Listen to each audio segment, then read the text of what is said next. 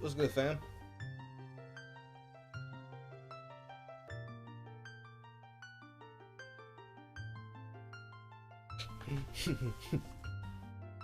Hey, Ebony. It's been a while since you've been here. Also, I have to double check and make sure that we're all good. Looks like we are. I know it's gonna probably be harder for some people to find this one because this is on my second channel. So if you didn't navigate here through my link on my tweet, they're probably gonna only be able to see it when it goes up for my Twitch.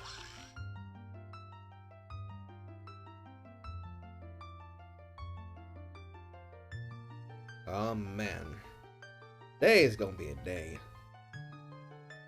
If I don't have an aneurysm by the end of this stream, I will have succeeded in doing at least one thing, and that's living.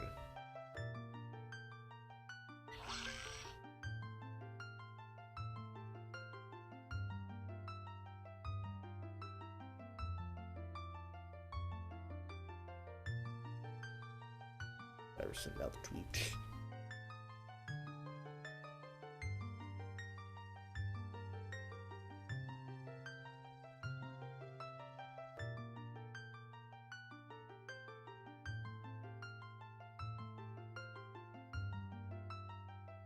Shit, keep forgetting. I have to save fucking link first.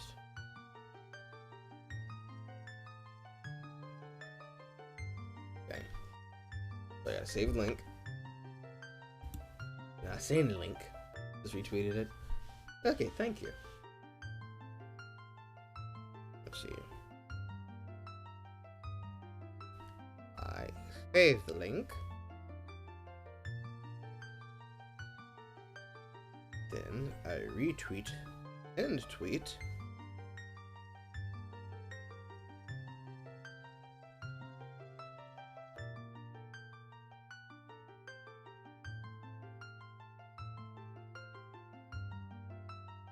All caps, we're live.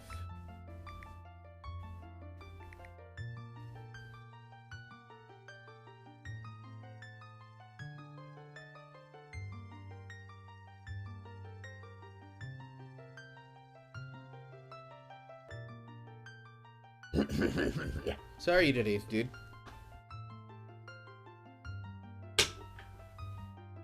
Because I am still feeling like dog shit. Also, how's my voice? Audio okay?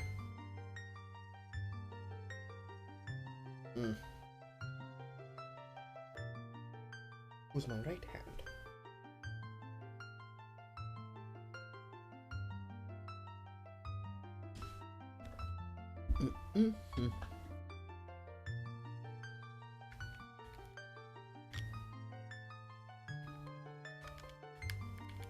Audio's fine? Good. How's the women? Specifically, I mean your wife.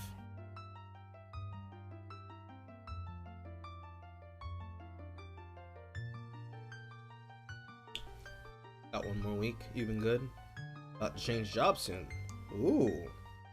What are you gonna be doing new?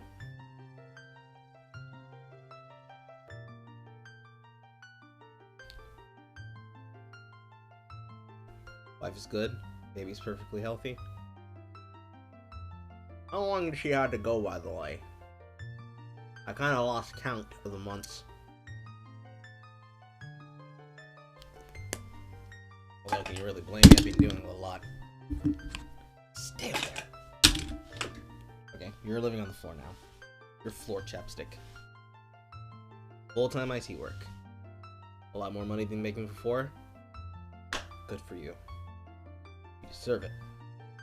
Probably also gonna need it. The better, most important question is, are you going to enjoy it? She's got a couple more months. It's better time.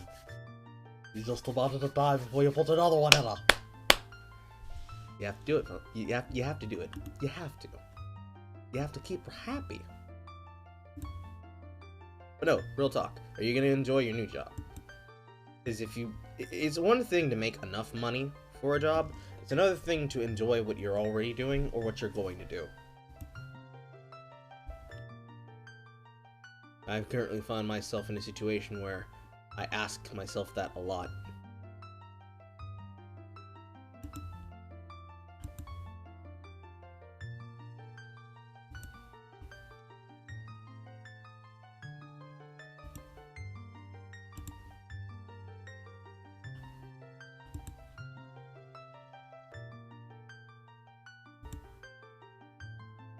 You have no idea if you'll enjoy it. Who knows? Overall, I think it's gonna be okay. At the very least, you want to be good at it. If you can, then you'll find a way to enjoy it. That's the right attitude, dude. Sometimes I forget that I should have that attitude.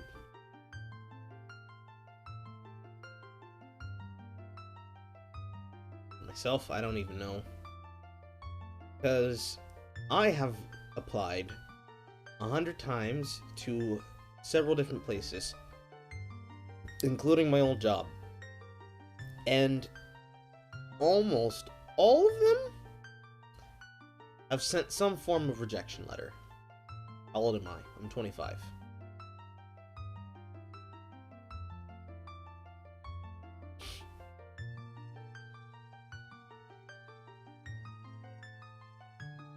I lost my train of thought. All of them have sent a rejection letter for all of my application attempts. The only place that has given me a proper callback before then giving me another thanks you for your interest was one involving the interview that I did the other day. Got the callback, and then I called the hiring manager. The hiring manager couldn't find the notes for my interview questions that the girl took before when she interviewed me on Wednesday. Because I got the callback for that one while I was making the art harassment video. Wrote it down in my notebook, waited until Wednesday, went in early, interviewed with them, but they were busy. So she had to put a little bit of a rush on my, of notes on my interview. I don't think it really affected the process, but no. So she said, I asked her when they would do the callbacks. I called up and left my number, thanking him for the time of the interview. He got back to me, so I called back, and then I talked to him. He couldn't find the notes. He wanted me to call back the next day for the girl who interviewed me. He hit me with the rejection. I said, no, it's like, we found a couple other people for the position, but if anything's happened, we'll let you know. But it is what it is.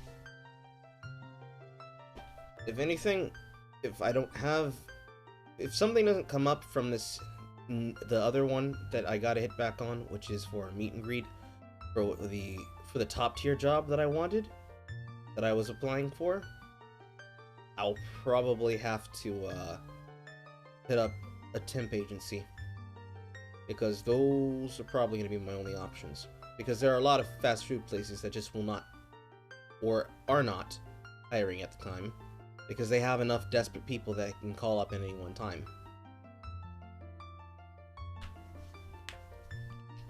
So, you know, it'll be what it is.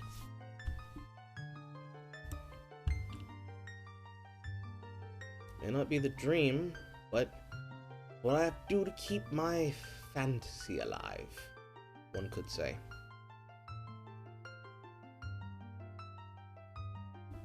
Gotta double check everything. Yeah, we're good. I'm gonna fix this up and make it a little slightly bigger. Give me 1 second.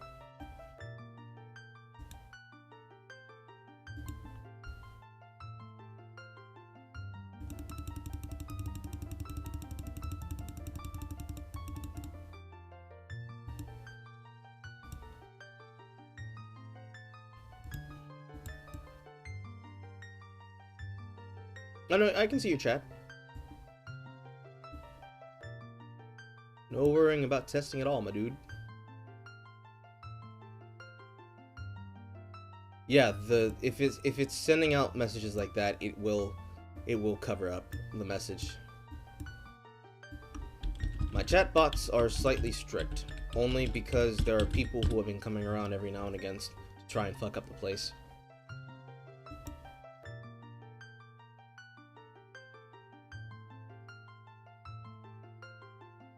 Sorry about the rejections.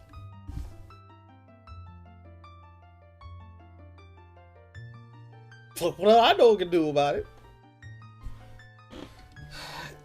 If anything, if push comes to shove in the worst situation, I'll probably have to apply for whatever unemployment I can get, and I'm probably not likely to get it, on account of the Department of Education crushing me with the fucking letters. And even though I'm on their fucking system, I have to be able to give them $5 at the first of every month. Which really isn't that bad, you know? Because $5 at the first of every month, $18K in student loan debt. And then further crippling debt from defaulting student loans. Which one would I rather have? Ultimately, at the end of the day, student loan is my fault. I'm the one that was a dumbass who thought to go to college. And then I realized while I'm in college, wow, my ma really gets sick a lot. And also, I fucking hate it here.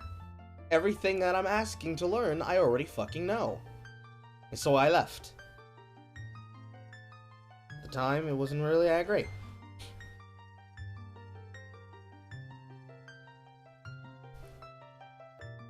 Which you want to see, my plan was to go to trade school, but that was not my mother's plan.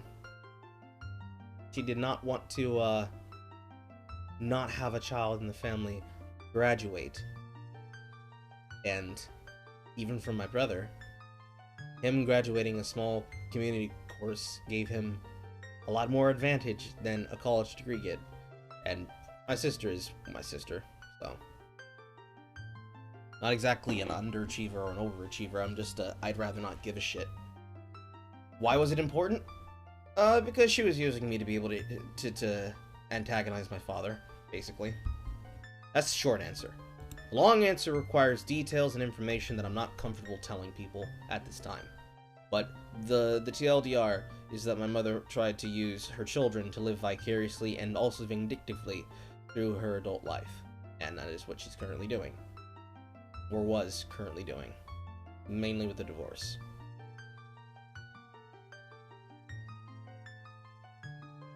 It is a very interesting family life. And that's why I don't talk about it. 'Cause it's depressing. It's not like I won't talk about it. I have no problem explaining it to people. I would just rather them not be terrified by it.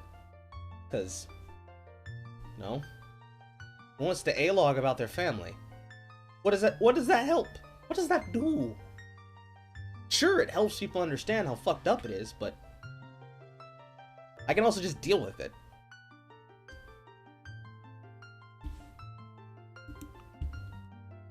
Give it a bit of time to fill up.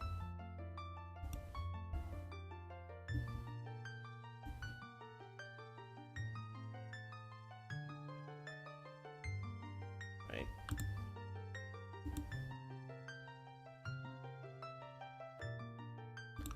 Okay, let me give it like another 5-ish minutes.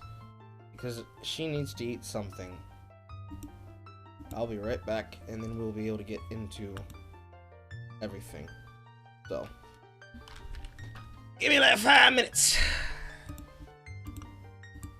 And enjoy this version of Great Fairy Fountain for like 10 hours.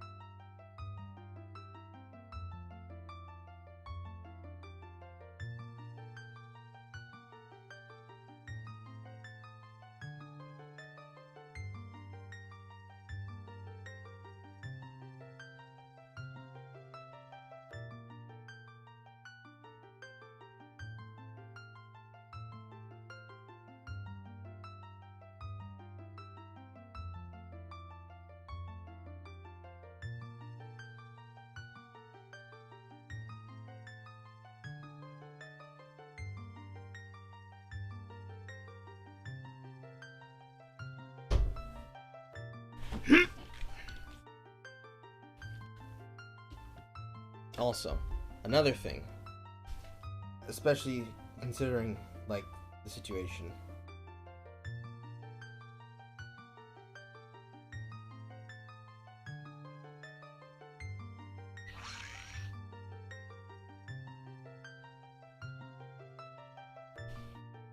Because, like, the other problem is, I would not be in the situation if it was, you know, what it was.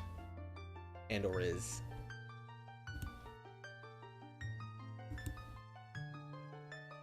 Right. The time is 6:17. So, let's get into it. So, for everybody who's new, hello, welcome, one and all, to the stream. I am your host and very in pain back association member, here to explain to you some shit that y'all probably didn't want to hear about or see any more of. But we're gonna have to get into it because nobody else wants to talk about it.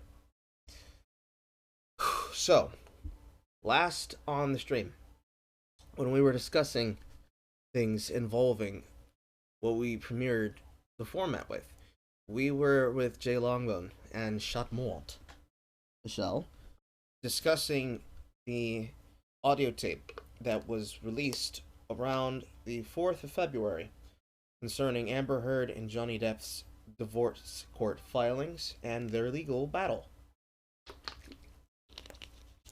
We ended that stream on a high note, getting through almost the majority of what we were reviewing and attempting to figure out what the fuck was going on, and also try to laugh a little bit to enjoy ourselves.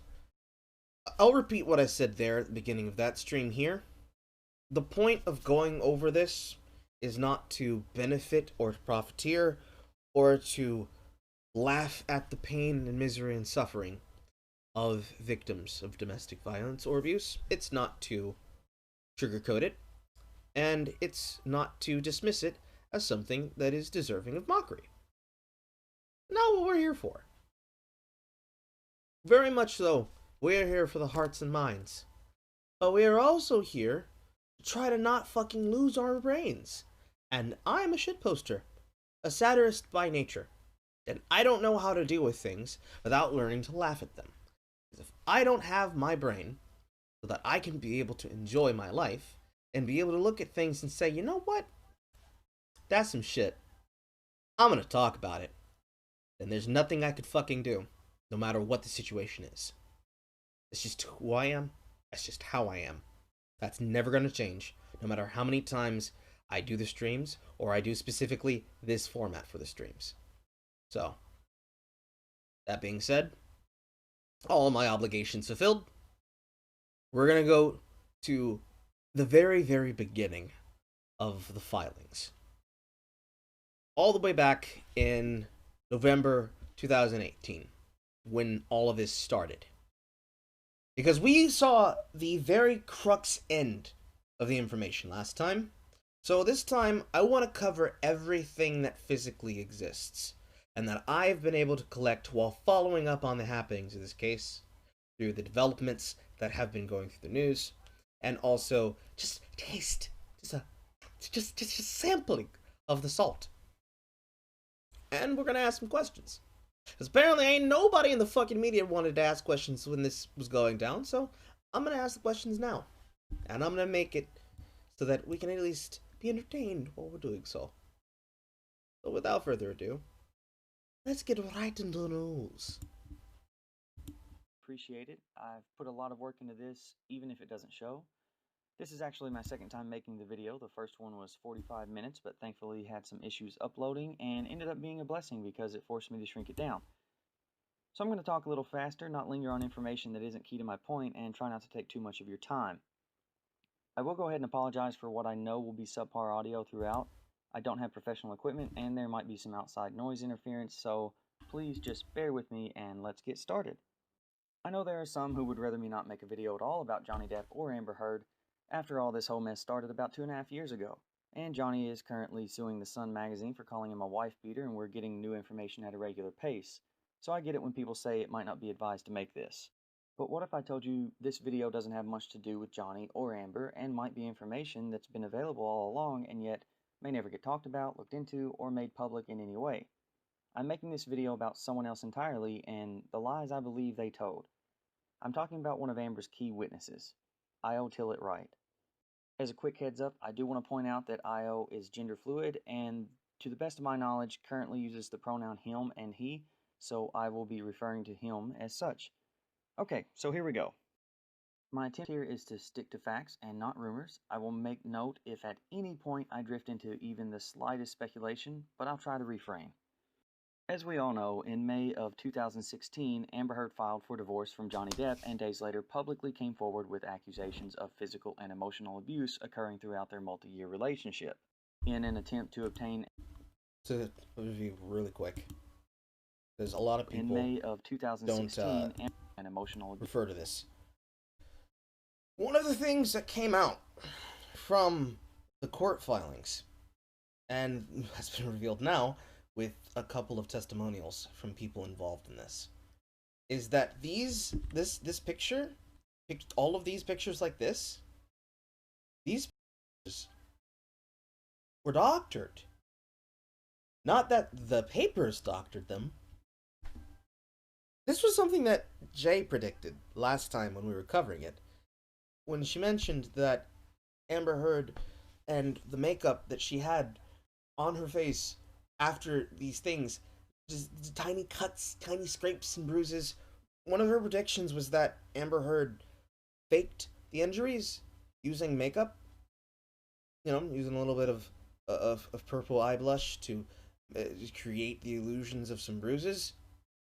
You know, busted lip here and there. It turns out that not only was that true and right, but the friend had to come about it by it had to be revealed by them only coming forward now after she's been basically destroyed by clear review. So give me a second. I'm gonna pull it up so I can read it verbatim.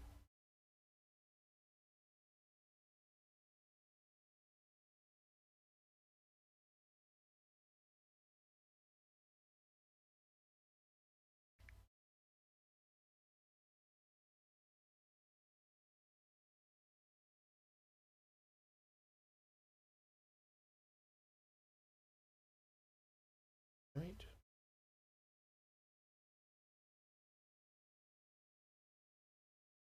That's not how you spell long bone. That's not how you spell it either.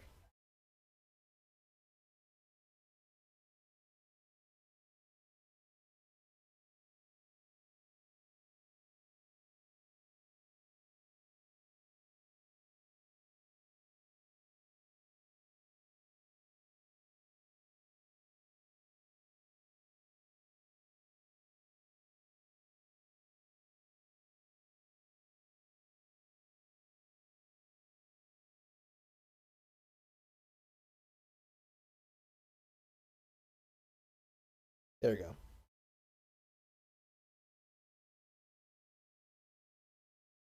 Alright, so on February 20th, there was an article that was printed reading Amber Heard's friends defend Johnny Depp, says Heard has no visible injuries and verbally assaulted and harassed one of his employees. I was with Amber Heard and interacted with her frequently on the days several of the days immediately following her abuse allegation, Laura Denevere said, but she never observed any signs of physical abuse or injury. This was printed and published by Ishani Goze for Mia.com on February 16th, 2020, where it was updated to include this. We're going to be going over this article there, but if you go back and you watch the last stream, you will see where we go over the pictures in question, and you'll be able to see what I showed and saw. The fact that we're in the future now, and I know that this shit was fake as fuck, it is so... The word pathetic is not good enough. It's despicable. It's despicable how fucking nasty it is that they just printed this without fact-checking it and just got away with it. Abuse occurring throughout their multi-year relationship. In an attempt to obtain a domestic violence restraining order, only to be granted a temporary restraining order, Amber, along with two key witnesses and longtime friends Io Tillett-Wright and Raquel Pennington, would all submit court-sworn declarations to support her claims. Oh, yeah, that was the other part about this. You go back and double-check this. Io Tillett-Wright and Raquel Pennington would all submit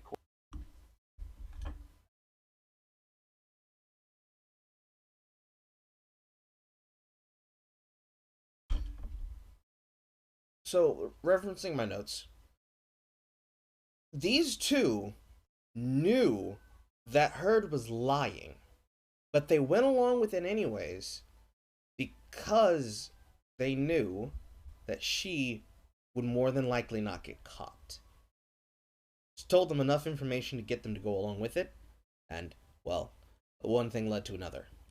Court-sworn declarations to support her claims.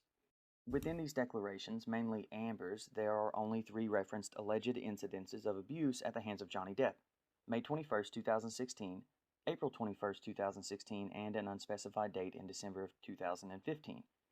I listed those in reverse chronological order because that's the order in which I will be primarily discussing them. I'll start with May 21st, 2016. This was the night Amber claims Johnny threw a phone at her face and pulled her hair and struck her repeatedly. I'm actually not going to spend much time on this night because I can make an entire video picking apart statements and declarations and facts and timelines that it would end up being its own video, which I might still do.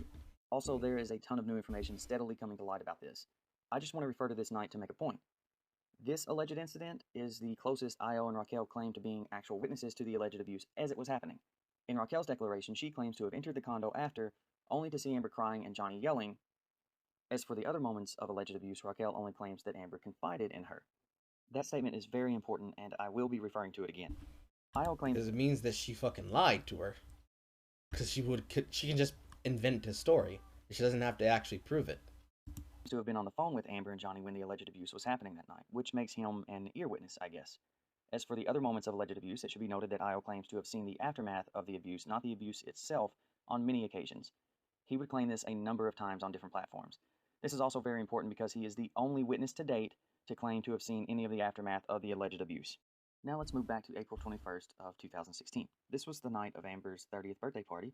She claims a drunk and high Johnny Depp showed up late and then, when all the guests left, assaulted her and smashed everything he could on his way out. No witness claims to have seen any aftermath or injury. As many of you may recall, Johnny is currently suing The Sun magazine for calling him a wife-beater, and with that, new information and his claims of what happened are becoming more public knowledge. A few short months ago, his version of this night was released. He claims to have showed up late, and when he was reading in bed, an angry Amber Heard punched him twice in the face before he grabbed her to stop her, and then pushed her away and onto the bed before telling her he is leaving and not to follow him, not smashing anything on his way out. He also claims that sometime after he left, Amber pooped on their bed as it was discovered by the maid the following day. Johnny also... Okay, that's just nasty. That's just nasty. How? Why? How and why? I literally don't understand. So, you lied about the course of events. That's clear. We know that she lies. But he's in bed. You're drunk. You punch him in the face for not being more present at your dinner. Because I'm assuming if she had a birthday dinner party, invited all of her Hollywood friends, and was upset that he showed her up. Goes upstairs, beats him around a couple times, and then he gets up, he leaves, says, "Don't follow me." He goes, and then you think, you know what? I'm just gonna squat right over the bed, and I'm gonna lay one.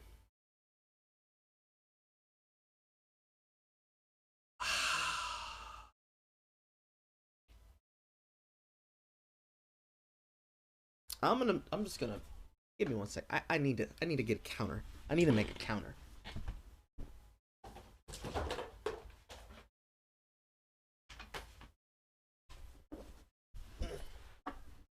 I'm gonna go ahead and call this my every time I've gotten sick counter. Yep, that's what I'm gonna call it. This is my I'm sick of it counter.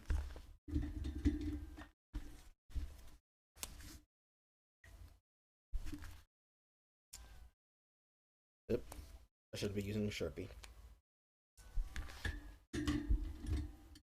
So we're just gonna write that shit down. Amber Heard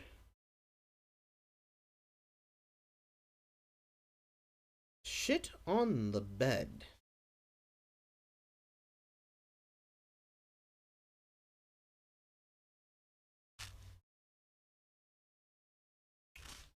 Okay. Also claims to have strong photographical evidence tying her and her friends to the incident.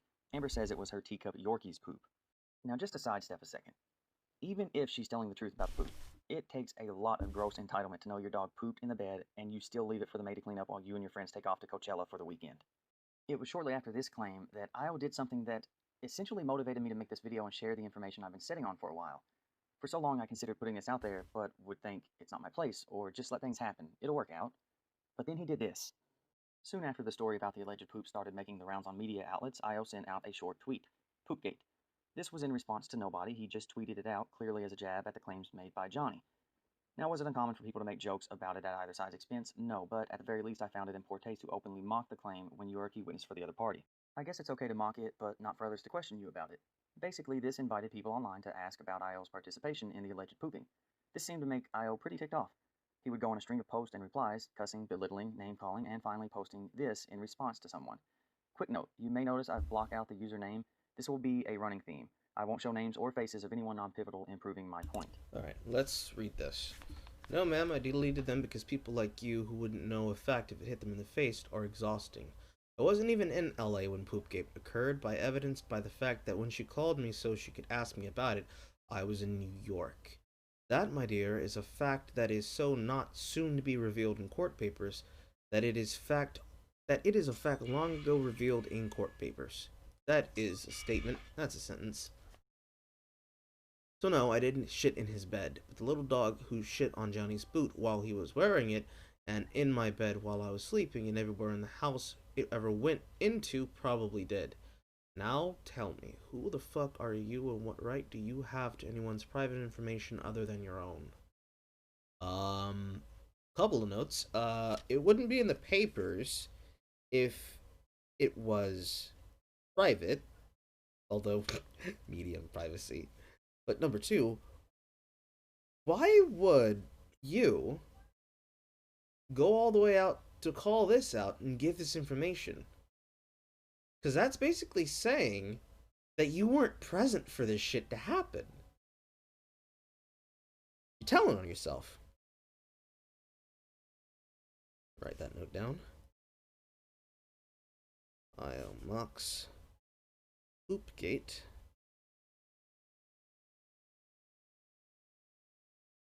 And tells on himself.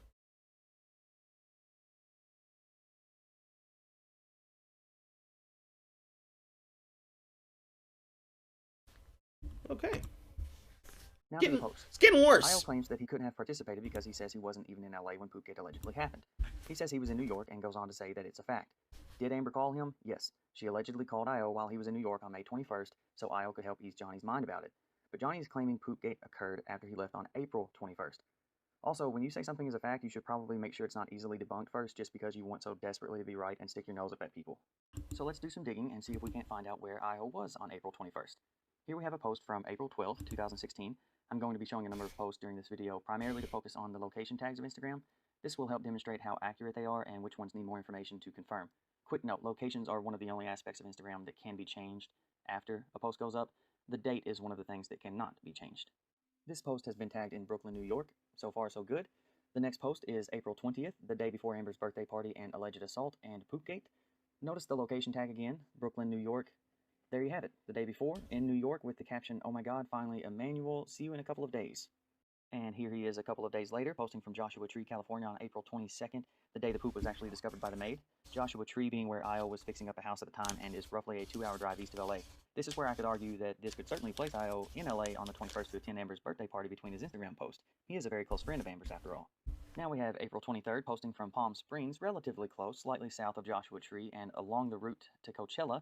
We know Amber and some friends went to Coachella for the weekend, the 23rd being a Saturday, and Io's next Instagram post not coming until Monday, April 25th, so make of that what you will. Speaking of April 25th, this post is promoting a shot from a film Io was in called Holy New York. Just making a quick note of the location tag, Los Angeles, California, before moving on to the last post in this series from Southern Cal on April 26th, in which he is flying out of LAX with the proper location tag, showing indeed that he had spent the last several days in California before flying back to New York to prepare for a speech or appearance in Bethlehem, Pennsylvania. As I said before, I could argue that this could mean Io was in LA to celebrate Amber's birthday party with her on April 21st, even though he says it's a fact that he was in New York. We know that these Instagram posts are fairly accurate given all the pieced together outside information, so I would assume you would argue that he could have easily flown into LA on April 22nd to go to Joshua Tree, having been in New York just 2 days earlier. Well, here's where that argument hits a big snag. That's because this is the original post. I took this screenshot weeks, if not months, before Io made the claim on social media that he wasn't in LA at the time. You might notice a couple of differences. One being the layout. This screenshot was taken on a mobile device and the location tag is placed above the photo. The other and most important difference is the location tag. Remember when I said you can't change the date on an Instagram post, but you can change the location? You see, after Io went on his impulsive rant about not being in LA, he decided to then go back and change his location tag so it looks like he actually was in New York. Oddly enough, there's also This Negro lied! I'll write that down.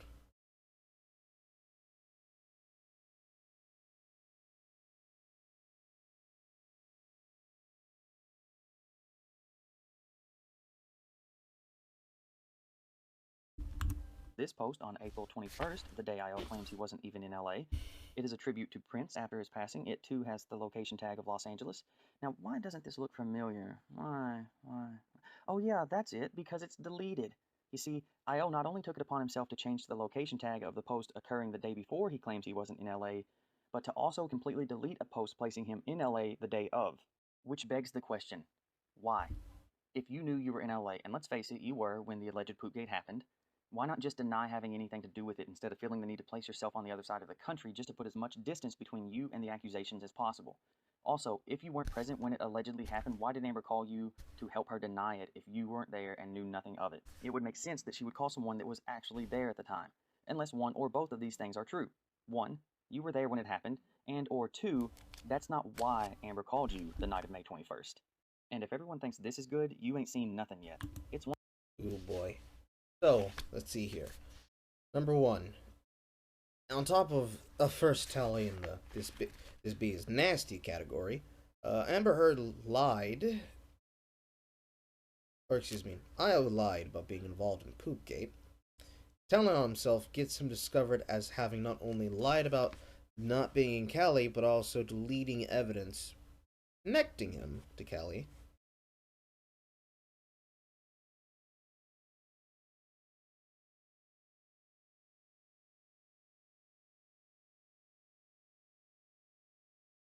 I need to learn how to write faster and not in cursive.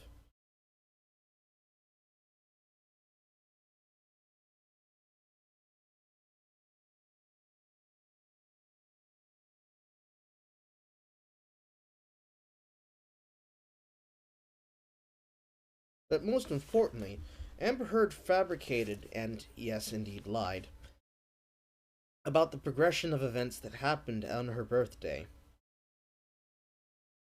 so that she could cover up how she shat on the bed after hitting him. We're only 10 minutes in, and I am thoroughly more disgusted than I was last time.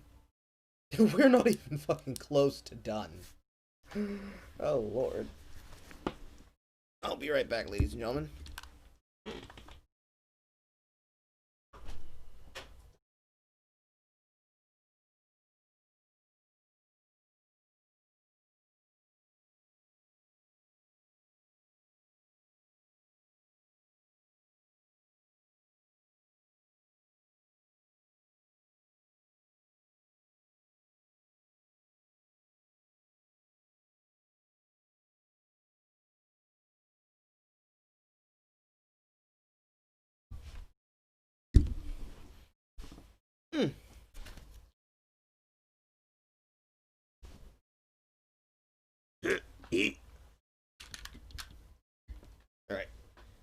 Then I'll probably have to get up and do that again in another 15 minutes, but let's continue. One thing to lie on social media, it's something completely different to lie for a sworn declaration. This is exactly what I believe Io has done. As you recall, when Amber attempted to gain a DVRO against Johnny, she, along with Io and Raquel, would each submit a court sworn declaration. Amber and Raquel submitting theirs on the day of the initial request for the DVRO, which was May 27, 2016. Io would not submit his until June 13th. As a quick reminder, Amber would be the only one of the three to reference other dates within her written declaration: May 21st, 2016, April 21st, 2016, and an unspecified date in December of 2015. Raquel's statement would only detail the allegations on the night of May 21st, as would Io, but with much less detail. That's because 5 days prior to submitting his declaration, Io would publish a self-written article on Refinery 29's website on June 8th. This article would be attached to his declaration and give a little more information as to why he called 911 that night, and also go into more detail about his involvement during the still unspecified date of the December 2015 incident. We'll get back to the Refinery article in a moment. I want to point out that this wouldn't be the first and only platform Io would use to claim he witnessed the aftermath of abuse on many occasions. There are tweets, and then this article, published on June 1st on page 6 with an exclusive interview given to the Post by a pal of Amber's. It also depicts the aftermath of the December incident. Interesting. Let's go over that post that it just showed.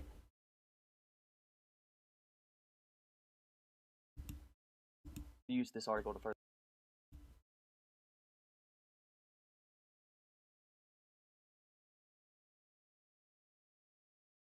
Refinery article. Alright, so Io wrote, I was on the fucking phone when he hit her. I heard her scream. I will testify here and in court under oath. What else does a woman need? It was written on June 6, 2016. Culture of victim blaming makes me sick. I'm a witness. I'm here. I'm standing up. I can't take any more of this witch hunt. But no, a neighbor asked a doorman and talked to TMZ, and that is the headline news and serves as quote-unquote evidence.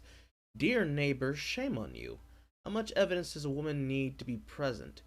She has photos, texts, witnesses, and filed a restraining order. Bullshit. I had enough. I saw the bruises many times, and the fat lip, and the cut head.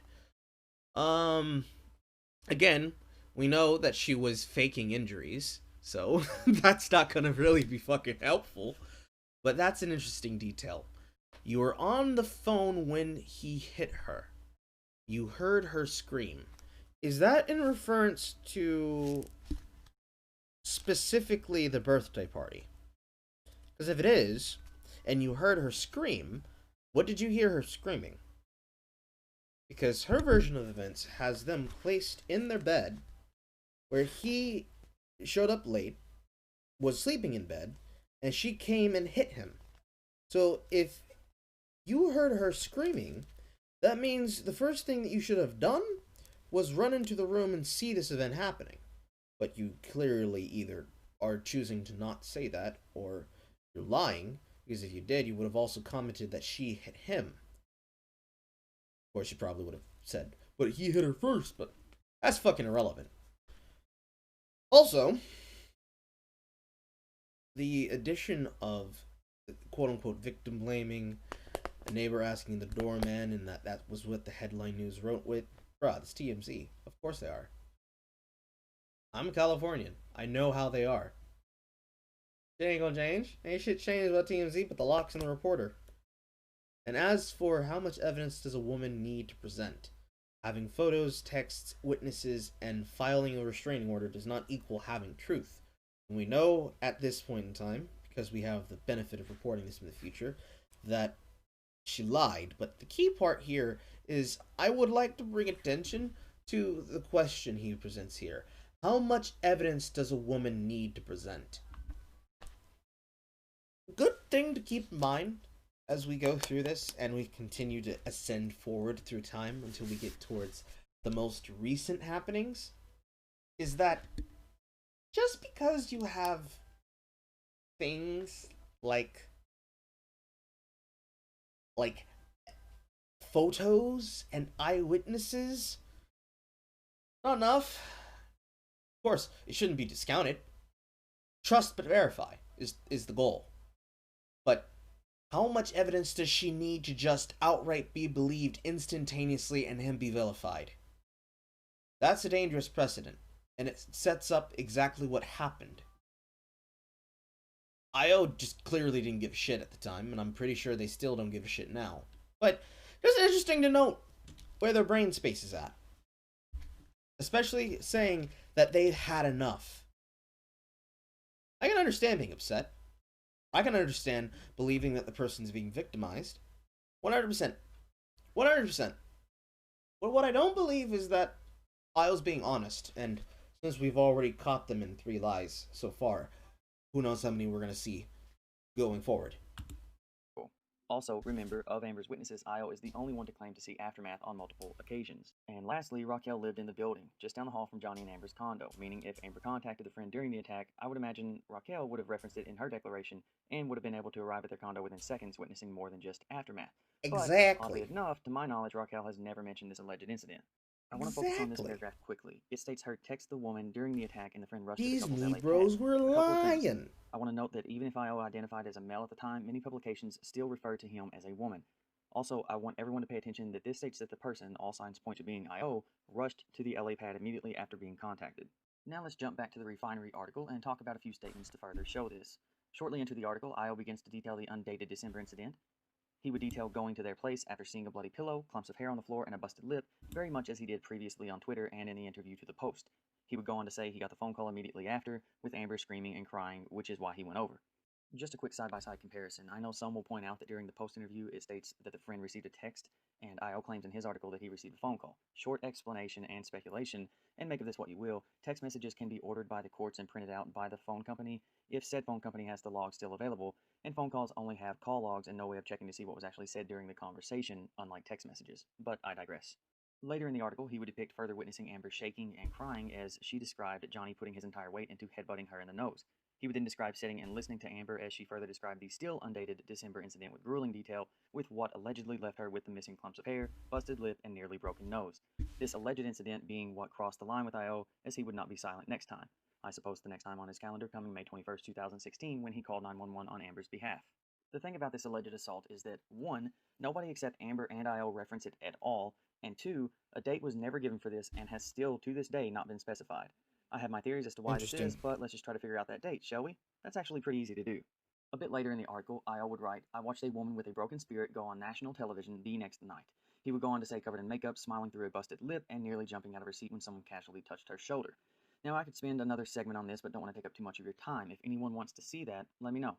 What's important here is the initial statement of watching Amber go on national television the next night. This would make it a nighttime, somewhat live television show. Io is referring to Amber's appearance on The James Corden Show on December 16th, 2015. Okay. Io claims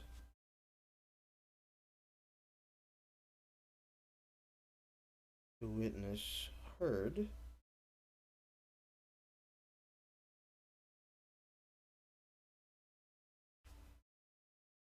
go on to, I'm gonna put NTV for national television because I'm too lazy to write this shit because I'm writing too slow. Or James Corden.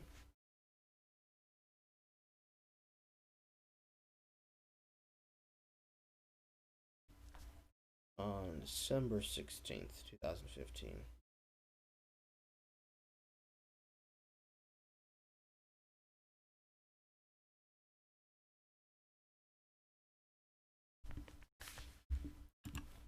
How do we know this night was December 16th? Well, you could easily Google it, but for the sake of argument, I will give a little more proof.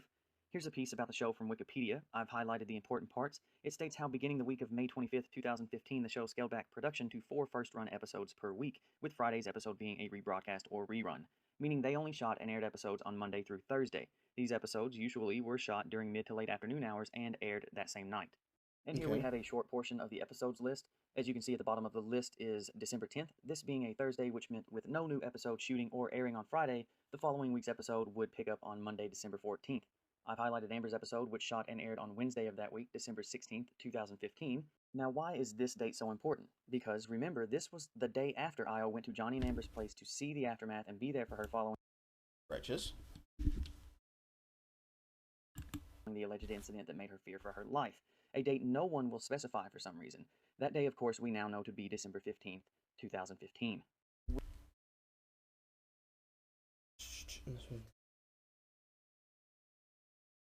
Revealed September 16th was revealed to be the unspecified day.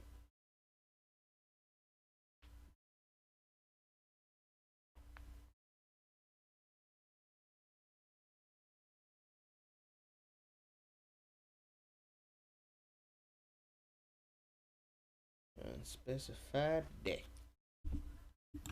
Which should lead everyone to the next question. Why is this date not specified? Well, allow me to go on a bit of a tangent, if I may, before I continue on point. This will be the most speculation or insinuation you'll get from me during this video, so you've been warned.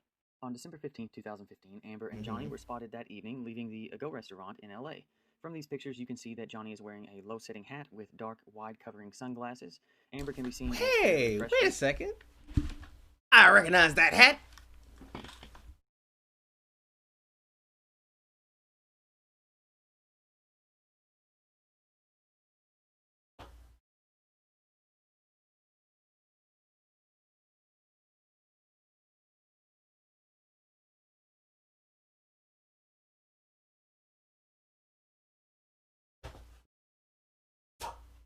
I recognize that hat, because that's my hat.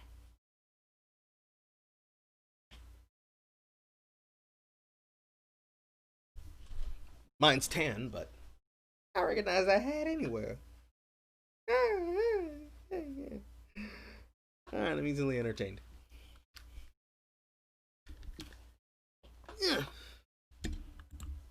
what seems like minimal makeup and clearly no busted lip, near broken nose, or clumps of hair missing. We can only assume this was early. That's number 6, photographic evidence.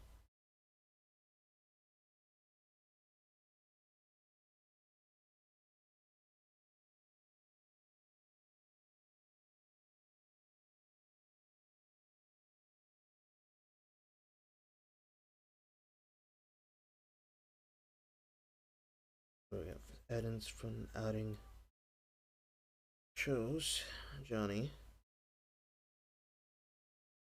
Let's put J and A for Amber. On the day IO mentioned, or excuse me, we'll just put December 16th. That's 15th, actually.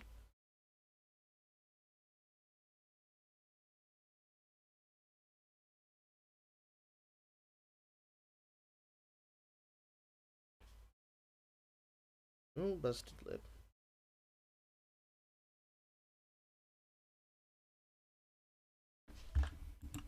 Earlier in the evening, before the alleged life-fearing beating later that night, and before going to shoot the James Corden show the following afternoon. Knowing that the alleged worst beating of her life came less than 24 hours from arriving at the James Corden show is also important. You see, Amber would be photographed and or put on video a number of times following the incident, none of these moments seemingly showing any physical signs of the devastating injury she claims to have received. First, there's the show appearance the following day. I want to point out that the hair and makeup artist used the same selfie taken on the show for their own Instagram post. I also want to point out that neither of these individuals were ever mentioned by Amber nor placed on her witness list. You hate James Corden? I find that interesting because they would each So be do able I, to vouch for buddy. the clumps of hair So do missing I. and also the busted lip, near broken nose, and other horrifying facial injuries. This is doubly interesting because the makeup artist still works with Amber to this day and is a longtime friend, even going to Coachella with her and the gang after the alleged abuse and poopgate incident in April of 2016. Hold on, we gotta pause here. Her next public outing would be on December 20th. We gotta pause here. Alright, so this friend here, this person is the friend that Jay was talking about. This is the person, the makeup artist that works for the show, that would be her personal friend, that would be responsible for teaching her how to fake her bruises.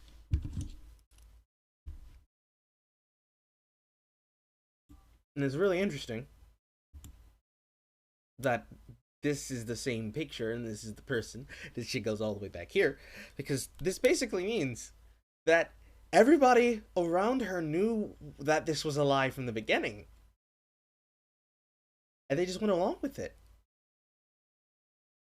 Neither of these individuals were ever mentioned by Amber nor placed on her witness list. I find that interesting because they would each be able to vouch for the clumps of hair missing and also the busted lip, near broken nose, and other horrifying facial injuries. This is doubly interesting because the makeup artist still works with Amber to this day and is a longtime friend, even going to Coachella with her and the gang after the alleged abuse and Poopgate incident in April of 2016. Her next public outing would be on December 20th. Here she is spotted with Raquel doing some shopping at the Melrose and Fairfax flea market. She even took the time to take a close-up selfie with someone I assume is a fan. Not the best quality picture here, but again, no signs of visible injury. Moving on to this series of shots, these were taken on Johnny's private island by mutual friends who happened to Johnny has a private island.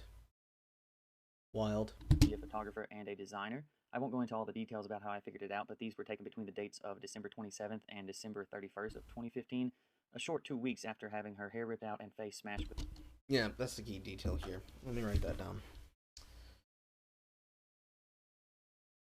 So, number 7 and number 8.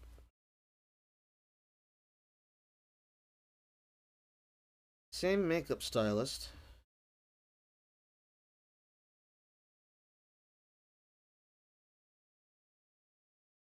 That took the cordon selfie.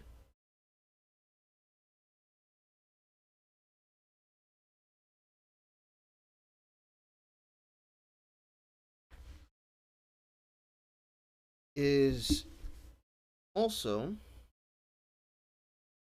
make another line here.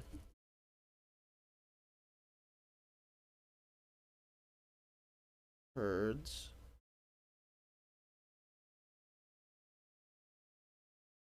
personal friend and the same artist, the same makeup professional, makeup stylist, makeup professional, makeup artist. These words all are interchangeable. I'll just write down same person. Because she either helped her, she taught her, or showed her the pointers on how to fake it.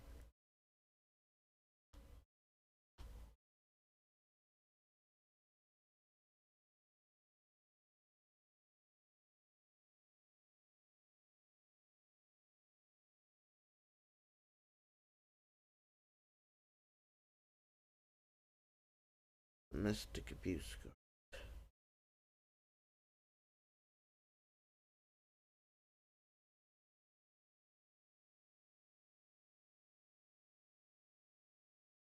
We'll go ahead and put that one down in the B is nasty tally. And let's take a look at these photos, shall we? So, he has these listed as having been taken between December 15th. And they are clearly shown. She has no markings, she has no bruises, she has no injuries. It's stated as her being with fresh faced and no makeup. And then another photo, I'm assuming it's this one in grayscale, would be taken on or shown on December 27th to 31st of 2015. Yeah, that's highly fucking sus. with a full body weight headbutt. I only keep repeating that to emphasize the lack of visible injury, and note that some of these posts make sure to point out that she is fresh-faced and makeup-free. Johnny, however, would not be publicly photographed or videoed until the couple showed up together on the red carpet at the Palm Springs Film Festival on January 2nd, 2016.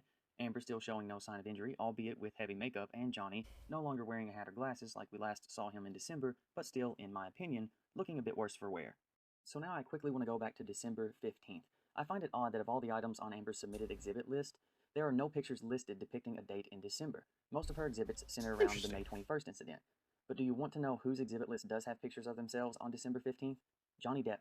And he would not be photographed again for almost 3 weeks, still looking somewhat worked over, again, in my opinion. I think everyone knows what I'm insinuating. It is my opinion, and only my opinion, that Johnny was not the one who flew off the handle that night in December. I think it very well could have been the other way around. Here's a fun side note. Remember the dog smuggling drama in Australia when Amber lied on paperwork when bringing her dogs illegally into the country while visiting Depp on the set of the 5th Pirates film? Did you know that December 15th, 2015 was the day it was reported that Amber would not be getting away scot-free and would indeed have to show up for an assigned court date in Australia, facing possible jail time and facing it alone as Johnny was not implicated nor did he have to go to court over it? Now, who do you think was having a bad day on December 15th? That's the kind of news that could potentially cause a person to throw a rage-fueled fit. But anyway, let's get back on track. We now have a date for the alleged December beating that Amber received at the hands and head. Pause there. So, I covered that one too, so I'm going to add that in there. No exhibition photos for December in Herd's notes for display.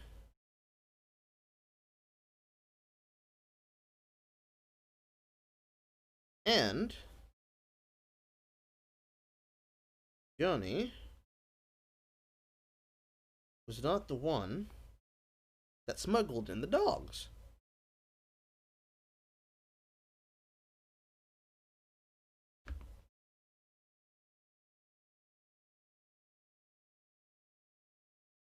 So, in the last one, Herd goes on and on about how Johnny never fought for her, never did anything for her, never went out of his way to do anything for their relationship.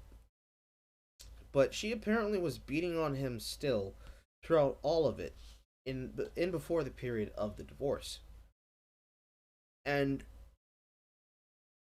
her going and having to go to court for smuggling the dogs would lead her to the case of beating the shit out of him on the night of her birthday. That and then supposed savage beating that happened and occurred in Australia, which happened on December the 15th, within the lunch into the night of the 15th leading to the 16th, it was started because of said dog smuggling. I'm seeing a couple correlations here. She has personal friends lying for her. She's lying about how she was doing things like shitting in his bed. Has a personal friend that basically proves that they were fucking lying when they refer to this originally unreferenced event that we now know took place on the 15th. Claimed that she had been abused, and that she then did that and went out on national television, with multiple photos proving that she never had said injuries. Ever. On top of the addendum that she would then use all of this as emotional gaslighting on him at a later date during an argument. Wow, I am so pissed. That is disgusting. Head of Johnny Depp through pictures, interviews, declarations, and articles, we know that date to be December 15, 2015. We also know through that information that IO claims to have gone to check on Amber and comfort her that day/evening.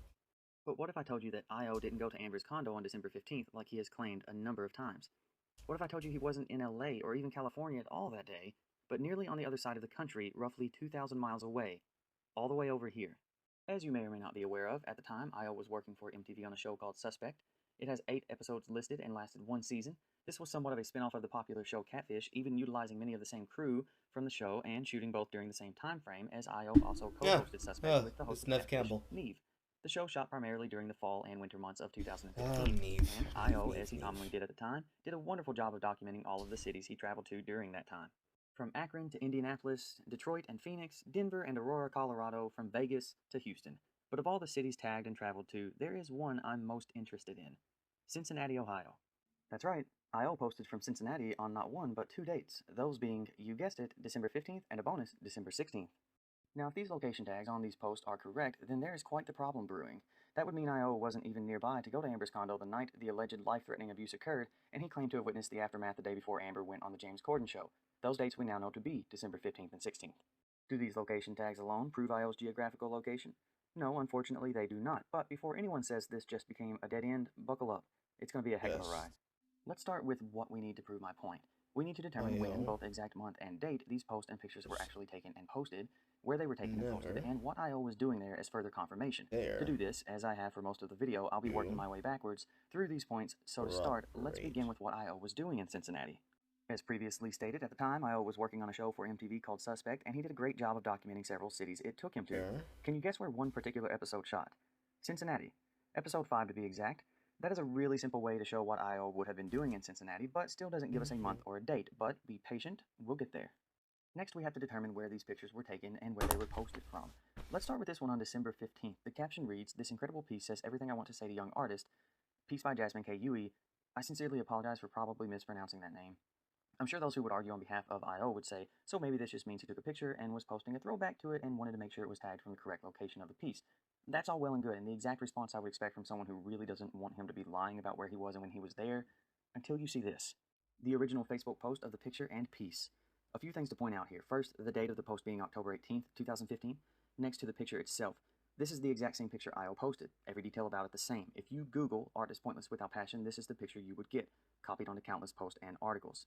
IO simply saved the photo from online and posted it himself. Finally, we get to the location, Austin, Texas, with the lower description giving credit to the same artist, and location at the University of Texas at Austin's Department of Art and Art History. Now you can pause it here and read the whole thing, but I'm going to skip to the last sentence where it says this project is meant to be a short-term investigative project that is to stay within the confines of the University of Texas at Austin. So here's where a little common sense comes into play. Why would you post a picture that you did not take from Austin, Texas, and tag it in Cincinnati, Ohio if you were not indeed in Cincinnati? But for more about the when and the where of this post, we'll have to come back to it. Moving on to December 16th, we have this post with the caption, "Call me whatever you want, just don't call me an it." This one is much easier to determine the location of. He is clearly posing in front of what is a much larger piece.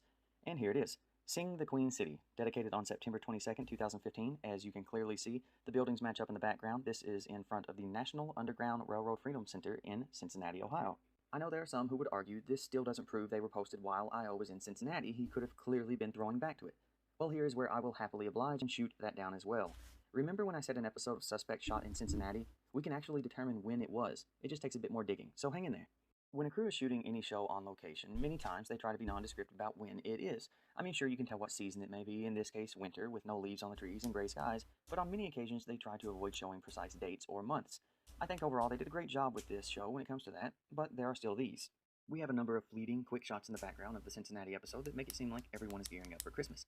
There are wreaths on street side columns and hanging over streets, and Christmas lights on porches going by in the background and in windows and on light posts along the streets. All signs here point to December. The episodes are made up of 2 separate stories or mysteries and take place at different cities, with each story usually filmed over the course of 2 days. As we look at the episode description, it says that Anthony is looking for his missing motocross buddy Dustin, and the other story being Brennan suspects his boyfriend Jamar may be stepping out on the relationship. The first story of this episode with Anthony and Dustin was shot in San Diego after this one with Brennan and Jamar, but as you can see, they have flipped it in editing, with this one being on the second half. That, I believe, is because this was the more compelling story, and you want to lead up to the better of the 2 mysteries. To the episode itself, we'll start with this shot. This was day 1 of a 2-day shoot in Cincinnati, and the date I believe to be December 15th, 2015. In it, we have Brendan on the far right with co-host Neve and IO in the middle, and a friend whom they are questioning about Jamar's recent behavior and possible infidelity. Spoiler alert. Next, we have this one from later that evening. Here we have Brendan, Neve, and IO at Jamar's house confronting him before seeking resolution the following day. Again, this being the day Amber alleged Johnny beat her so badly she feared for her life, and that IO claimed to be there afterwards as well. And here we have the next day. IO, Brennan, and Neve are on their way to see Jamar. Here they are in his house. Again, this is the day I believe to be December 16th, the day Amber appeared on the James Corden show, and the day after IO witnessed the aftermath and saw Amber go on national television the next night. In this one, I want everyone to focus on what IO is wearing. Let's go head to toe. The hair, short on the sides, blonde, brushed back and to the side. Glasses, a reddish colored flannel shirt, slightly faded jeans at the knees, rolled up at the ankles, and black lace-up boots with brown trim around the bottom. This is the day I believe to be December 16th, the day after IO claims to have went to Amber's condo and witnessed the aftermath of an alleged beating. Now let's compare that to his second Instagram post tagged in Cincinnati on December 16th. You should notice quite a few similarities. First, the hair, same style and color. Glasses that could be different or possibly transition lenses. Now wearing a jacket, but still with the red-colored flannel shirt, the slightly faded jeans, and the laced-up boots with the brown trim. For those still having doubts about the exact dates of these shots, allow me to dive a little deeper. Here we have a post from the Instagram of IO's co-host Neve. As you can see, this is a picture from what looks to be a hotel with some of the crew of Catfish, and as you can recall, often the same as Suspect. Like always, I've blocked out names and faces save for one. Sound Guy. Our sound guy has a name, but I blocked that out as well. What's important is what I found on our sound guy's Instagram. Somewhat of a smoking gun when it comes to locking these dates and locations in. Ladies and gentlemen, I give you our smoking gun. Yes, I realize it's a big purple Sasquatch toy, but notice the date and the caption. December 15th, 2015, and it reads on set security, meaning he was working on one of the shows on December 15th, but how do we know which one and where without a location tag? Easy. Remember when I was talking about trying to keep things in the background hidden and nondescript? Well, I'm a sucker for Easter eggs, and this is a pretty big one. As you may recall, I showed you an episode screenshot from day 1 of a 2-day shoot in Cincinnati, the day I believe to be December 15th, and wouldn't you know it, look what's just hanging out under a grill in the background of a shot with IO in it. How about that? To go a step further, our sound guy posted on December 16th as well from... Nice! So, photographic evidence now confirms IO's location during the taping, during MTV Suspect and Catfish, sourced through Instagram.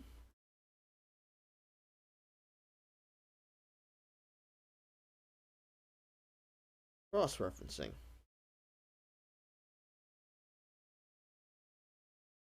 I can't spell. So, just so you guys can see it. A second.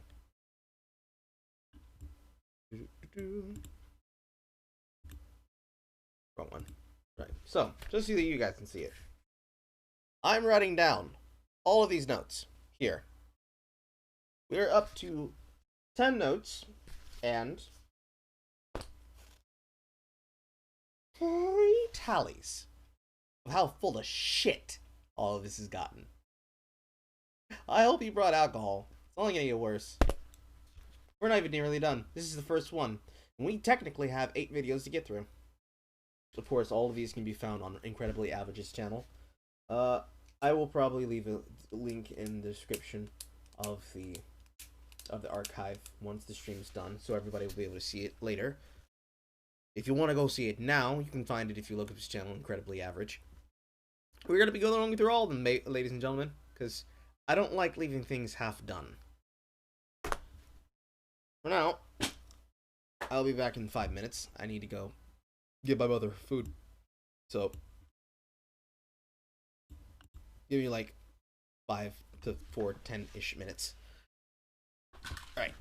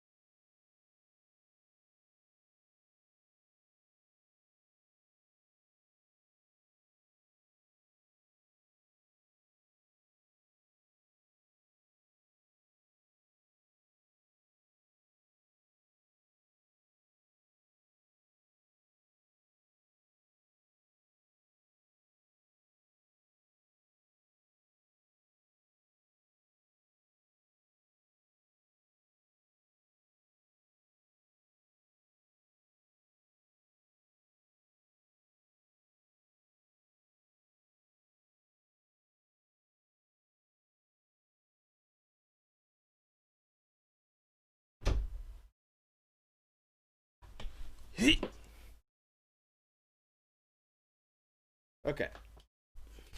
So, to recap before I left.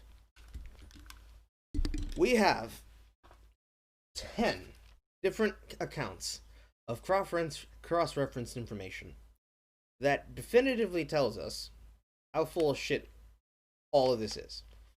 We're going to be going over it and showing it because, like, 1, my handwriting is bleh, but 2, I'm documenting them like this because it's important that we have a tally for exactly how many times we can see lies that definitively get proven over the course of this information. And I'm going to start recording my tallies in my handy-dandy notebook. So yeah, we're at 3.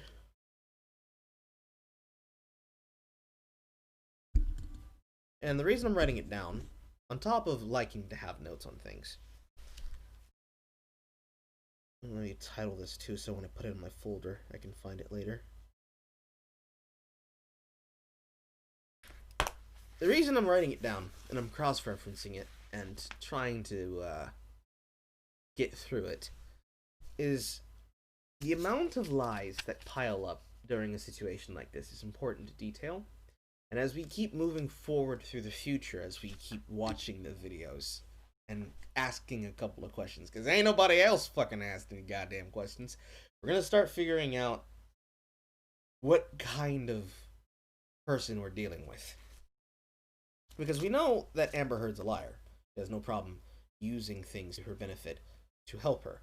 But we want to learn about the people around her. People who were responsible for this even becoming a thing. What we really want to get down to.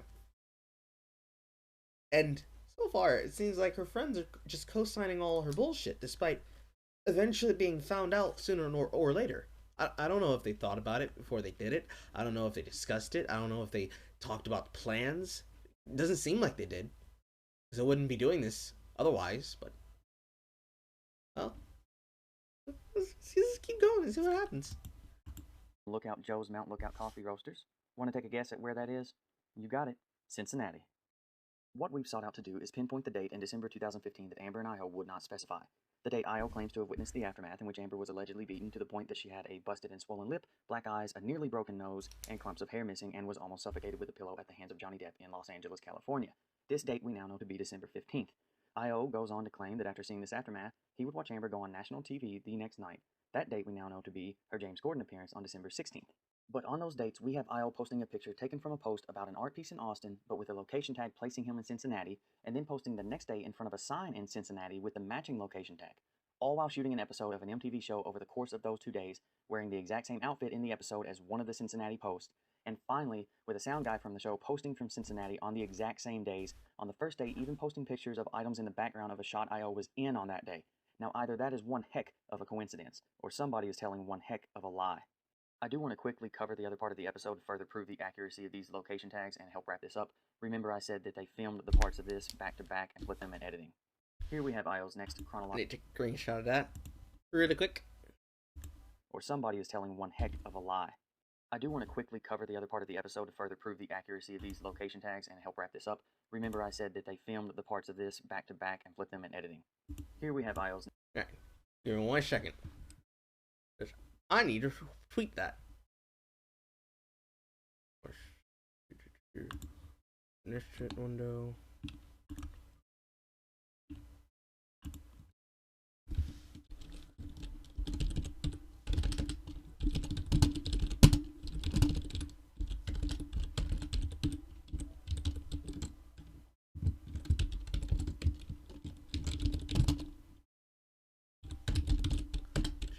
We're almost done.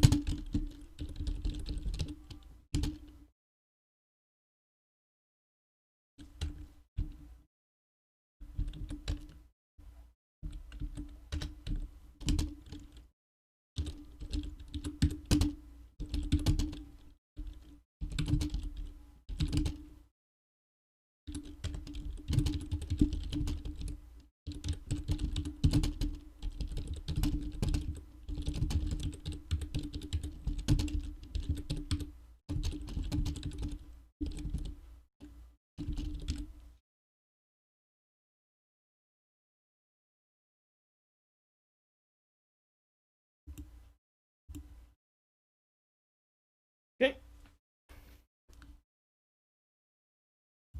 Get back to it. Next chronological Instagram post with the caption, "Have I mentioned I love my job?" dated on December 18th with the location of Palo Raceway near San Diego. We'll make brief comparisons in a moment, but I want to make a small bit of speculation.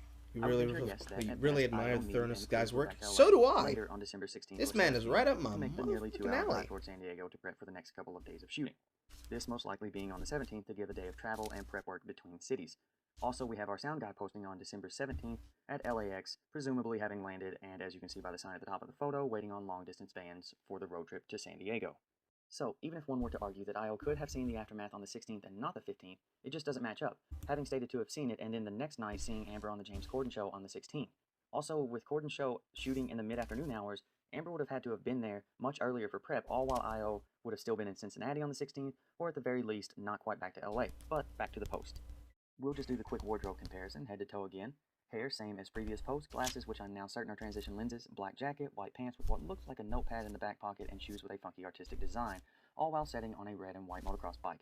Now here I've compiled a few shots from the episode. Notice the outfit is the same. In one shot you can see the notebook in the back pocket, and the motocross bike he is on is the same one. Also in the episode they say this is Palo Raceway. Next, we have a post from the next day, December 19th. The location tag is the San Diego 5 freeway, which runs north and south between LA and San Diego, with the caption reading, "It's been a glorious life on the road. We're almost done filming a full season of this new show, and it's Christmas time. Heading home for a few days of R&R, finally." Now, the one thing that really grabs me about this is that last sentence, "Heading home for a few days of R&R, finally." This seems to be conveying the idea that IO hasn't been home to LA for some time, and definitely not for any extended amount of time, maybe not even long enough to go see Amber during that time. I believe that because of this, on arriving back in LA on December 19th, that it was the earliest IO could have seen Amber following the alleged life-threatening abuse. IO wouldn't post again until December 21st from Joshua Tree, California, but that doesn't mean we don't know where he was between those days. On December 20th, we have a post from a mutual friend of Raquel, Amber, and IO. It has the location tag of the Eastern Columbia building. Now, for those of you who don't know, this was the building in which Johnny owned the penthouses Amber demanded in her letter to his lawyer while threatening to go public with her accusations. IO lived here in the penthouses for a brief time before this, and Raquel at this point still did. As a matter of fact, I know enough about these penthouses to know that this is Raquel's in the photo. Also, keep in mind this is the same date that Amber and Raquel were spotted out earlier shopping at the flea market. Everyone seems to be in good spirits considering Amber was allegedly nearly killed days earlier. Thank goodness abusers aren't really known for keeping you separated from your friends and loved ones. Oh wait. So I guess that about wraps it up. I want to close with just a few comments. It is my opinion and belief that on not one but two occasions one of Amber's key witnesses was willing to lie to make Amber's claims more believable. Once about the April 21st, 2016 alleged abuse and Poopgate incident, saying he was on the other side of the country when he was actually right there in LA, and also during the alleged December 2015 incident in a sworn declaration claiming to be in LA when he was actually on the other side of the country.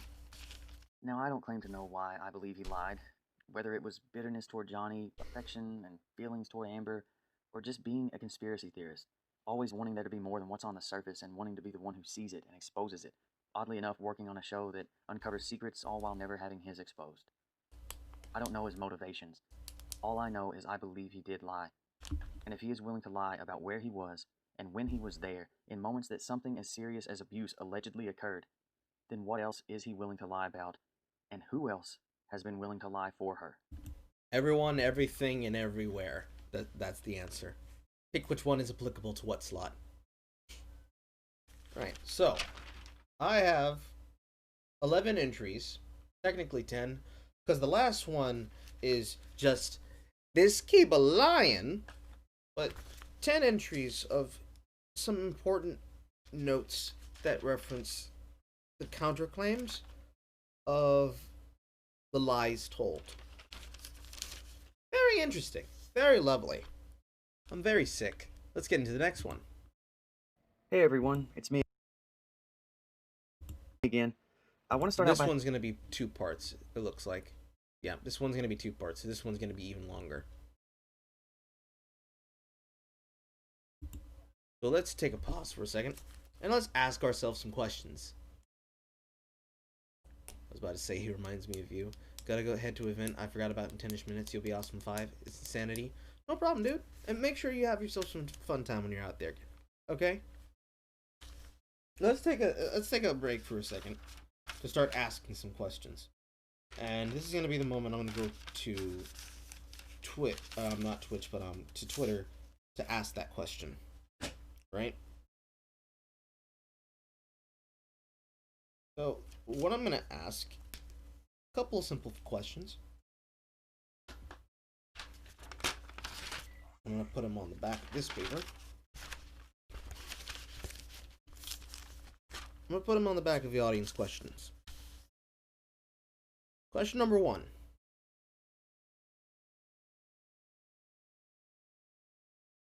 How many people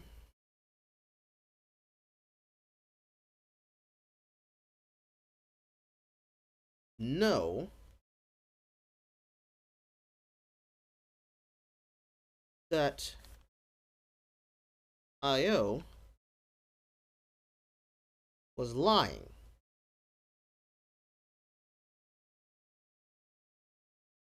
Question number 2,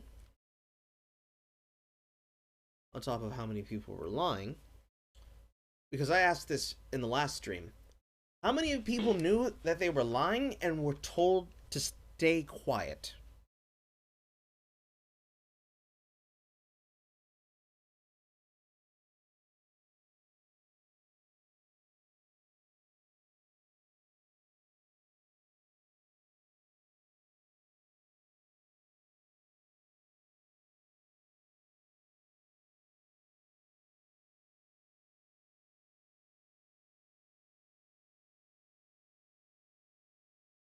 question, comma, was forced to remain silent.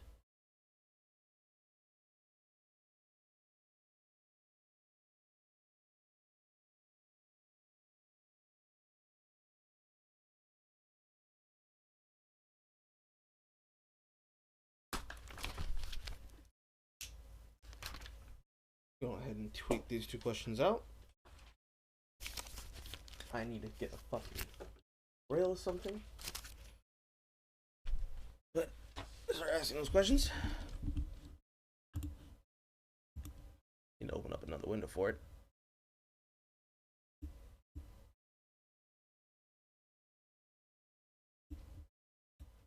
Use window 4 for that.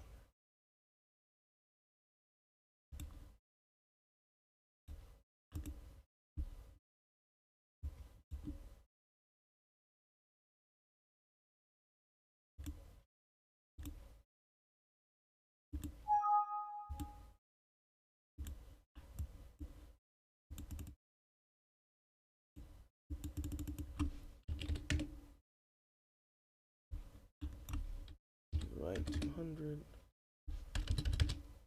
400.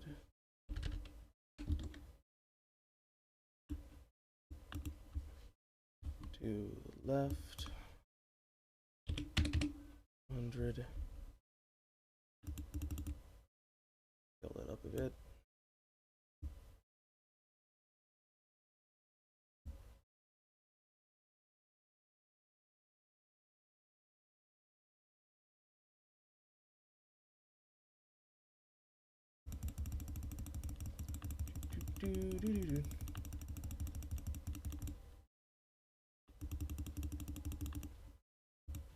Set that aside for later. If I ever wanted to do some sort of live chat, Google Hangout, your game, if you're not looking to do anything like that, no worries. Dude, that's what this show's for. Of course I'd love to. I just have to get in contact with you later, because I'm going to probably want to have your opinion for that one next time.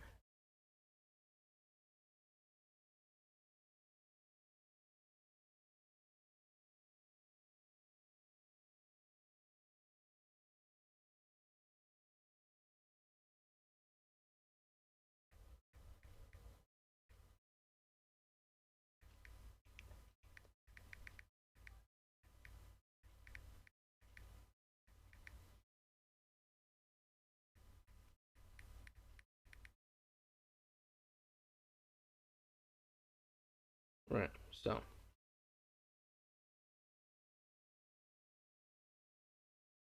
a second.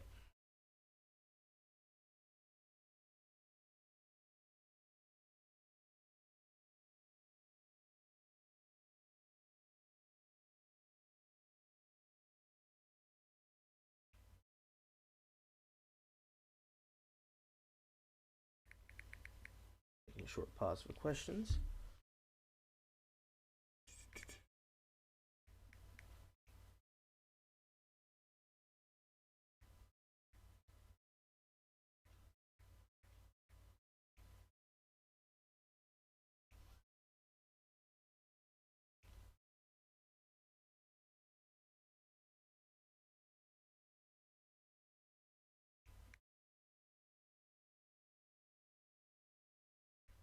Question number 1.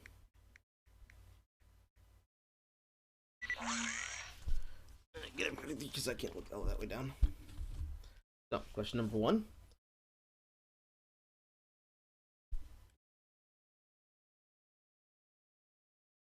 How many people knew that IO was lying? Question mark.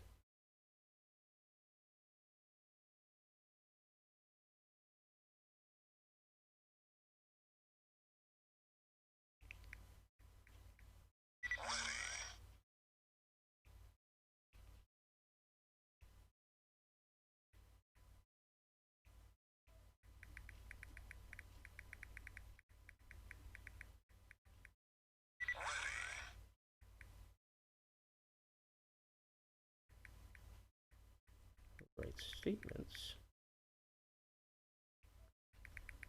for the court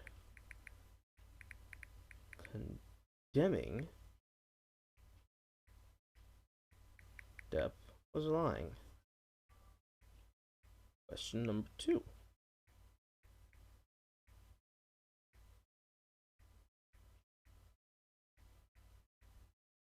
Question number 2.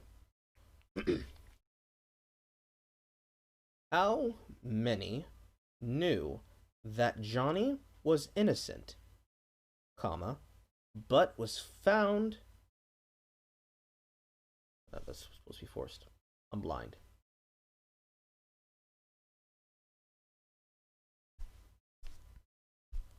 Forced to remain silent? Question mark.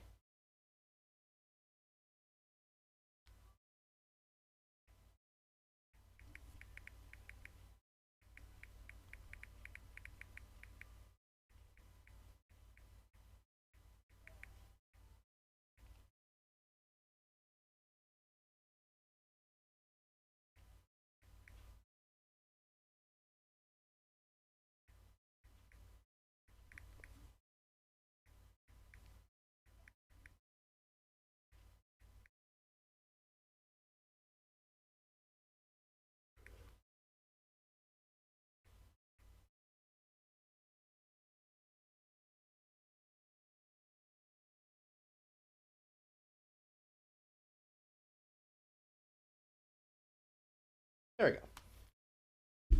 Hey, what's up? What's up is broadcast. Took a quick short post so I could be able to tweet something out. We're getting back into the video that we were already watching. I will warn you, if you have no idea and you're not familiar with what TopKek does and what I do here, you may not like it. I wouldn't say there's viewer discretion advised, but I would say that you're going to be seeing some things that you're probably not going to be used to seeing. So if you're new here, welcome to the chat. Right, well that's doing its thing. We are going to get back into it at the start of this next video.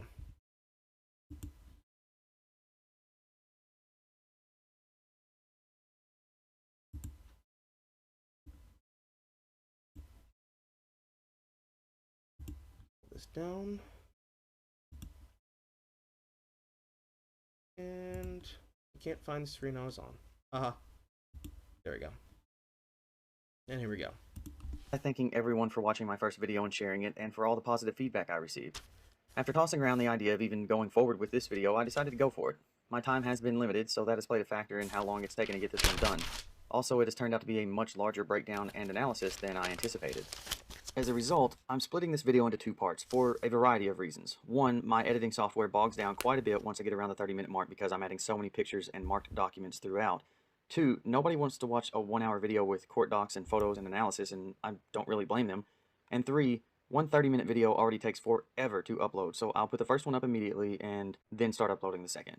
So I'll try to find a smooth transition point to break it into 2 videos, but realistically, it'll be one long video when watching them back to back.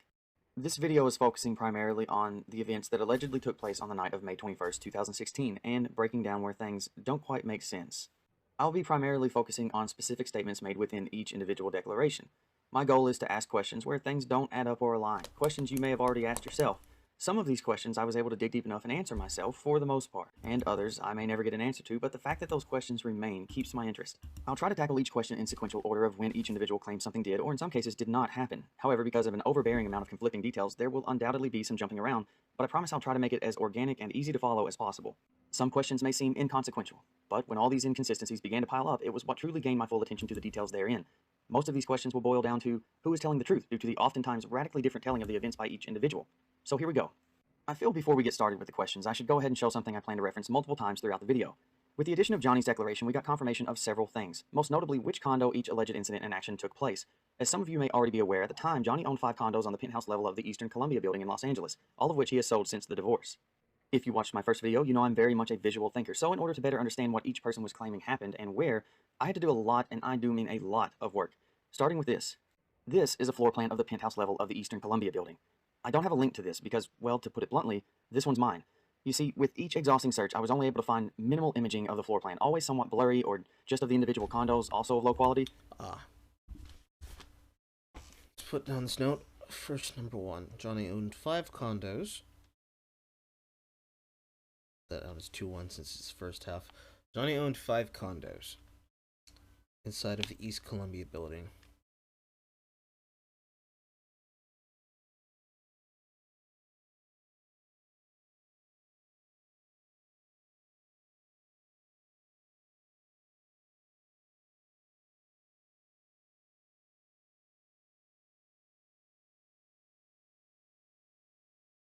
And sold them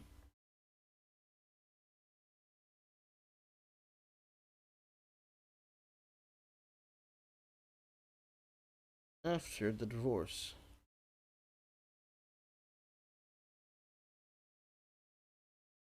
2. No easily recognizable or attainable floor plans exist.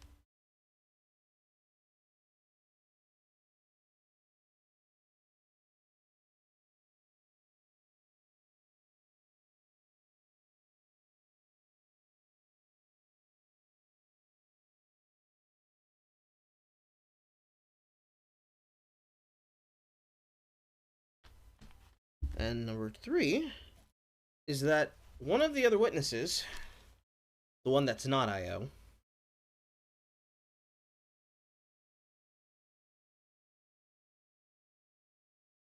told us that it's one of Amber's friends,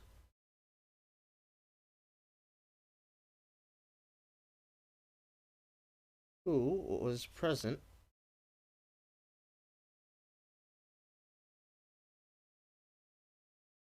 to the aftermaths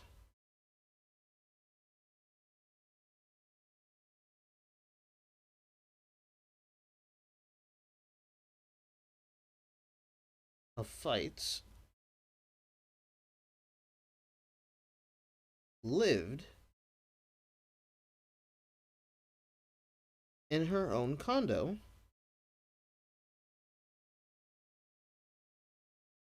in this building.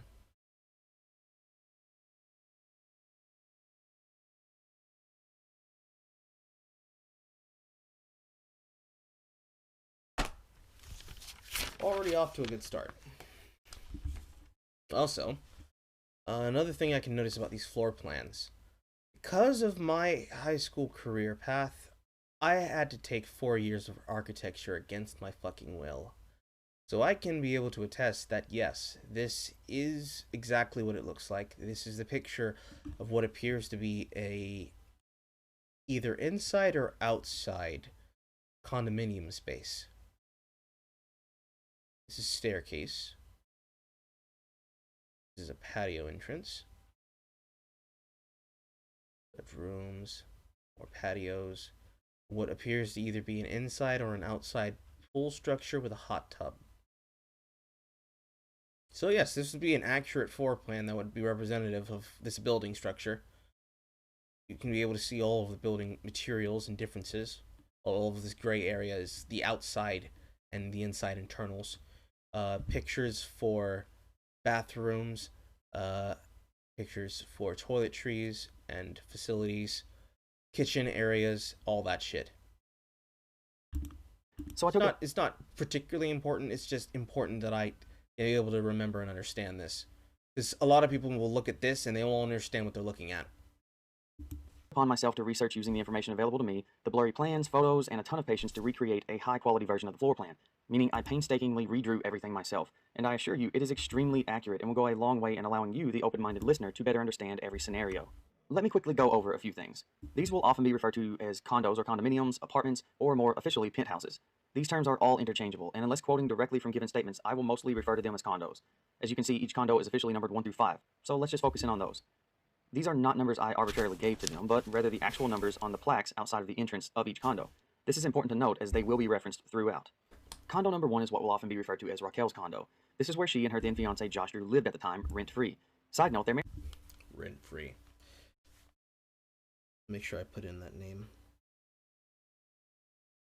Raquel. So, Raquel is living in one of the 5 condominiums that Depp owned at the time, while living rent-free on his property. And living with a partner.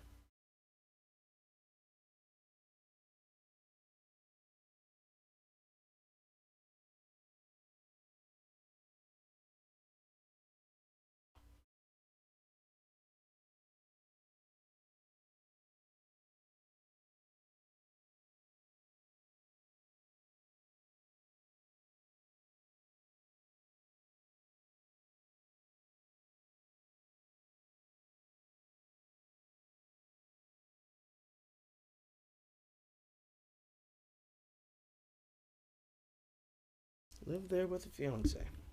Marriage only lasted a few months as they would split soon after she was seen with a stuntman while visiting Amber in Australia as the latter was filming.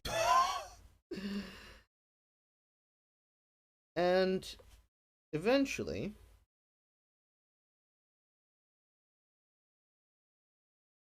broke up with them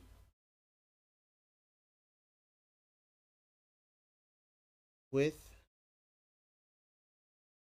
her partner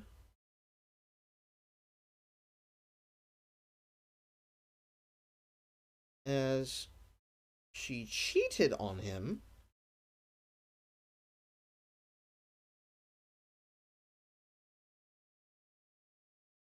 by getting blacked.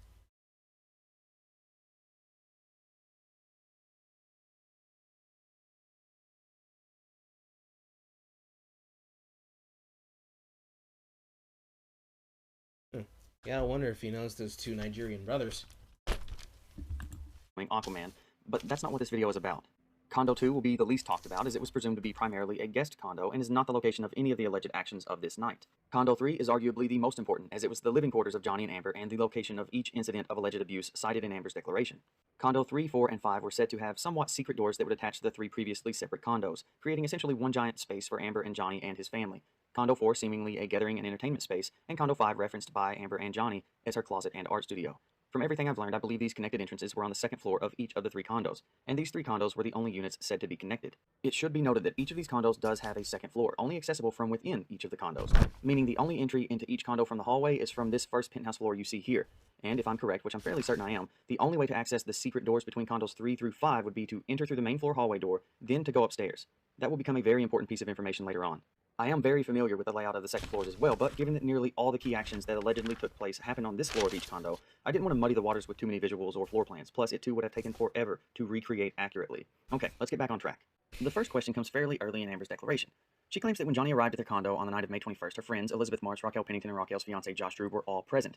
This gives the assumption that they were there to see Johnny arrive. At least that's what I interpret as being present. However, according to Raquel's declaration, she never mentions witnessing Johnny's arrival or even being aware of it until later receiving a text from Amber which caused her to go over to Johnny and Amber's condo, but we'll get to that in a bit. According to Johnny's declaration, to the best of his knowledge, Amber was alone in their condo when he arrived. Raquel was not present at the time of his arrival, and he would only see and interact with Josh Drew and the woman he could only assume was Elizabeth Marks before leaving after the alleged incident had occurred, that interaction taking place in a completely different condo. I find it interesting that one of Amber's key witnesses' statements is more in line with what Johnny said than Amber. That being, Johnny nor Raquel say that Raquel was present when Johnny arrived to the couple's condo. Johnny can't account for her whereabouts at the time, and Raquel says she was in her neighboring condo with her fiancé up until the moment she received the text from Amber. Interesting.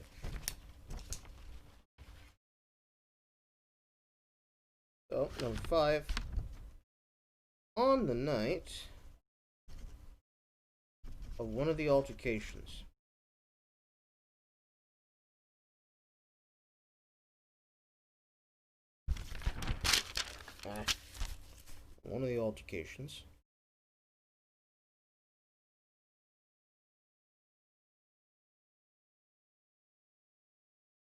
Amber claimed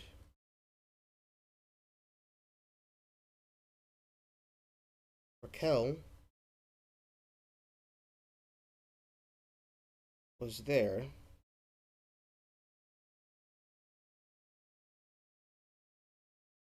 when Raquel's statement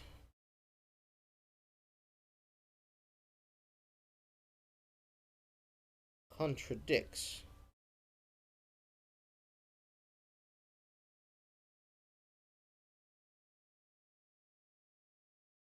her testimony.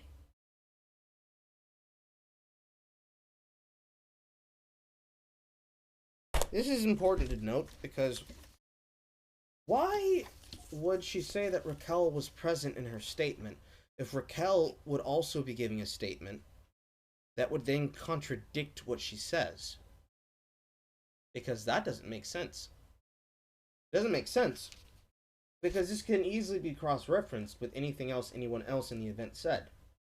So, she got a text message from Amber at the time of this that then not instructed, but would then cause her to go over to the place where this would happen. Was the intention for Amber Heard at this time to get someone to witness him attack her? Or was this just an elaborate setup that would incidentally cause them to have something happen? I have no clue, but the important piece here is that she would say that she was present when she wasn't, and that this would then corroborate what Johnny would say. Because what reason would she have to lie other than for covering for her friend? Considering she is one of the two other people, the other one that we just saw in the last video with IO, being the ones responsible for pieces of information that would be used as supposed evidence of the abuse that she was suffering by Johnny. That's super fishy. Because either it's a case of they didn't keep their story straight, or Amber Heard was hoping that somebody would lie for her and would continue to lie for her. Who knows? We'll see. So which is it? Were they present when Johnny arrived, or were they simply just in the building? Because if the latter is the case, I have a completely different idea of what the word present means. So that makes this currently still an unanswered question. The next sequence of events raises so many questions. This is mainly due to statements from Amber and her two key witnesses not adding up or matching up, or sometimes downright opposing what each other stated in their declarations, as Johnny has outright denied their claims. This is going to have a lot of moving parts and people and some conflicting information, so I'll do my best to use all the pictures I have and the floor plans to help everyone better understand all of it. If Amber's friends were present in the condo when Johnny arrived, even if nobody stated they would leave the condo, they did indeed apparently leave the couple alone shortly after, because Amber's declaration states that only she and Johnny were having a peaceful conversation on the couch in their living room as she tried to comfort him about the very recent death of his mother, when Johnny began to become increasingly enraged about something that Amber would only state as something that was untrue. It was then Amber claims to have called one of Johnny's trusted employees to help calm him down, but it did not work. I don't know whether this means that the call did not go through or the employee simply couldn't calm him, according to Amber. It is worth noting that she did not state the name of the employee she attempted to call, much like she didn't say what Johnny was so upset about, but more on that in a bit. Johnny denies the attempt to contact any employee. In fact, he claims to have had minimal interaction with Amber during his entire time there, stating he was only there to get some of his personal belongings and brought two members of his security detail to wait outside the condo door because he was afraid of what Amber might try to do while he was there. Lovely. So, Johnny, I can't spell. So Johnny, during his visit,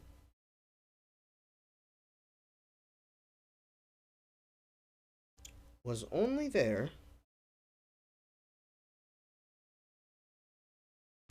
to pick up some stuff.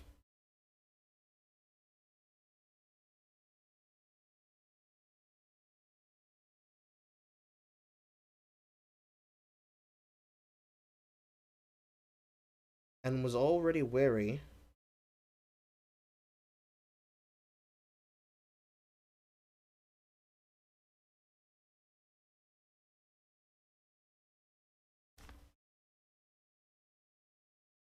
of what she might try to do.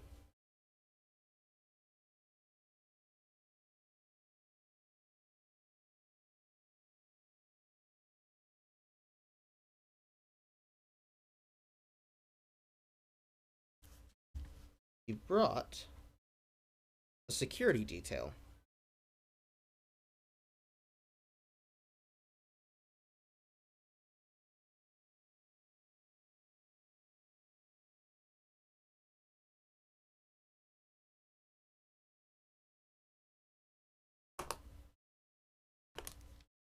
Wait outside the door.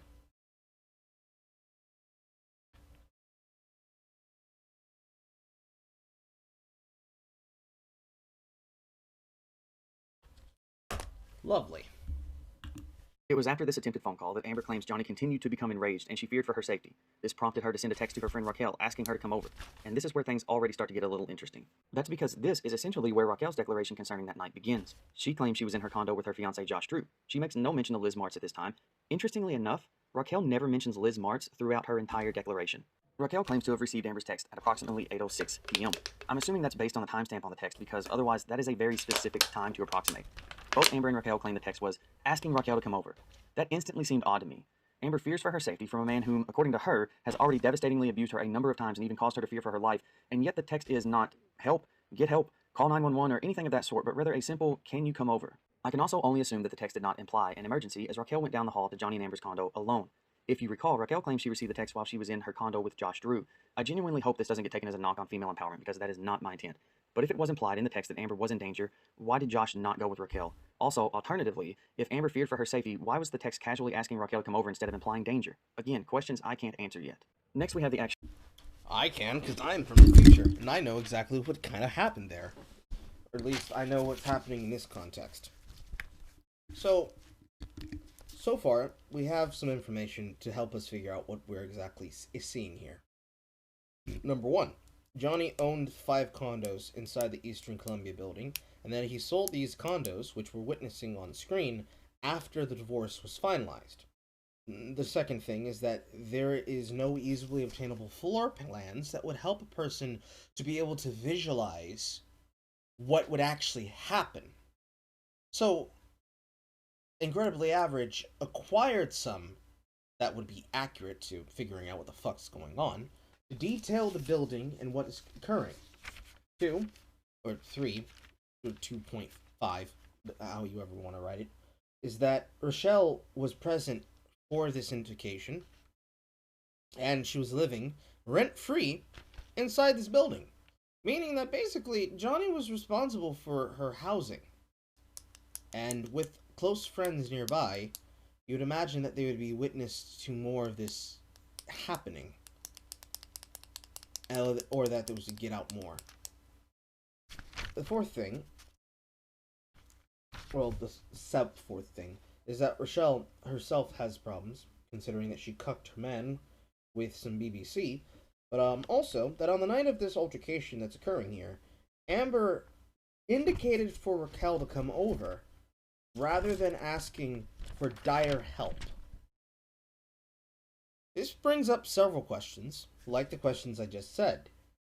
Was part of Amber's plan to get Raquel to go over to their building and to have something happen so that she would witness it happening in real time so it would help her with her case? And if this were the case, considering it did not indicate that Johnny told her about this, was it the case that Raquel was supposed to come over, see something happen, and help her with this detail, despite the fact that there are people who he brought for security who would be able to attest to this? I'm sure he has, notes, paydays, things like that would help corroborate this story. And I also would question why he wouldn't go with her. Just a couple of notes. Just trying to figure out the fucking logic here. Number 7 is going to be important. Raquel gets the text to go over.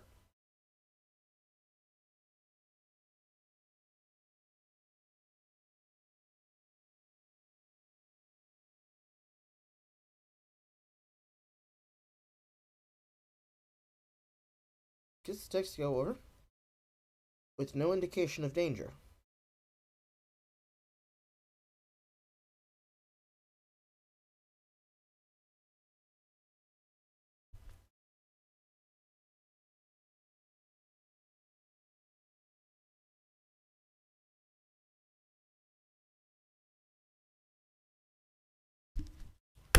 Okay, let's go. Of Raquel going to the condo. She says she immediately went over to Amber's place. This is another moment in the video where I'll be throwing a lot of information at you in a relatively short amount of time. Raquel claims that when she got to the door, she heard Johnny and Amber arguing inside. Please make an important mental note that even though Raquel's condo is extremely close to Johnny and Amber's, that she did not claim to have heard them arguing until she got to the door. Not from her condo. Interesting.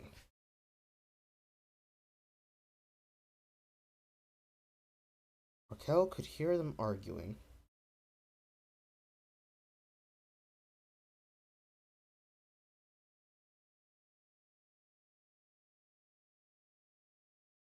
But did not hear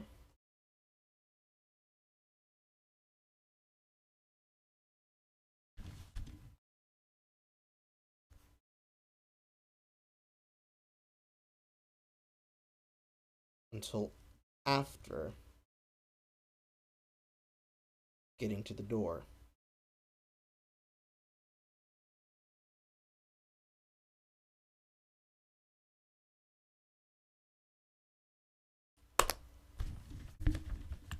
Condo nor in the hallway, but only when she got to the door could she hear them inside. Also, from a time standpoint, this would be around the time, according to Amber, that Johnny would have been demanding she call her friend Io Kill It Right to help deny the supposed untrue thing Johnny was so upset about, or perhaps even while Io was on speaker and Johnny was allegedly screaming at him over the phone as well. But again, note that Raquel claims she could hear both Johnny and Amber arguing, not just angry Johnny. Raquel states she knocked on the door, but nobody answered. She makes no mention of the security guards, Jerry Judge and Sean Bett, who each, along with Johnny, claim they were both waiting just outside the door while Johnny... Okay. So they're inside the building and they are at the door.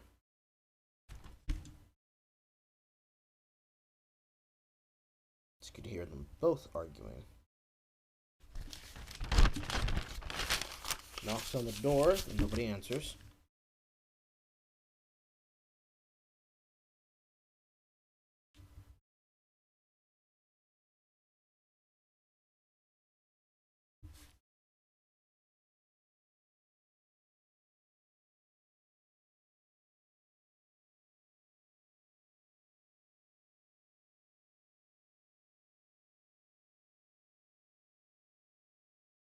No mention of the security guards.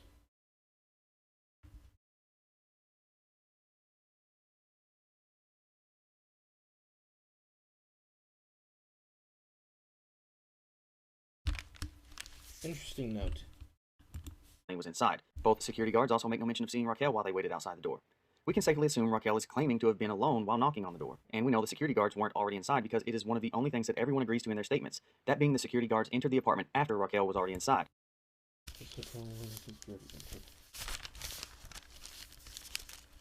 Okay. Statements.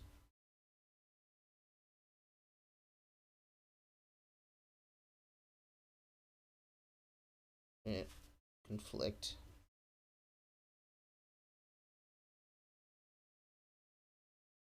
To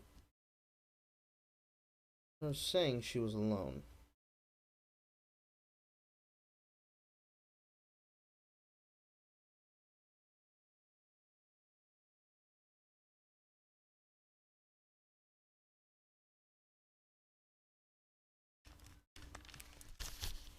All statements agree.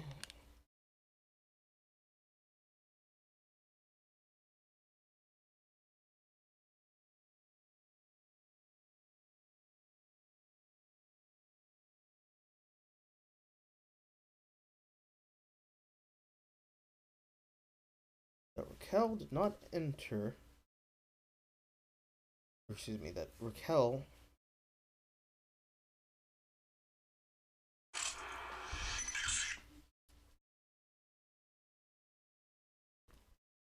was in condo 3, but that is C number 3, when security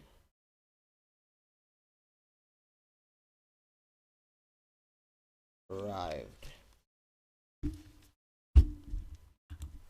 But how did she get inside without security seeing her? There are multiple potential answers to this. According to her statement, once Raquel knocked and no one answered, she quickly ran back to her condo to get a key she had for the door. She claimed she was back at the door to unlock it in less than a minute, which is believable considering how close the two condos are to one another. So there's one potential answer as to how she got inside. Now then, why didn't security see her, even though they claimed to be waiting outside the door? I can assume one could argue they might have been away from the door during the time Raquel was there and knocking, but to poke a hole in that theory, they would have had to have been a long distance away for them to have not heard any knocking and not have been there when Raquel returned to unlock the door. Also, according to everyone, they later entered very shortly after Raquel upon hearing Amber scream. Again, remember when Raquel said she heard Johnny and Amber arguing when she got to the door? This means they would have had to have been near the door to hear it and rush in as quickly as they did. To briefly sidestep, I feel I need to ask this question again. If, when Raquel initially went to the condo without a key in hand, Josh Drew did not go with her because maybe it didn't seem like an emergency, when she ran back to their place, rushing to get a key to unlock the door to help Amber, why did he not go with her then? After all, Raquel did officially state in her court-sworn declaration that Amber had confided in her many times over the past few years about Johnny's physical and emotional abuse. One would think she would want all... Okay.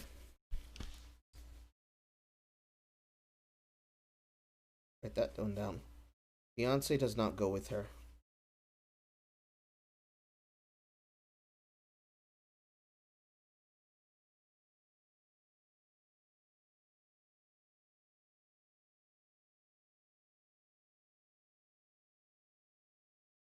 I'm just gonna write down lies start piling up.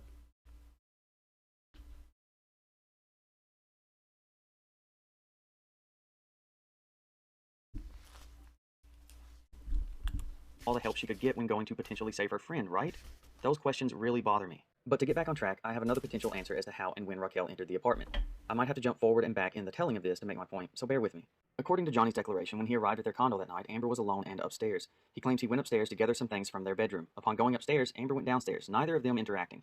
While gathering his things, he could hear Amber downstairs talking very loudly, already on the phone with I.O. in what he describes as mocking and goading terms. He says that when he came downstairs, Raquel was now in the condo, sitting on the couch next to Amber, who was still on the phone with I.O. Johnny claims it's possible that Raquel entered through penthouse 4, and here's why I think it's a strong possibility. I've already shown that in order to hear Amber screaming and enter the apartment so quickly, the security guards would have had to have been very near the hallway entry door to condo 3. But if Raquel did enter condo 3 through condo 4, security would have still seen her going into condo 4 on her way, right? Yes, unless she was already in condo 4. My reasoning behind thinking this could truly be a possibility is based on the wordage used by Amber in her declaration and Johnny's version of the events of that night, coupled with other various pieces of information. When first referencing who was present when Johnny arrived, Amber stated that Raquel and Josh lived in an adjacent apartment. Later in her declaration, Amber would claim Josh and Raquel took her into their condo for safety. So we have Amber establishing early on the proximity/location of Raquel and Josh's condo, and later referring to it simply as their condominium. So my question is, when Amber claims to have sent the text to Raquel asking her to come over, why did she say Raquel was in the condo next door? And how was she aware of Raquel's exact whereabouts? Again, she had already established how close Raquel's condo is. That is noteworthy.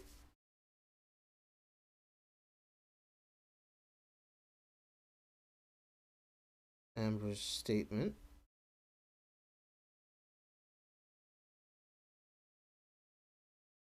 refers that Raquel was already next door.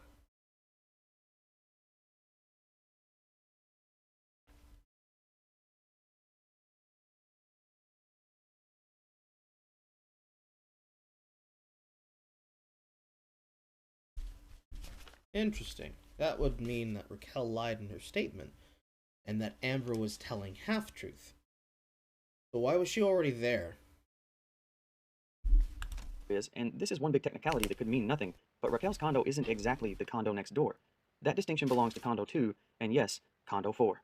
Is it possible Amber was referring to Raquel's condo with completely different wording at this and every other point in the declaration? Sure, absolutely. But given that the security guards made no statement of seeing Raquel in the hallway, nor does she claim to have seen them either, isn't it also a possibility that Amber knew Raquel was already in condo 4 at the time of Johnny's arrival? Not in the adjacent condo, not in her condo, but very specifically just the condo next door. It is, at the very least, a possibility which I feel should be considered. As to a possible answer to the second question about Amber being aware of Raquel's exact whereabouts, like knowing which condo she was in at the moment and the potential confirmation of that knowledge, one need not look much further than Johnny's telling of the events. I know I'm sidestepping quite a bit now, but it seems like a natural place to go over this. Trust me, it should all come full circle by the end. Since we've already established Johnny's version up to the point he comes downstairs, only now to find Raquel has joined Amber in the living room on the couch, let's just pick up from there. He claims Amber was still on the phone with I.O., and Johnny asked to speak to him. He claims he said something to the effect of, "You got what you want, you can have her." This could be referring to the rumor that, after living with the couple rent-free, sometime in 2015, I.O. overstepped his boundaries and was unceremoniously kicked out. I can't elaborate any more than that. I can only add that this was even hinted at, albeit laughingly, in I.O.'s article he wrote on the refinery.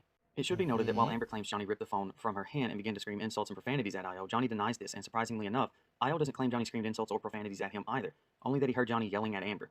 Again, as we continue, you'll notice some things her witnesses say fall more in line with what Johnny says happened on the other side of the phone call. After saying what he said to I.O., Johnny then claims he tossed the phone on the couch and crossed the room to the kitchen, away from Amber, never touching her in any way and without the phone hitting her anywhere, only landing on the couch. Did I.O. happen to hear anything? Well, as a matter of fact, in his own article, he seems very careful to say he heard the phone drop and tweeted things like, "I heard her scream." Believe it or not, I actually think these statements could have some truth. If you want my opinion, I think, aside from some very important omissions, I.O. heard many of the perceived sounds and verbal exchanges he believes to be linked to audibly witnessing abuse as it happened. But as I continue, I hope to open your mind to the possibility that Io heard exactly what he needed, and I can't emphasize that word enough, needed, to hear to give a convincing argument in his declaration and article attached to it. Johnny claims that as he went into... I agree. Because that makes a lot more sense when you start thinking about it like that. So, back here inside of the article on the first video, where I was detailing their statements of having seen and heard the abuse, and how much more do you need? It's seeming and feeling a lot like Amber constructed the events of this situation to happen in a particular set of format, to have the ability to give witness statement to fuck Johnny over. I mentioned this before, and I said it last broadcast, but this shit continues to line up in a way that only can come to that concern. I wish it was not that bad, but it's that bad. Because if Io was on the phone,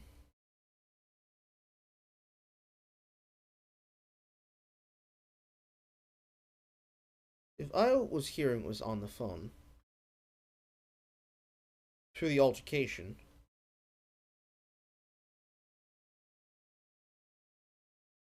then that would mean that going through it, Io would be hearing a version of events and could later be given details and context of visually what's happening, while only hearing sounds that are disconnected from what's happening in front or around them, right?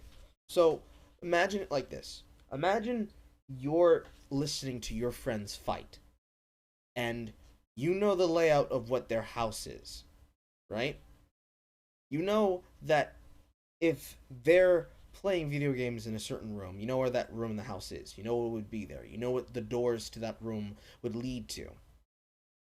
If you heard disconnected sounds, like you heard someone arguing, you heard someone say, "It's my turn on the Xbox," and then you heard a loud thud and then an immediate crash behind it, you would probably connect that, oh, something happened. Something dropped. Something may have broken. But imagine if you're hearing an event that's constructed with someone in mind trying to make it sound like something it didn't sound like.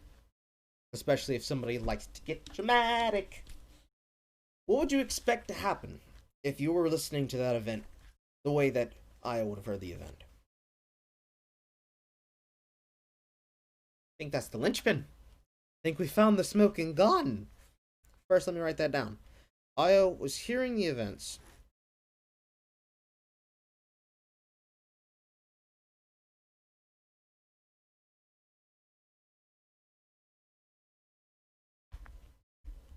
over the phone.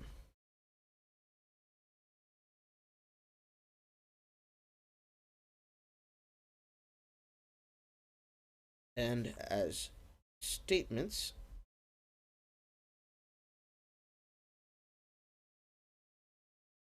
and tweets would indicate,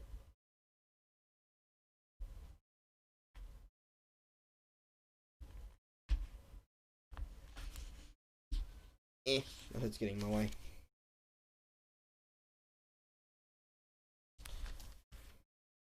As statements and tweets would indicate,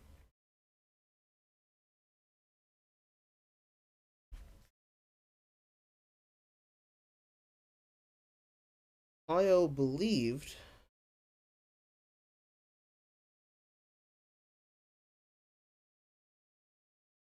that this was in fact the abuse.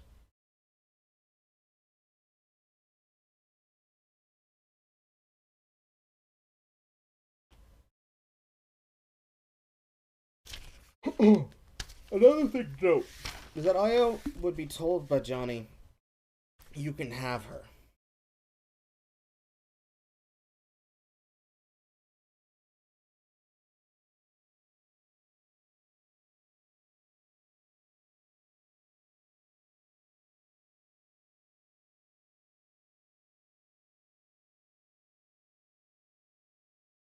And after Johnny says that to her, Io, he tosses the phone down, which would then lead to the thud, that would lead to the sounds that Io would be convinced was signs of abuse in the situation, despite not having visual confirmation.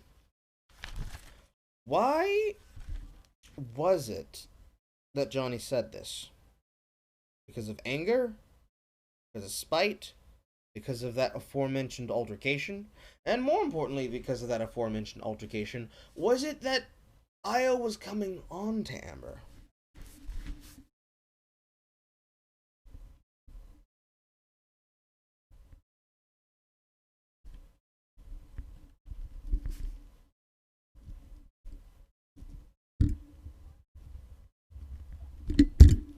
That's interesting detail.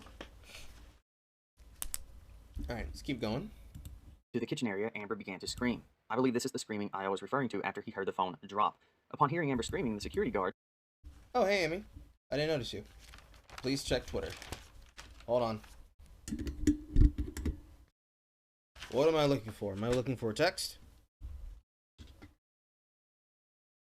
Am I looking for a tweet? Am I looking for a message?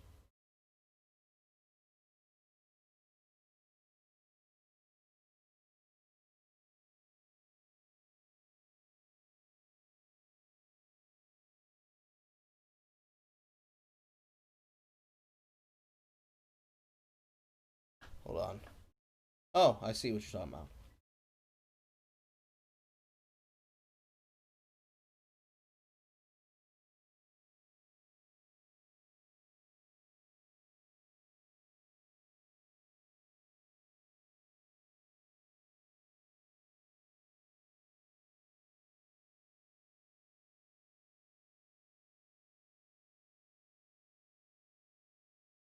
Mm.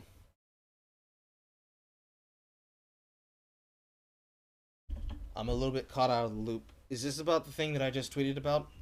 Because I wouldn't be sure unless I go back and I look. I don't have the time to look right now. Oh, wait.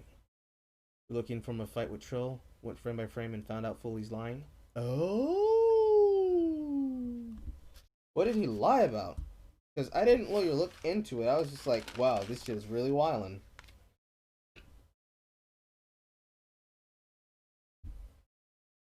Check the master post you added me in.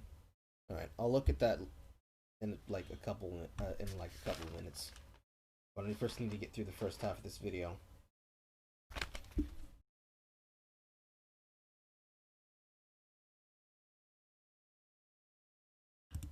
All right, so we're at you can have her.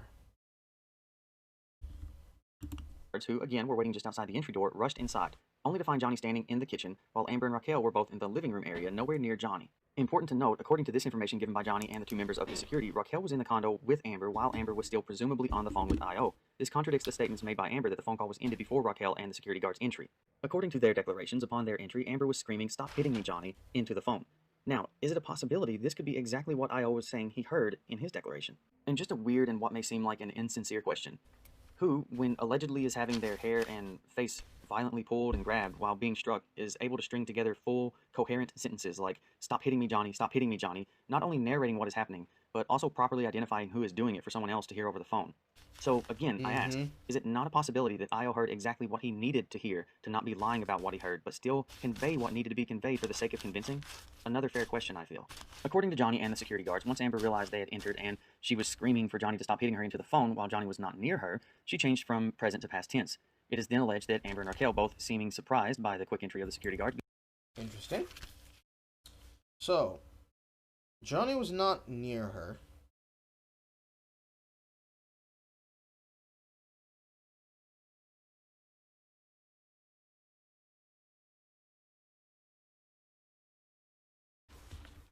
So, Johnny was not near Amber, as she narrated.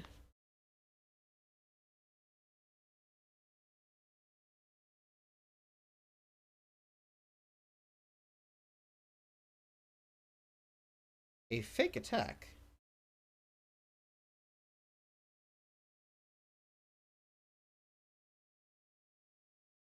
To Io over phone.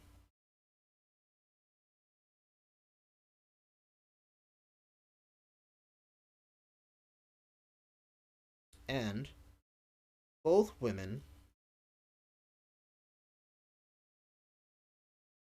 came surprised that there was security present.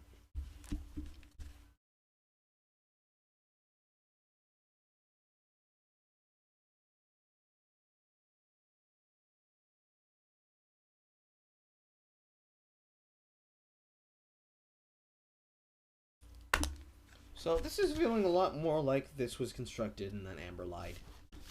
Very much. Because why the fuck are you screaming to the phone for him to stop hitting you if he's not hitting you? On top of that, if he's standing across from you in the room in such a way that it can easily be seen that none of that fucking happened. I'm going to go ahead and circle that detail because that detail is very important.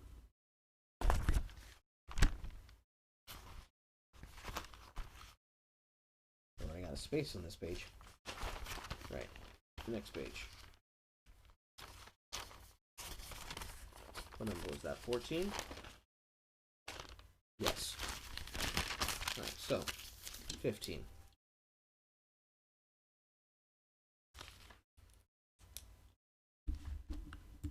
Began to feign crying, with Amber proclaiming things like, "He hit me with a phone," and "That's the last time you hit me, Johnny." Again, detailing what allegedly happened and properly identifying Johnny to IO over the phone. She would allegedly follow up by saying if he hit her again, she would call the police. This is something confirmed by several parties on both sides. Johnny nor his security detail deny him becoming defensive and visibly upset at the screamed allegations. I would assume this is something along the lines of what Johnny feared she would do and the reason he claims to have brought his security along in the first place. Johnny would, I can safely assume with a very elevated tone, say things like, "What are you talking about? You're crazy. I didn't hit you." Johnny and his security guards claim Johnny never got close to Amber or Raquel the entire time they were in there, and that he didn't break or smash anything. They also claim that they themselves didn't have any interactions with Amber or Raquel, and they were only present for about 30 seconds before Amber screamed, "Call 911" into the phone, immediately followed by them saying, "Let's just get out of here, boss," and leaving with Johnny in tow. I feel I should add that these official statements given in their declarations match what they openly said shortly after the public allegations against Johnny back in 2016. According to them, Amber was the one who would fly into a fit of rage, screaming, throwing bottles, and charging him, stating they would have to physically pull her off of him. After leaving Condo 3, but before leaving the building, Johnny claimed to go with his security into Condo 5 to discover Josh Drew, a woman he now presumes to be Elizabeth Martz, and a dog. He told them to leave the condo, and they did. Thereafter, he and his security team would leave the building. He claims they seem to be operating some sort of bead business from Condo 5, something I believe he would have otherwise been unaware of unless he actually saw it, having not been there in a month. So why do I find that important? Well, a couple of things. This is the condo Amber and Raquel claim Johnny went into after the alleged assault and continued to destroy Amber's personal belongings, which Johnny denies. Also, I want to point out that Johnny was very likely correct about them using it to operate a bead business. Raquel, to this day, still promotes her bead business, and look where she and Elizabeth Martz were set up the next morning. That's right, selling all sorts of beads, giving card readings, with, oddly enough, good vibes. So this leads us full circle like I said it would, and offers key comparison points as we move forward with Amber and her witnesses. Interesting. Raquel and Amber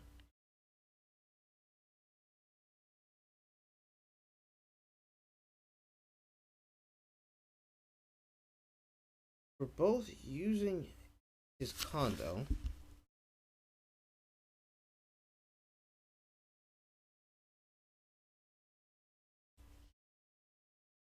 to...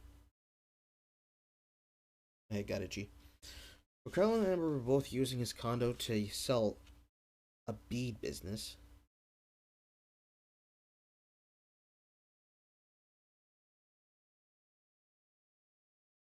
I'm gonna put that down as bead crafting when I can learn how to spell again.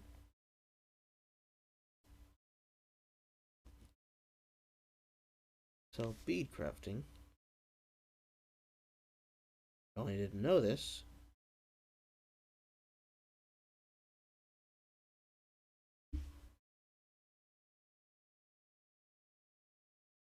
Johnny did not know this because he had not been there in a month.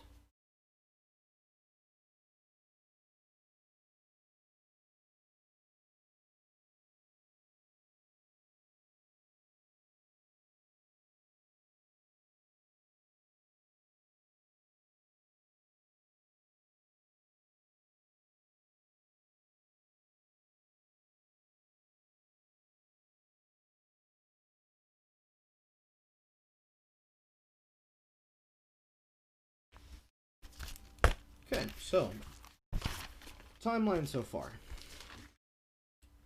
IO helps Amber falsify information to verify and be able to help try to get a restraining order put against Johnny. Johnny, in one of the indications, in an altercation that Io wrote an article for, it appears that Amber's tried to set him up so that Io would hear what they needed to hear to be able to write the article as truthfully as they could report it being possible, despite not realizing that Johnny had a security detail for his protection. Raquel was called into the apartment, the condominium, whatever you want to call it, through text message by Amber. Amber calls her in. She then hands the phone to Johnny after asking to speak to Io. He tells Io that you can have her, throws the phone back onto the sofa, and Amber is screaming, "Stop hitting me, Johnny," assumptively while the phone is either on the couch or she's holding it in her hand. Security walks in, sees this. Johnny's like, "Tadao, how you like me now?" And both of them are surprised because they didn't expect security. So Amber changes from current tense to past tense of "he hit me." Johnny goes into apartment 5 to collect himself and leave. He takes note of the fact that she's using his condo to sell a bead business, which can be affirmed because here they can see it on May 22nd of 2016. That's a new detail that needs to be written down.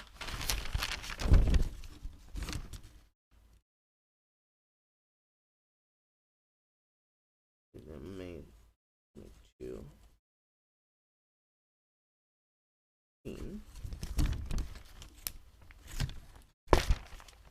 So, I don't feel like I have enough yet. Versions of the events.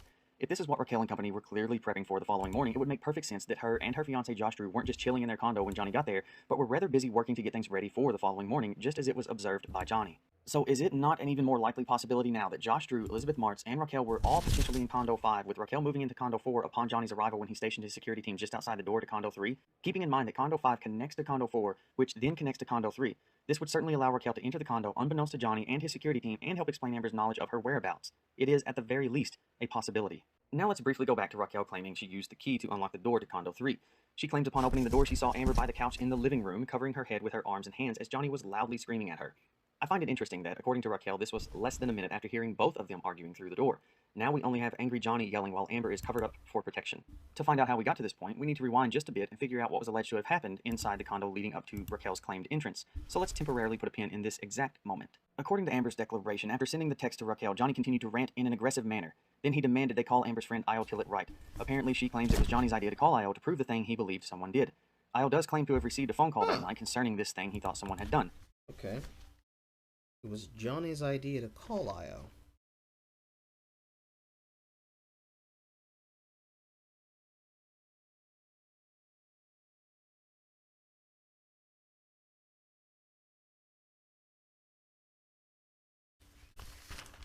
Johnny's idea to call Io to vindicate his story.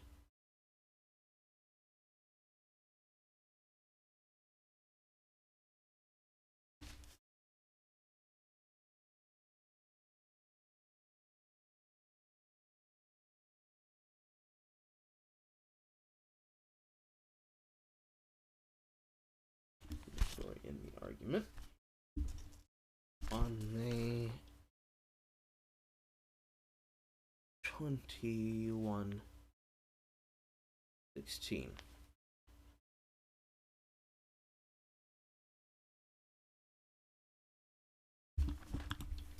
So what was this thing they keep referring to but won't say even though they say it isn't true? Well, if you watched my first video, you already know, but I'll give you the abbreviated version. A month earlier, on April 21st, 2016, Johnny was in a meeting and arrived 2 hours late for Amber's birthday party. It was on this night that Amber claims Johnny assaulted her, but more recent reports include Johnny's accusation. He alleges while he was reading in bed, an angry Amber punched him twice in the face before he grabbed her to stop her and pushed her onto the bed before leaving, telling her not to follow him. He then claims that sometime after he left, she, and potentially others, pooped in their bed. The next day, the maid would find the poop in the bed while Amber and friends were gone to Coachella. Amber does not deny the poop being there, but claims it was from her roughly 5-pound teacup Yorkie. There are photos we have not seen yet, thank God, but the poop was said to have been way too big to have come from such a small dog. After these allegations came out, IO did say that this was what the May 21st phone call was about. Now back to that night in May. Amber claims as the call went through on speakerphone, Johnny ripped the phone from her hands and began to scream profanities and insults at IO. IO would yell for Amber to get out of the house. It was at this time that Amber claims Johnny grabbed the phone, wound up his arm like a baseball pitcher, and threw the phone at her face, striking her with great force. Does anyone else find it a little odd that she claims Johnny grabbed the phone twice? What I mean is, if when the call connected, Johnny ripped the phone from Amber's hands, why moments later would he have to grab the phone again? I presume at this point he's still holding it from the initial ripping from Amber's hands, right? Yeah, that's a contextual space issue. There's no way they could grab it twice. Because if she dials up Io to call him, she would be holding it. Then he would grab it. Then he would yell obscenities. And, I quote, you can have her. His version states that he threw it on the couch and walked to the kitchen. Her version is he grabbed it from her twice, despite this being the conversation that he called her for. Grabbed the phone not once but twice, and that this would then lead to him yelling expletives.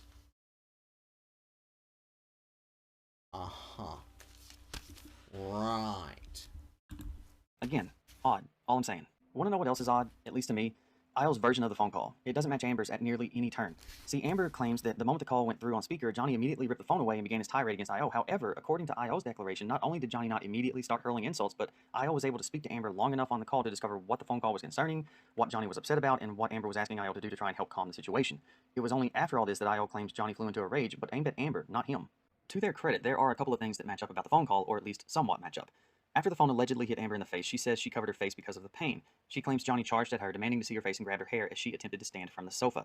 This hair-grabbing accusation is somewhat mirrored in Io's declaration, albeit by supposedly hearing Johnny bizarrely verbalize his actions like some kind of an early 1960s Bond villain. The other thing that matches up is, at that moment, Amber claimed to have yelled, "Call 911" to Io.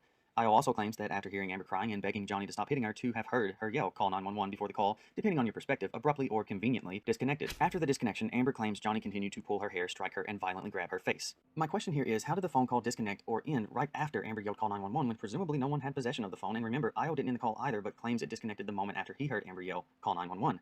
I say nobody presumably had possession because this was after the phone was said to have hit Amber in the face, and she claims she covered her head and face, meaning she didn't have the alertness, time, or free hands to pick the phone back up after it allegedly bounced off her face, landing who knows where. We can assume Johnny didn't end the phone call because he was, according to Amber, using one hand to pull her hair and the other to grab her face and strike her. Okay. So this same phone call that did not end when the phone allegedly struck Amber's face with great force after being thrown like a fastball just so happened to end immediately after Amber yelled, "Call 911." That is, what's the word, convenient? This adds to the possibility that Johnny and his security could be telling the truth about Amber yelling it unwarrantedly into the phone. One could argue that this was the final desperate move and scare tactic before ending the call herself while Johnny was leaving the condo. So, like, there's a second person here in the situation. I'm not gonna write it down because I don't think it's important, because, you know, visual aid.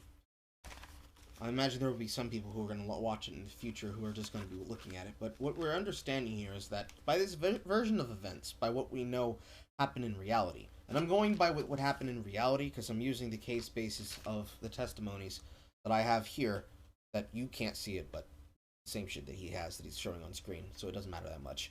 But the same confessionals and testimony given by the security guards adds up with Johnny's version of events. And I'm going with it because this gives us the greatest clue into what the fuck is happening here. Johnny goes in. Going there to get some shit. He has to end up talking to Amber to do this. They get into some kind of argument about something. Something about some kind of detail. Tells her to call Io. She calls Io. Io actually has enough of a time of conversation to be able to ask about what the hell's going on, and is actually acting as a mediator. Johnny asks for the phone to talk to Io, says you can have her, tosses it down on the couch. In this version of events, for Johnny's perspective, with the guards, he is over in the kitchen, which is away from them. If she's over here with the cell phone, assuming that she has it in her hands, who was disconnecting the call? Was it Amber? Because nobody's saying what she's doing, but I'm assuming if it wasn't, it was the other person. But she's giving all these theatrics to give the effect of being abused when she wasn't, or at least not being disconnectually abused, because it doesn't add up. The behavior just doesn't add up. It just doesn't add up to actual abusive behavior, because on top of Raquel being in the other apartment, and the fact that they didn't know he had security because of the way that they were positioned, it adds up to this being just an orchestration. I know I keep saying that, but it's like that's the only thing I'm coming up with, because either it's a bizarre case of events where things are being misremembered or misheard, which it's clear some things were misheard because nobody instructed it and wanted it like that, or it's a case of something that was bizarre that happened in a very weird way because of some kind of freak of nature or event of God, some miracle that made it happen like that. Or version 3, somebody's lying, and I don't think it's Johnny. This seems like a good stopping point to take a breath and move on to part 2 of the video, which we'll pick up right where this one leaves off. Okay. So we're at 17 right now. And we're at a total of 10 lies. Oop. So, not looking good for Amber. It's really not looking good for Amber. Only gonna get worse. Hey everyone, welcome to part... Right. Take a pause there. Make another thread.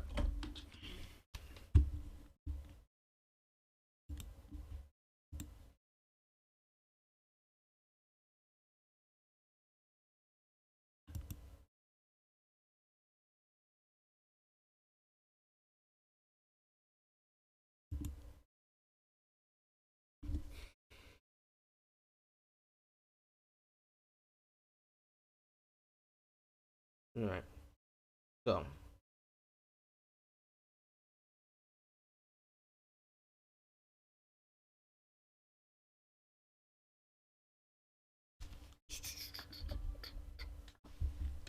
I need a screenshot really quick.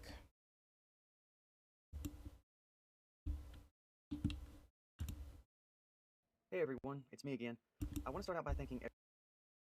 Right here.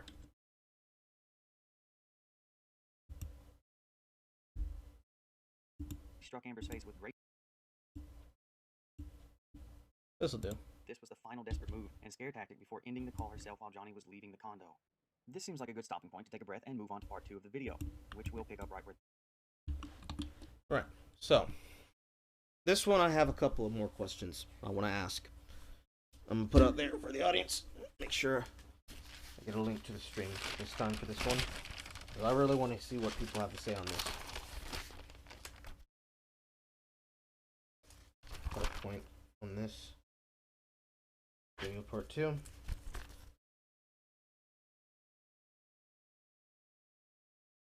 Video 2.2. Question number 1.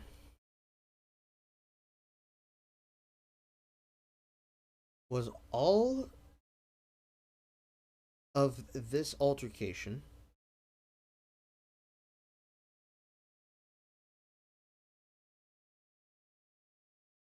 an elaborate setup?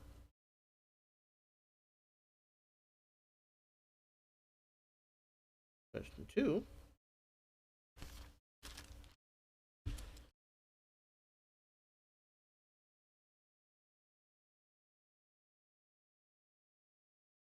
No, let's start that. Why?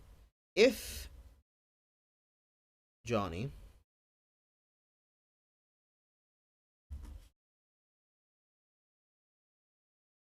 was abusive during this time,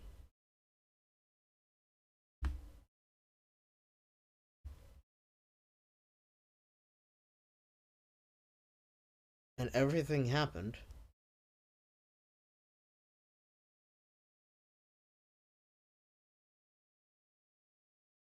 how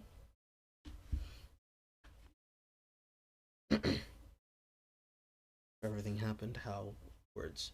Everything happened how Amber said. That's not how you spell Amber.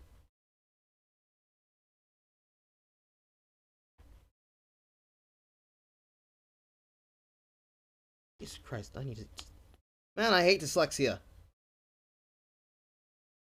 Amber said.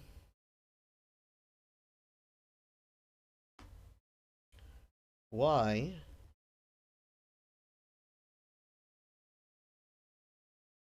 didn't Raquel know about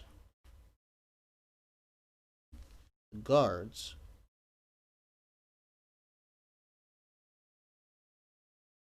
and how did Amber know where she was?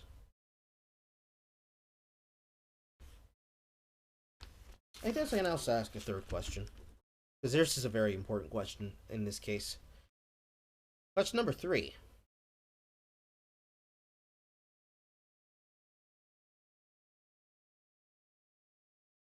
Did Amber invent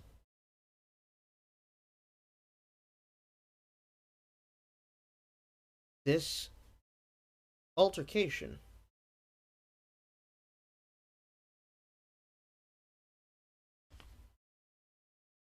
to get Io on her side? Alright. So ask that question real quick. Hey, Mariner. You were watching City? That's okay, dude. Oh, let me send this. Let me send these tweets.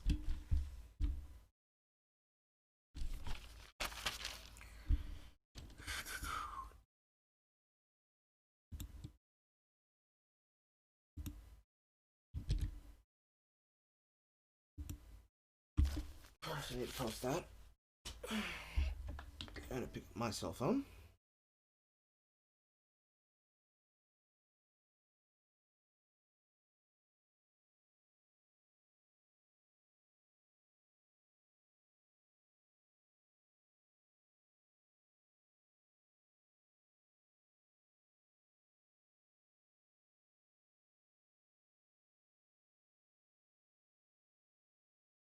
Save this. This tweet. This tweet. Live for the broadcast.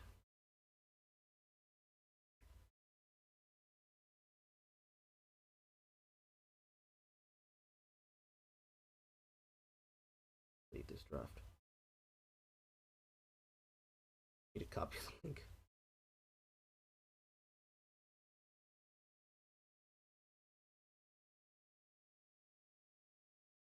Okay.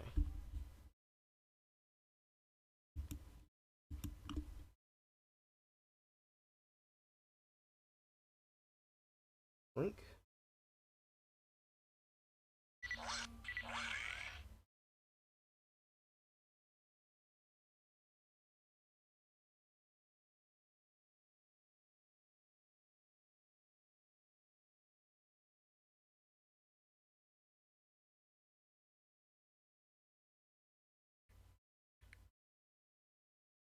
From the broadcast.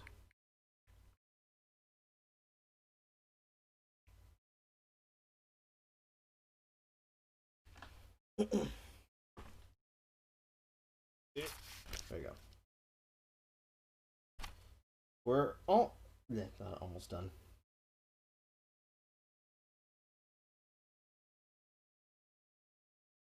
Base.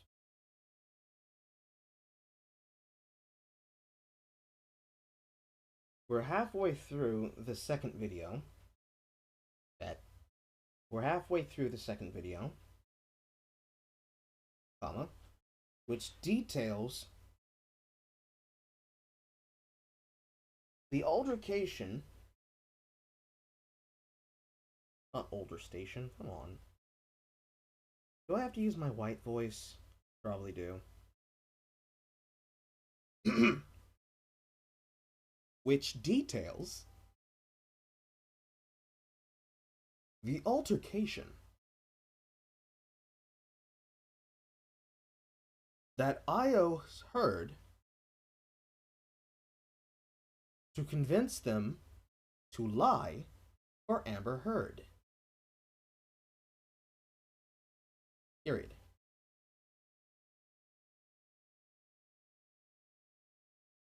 A lot of the details don't add up.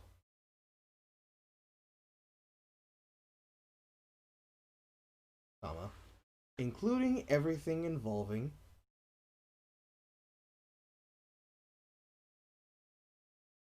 comma, including everything involving the situation as it was reported. Period.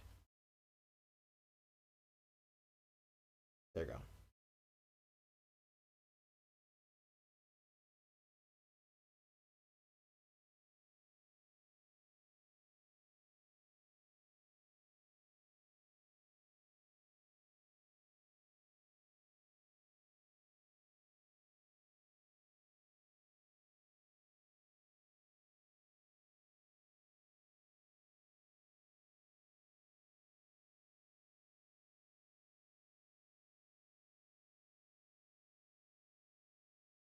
Alright, so next one. Questions?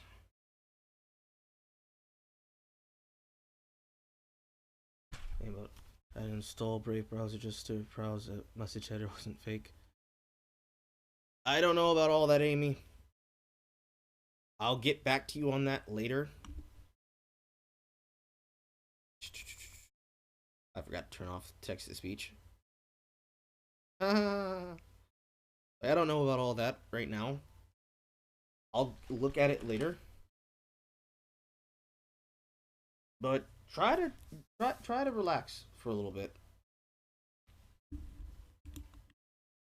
How did I phrase this tweet?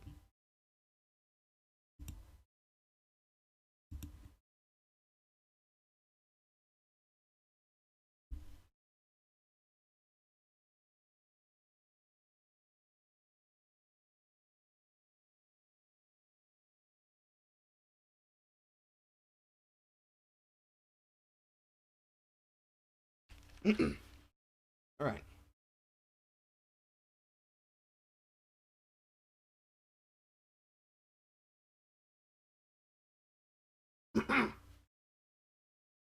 Was all of this altercation an elaborate setup?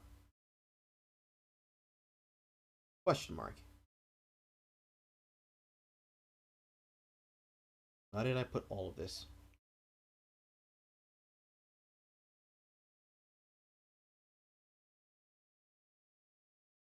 If Johnny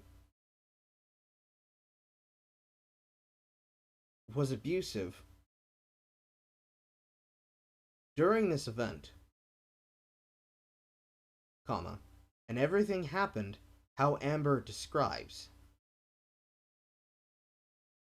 comma, why didn't Raquel know about the posted guards, comma, and how did Amber know that she was in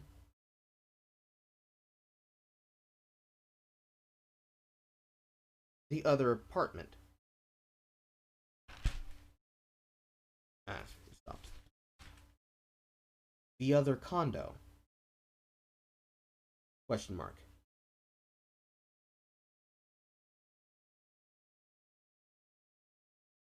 And last question. Did Amber orchestrate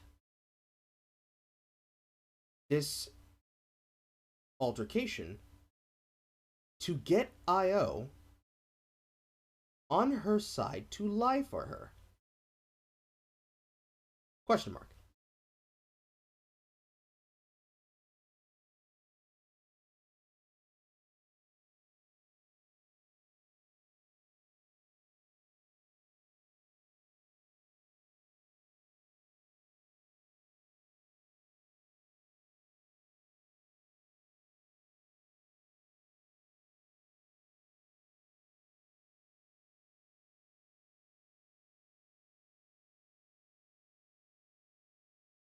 And I gotta mark these as questions.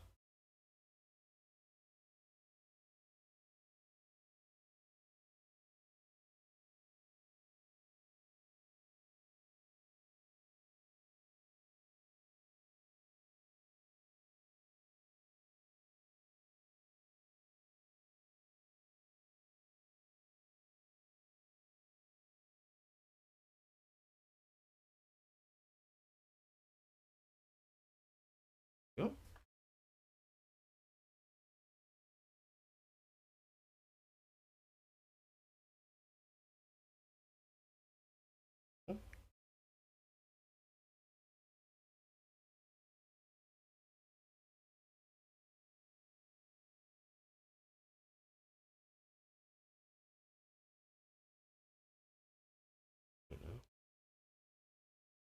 And okay.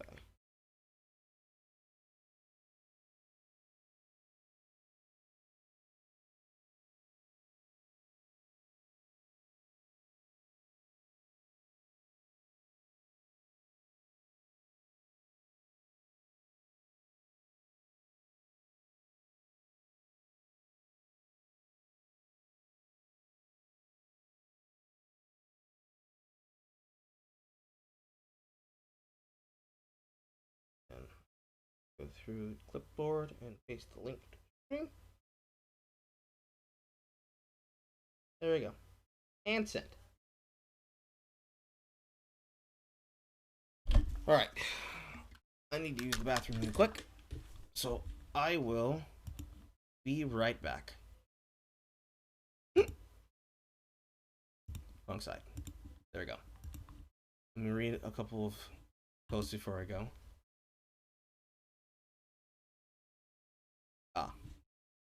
Small chat. Alright. I'll be right back.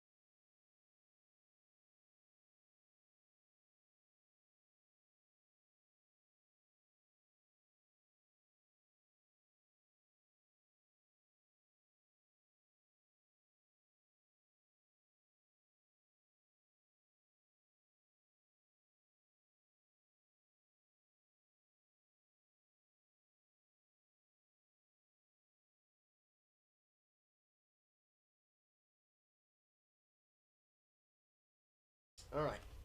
I had to go make, or rather, I wanted to go make some oatmeal because I'm hungry. I'm getting tired of ramen.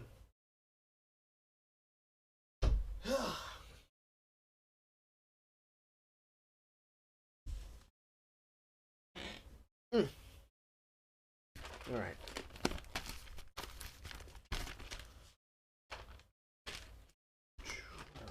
We are here. That's capstone. Get into that. Alright. Now we're on that. Let's get back to what we're looking at over here. Specifically, bring up the no header. I'm looking for window 4. Let's go through one of the, I think, only answers that I got on the first question.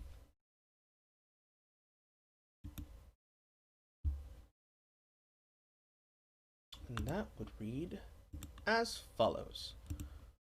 Move over here, make this bigger.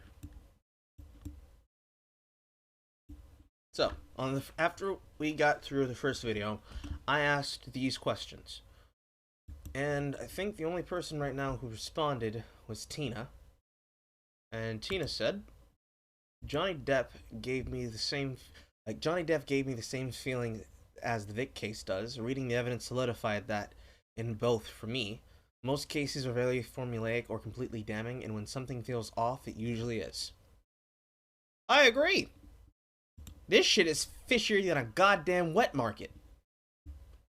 It doesn't make sense how all of this shit is happening, and yet nobody's able to affirm any of the goddamn things that are being said or done. It's weird. It's really, really weird.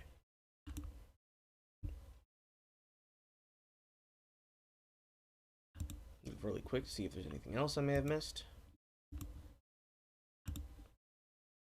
More importantly, let me look up if there's any other replies.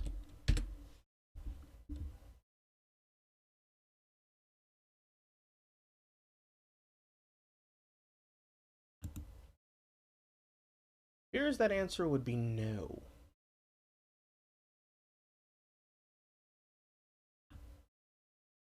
Yep, up here that answer would be no. So, let's get back into it.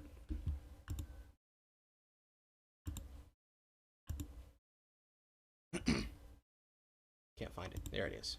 Here we are. 2 of the video. I hope you watched all of part 1, as this one picks up right where we left off. Get ready to really dive in and pick some things apart. Here we go. Now that the IO phone call is over, we can get back to the point of convergence. The moment Raquel claimed to have entered the condo. According to Amber, this was after yelling call 911 while Johnny was continuing to pull her hair and strike and grab her face. She claims that Johnny seemed momentarily distracted by Raquel. Go. 2 by 2. Which allowed her to break free from his grasp and move to the other side of the room. Then she states Johnny charged at her, apparently having regained his focus, but Raquel was able to run between them to stop his charge. I hope you recall what Raquel claims to have seen upon opening the door to the condo, because this, again, is where Amber's claims don't match up with one of her witnesses. I will go ahead and tell you, though, when they do agree on any action or occurrence while they were both present in the room, they really do agree. I mean, like, all the way down to wordage, verbiage, heck, even punctuation and hyphenation. It really is impressive. So just a little forewarning about that trend when I start to go over it. Raquel claims that upon opening the door, she saw Amber covering her head with her arms and hands while Johnny screamed at her. She does not confirm what Amber claims was happening when Raquel entered. Again, Amber claims that Johnny had her by the hair and was striking her and grabbing her face. And before you say, well, maybe he let go before Raquel opened the door, remember, Amber says it was only upon Raquel entering that Johnny seemed distracted enough that she could break free from his grasp, meaning it was still happening for Raquel to have seen. So here we have Amber and her key witness claiming 2 different things happening as Raquel opened the door and entered the condo. And it doesn't stop there. According to Raquel, not only does she not mention Johnny having a grip on Amber's hair and or face, but rather that Amber was covering her head while Johnny was only yelling. But she also claims to have ran right over to get between them. No mention of Amber fleeing to the other side of the room as Amber stated, and Johnny charging, just that Amber was covering her head. Johnny was yelling, and she ran over and stood between them. So that doesn't really match up. And you want to know why, at least in my opinion, why I believe it doesn't? I'm about to tell you one of the biggest lies Raquel told through her entire declaration. That's because upon opening the door to the condo, like she claims, she actually saw nothing. To be clear, she saw something, maybe some coats or hats hanging up, but she absolutely did not see Amber or Johnny in the living room when she opened the door she claims to have entered through. Remember, this is the door she says she opened. It is the only entrance to the condo from the hallway and also easily the shortest distance from Raquel's condo. Raquel says she saw Johnny and Amber in the living room when she opened the door, but this is what you actually see when you open the door. If you notice on the floor plan, the living room is way over here and around the corner. Raquel not only wouldn't be able to see it the moment she opened the door, but would have to take... Give myself a moment to write that down. So, first thing we're noticing in here. I think I fucked up and I clicked off of the entire thumbnail. Hey everyone, it's me again. I want to start out by thanking everyone for watching my first video and sharing it, and for all the positive... Yeah, I did. ...covering her head. Move off this one. So, the first thing we notice here is Raquel lied, but she's lying inconsistently with Amber's lying, and I'm familiar with this. So, what Amber and Raquel are doing is that they're trying to elaborate on a version of events as the person who's being attacked is recalling it, and as a person witnessing it is calling it. As you already mentioned from the floor plan, there's no fucking way that Raquel could have possibly been able to see him doing anything to her. Because, as we saw earlier on the floor plan, if this is the hallway, and this is how she reportedly got in, this is the only thing she could have seen. She could have seen a whole fuckload of nothing. Because as I said, on this floor plan, all of these markers, these things correspond to the outside of the building. Meaning that this here, as we saw in the clip you just gave us, shows us the view on the inside. This is a door. This is a door. This is a closet wall.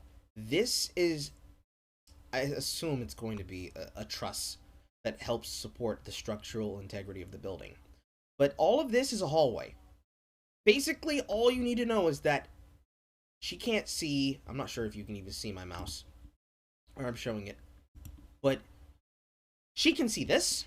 She can see this closet. And maybe she sees right about to the kitchen aisle. That's it. This is a wall. And assuming there is no wall partition here, like there's an opening in the structure where you could sit with a counter, like a breakfast nook on the other side of what I'm assuming is...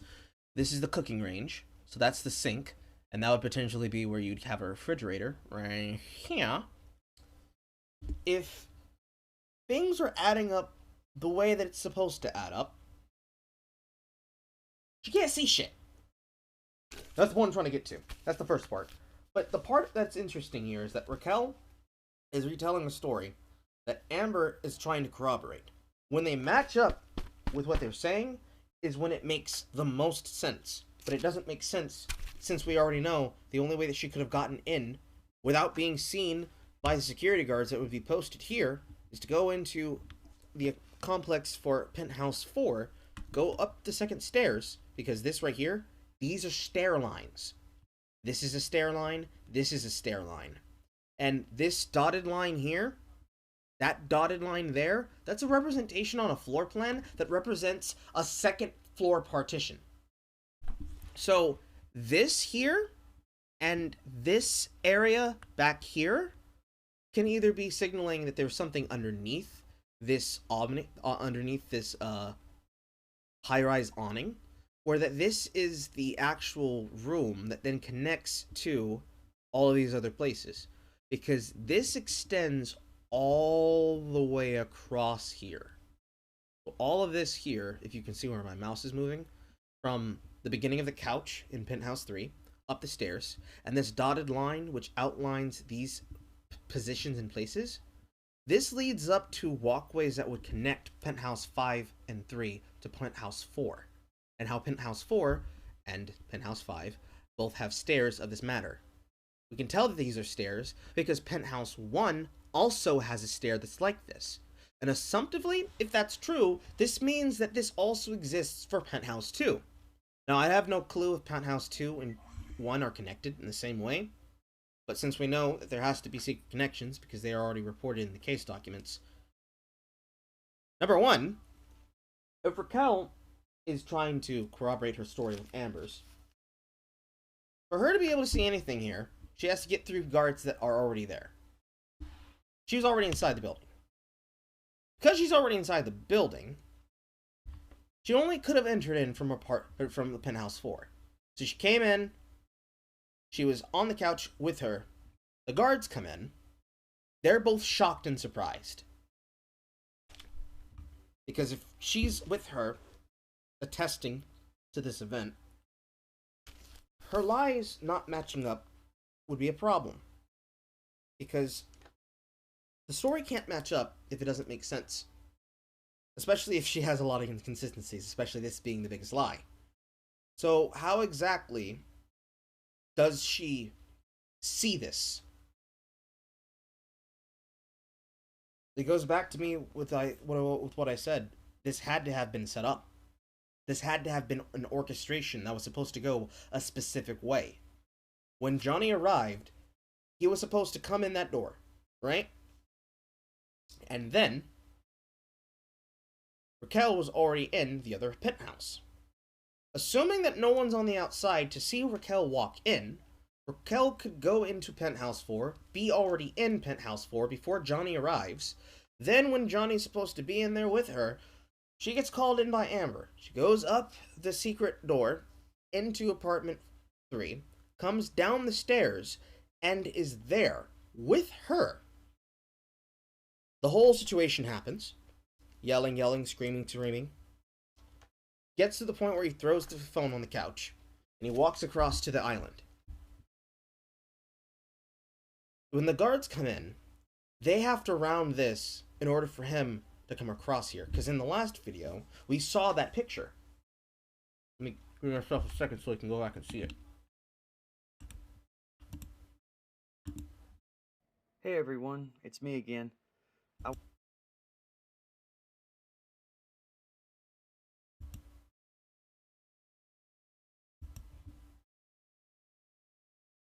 See if it can load properly. Amber yelling at This, right here. Right? Jump forward to here. So, what we're seeing here is how the lie doesn't work. Because there's that closet, there's that door, a dresser, a mirror, the truss I was talking about, and the windows that show to the outside. This is all Raquel could be seeing when she goes into the room. And on top of not being able to pass through solid objects, because she's not a fucking ghost, and she's not invisible either, how is it that the guards can walk down this hallway after hearing the screaming, come in, and Johnny's standing here, and they're all the way over here? How did she get there? Did she teleport? Did she fucking apparate? Just saying, I'm asking some fucking questions. Doesn't make any fucking sense.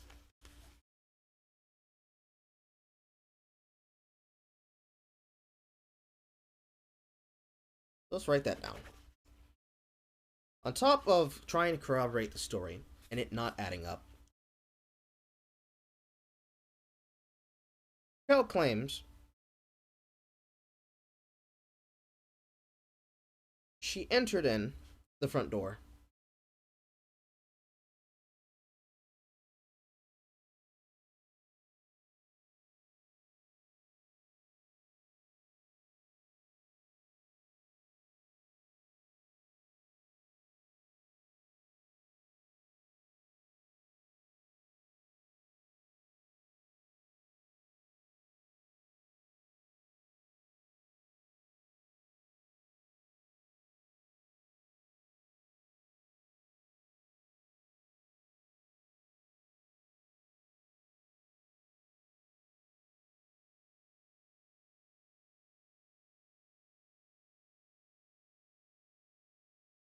So, number one, Raquel claims that she was able to enter into the front door and was then able to see the fight, but both video and video and photographic evidence shows that she could have not seen shit because we have pictures of what this looks like. The key thing to keep in mind here while we're looking at this screen is that this is not a stock photo. This is the kitchen. Like, I can't tell for sure, but I know that this right here, this pole, that's part of a wall partition for something to be inserted into, because it extends past this. This is the island that we're looking at here. To be exact, jump back. that post, that black post, right there, that is the black post where supposedly Johnny was supposed to be from Raquel's version of this story. I'm gonna make a tweet about that. That's some bullshit. Because how is it that that works? Give me 1 second. Amber or Johnny in the living room when she... Just really quick. A clean screen cap here.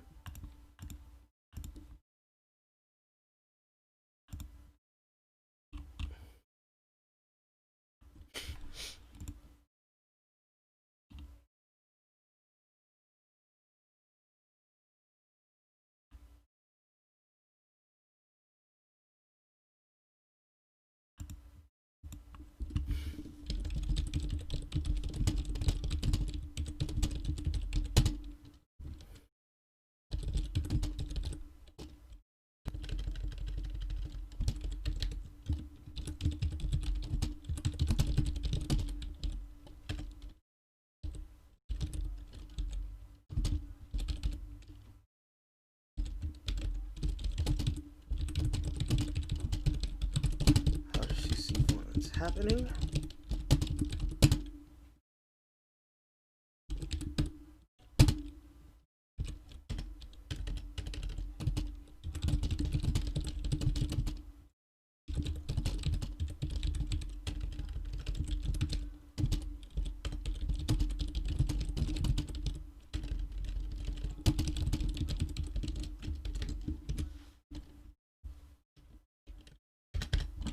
Pins in the way.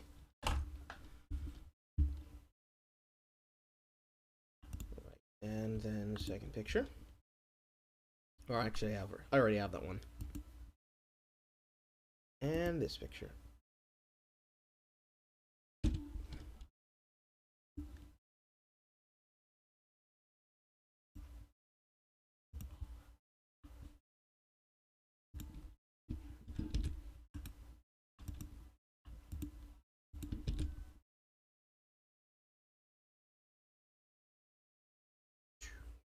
This one. And then here.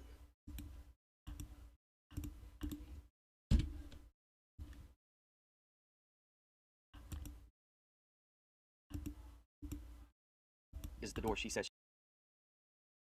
And I apologize for this being sloppy as fuck, but I gotta be able to post this.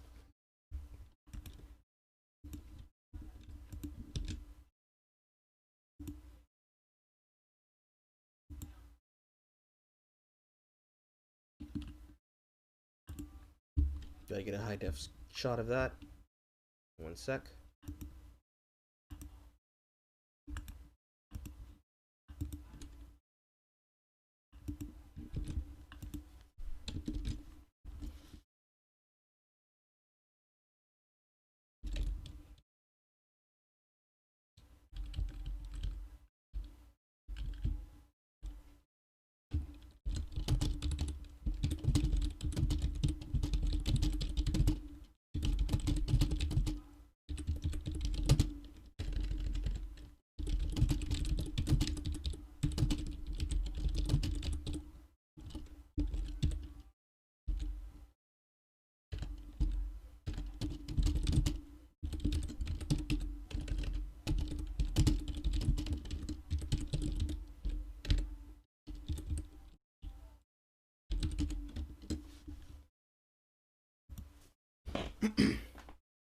Alright. Send that tweet. Get my pen. Alright, let's keep going. She opened. It is the only entrance to the condo from the hallway and also easily the shortest distance from Raquel's condo. Raquel says she saw Johnny and Amber in the living room when she opened the door. But this is what you actually see when you open the door. If you notice on the floor plan, the living room is way over here and around the corner. Raquel not only wouldn't be able to see it the moment she opened the door, but would have to take several steps inside and turn the corner before even having it in her sight. Upon opening the door, she maybe saw a table, lamps, some pictures, a rug, and at best a portion of the kitchen, but she did not see the living room or anyone in it. And make no mistake, she does not mince words when she said she saw them in the living room when she opened the door. But something tells me she wasn't banking on someone finding out that this is a visual, physical impossibility. In my opinion, this adds to the possibility that this was not how or when Raquel entered the condo and adds more credibility to the idea that she was already in there, and why Amber and Raquel's telling of what was happening as she entered/opened the door are different. But don't worry, now that they've both established Raquel as being in the condo and between Amber and Johnny, they get their stories back on track. Like, eerily back on track, nearly word for word back on track. You see, now that Raquel is between the couple, both Amber and Raquel claim that Johnny slapped away Raquel's arms/hands after she had extended them in a defensive manner, while begging Johnny to stop as he yelled/screamed obscenities at her. Raquel would then cover Amber to protect her. It was after this that Johnny picked up not just a bottle of wine, but a magnum-sized bottle of wine. Oh, did I forget to mention that the whole time leading up to this, while Amber and Johnny were having a peaceful conversation on the couch, that Johnny was apparently drinking from this very bottle. Oh, that's right. That's probably because Amber's just now plugging it into her declaration as well, but I digress. Anyway, according to both women, Johnny began to swing this magnum-sized wine bottle to smash everything he could. He would then charge/storm at Amber, demanding she stand up. He did this, about 10 times, getting closer, louder, and more threatening each time. Immediately thereafter, they claimed Johnny's security team entered, which included Jerry Judge, but they stood back and did not say or do anything. Amber would yell for Jerry to help, and that if Johnny hit her one more time, she was going to call the police. They claimed Jerry said, "Boss, please," and apparently nothing else, as Johnny continued screaming and breaking things, before finally leaving the condo, going into the hallway, where he would allegedly continue to scream and break things and smash another bottle of wine, even though it was never said he smashed the first bottle, only using it to smash other things. Whew. Okay, from here, they would both claim to hear Johnny go into Condo 5, which they describe as Amber's office, art studio, and closet for personal belongings. They state that they can hear Johnny inside the condo breaking... I'm stopping this for a moment just because I'm writing it down, but also, these... I can't say that word on Twitch.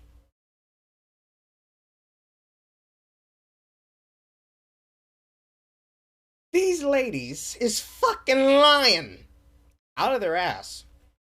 The reason I know is because both of their stories are corroborating evidence of things happening piece by piece, but there is no context for space, time, or sequence of events. They're way too fucking samey.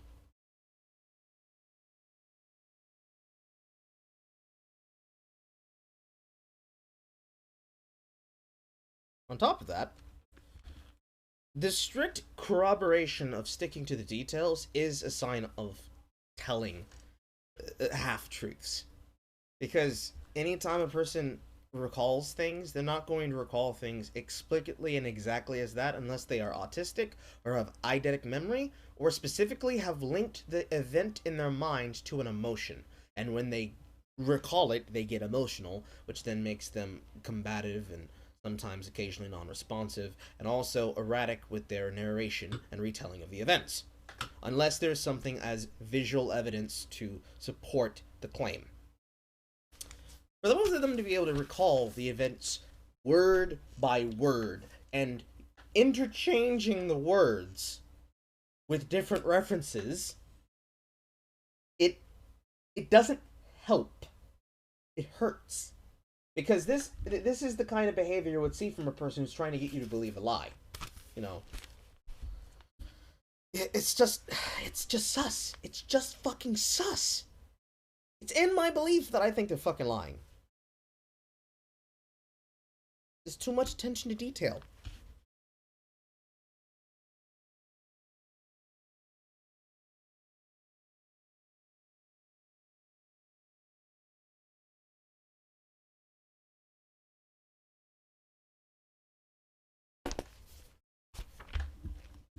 Amber's things and screaming.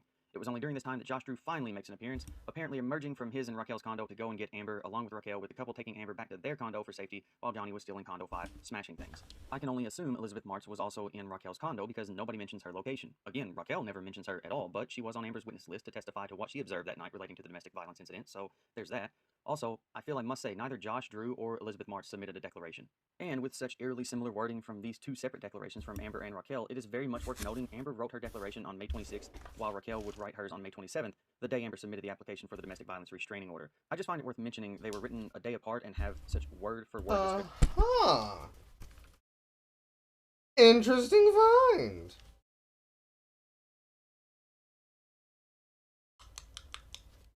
I don't remember how to spell her name. Was it Q-E-A-L? Yeah? Yeah. I don't fucking care. So, Raquel submitted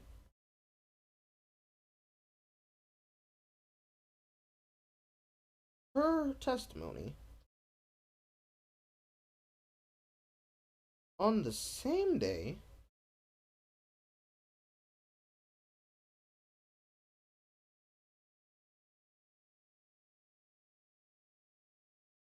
as the restraining order.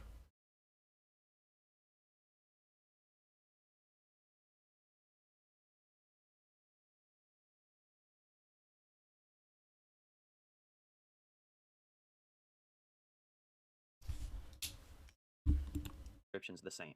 But back to it. It was during this time, while Johnny was still allegedly breaking Amber's personal belongings and Amber had been taken to Raquel and Josh's condo, that Raquel claims to have noticed Amber's alleged eye injury, citing both redness and swelling.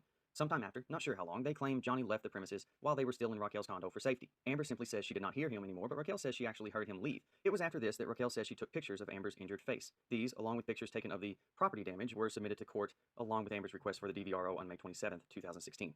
So let's rewind because I have questions, not enough answers, and things are really not adding up, primarily when important things like time and space or distance are involved. I want to start from the... That's what I just fucking said. Raquel claims to have received the message Amber sent asking her to come over. According to Raquel, upon receiving the text, she went immediately over, knocked, ran back to her condo to get a key, and was back to unlock the door in less than a minute from when she had left after having knocked. This tells me that if a trip from Condo 3's door to Raquel's condo to find and retrieve a key and back to Condo 3's door takes less than a minute, then we can assume the initial one-way trip of going immediately from her condo to the door of Condo 3 easily took less than a minute as well. To be able to approximate a length of time as being less than a minute, I would imagine it would have to be noticeably less than a minute, meaning you wouldn't likely say it was less than a minute if it were, say, around 55 seconds. Most people would just say about a minute, but Raquel made sure to specify it was indeed less than. So let's say on the high end, the trips each on average took 45 seconds. That's 1 minute and 30 seconds total, again on the high end. Now we have to account for the time she took the door before retrieving the key. Let's say it was a long 30 seconds of listening to them yell through the door and knocking before feeling it was urgent enough to run back for a key. Now we have, at most, a total of 2 minutes. You might be asking, why does this matter and where the heck are you going with this? And that's because, according to Amber and IO, a lot of stuff happened in this brief potential 2-minute window. After the text was allegedly sent and received, Amber claims Johnny continued to rant in an aggressive and incoherent manner. It does not say for how long he would do this, but then he would go on to demand Amber call IO, even telling Amber his reasoning for his demand. Amber would call IO on speakerphone, and the call presumably went through. IO would go on to explain how Amber was calling him because Johnny was upset about something he thought someone had done to him. After explaining the situation, Amber asked if IO would talk to Johnny and try to calm him down concerning this thing that they said was untrue. You know, the poop in the bed thing.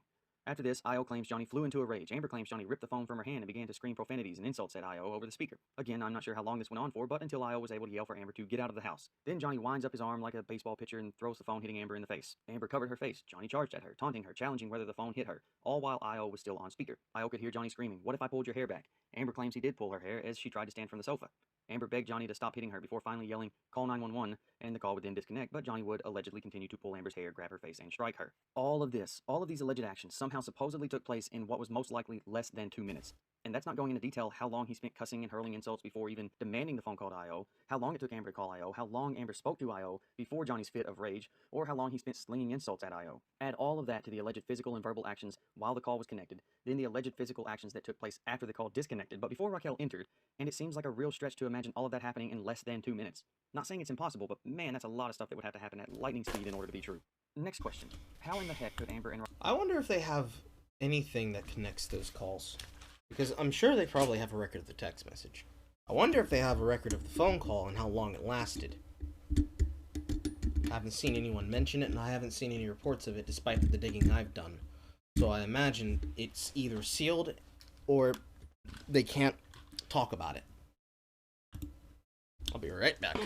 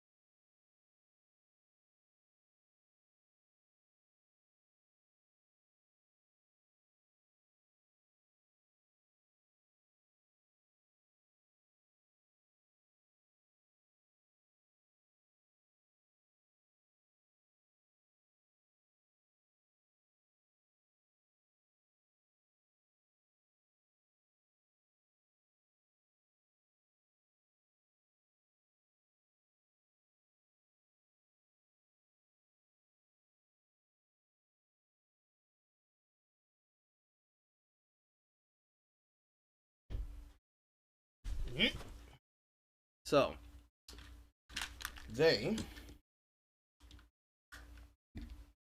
have multiple inconsistencies on a timetable.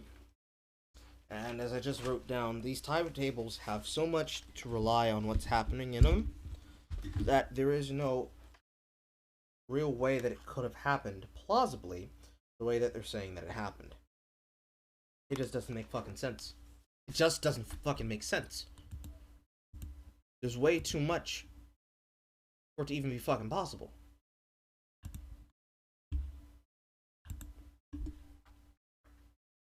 Not to mention the coincidence that all of this is able to happen in that time phase. It just doesn't make sense. Honestly, it just doesn't make sense.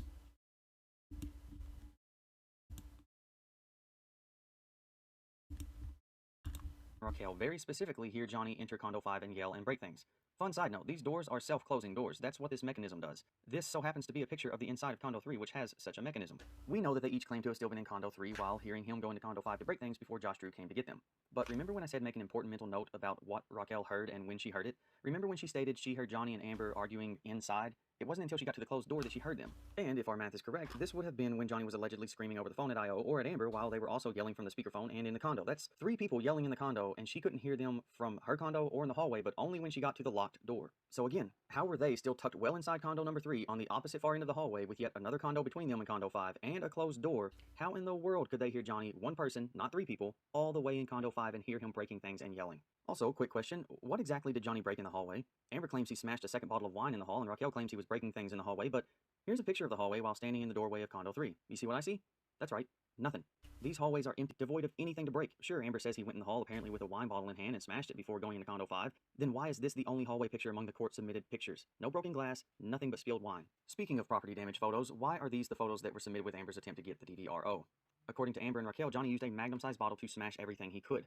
Raquel would even add that wine was going all over the walls, floors, and furniture, yet the only pictures we have are a wine spill in the hall and on a hardwood floor with an overturned, unbroken bottle, a broken picture frame that they apparently took the time to hang back up at a perfect 90-degree angle before taking a picture of it, and finally a rug that looks to have been flipped upside down to show the stain on the bottom with what looks to be glass sprinkled on it. I would have thought there would have been a lot more debris given their description of destruction.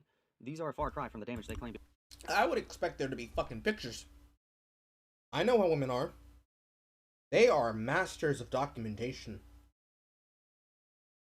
They don't take a receipt or receipts, they take receipts. If this was happening the way that they say it happened, they wouldn't be relying on just pictures or just photos. Wouldn't be relying on just anything else too, or videos or otherwise.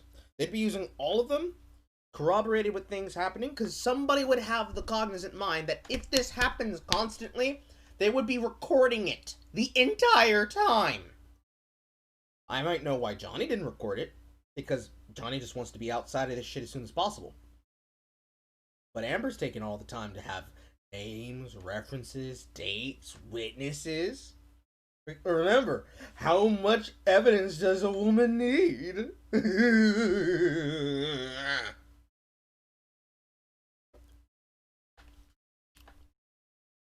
Also, I'm going to write that note down.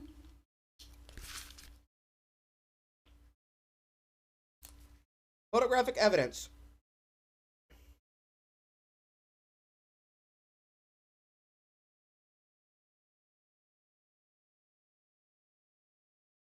Directly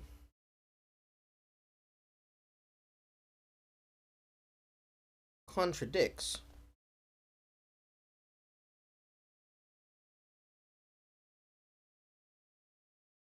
thought I heard somebody opening the door.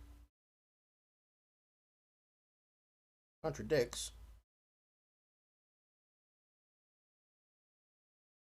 supposed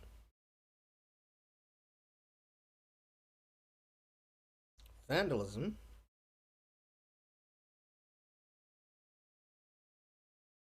I heard that sound again. I'm gonna have to get up and check it. That both girls, ladies,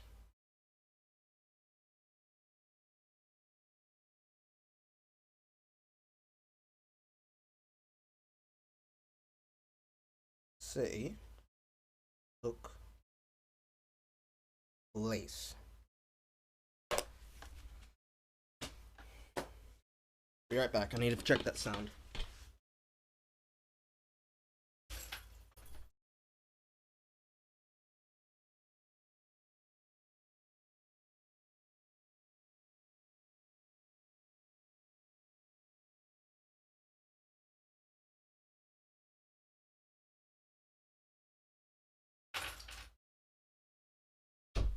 Front door wasn't locked. I had to go lock it. I didn't want to be more weighted than my own home. To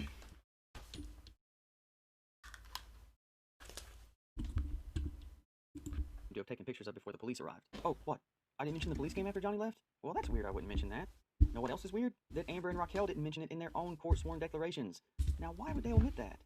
That's right. The LAPD sent officers to the condo in response to Io's supposed 911 call. So what did the officers see? Well, according to their own separate depositions, they each saw essentially nothing. They claimed that Amber looked like she'd been crying, but saw absolutely no injuries on her face. No redness, no swelling, nothing. And remember, this was after Raquel claimed she had already taken pictures of Amber's injuries. So if this was Amber immediately following the alleged assault, and this was Amber several days later, she would have...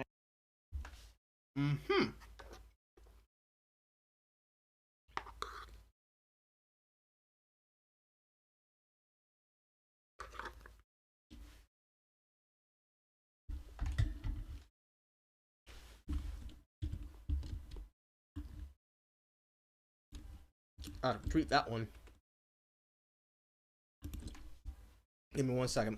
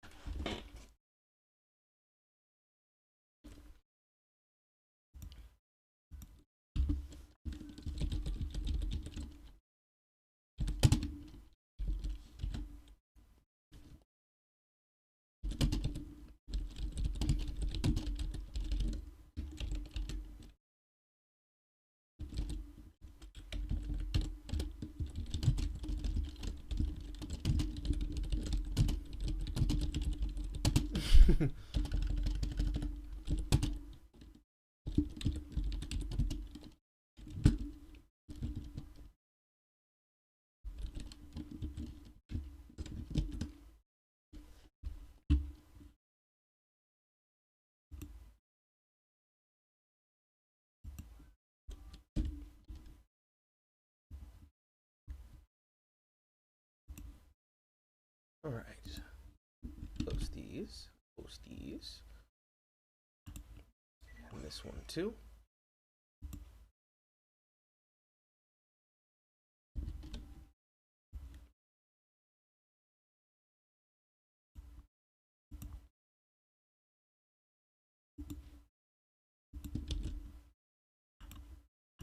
I still hear sounds coming from outside my window. I think that's the cats climbing on top of the windowsill.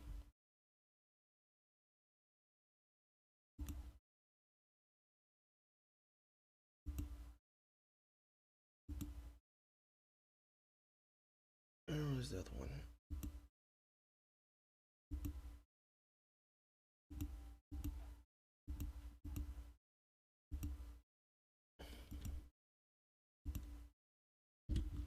There we go.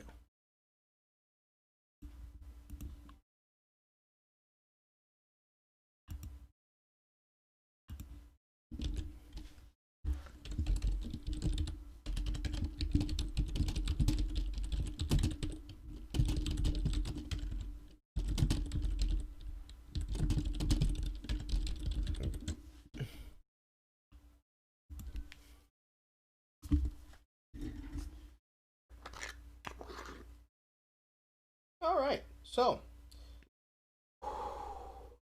I'm trying to remain silent so I don't say what's coming to my head. But we just saw verifiable proof that just legitimized that even the police knew that the shit was not true. Because that phone call led to them giving a statement that shows that they corroborated that she had no visible injuries. So she made it up.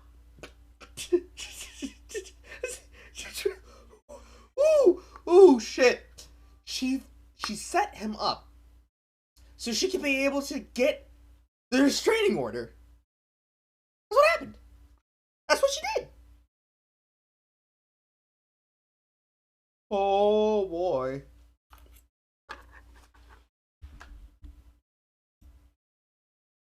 I don't know how you feel, but I'm fucking tripping.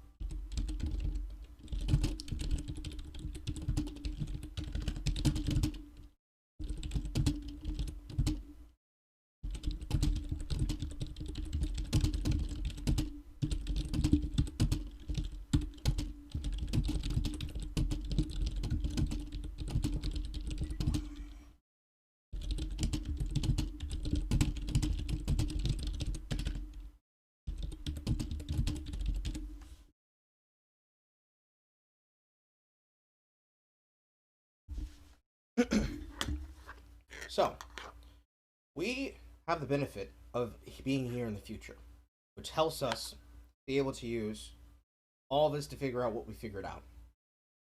So right now, we know that Heard and Raquel are lying about the time period and about the procession of time as it occurred. Because of Amber Heard's theatrics, when IO was called, IO called the police. The police come to the building and they take pictures and are receiving pictures from the girls in question.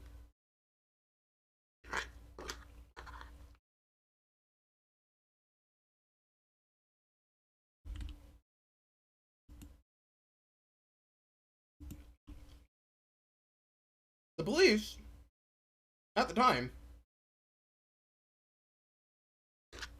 make statements showing that there was no injuries to be seen. And yet all of those pictures of her having that fucking cheek injury are circulated around as real. Along with IO coming out from this thing happening, because this happened before everything else, you see, that IO would then go out of their way to lie on Amber's behalf so that they could get the outcome that they wanted, which was to be able to get the temporary restraining order. She wanted more than the temporary restraining order, but this was just the stepping stone to effectively be able to fuck him over. And all evidence suggests that this was a plan of theirs. I don't like anything I'm hearing. I just don't. It's not good. 911 call. So what did the officers see? Well, according to their own separate depositions, they each saw essentially nothing. They claimed that Amber looked like she'd been crying, but saw absolutely no injuries on her face. No redness, no swelling, nothing. And remember, this was after Raquel claimed she had already taken pictures of Amber's injuries. So if this was Amber immediately following the alleged assault... Let me pause there so I can write it down.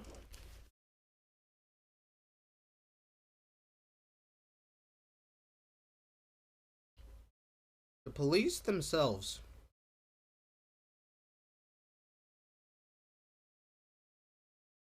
affirm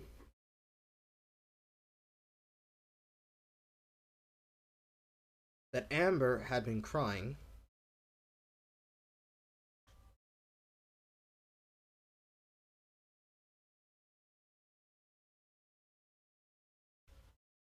but had no injuries.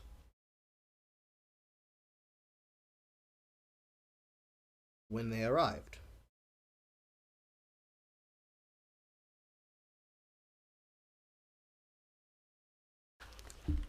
And this was Amber several days later, she would have had injuries visible when the police showed up, but neither of the LAPD officers claimed to have seen injuries upon clearly observing her face. Even when asked what happened and if she needed medical attention, Amber's responses were nothing and no. The officers also claimed to have seen...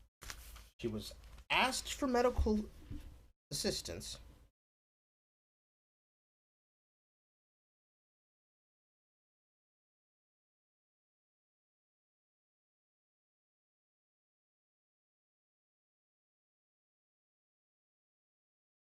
Medical assistance.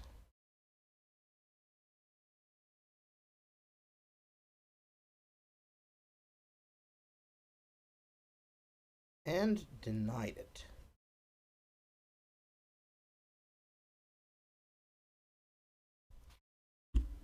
No property damage, no broken glass, shattered wine bottles, spilled wine, or other damage of... And no damage to the penthouses.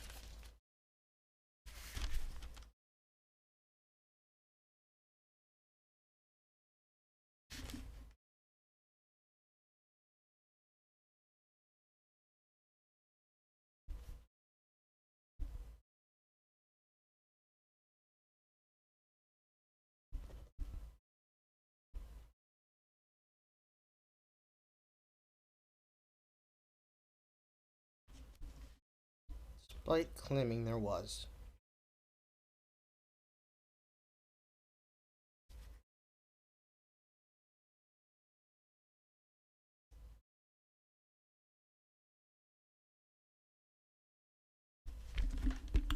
any kind. After examining Amber and the condo, the officers left their card should Amber decide to call with any further details. So why did Amber and Raquel not mention the police coming in their own declarations? I would think that would have been an important piece of information. Well, once word got out the police did show up, Amber's response changed throughout the summer of 2016. Initially, after omitting it completely, she claimed this. They were in an adjoining apartment when the cops arrived to talk with her. Now, it would make sense to say this because the Lovely. last they mentioned in their declarations, Amber was in Raquel and Josh's condo for safety. However, once the police stuck to their story of having observed the proper condo in question, Amber's story changed again, this time as part of an official statement from her lawyer, claiming the officers not only saw the damage to the condo, but also the injuries to Amber. So first was, they didn't even go into the condo. Then when that didn't hold up, it became, well, they saw it, but they must be lying for some reason. So why did these stories change so drastically, and what were they doing back in Amber and Johnny's condo so shortly after Johnny leaving with the presumed risk of returning, but before the police arrived? I have my theories. Speaking of stories changing, this isn't the only attempt at this tactic. When questioned why Amber didn't tell the police something had happened, she said it was to protect Johnny, but more recently, with Johnny's allegations against Amber as part of his lawsuit against the Sun magazine, and even more recently, his $50 million defamation suit against Amber, she claims she never filed a police report at the advisement of her lawyer. I have more news about that, by the way. That's in the future stuff. We're still in the past, and we gotta get through to it. But keep the pin in your head about that, because when we get there, we're gonna talk about it. Even though her lawyers threatened it on her behalf constantly. I suppose one could argue the initial interaction with the police was to protect Johnny, and in the following months before dropping everything, her lawyer was saying this to the media while advising her not to press charges or file a police report. Now, what kind of a lawyer would give that kind of advice if they believe their client is telling the truth? I should also note that recently, with newly released documents from Johnny's lawsuits, these ever-changing stories were something Amber allegedly tried to get others to take part in. Trinity Esparza, the head of desk staffing and security at the Eastern Columbia building, was questioned shortly after the alleged incident. She claims to have seen no marks on Okay.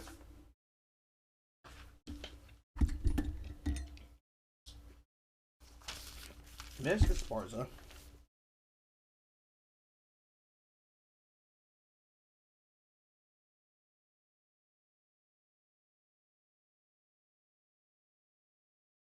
Sparza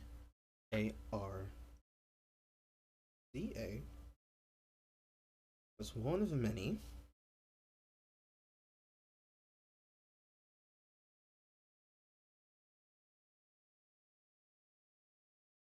people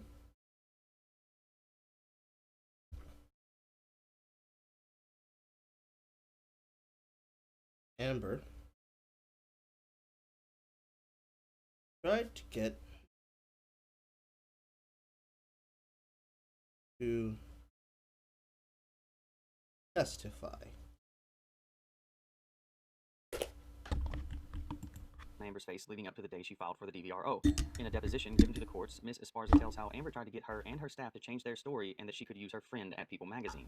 Yes, that People magazine.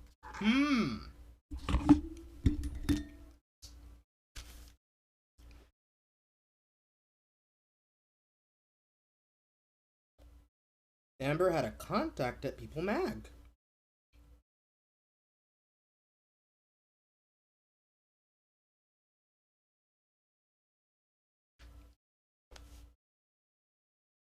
So, it looks like my entire statement of how many people knew the truth but were told to cover up about it was right on the fucking money. Not only that, she had a fucking person, a contact at People Magazine that helped them with this story. Yeah! The same People magazine that was forced to retract a past story claiming Johnny was going to rehab, which was not true. Ironically enough, the same magazine that got the immediate exclusive interviews and photos from Amber about another alleged incident occurring in December of 2015. An incident in which my first video covers in detail if you want to know more about it and I haven't bored you to death already. Esparza and her staff stayed with their initial comments and even discussed not seeing her with markings on her face the days leading up to this picture. Since we are on the topic of what people saw and whether it matched up with what the submitted photo showed, let's talk about these pictures. I have a few questions. 1, I'm questioning when exactly some of these could have been taken, and 2, where? As to the first question, it's really hard to say. They claim these photos were taken sometime between the point in which Johnny left and the point the police showed up. I can't debunk the when of these photos, as according to new court documents confirming the hard copy photos given to the courts were not given in tandem with the original digital copies nor the original metadata, which would confirm the exact dates and times of the photos. By the way, why not submit the originals? Why submit copies, some of which look to have been altered with a stock filter from a phone app? So the when must remain up in the air for now, but the where? That's where things get interesting. I've already noted how odd it is that among all the descriptions of damage Johnny allegedly caused, these are all we have.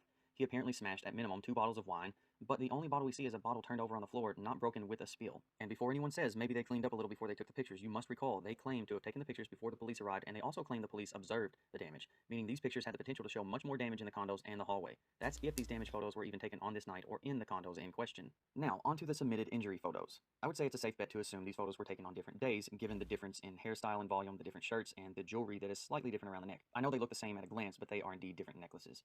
Also, the markings in these filtered photos are much more in line with Amber's appearance on May 27th after filing the request for the DVRO, but oddly enough, drastically different than the very next day, May 28th, after visiting her lawyer. So let's move back to this photo. Oh my god! No. No! No, Amber! No! No! Drastically different than the very next day, no! My god! You can even see that there's nothing there! Shit like that doesn't heal over a week! Injuries like that. I'll even fucking go to my camera because I can use my face as a perfect example of this. Hold on. Hold on. Hold on. Hold on. Okay. Lighting's kind of bad, so y'all probably can't see it. But if you look here on my face, you can see a very good enough indentation of a scar that leads from here across here. It's because somebody took a knife and stuck it in my face. Long story. $2,000 later, my eyesight is okay and fine. Don't worry about it. But when I got this, that shit didn't heal over a week. It didn't. It just didn't. So what the fuck? What the fuck? What in the actual fuck?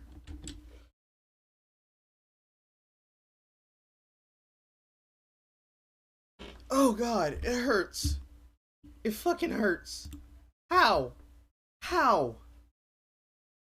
Goodbye, Mariner. We'll see you next time. But how? How the fuck? When the fuck? Where the fuck? How the fuck? Why the fuck? And what the fuck? That's... This girl is not a good liar. This girl is not a good liar. Not good. How did nobody look at this and say, that's not how scars work? Was there no medical expert that hit them up and said, let's study this? Did nobody involved with the divorce see this? I imagine his lawyer saw this and they couldn't do anything about it. How the hell? I focus on it, I'm just gonna get upset. Moving on. 8th after visiting her lawyer. So let's move back to this photo. This is the sole photo we saw submitted that presumably was taken moments after Johnny left while Amber was being kept in Raquel's condo for safety. You can clearly see the red markings Raquel describes in her declaration. However, I personally don't see any swelling. The eyes and surrounding areas on both sides of the face seem to be the same in terms of lack of puffiness or swelling. Interesting given that the phone allegedly struck Amber on this side of her face. Also worth mentioning is the angle of the line. The line marking what we can presume is supposed to be the outer edge of the phone is what looks to be at a near perfect 90-degree angle and flush against her face. Not saying that the phone could not have struck her this way, but when thrown as violently wild from the hands of an allegedly very drunken man, this is an incredible coincidence to strike flat against the face and at a perfect upright angle. Observation of her alleged facial injury aside, let me get to the main reason I'm showing this picture. According to Raquel's declaration, we were led to believe she observed the alleged injury on Amber's face while they had Amber in their condo for safety, taking pictures of said injury after Johnny had left. This has us assume the pictures of Amber's face, more specifically this picture, was taken in Raquel's condo. But where was this photo actually taken? Well, that's a question I can't answer, and I can go ahead and tell you it wasn't in Raquel's condo as she would have you believe. And here's how I figured it out. I find it best to start by eliminating the condos that were obvious non-factors this night because, well, why would they go into a condo in which nothing took place just to take the injury photo? So that gets rid of condo 2 and 4. That leaves 3 potential possibilities. To figure out which one, it took a lot of digging and may take some long-winded explaining, but it will be worth it. As I previously mentioned, Johnny would eventually sell all 5 condos after the divorce. The collective units would actually go on the market in September of 2016, the month after Amber, having never pressed charges or filed a police report, dropped her entire allegations with prejudice, which basically means she can never accuse Johnny of it again and never seek legal action. Let that soak in for just a second. Anyway, the realty group listing the condos had taken several pictures and even video prior to posting the properties on the market. It is worth noting that by all accounts, this is very much the layout of the condos as they were while Johnny and Amber lived in them and also the night of the alleged phone throwing. I say this confidently because it was so shortly after the allegations being dropped and Amber, despite claiming to be homeless, was still seen residing in condo 3 a few months later as late as December 2016, just 1 month prior to the divorce being finalized. So let's observe what else we can see in this photo and try and help narrow things down. The colors are somewhat muted, so let's saturate them. This way it gives us a better indication of the colors in the surrounding areas. Basically, this makes the color stand out more, becoming more prominent. We can now see that the ceiling above Amber's head is a nice shade of blue with an inconsistently textured paint pattern. This is a big observation considering each condo has a unique color palette and aesthetic. Of the 5 condos, there are some that have blue, albeit on the walls and not the ceiling. And then those that aren't really blue, but they do have that inconsistent textured look, meaning not a straight flat color. You might be thinking, well, that gets us nowhere. I thought that too, but then I noticed that all of these condos have high ceilings. Well, at least on the first floor. The second floor of each condo has a much more standard height of ceiling, and if you notice, the ceiling above Amber's head is low enough to be visible in this up-close shot and also low enough to reflect the light from the lamp behind her. Something that's not possible with the high ceilings of the first level of the condos, and none of the first levels have this blue textured paint style on the ceiling. Of all the pictures I was able to gather of the second floor of the condos, only one matched the ceiling in color and pattern. This one. This, believe it or not, is Johnny and Amber's bedroom. It is upstairs in condo number 3. Note that not only does this color and pattern match the one from the injury photo, but also the ceiling is low enough to reflect the lamplight, even in a daytime photo. Something else I'm sure others have noticed is the lamp. Notice this pull here, hanging down from the shade. Look familiar? I'm sure some would argue that many lamps have things like this on them, but these look identical. We also have purple in the background, matching quite a few things thematically in the room like pillows and paintings. And then there's something else in the background. It was really hard to make out until I was able to get a picture with a view from the opposite side of the room. Notice what is along the wall in the far corner, a shelf with various items on it. But what stands out the most is this. On the top shelf, it seems to be a basket of some sort, weaved with an alternating dark and light color and checkered pattern. So, if you would indulge me, I want to try something.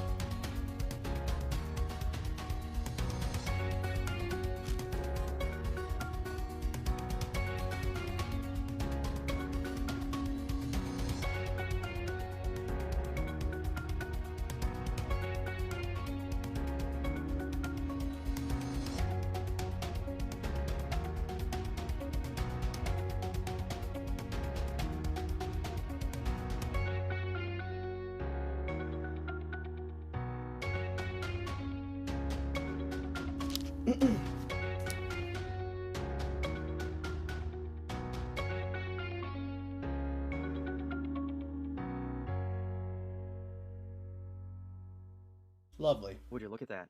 What looks to be the same basket on the top shelf of the same shelf at the end of a low ceiling with blue textured paint patterns. So it would seem Amber is standing about right here, just outside her bathroom, facing this direction while the picture was being taken.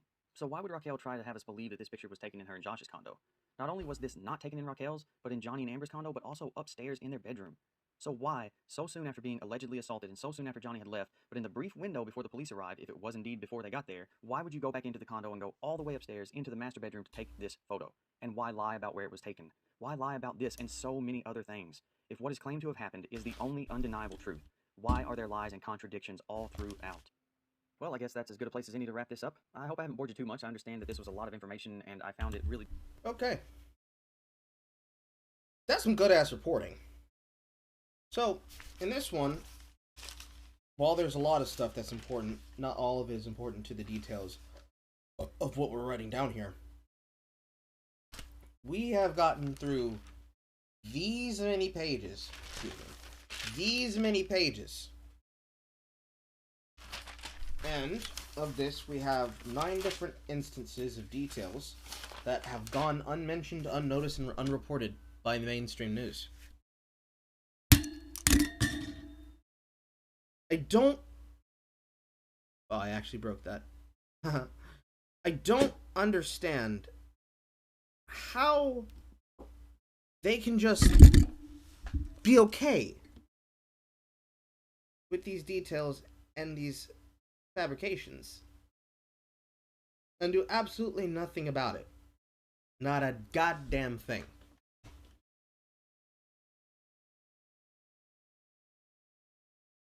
Because I'm pretty sure it's a crime of some sort?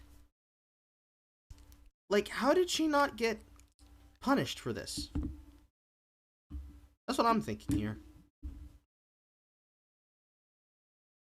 I don't know. But let's recount what we know so far. While I change up my pen that I just broke.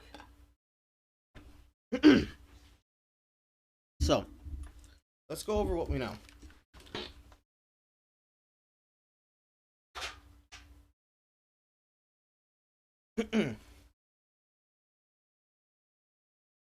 Amber consistently berated Johnny throughout their entire divorce period. Gave confirmation of abusing him. We already covered that. Now that we're going over things from the beginning, and we're documenting them based on what we know now in the future, and what we have documented here in the past, we have multiple inconsistencies with her story that amounts to lie on top of lie on top of lie. There are words I want to use, but I can't say those words, because those words are not nice. What I will say is we have a lot of proof that documents that a person who has nothing to hide and would be the victim in a situation with absolutely all means of trying to find a way to bring her abuser to justice has done a lot towards the benefit of trying to cover things up, to the extreme detriment that she had to drop all accusations with prejudice. She lied. She made up shit. She fabricated and lied more about the events, about what happened, orchestrated a situation, an event, that would then get used to convince a person who probably was unconvinced of how abusive it all really was, to get them to help, to get the restraining order necessary to then continue to fuck up Johnny's life. And in said event, she and a friend create the fabricated evidence necessary, but unsuccessfully used, to set Johnny up. It's only after they convince the third party that they're able to get 3 people recognized as women, or at least one recognizes and self-identifies as a man, the other 2 are women. Gotta be factually accurate. These 3 individuals file something that then leads to screw Johnny over, all of which is predicated on lies. Lies that can be confirmed as lies, because there's photographic, visual, and audio evidence that would supply this to be not true. All of this while us going over the details in the future from what we were able to see with the first leaked piece of information that confirmed that she was abusive, showing that she had a penchant for setting him up and also gaslighting him. Bruh, she's fucking evil. She is so evil!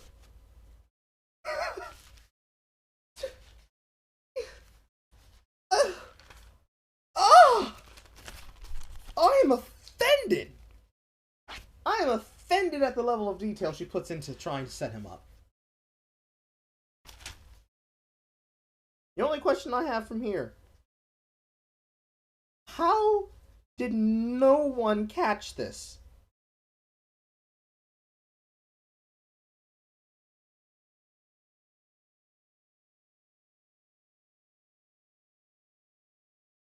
How did nobody catch this? How did nobody reference this? How did nobody report this? Why was there nobody who pointed this shit out? Why did nobody fucking go over this? Why does it have so few views? What the fuck? What the actual fuck?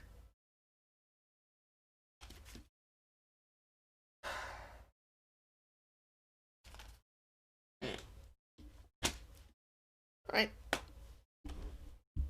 Let's take another break. Let's take another break. Because we have to send that tweet. And also I need to do something really quick. So I'll be right back.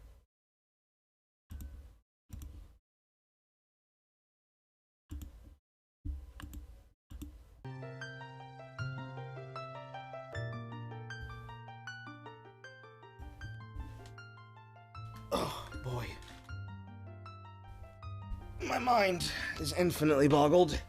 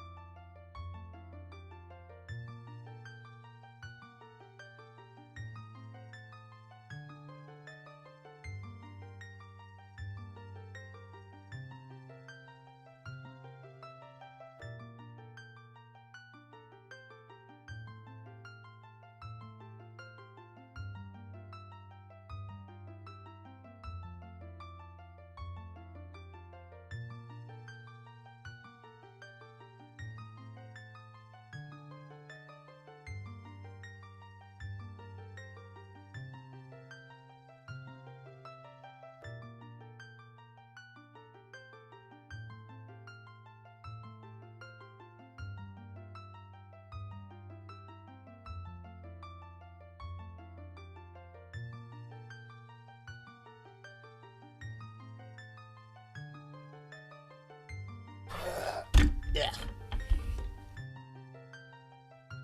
I forgot what time it was. Looks like I'm gonna be going into the wee hours of the morning, boil. But before I do, gotta send the next tweet.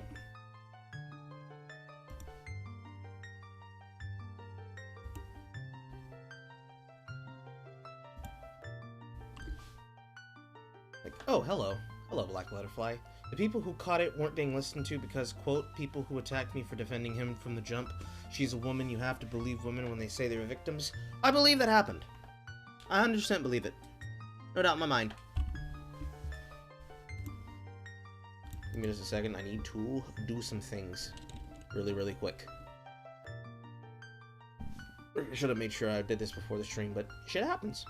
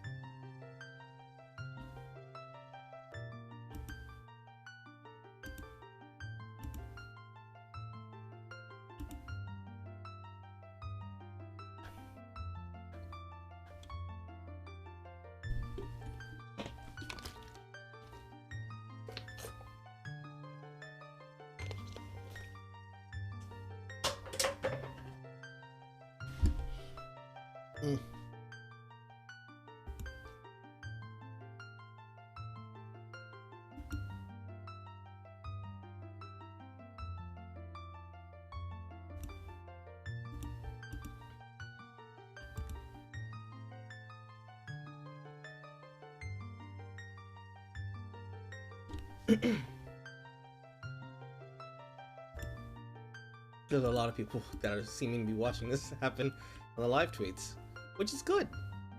People seeing about this and hearing about this is good.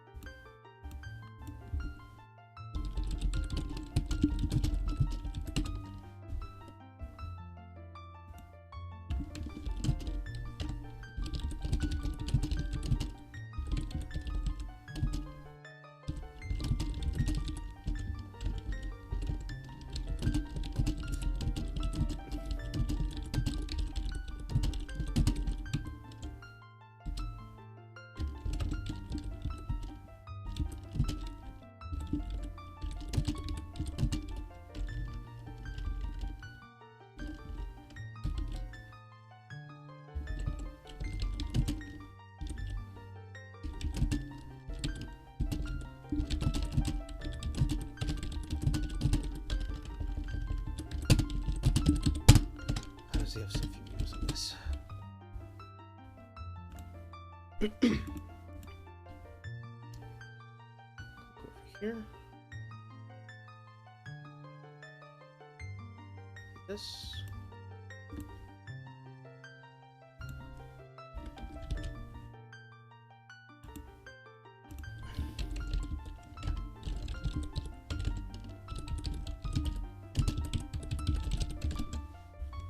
Alright.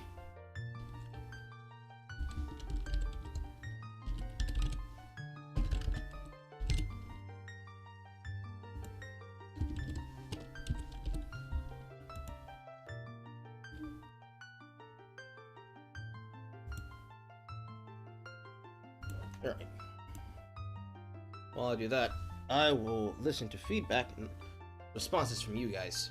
Because I need to send this email and / do this thing before 10:30. So I'm just gonna give myself like 10 minutes, 20 minutes to rest my voice, while occasionally chiming in. Hope you don't mind. Just, I need to do it.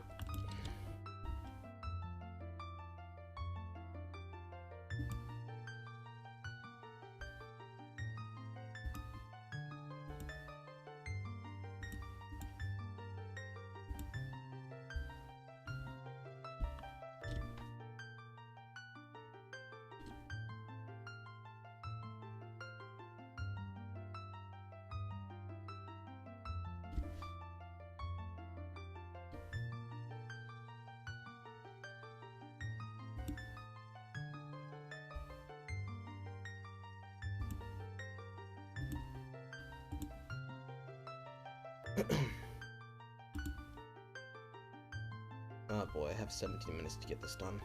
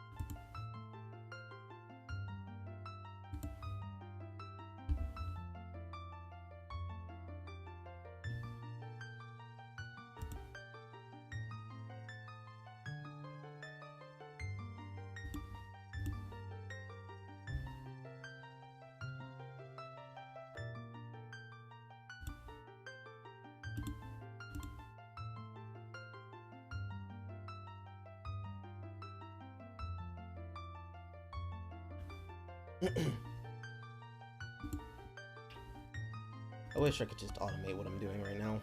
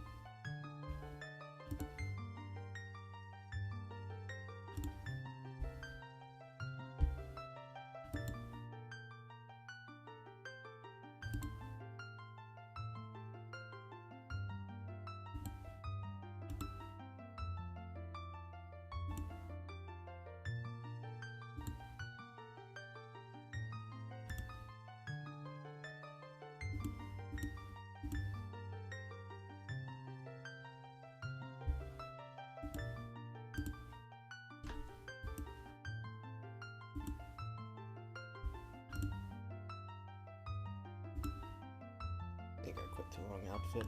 I did.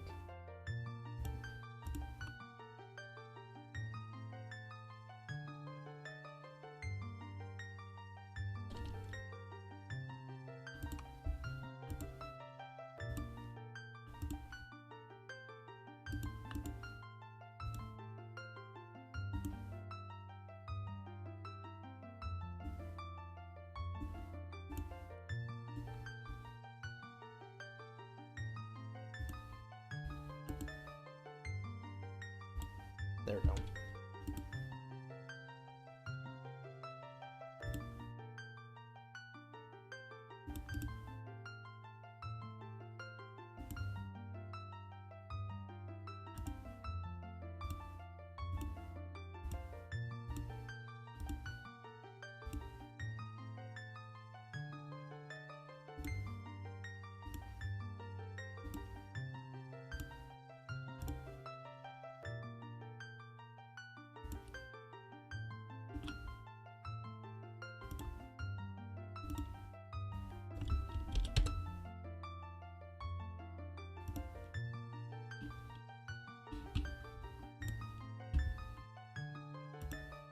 I have 10 more minutes.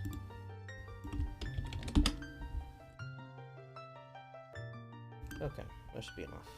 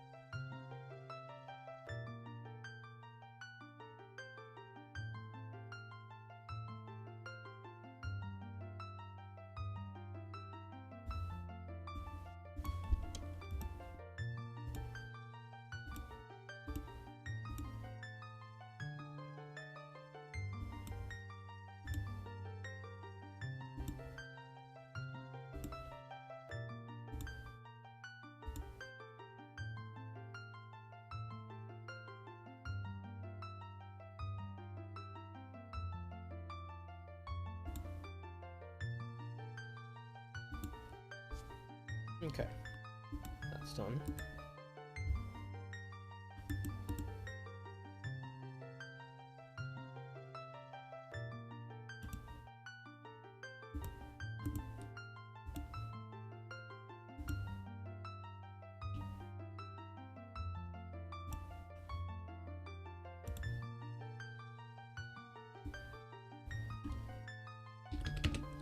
Need this to go 150.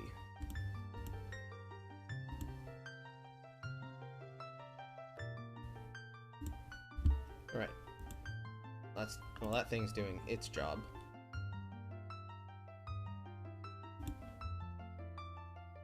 Carl's doing the hacker, man. No, I'm catching up on a couple of things. Some things that I needed to address, but it's like I can't tell you what it is. It's just it was important enough that it couldn't wait. Alright. I have to wait for it to finish what it's doing, and then we can get back to the show. But y'all tell me what the fuck y'all think. Because I have not seen all of the ones that he made. The only one which I've viewed was the one which we viewed last time I did TopKek. So, when I was here last with Longbone and Michelle, is what I saw. All of this shit is beyond me. So as we keep moving forward, and while I keep writing down notes, all of these pages are going to start getting longer and longer and longer. Because I'm not just writing down questions that I want to ask people. I'm writing down questions that any normal person would ask when they see this. Like, details, notes, times, date stamps, places, evidence of factual, provable, you can't fucking possibly make this up, line. And I have to imagine, I know what I think. And I think if Jay and Michelle are any indication, what others like-minded with me think. But what do you think? Because I imagine some people have some wild takes out there that they are just holding back. I know there's some people on Twitter who are thinking things that are different. I was looking at this. There are a lot of people that are saying there's a lot of questions in my mention. There are a lot of questions. And all I'm doing is trying to supply some fucking answers.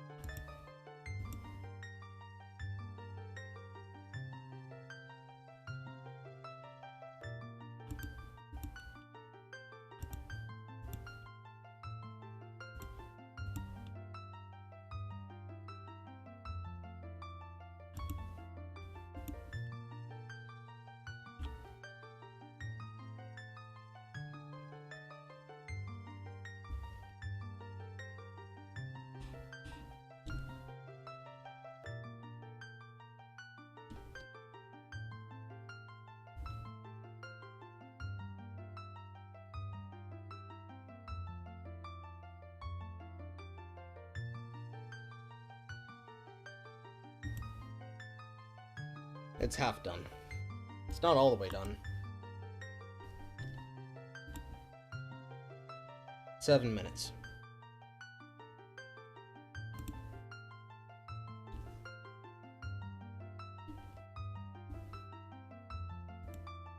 Let's stop after this.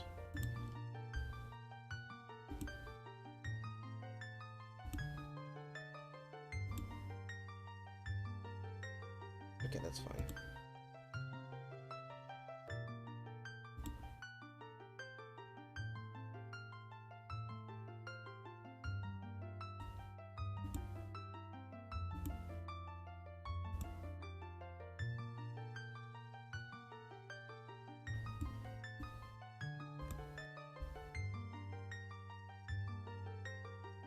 $20.15.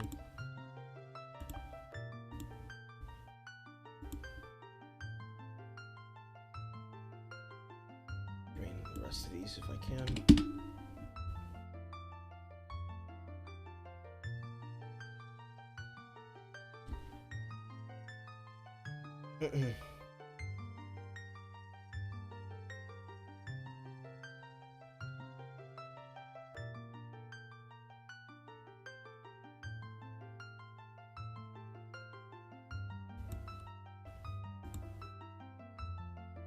You already know my response. Brian did work between him and a woman, Autumn on Venus, who started covering this stuff 2 years ago. It's baffled on how it took people this long to start listening to the truth. Interesting phrasing, Black Butterfly. What I think happened is this, because this is how I experienced it when I started paying attention to it, when this became more relevant last year and this year. It was happening. People like Brian and Autumn and others like them started following it in the ditch. They were down in the ditches. They were the first ones to report on it. They were the first ones to spread the information. They were the first ones to document and do what was necessary to just, you know, just grab a hold and just say, here, take it. The media saw it. Someone was told, run this story, because I said. And I said this last time. I said, I wonder how many people knew the truth, but ran the story anyways, because it was better publicity. After hearing the note... Where is it? Because I wrote it down.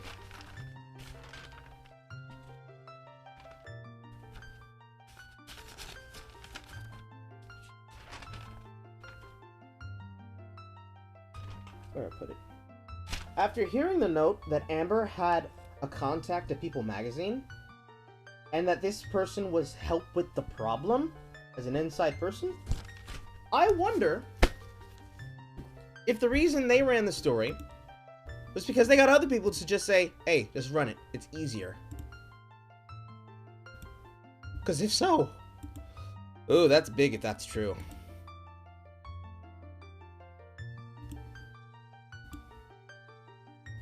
There's just so much that just doesn't add up.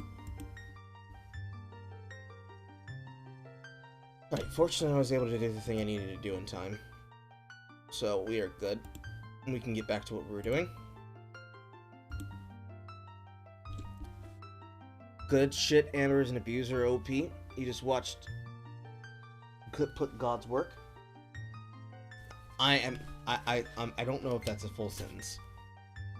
I'm assuming you're saying good shit, Amber is an abuser, and that you just watched the OP put in God's work. Those of us who were trying to use our voices in whatever way we could were constantly shouted down and being told we were apologizing and defending an abuser and that they would ignore all the facts, like the moving bruise. I agree. Because the Amber Heard case is exactly as similar as the case of Victor Joseph Monona versus Funimation. Everything to do with it. They are exact mirrors of each other. Not so much in, say, the particular details. One is a voice actor, the other one is an actor. But the listen and believe, we'll settle this our way, we have a group of people we just want you to listen to. All of that happening the exact same way. It still continues even now. And just like there, I, being one of the people who was documenting that, myself, I can say that I did not see this because I was watching that. I was putting in my time and effort on that event and on those things happening than on this. And that's a slight by me.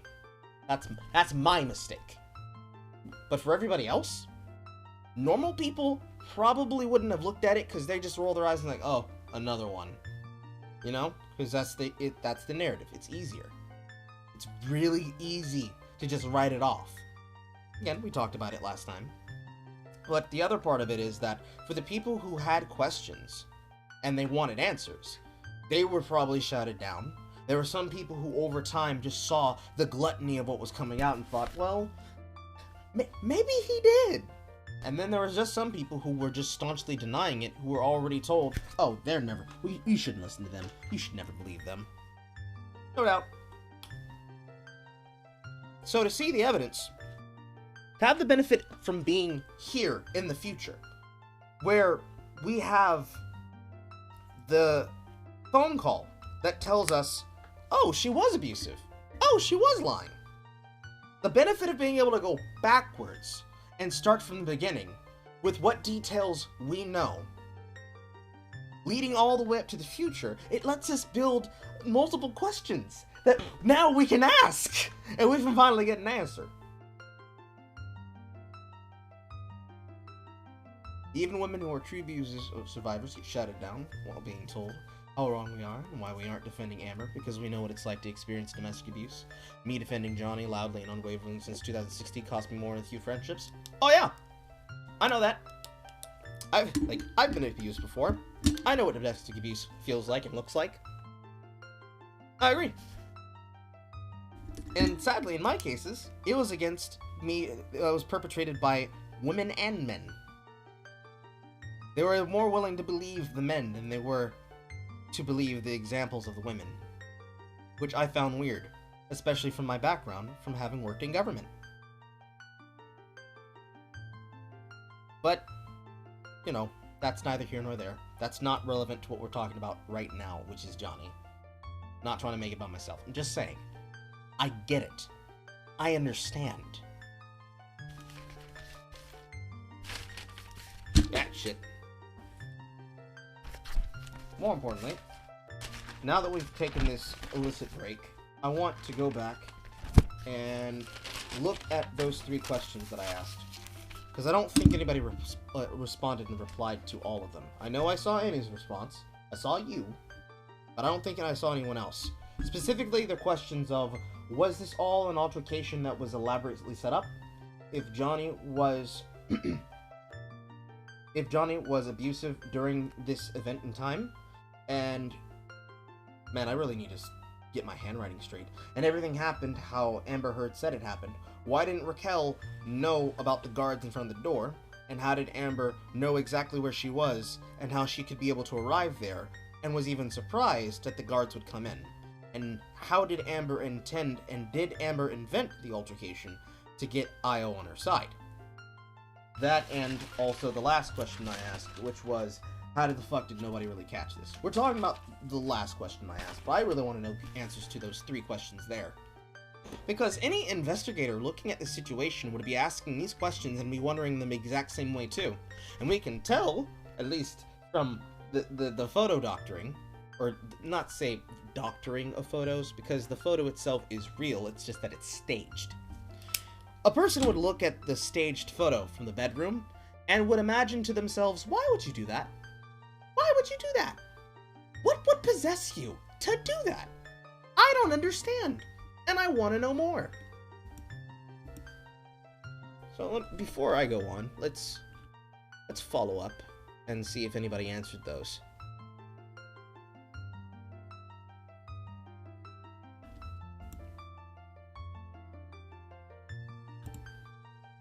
Let's go back through. No, it does not look like anybody else answered it. That is unfortunate. Well, the night's not over yet.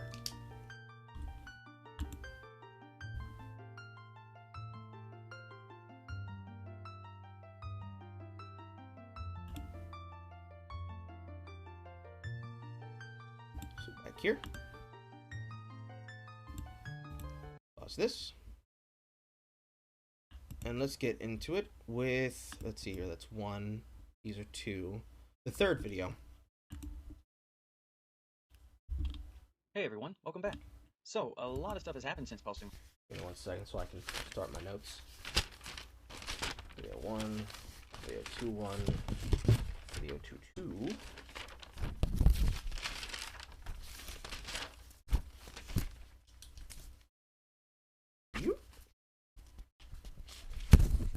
Let's start these ones right here. So, video 3.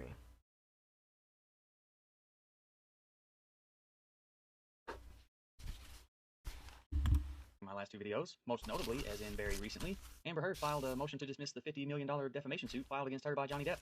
That said, that's not what I plan to cover in this video. Don't get me wrong, I've seen the new filings and do plan to cover them in detail, but this video has been planned for weeks now, and it's more of an addendum to my original 3 videos. If you haven't watched those, I hope you do before watching this, just so it makes a little more sense. Also, I poured a ton of work into them, and I can all but guarantee you they contain a good amount of information you might not have seen yet. I'll link all 3 videos below. The first, The Lies Not Talked About, primarily goes over the original allegations about the December 2015 incident. Basically, one of her key witnesses claimed to have been in LA to see the immediate aftermath of the alleged incident, but in actuality was on the other side of the country. The next 2 videos are essentially one long video focusing on the allegations on the night of May 21st, 2016, titled The Questions You Should Be Asking. I elected to split it into 2 parts. This is where I think some confusion might have been. Whereas most Part 1 videos do contain the bulk of big discoveries and holy cow moments, while Part 2s tend to be extra stuff for additional clicks, my Part 1 is more of an informational setup for the second part, and Part 2 really brings the big discoveries, but has only a fraction of the views. So, not to be that guy who shamelessly plugs his content, but please, if you've watched Part 1 but not Part 2 thinking Part 1 had all the good stuff in it, please go watch Part 2 all the way to the end, because that's where the big payoff is. Now then, where were we? Oh yeah. With the new filings came a number of new allegations, exhibit submissions, and declarations from Amber. I'll be using a few of the newly submitted exhibits in this video only because... Let's take a quick look at this. I know about the first image, the filing of the motion in court to dismiss the $50 million defamation suit. I also have stuff about that, but we can't get to it until we get through all the way through this, so that'll be for later. The recounting of extreme violence while asking the court to dismiss the defamation suit. I remember those articles, and I remember this piece of information, Exhibit 29. Because they're directly connected to what I've already talked about. So I suppose you could look at this as a punctuation to my earlier videos, but also as a transition to the new ones that will be coming as this progresses. As such, this video should be a little bit shorter than its predecessors, so let's get started. My first point is an addition to my first ever video. In it, I use IO Wright's article he pinned for the refinery to pinpoint the date of the December 2015 alleged incident. Also, I want to briefly point out that I was right, as it was finally confirmed by Amber in her new filings to be December 15, 2015. In the article, IO talked about seeing the aftermath and injuries claimed to have been so he was by right Amber in at the his hands of Johnny Depp. predictions? He would go on to say he watched Amber go on national television the next night smiling through a bloody lip. Amber alleged on the night before appearing on The Late Late Show on December 16, 2015 that she feared for her life at the hands of Johnny Depp. She and IO claimed that Johnny tried to suffocate Amber, ripped multiple chunks of hair from her scalp, struck her repeatedly, and used his entire weight to smash her face with his head, nearly breaking her nose. The new filings add even more acts of violence, but we'll go over those a bit more down the road. By the way, I'm still looking for the visible evidence of these horrific injuries. From the looks of it, aside from looking a bit tired, I see no busted lip or even anything close to a laceration or open wound on it. I see no swelling on the face and certainly not on the nose, which was said to be nearly broken less than 24 hours earlier, and no clumps of hair missing, and yes, I'm aware the hair could be styled a certain way to mask that. However, no amount of makeup can hide what would have been inevitable swelling. Also, while I'm writing this down, shoutouts for Incredibly Averaged for getting that prediction right. Spot on the fucking dot. Because I don't know if there's many people who would investigate a situation who would be able to look at the details and not only be able to make predictions about the timetables and measure them up, but that is some truly weaponized autism right there. And I mean that as a compliment. Because the only time we've seen people be able to put together their brains to figure shit out like that is when we're looking at 4chan and the Capture the Flag war concerning He Will Not Divide Us. From such impact, but we can get more into that as we go over the new filings in later videos. Now, I know this is something that plenty of people have pointed out already, but there is this screenshot from a high-quality clip of the episode showing Amber voluntarily scrunching up her face and nose while telling a story. This act doesn't definitively prove her lack of injuries, but logic and common sense have to play a role in this. If you've had someone smash your nose, nearly breaking it with their head using their full body weight, it would be very difficult to make this face without a notable reaction from the pain and discomfort, if not making it impossible altogether. I made sure to point out that this screenshot comes from a high-quality clip because it's all I could find online. A couple of clips from the episode. I even looked for anywhere I could purchase the episode, but it seems to be scrubbed from the internet, at least in high quality. If anyone can get their hands on it, please let me know. That being said, I did manage to find a slightly lower quality copy of the entire episode from opening to closing credits. Even though it is a lower quality copy, it was more than enough to debunk a big claim made by IO in his article. But first, I want to point out another face or two Amber makes with literally no reaction to what should have been a good deal of pain and discomfort. So let's take a look. You know, like any reasonable people, they didn't like it. Yeah. But you know, I'm going to go back and freeze it right here. Again, who is capable of this after having their lip busted open? Overlooking the thought that even if she forgot about the lip, this would most likely cause a noticeable reaction once the pain reminds her, oh yeah, that hurts. But also, wouldn't pulling the lip in a biting motion using that amount of pressure and suction risk reopening a wound that, let's be honest, probably wouldn't have been closed in the first place, causing it to bleed all over again? Then there's this coming out of a commercial break, another interesting face to casually make when you have a nearly broken nose and a busted lip. Again, the nose scrunched up, and this time with the mouth and lips stretched wide open, apparently not causing any discomfort or fear of reopening the wound. These are just a few. Yeah, that's sus as fuck, too. How do I phrase that? Supposed wounds.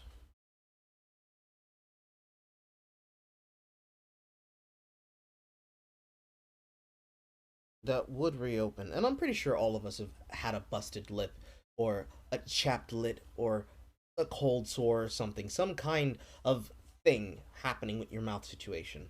That when you fuck with it, when you bite it, or if you had a cut of some kind, if you accidentally stretched it, scraped it, opened it, it makes it worse. So you don't touch it so that it can heal, right? For her to make faces like that and for nothing to ever happen, that makes sense. Because I remember when there are times I had cuts right here on these sides of my mouth because of somebody hitting me. And I tried to open my mouth to laugh, and it hurt, so I couldn't laugh. I don't know how you'd be able to do all that and you not be in, like, physical pain. I'd imagine if you were in pain, you could do it, but not for long. And you would be visibly in distress the entire time.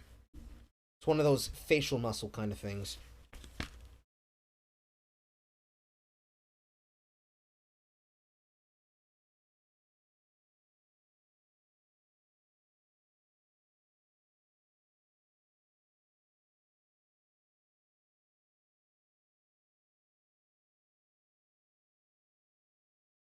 typical wounds that would reopen are not present and do not bleed.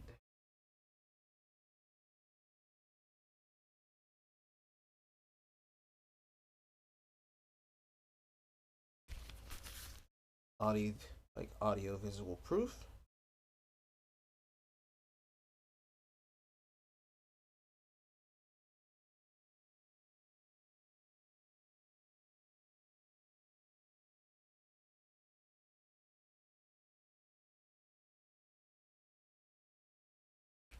Seems to be false. There we go. Few examples of something more than simply smiling through a bloody lip that could indicate the level of discomfort that she was or was not in as a result of the alleged injuries. Now, back to the article from IO. IO claims that he watched Amber on television nearly jump out of her seat when someone casually put a hand on her shoulder because she didn't know it was coming. That is a very specific statement to make. Remember, I said I have the entire episode from start to finish. At no point during the show does anyone even touch Amber's shoulder. As a matter of fact, the only time she jumps is here. Let me slow that down for you. Do you see anyone touch her shoulder? Yeah, me neither. In fact, I very specifically see James sit down in his chair and without noticing causes the armrest of the chair to push down on Amber's hand, pinning it on the armrest of the couch. This causes her to react by quickly yanking her hand free and then carrying on with the rest of the show. So why embellish on this simple act by trying to turn it into something it wasn't? Why lie about someone even touching her shoulder or that she nearly jumped out of her seat because she didn't know it was coming when none of those things happened? And that's exactly what I'm calling it, an outright lie, possibly to convince people of some sort of trauma or PTSD that simply wasn't evident, so he had to make it up, thinking and hoping no one would find out the truth and put it out there. Okay, so let's move on to my next addendum. This is actually the only other one I've decided to put in this video because all the other points I'd like to post would make much more sense to be shown in concert with the information and contradictions found within the latest court filings. If you watched my second video, both part 1 and part 2, you know that I'm running that down as an outright lie. Originally submitted photos of the alleged abuse injuries and touched briefly on the submitted property damage photos. I'm actually glad I held off on presenting any of my thoughts. Specifically, the thing that I wrote down is IO's statement, and I should probably add concerning the James Corden episode.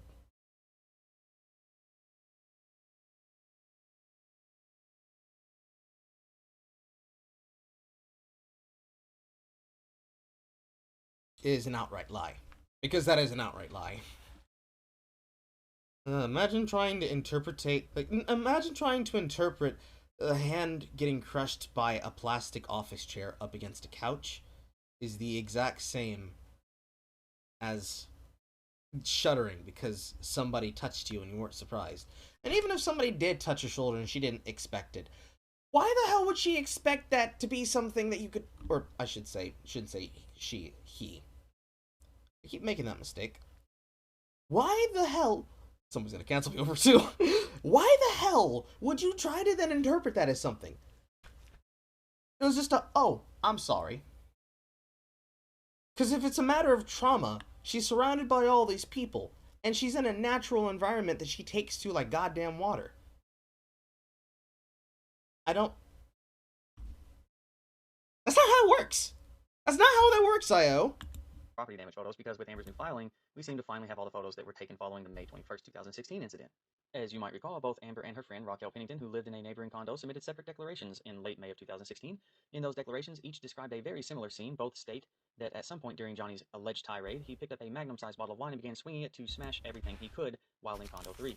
They go on to say that he would smash things in the hall, including a wine bottle, before going into Condo 5 to continue screaming and breaking things. I want to add, because it's extremely important, that roughly 25 minutes after the alleged incident and after Johnny had left, two LAPD officers, Officer Tyler Haddon and Officer Melissa Sains, both of whom are trained in domestic abuse and domestic abuse response, performed 2 security sweeps of... Ah, yes, the good old Duluth model. I will start writing down notes, but I don't feel like this part specifically I should write down, because this is just going over some details and notes. But it is important to probably note that they sent not just police to the residence, but they sent officers trained for a domestic abuse call.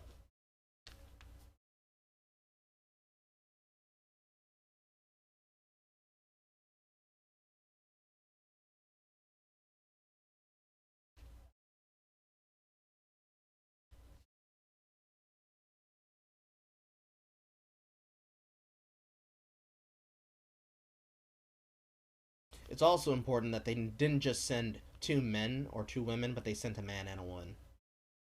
I don't know if that's really important, but I don't think that's a coincidence. The police sent officers trained to handle domestic abuse calls.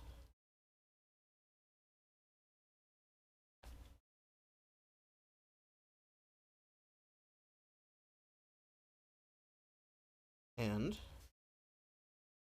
swept the premises.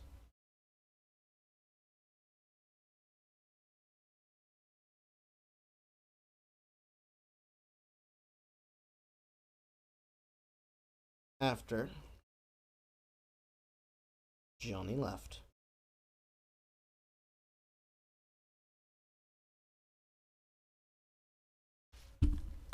Of the properties, along with 2 interviews of Amber, with both officers testifying under oath to seeing no signs of visible injury, nor any signs of vandalism, broken or damaged property, or spilled wine, with neither knowing they were even at Johnny Depp's property.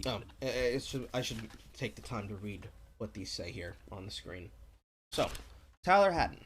LAPD officer Tyler Haddon testified. Question: did you see any signs of a crime having been committed? Answer: no. Did you see any signs of vandalism? No. Did you see any broken bottles of any kind or shattered glass? No. Did you see any spilled wine of any kind? No.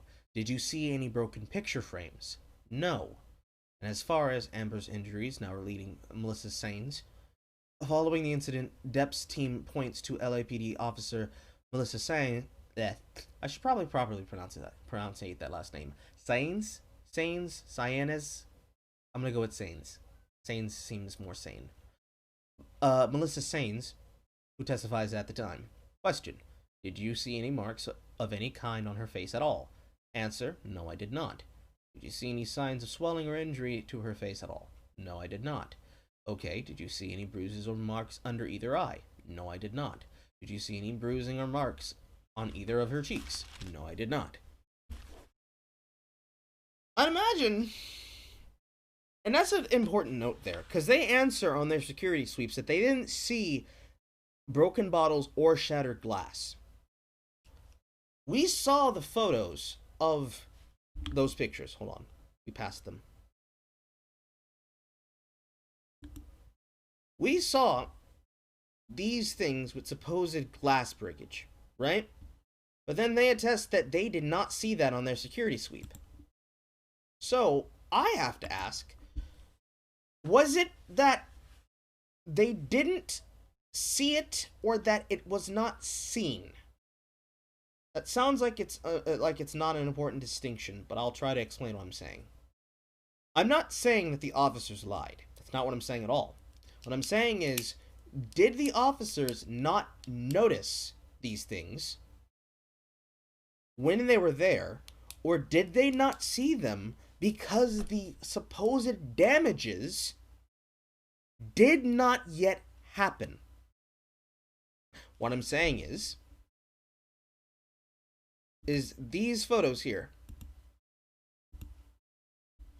with wine stain and the spillage and the broken picture frame, did it happen as they did the security sweep and they didn't notice it on both of the sweeps that I'm assuming they both did, because it doesn't say if they specifically did a sweep per each.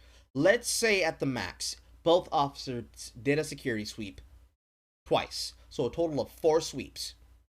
While they're looking around and they're scrounging and they're checking and they're just looking at things and they're using pens or straws, whatever they need to use to interact with the environment to take notes, did they not notice it because it was not easily able to be seen? Which I don't know how the fuck you'd miss a giant ass goddamn bottle on the ground, or a carpet stain, or this stain here, but plausible deniability. Let's assume that it was there and they didn't see it. Doing 4 sweeps, did they not see it because it was out of the way and hidden because they tried to clean it up?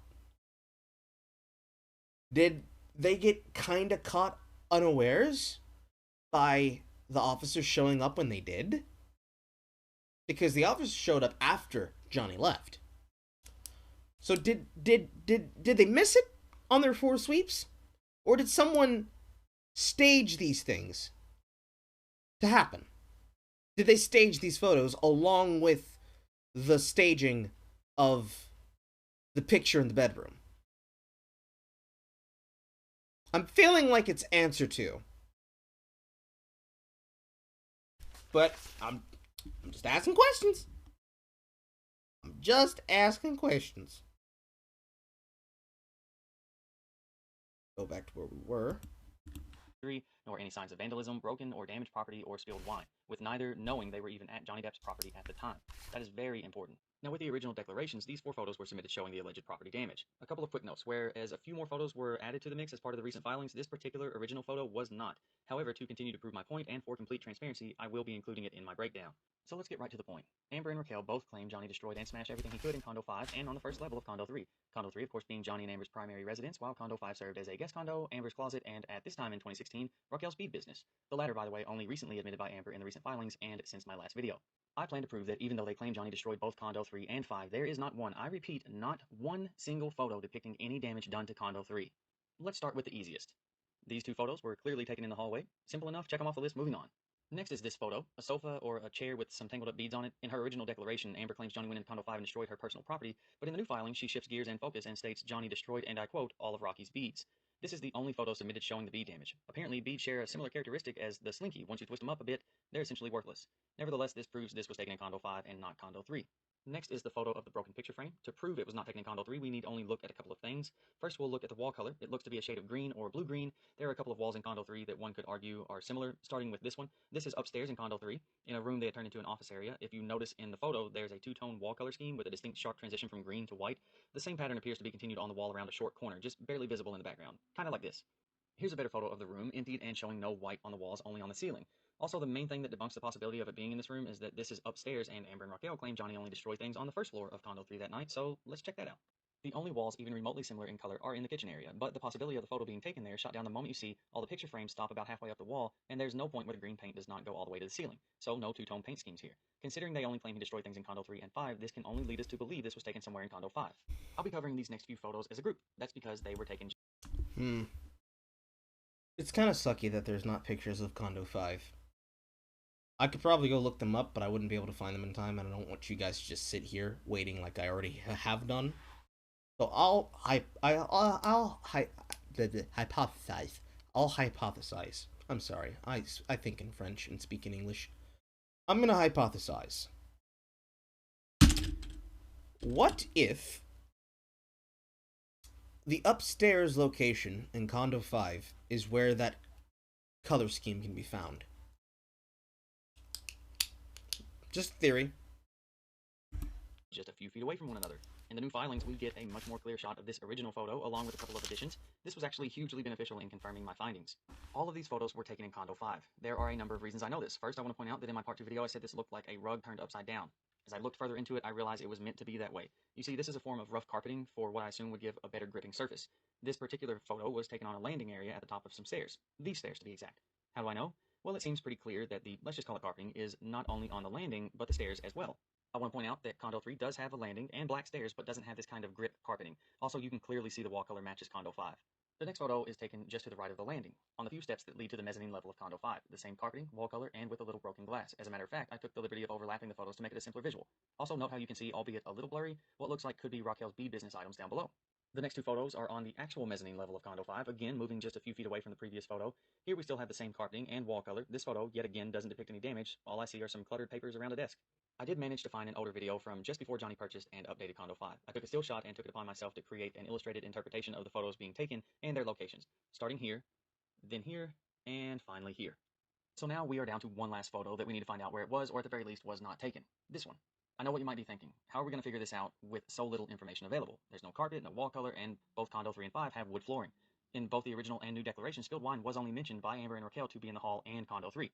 So yes, at first glance, you would just assume this was one of the results of those descriptions, but I'll go ahead and tell you, the more I dove into this, the more my eyes were open to other possibilities, and I hope yours are too. So let's do this. Let's start with what stands out that we can compare. This rug looks like a good place to start. White and blue pattern, simple enough. There are a number of rugs on the first floor of Condo 3. We'll see if any match. Nope, nope, nope, nope, nope, and nope. Okay, there you have it. Debunked. This was clearly not taken in Condo 3. Okay, I'm just kidding. I can do better. What about the wood floors? Let's compare those to Condo 3. They're not really the same texture if you ask me. The floors in this property damage photo are pretty smooth with a glossy finish contrasting heavily up next to the deep textures and almost matte finish of Condo 3's flooring. I have to get autistic really quick because architecture is speaking to me. The wood patterns of the planks in both floors that could be expected, because I'm going to assume this photo on the left is Condo 5, and I'm going to assume, from what we know from the Condo 3 location, the wood might be similar, but because of the glare from the light, you probably wouldn't be able to tell the differences in the textures of the wood grain. These wood planks appear to be smaller and more thin than the ones on the right. And I think that because since the light is reflecting the way it is, this wood grain looks way too smooth. Way too fucking smooth. Because it's beveled. You can't see it, but this wood is beveled. That's probably to make them lie better and to lie flat.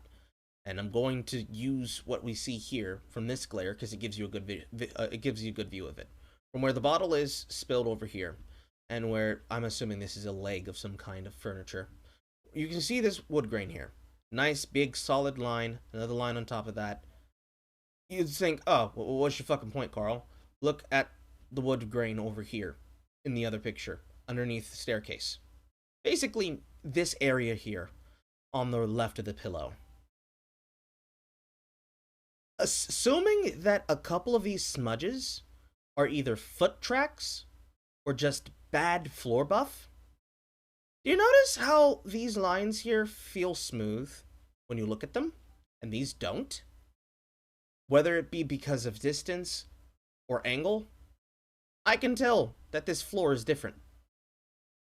Because the pattern of the wood coloring itself does not look the same as here. It might be close to the same shade of color, but this is not the same kind of wood. Still need more? Alright, let's go all out. You might want to get out your notepads and pencils because it's about to be a rapid fire round of information. As you can plainly see, there's a wine bottle, not smashed or broken by the way. You know, I hate that we can't really read the label, but come on, that shouldn't stop us from figuring it out. This is a red wine, white label, and Google is a thing, so several hundred image searches later, switch the photo upside down, zoom in, and boom. I'll take a few seconds while I'm speaking to fade the clear label in and out over the blurry one so you can have time to visualize it. Hope this helps. I know I'm going to butcher this name, but here goes nothing. This is a Chateau Montrose Saint-Estèphe, most likely from the mid-1990s, as these wines were known to hit their peak around the 20-year mark. Chateau Saint-Estèphe. Gotta roll the F. Also, the label became colorized in 2000 and changed the insignia altogether in 2005. This is a Bordeaux wine, which for the purposes of this investigation means the standard bottle diameter of a Bordeaux wine is less than 3 inches, 2 7/8 to be exact. However, if this is supposed to be the bottle used in Condo 3, it was stated by Amber and Raquel to have been a magnum-sized bottle, making it a whopping 4 inches in diameter. Why does that matter? I'm glad you asked. Laws of perspective allow us to take this perfect cylinder and move it to a more centered position without skewing it too much, as long as we keep it on the same horizontal plane. I'll bring it as close to centered as possible in this photo, meaning to the point directly beneath the camera being used and where the wood planks create a right angle. This allows us to determine how wide the planks are compared to the bottle. As you can see, each wood plank is roughly 1.5 bottles wide, with a 4-inch bottle. That makes them 6-inch wide planks. This is why I mentioned the look and the shape and the color of the board. Because wood flooring has specific spacing for specific set patterns. And this is why I could tell the difference. Now he's going to use the wood planks to tell how he can know the difference between the size of a Bordeaux and a magnum-sized bottle.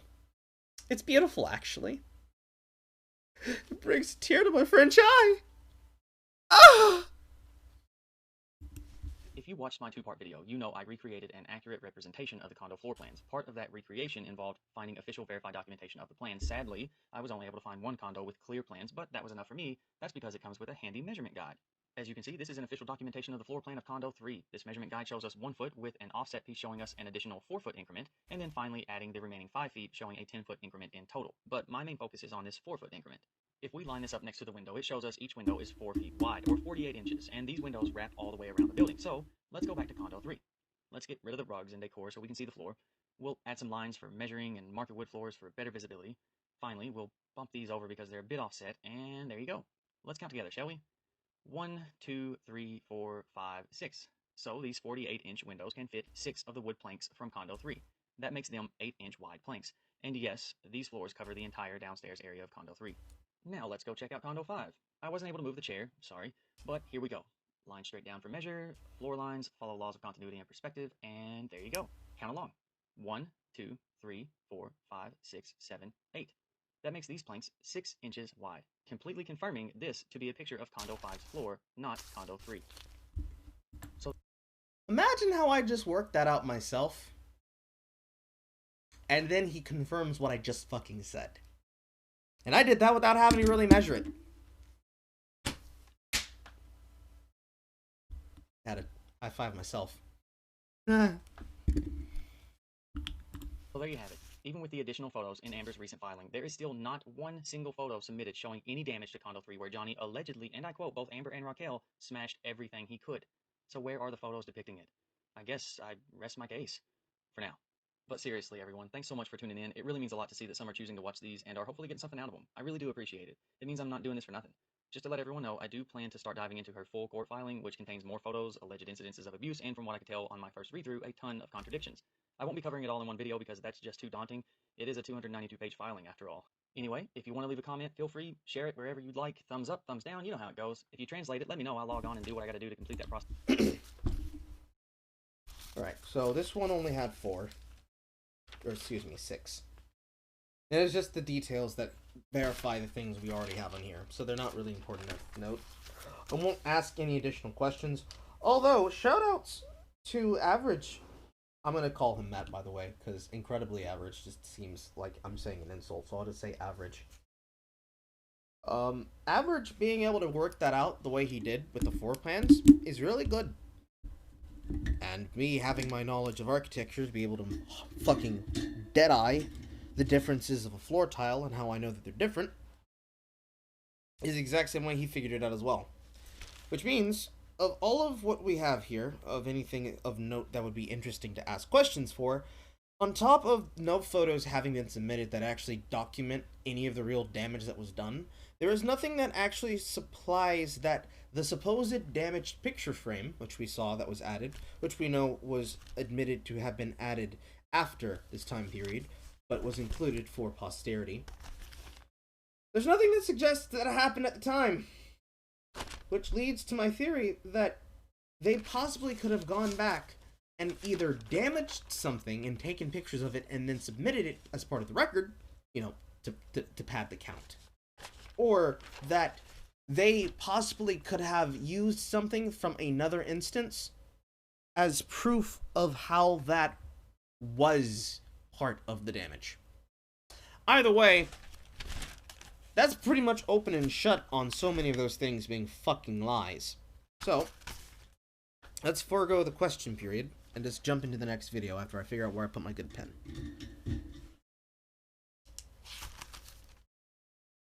We are now on to video 4.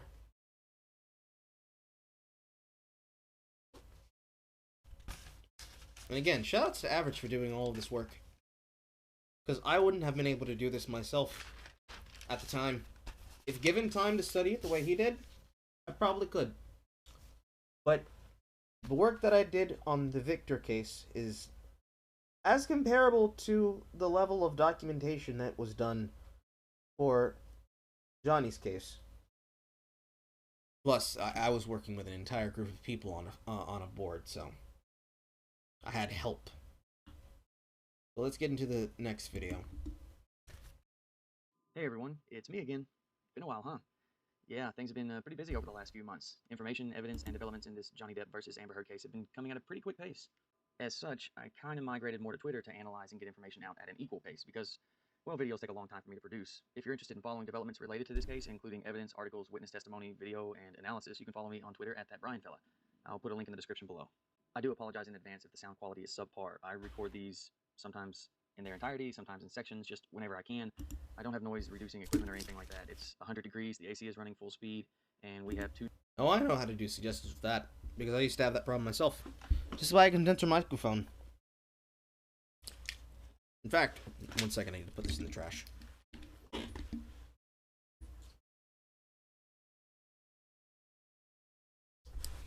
In fact, Brian, or Average, I'm assuming that your username is Average, and that Brian may be your name, but I'm gonna say Average, because I feel kind of weird using your name. But to fix the audio problem, just get a condenser microphone. You could probably get a cheap one for about $60 to $90. You could find them cheaper-ish, but they would be a lapel mic and would probably not have the quality that you're looking for. This microphone that I use, which is a Samsung Meteor mic, is a condenser mic that is a USB plug and play. At the time of purchasing it, it only cost me $125.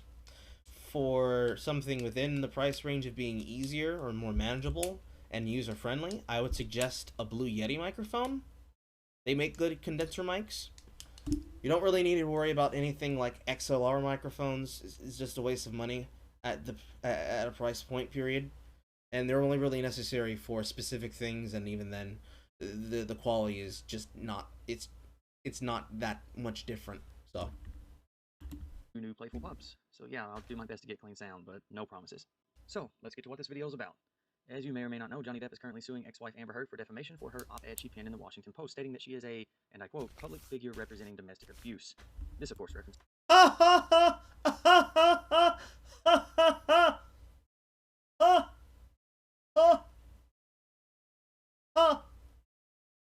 R.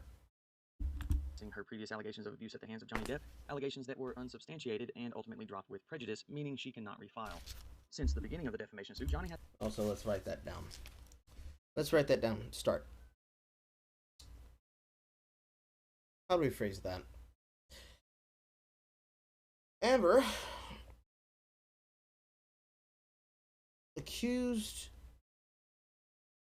Johnny of actions and statements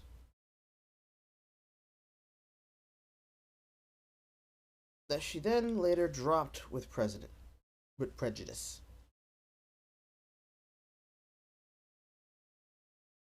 Later was forced. Well, actually, I shouldn't say later was forced. Was compelled by law.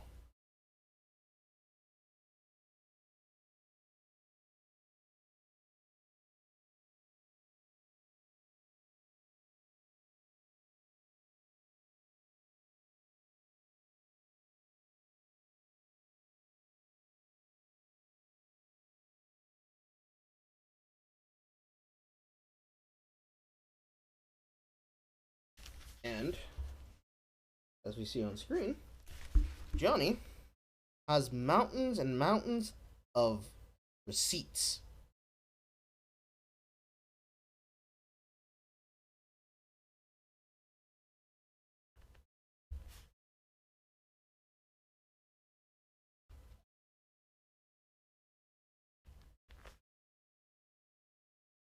While Amber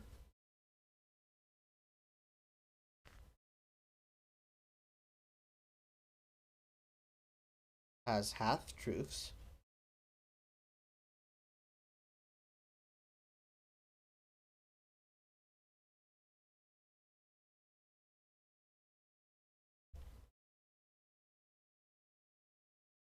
and suspect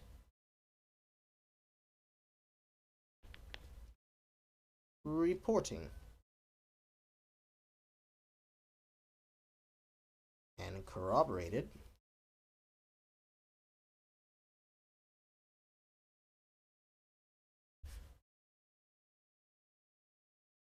stories and details.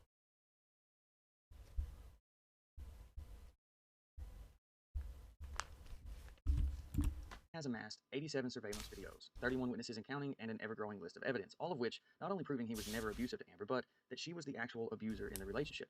Amber, always publicly stating that she will not be silenced, especially when seeking justice, filed a motion to dismiss the case, a motion which failed.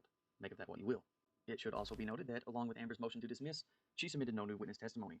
Her only witness as of the time of me recording this is Amber herself.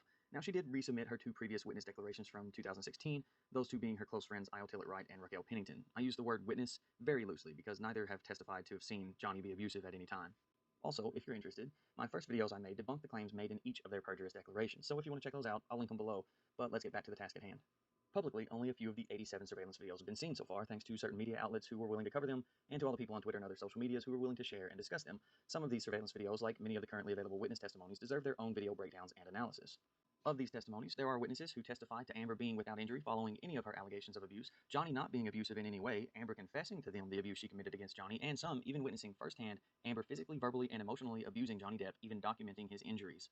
As I said, so many of these deserve their own complete breakdown, some of which I have plans to do in the future, especially Amber testifying and admitting under oath to multiple violent and abusive assaults against Johnny.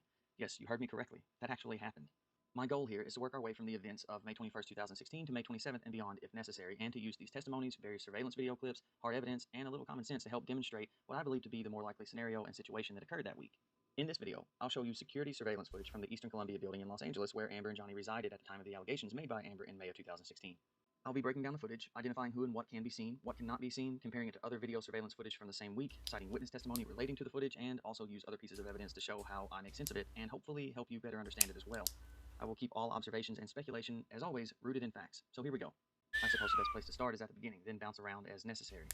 Amber Heard alleged that on Saturday, May 21st, 2016, Johnny Depp threw a phone at close range as hard as he could, which struck her in the face, then proceeded to pull her hair and grab and strike her face violently and repeatedly, causing injuries described by Amber and Raquel as red, bruised, swollen, and getting progressively worse as time went on, leading to these alleged injury photos claimed to be taken on that night and throughout the week, until this very public courthouse outing on May 27th, just one day before the alleged injury, along with her somber demeanor, disappeared altogether. I could spend an entire video comparing each of the photos to the next and pointing out how none of these alleged injuries are consistent with each other, and in time, I might do just that. As I was saying, Amber's first public appearance that week did not come until May 27th, but it wasn't the only time she was photographed that week. On Sunday, May 22nd, less than 24 hours after Amber alleged she was abused, leaving her with a bruised and swollen face, this picture was taken and posted to Instagram by Amber's friend, Amanda de Cadenet. On that day, Amber was attending Amanda's birthday party. As you can see, some of Amber's hair is covering a portion of her face, that portion being on the right side, the side in which the alleged injuries would later be displayed. I know what you're probably thinking. Was this coincidence or purposely done? Well, we can circle back to that in a bit, but I do want to point out that this picture/post was deleted on May 27th, shortly before Amber's public court outing. I'll let you think on that as we continue. So I want to figure out, or at least make sense of how we got from here to here in the days following the incident. Again, I'll be asking. Interesting.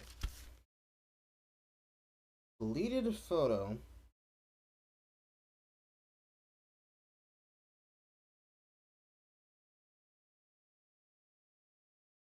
Before a public appearance.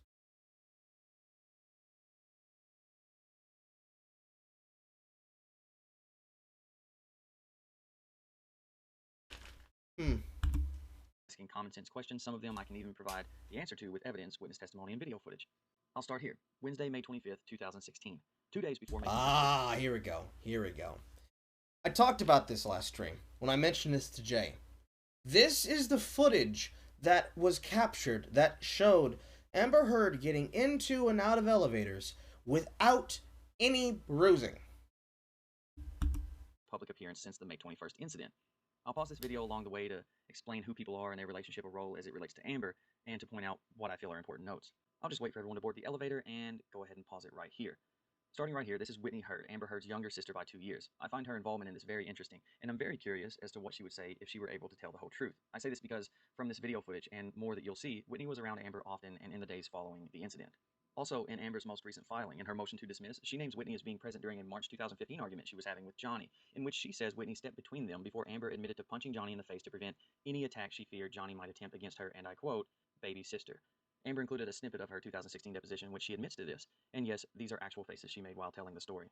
Interesting, though, that in Amber's recent filing, she lies by saying this protection of her baby sister was the only time she ever hit Johnny. She seems to have left out the parts of her deposition in which she admits under oath to multiple attacks against Johnny and refusing to answer under oath if she was ever abusive to her baby sister, Whitney. But that's okay. If she doesn't want to go over it, I will in the near future. So I can't help but find it intriguing that her baby 30-year-old sister wasn't on her witness list in 2016 and has yet Perjured. to get Moving on, this is Raquel Pennington, one of Amber's best friends and a neighbor at the time of the incident. She was living in one of Johnny's 5 penthouses rent-free with her then-fiancé, now ex-husband, Josh Drew. You may recall Raquel's 2016 declaration being a primary talking point of my 2-part video. Again, it's not important for the details, but the reason why the then-fiancé, now ex-husband, is not her current husband is because she got blacked. It's not relevant, but it's just funny. Oh, I'm an asshole. Alright, so she committed perjury.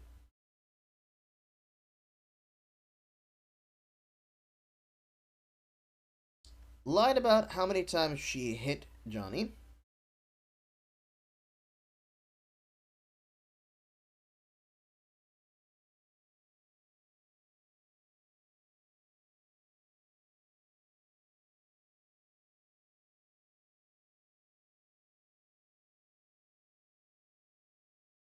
And implicated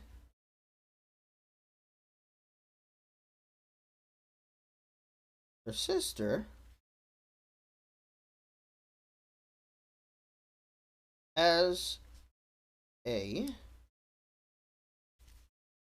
I wouldn't say pawn, because Whitney wouldn't be a pawn in this situation, regarding how involved she may or may not be. Since we have the benefit of viewing this from the future, that's something I'm going to have to say a lot. I know that things did not turn out this way, but we're going to keep going over it as it becomes relevant, as I keep writing down information, as it is revealed to us in these instances. And the part that I'm going to write down here is that she implicated her sister not as a victim of potential abuse to him, but as an indicator that she only was committing violence to stop violence.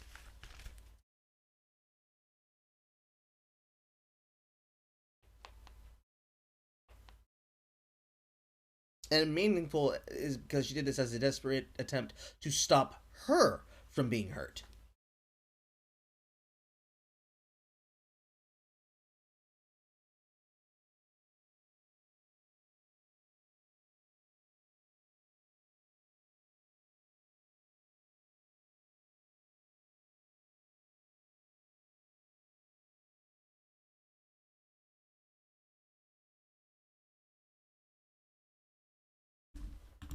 The questions you should be asking. Okay, so here we have someone I've previously mentioned in this video, Amanda Descadenet. Yep, the same friend whose birthday party Amber attended less than 24 hours after the alleged May 21st incident. Another name not on Amber's 2016 witness list, nor to my knowledge has she given any sort of testimony. Next, we have a disheveled-looking Amber Heard, still the only one standing outside of the elevator. And finally, we have Melanie Iglesias. I hope I'm pronouncing that correctly. This is another good friend of Amber's, but her friendship with Amber isn't what I find to be the most interesting fact about her. What I do find interesting is that she is a professional makeup artist. She was also named by Amber in her recent file. This is, I'm sorry for pausing as often as I am, but this is the friend, the personal friend, that not only did her makeup for James Corden's appearance on December 15th, or 16th, whenever the broadcast was. Brain hurts. This is the person who did her makeup for the show, as well as being the person who she is friends with often, who would show her tips about how to do it. This is the person that in the future would become known for being associated with her, who would show her, and as we've seen here through the details, is likely the person who helped her do this. The faking of the injuries, I'm trying to say. Most prominently when describing the December 2015 incident in which Amber alleged she received the worst beating of the relationship, one which caused her to fear for her life. If you recall, Amber claimed that Johnny punched her hard repeatedly, pulled clumps of hair from her scalp, tried to suffocate her, and using his entire body weight, headbutted her in the face, nearly breaking her nose, causing it to bleed on impact, busting her lip open, and blacking both eyes. Melanie was Amber's makeup artist for her appearance on The Late Late Show with James Corden the next afternoon, again less than 24 hours later. She even took to Instagram to post about it. To this day, I've seen no testimony from Melanie. But it should be noted that several people have testified that Amber had no such injuries the next day in December and the days that followed, including estate manager Kevin Murphy and Amber's own stylist, Samantha McMillan, who both testified to having seen Amber close up and without makeup with absolutely... So, let's write that down. Kevin Murphy and Samantha McMillan. Is that 4 or 5?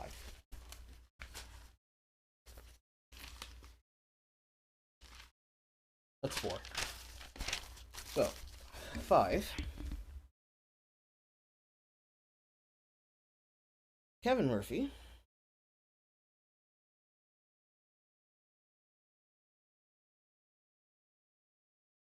And Samantha McMillan.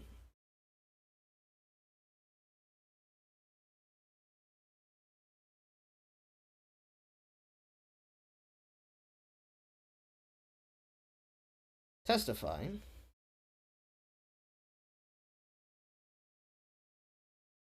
Amber had no such injuries.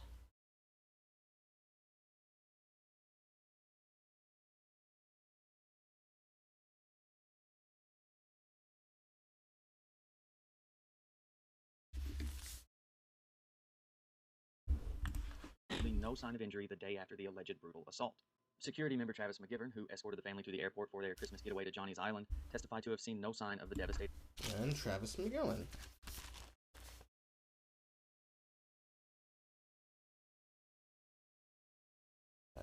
Givern. Givern is a very weird last name. Givern. Also testified to seeing no injuries.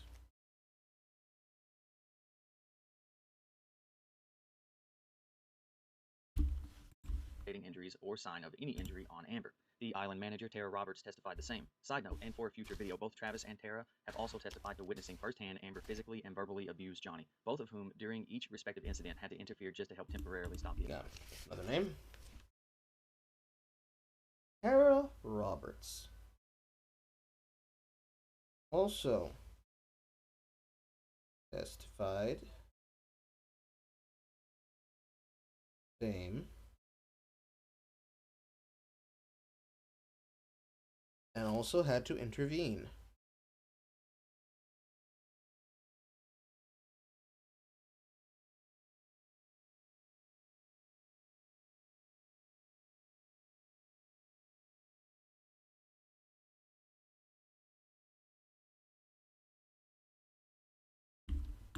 Abuse. But let's get back to May 25th. There are so many points I want to make pertaining to this video and the people and actions in it because I genuinely feel like this was following a very big turning point in the week, and I'll get to that turning point later on in the video. First, let's rewind a few seconds. I want you to pay attention primarily to the actions of Amber, who seems, in my personal opinion, disheveled and seeming a bit, what's the best way to put this? Mentally out of sorts, disconnected, confused, or even potentially under the influence. As we go over this, focus on her actions, her body language, and posture, then to those of her friends around her. I might have to rewind it and pause it at times, or even sidestep to other moments to better prove a point and link it all together because there's actually quite a bit to discuss, even if it doesn't look like it. So to start, we have everyone boarding the elevator while Amber stands outside carrying some items in her hand and a shoulder bag. Look closely at Amber as Whitney boards. She puts some object in her mouth to hold it while she fumbles through her bag as the others continue to hold the door for her and wait. Once Amber has found what she's looking for, apparently something to eat, she attempts to take a bite, but as she raises the food to her mouth in her seemingly confused state, she actually forgets that there's something already in there that she's biting down on, holding with her teeth, preventing her from taking the bite, something she had just placed in her mouth mere seconds ago. Which leads me to my first sidestep. Trinity Esparza, whose testimony deserves its own in-depth video, works at the front desk in the building and testified to having a few unusual interactions with Amber throughout her time there. One such interaction came around Thanksgiving 2016. She testified to Amber being very out of it, upset, and kind of a mess, and that she was dropping things and swaying back and forth. During this interaction, Amber came downstairs to ask Trinity if she could fob Amber up to the mezzanine level, which is where the parking garage can be accessed, even though as a resident, Amber has her own fob. Trinity also testified that she feared Amber might drive in her seemingly inebriated state. This was also around the time that she testified to witnessing on the elevator security camera Amber with her friend Cara Delevingne and future ex-boyfriend Elon Musk, who had been witnessed coming to visit Amber late nights during her marriage and while Johnny was out of the country. The trio were riding the elevator up and down and then seemingly confusingly unable to operate it properly to get back to the penthouse level, gave up, and finally took the stairs. Back to this May 25th video. After Amber figures out she already has something in her mouth, she removes it to take a bite of her food. As everyone else continues to wait, Melanie steps forward to attempt to help Amber pick through the parts of it she doesn't seem to like. Not meaning this as an insult, but almost like a mother tending to a picky toddler who doesn't like their meal. As she carefully helps Amber pick through her food, Amber takes a piece of it and just throws it over her shoulder onto the floor. The rest of it she begins to pile up on what looks like a tissue so Melanie can wrap it up and dispose of it for her, again, like a mother to a toddler. Second sidestep, if you've watched my other videos or followed this case, you're aware that a month earlier than this footage, Amber, angry that Johnny was late to her What the fuck? That's not even, I wouldn't even write that down as a detail. I'm just like, what the hell? Why are you throwing food over your shoulder? Why? On top of everything else that we've already seen. That's just bizarre. I knew this shit existed, but that's just fucking bizarre. birthday party, punched him in the face, threw his phone and wallet off the balcony, and after he escaped her, she left poop on his side of the bed, a mess which the maid found the next day while Amber, her sister, and friends Raquel, Melanie, and Amber's assistant Savannah McMillan went to Coachella. Amber now claims the poop was from her dog, but the estate manager, Kevin Murphy, who was informed by the maid and went to see it in person, testified to it being human poop, not from her 4-pound teacup Yorkie. He also testified to Amber confessing to him that it was a harmless prank. Either way, Amber clearly... Okay, that's important to write down.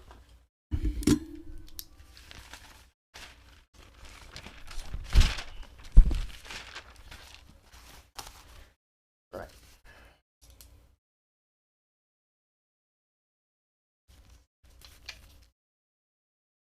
Amber admits to shitting in the bed.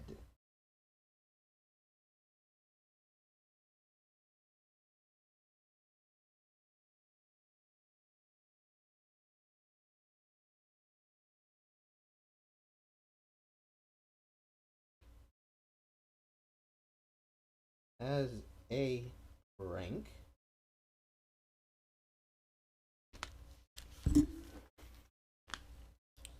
After, what was his name?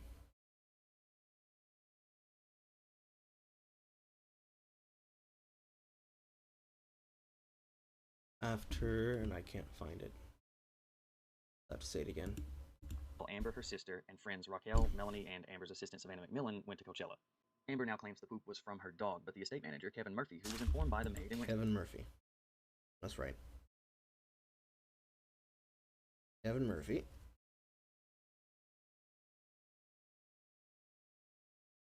Verified. It was human feces.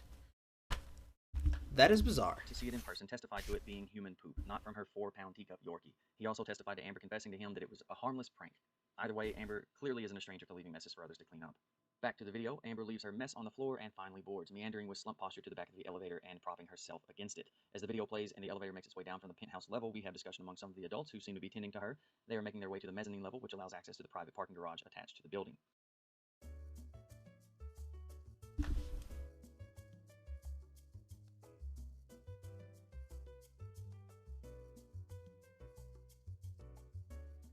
When the doors open on the mezzanine level, Amanda Day Cadney... Are they sneaking around? Hold on. So they ride up. They get to the mezzanine level. She steps out to check the corners, When the doors letting open on them the know mezzanine when level, to Amanda go. Cadney peeks out and looks both ways as if to see if the coast is clear. She stands in the hallway while others hold the door open as more discussion is had. Amber attempts to step forward, looking confused as to whether she is getting off at this point.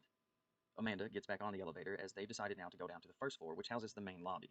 It looks like along the way, as everyone turns toward Amber, more careful discussion and perhaps instructions are being given directly to her. There are a few chuckles and smiles as they go, and upon arrival, Amanda departs. Amber, again seeming confused, attempts to leave the elevator but is held up and staggers back. As Melanie re-enters the elevator, Amber again attempts to leave it, only to be stopped for a third time. From here, Raquel uses the fob to operate the elevator, Melanie and Whitney have a good laugh, and the group finally departs on the mezzanine level. Amber would appear in public 2 days later, outside of an LA County court, still looking just as confused and even more solemn, sporting a now very visible dark mark on her right cheek, which was meant to be a bruise from her alleged injuries days earlier. Which leads me to my next point and a bit of a biology lesson. This is a chart and description by medicalnewstoday.com showing the common life cycle of a bruise. So before I even get to the testimony and video evidence, I just want to point out that we are being led to believe that a phone being thrown as hard as it can be at Amber's face and then being repeatedly violently struck in the face caused not only these distinctly different variations of marks, but went from red and swollen to blue, black, or purple to green to brown to gone in just under 1 week. Okay, with that out of the way, let's get to the video and testimony. Assuming that this was the day before the mark completely disappeared from her face, it's safe to say that any time during the days before this, the mark would have been larger, darker, and much more discolored, and certainly more noticeable. So has anyone come forward yet to testify that they saw injuries to Amber's face during the week leading up to this? No, they have not. Quite the opposite, actually. Several people have testified to seeing and interacting with Amber up close and in good light the night of and the days following the incident, including the domestic violence trained officers Melissa Sains and Tyler Haddon, who were called to the scene the night of, testifying that Amber had no injuries, nor was there any property damage Amber and Raquel claimed was done to the penthouses. Then there is neighbor Isaac Baruch, I really hope I'm pronouncing that correctly as well, who saw Amber the day after on May 22nd, and more days that week. Also testifying that Amber, appearing to be completely makeup-free, had absolutely no marks, swelling, or injury of any kind during his face-to-face interactions with her. Also testifying to seeing Amber up close with no sign of injury was Cornelius Harrell, who works as a concierge at the building's front desk. And then there's, of course, Trinity Esparza, who testified to seeing Amber in person, up close and in good light, and also on surveillance cameras on May 23rd, 24th, and 25th. Every interaction testifying to seeing Amber without any injuries or marks before seeing Amber on the day she made her public appearance outside the LA court on May 27th. And we'll go into that in much more detail with some footage that coincides with their testimony shortly. But finally, we have one more witness who has recently been thrown into the mix, James Franco. Yes, that James Franco. And here's why. Okay. As you can see, this footage was captured on May 22nd, 2016, around 11 p.m., the night following the incident. Here we have Amber, late at night, barefoot, in a nightgown and overcoat, taking the elevator down. Make note of how she seems to be deliberately attempting to hide her face with her hair and turning her back to the camera. She seems very aware of where it is on the elevator. I was looking away when that happened. Give me a second. p.m., the night following. So, suspicious activity with photographic evidence. Multiple people testify that she was not and did not have any scarring or bruising.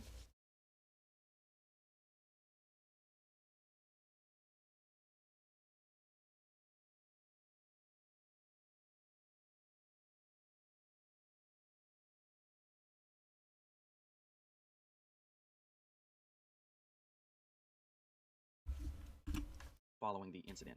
Here we have Amber late at night barefoot in a nightgown and overcoat taking the elevator down. Make note of how she seems to be deliberately attempting to hide her face with her hair and turning her back to the camera. She seems very aware of where it is on the elevator. Amber has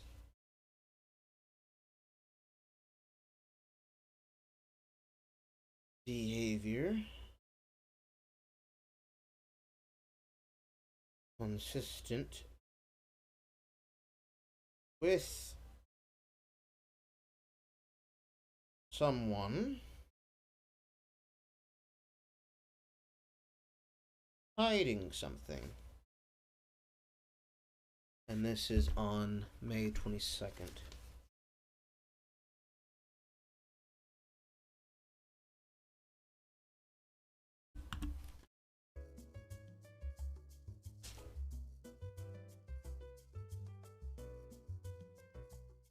She exits on the mezzanine level, remember, the level that attaches to the parking garage. She is off the elevator for about 35 seconds before returning with who we now know to be James Franco. Notice how he keeps his head down and walks straight to the camera in the corner before turning away from it, while Amber backs up to him as to not be seen by the camera either. Okay. So were they fucking? Is that what I'm supposed to understand? They snuggle on the way up before... Because this is obviously them talking. He's bending his head down so he can whisper in her ear. She nudges herself over so that she can lean up against him, so he can also hide his face better while talking to her. Or leaving the elevator on the penthouse level where Amber and Johnny lived, and Johnny owned all 5 penthouses in the hall on this level. Something I want to point out. I went back and paused it here because as Amber's turning to enter the elevator, she must have momentarily forgotten that her face can be seen. Her smiling face, showing no signs of marks, bruises, or injuries she claims to have suffered the night before. Adding a high-profile witness does make things a bit more interesting. However, I'm not holding my breath that Franco will do the right thing and tell the truth about a then-married woman he was seemingly having a secret affair with, and who probably has more dirt on him than we know. After all, this is the same James Franco who has been repeatedly accused for years by multiple women and girls of sexual predation, assault, and misconduct. Oddly enough, this is the only time Amber attempted to hide her face from the camera she clearly knows is there. Not because of her alleged injuries, or lack thereof, but because she was sneaking another man into the penthouse. While we're on the topic of Amber's late-night penthouse visitors, I want to add a little post-edit addendum. Number 8. Amber is a Jezebel.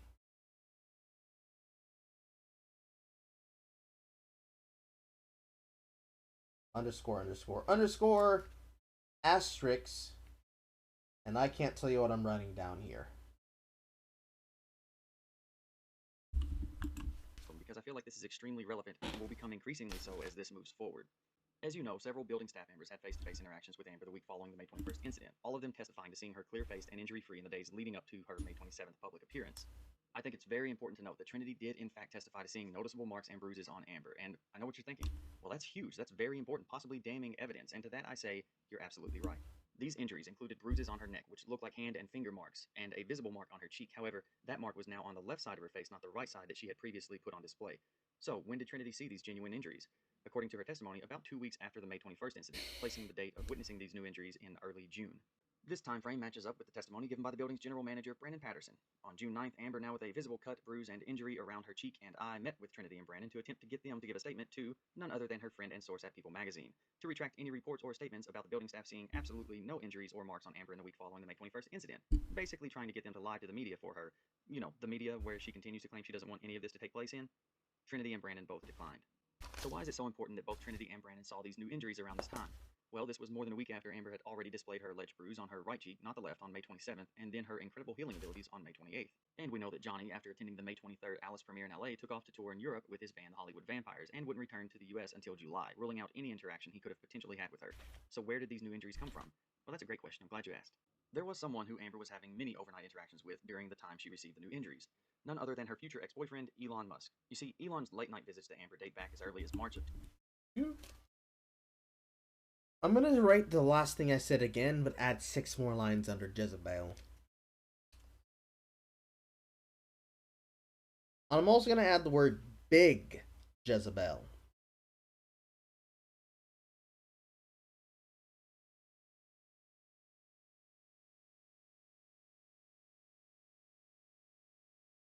I'm gonna add Elon Musk.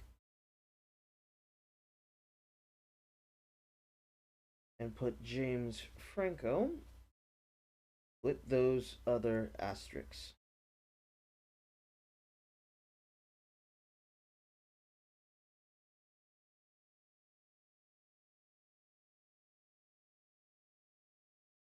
And Amber certifiably tried to get people to lie to the press.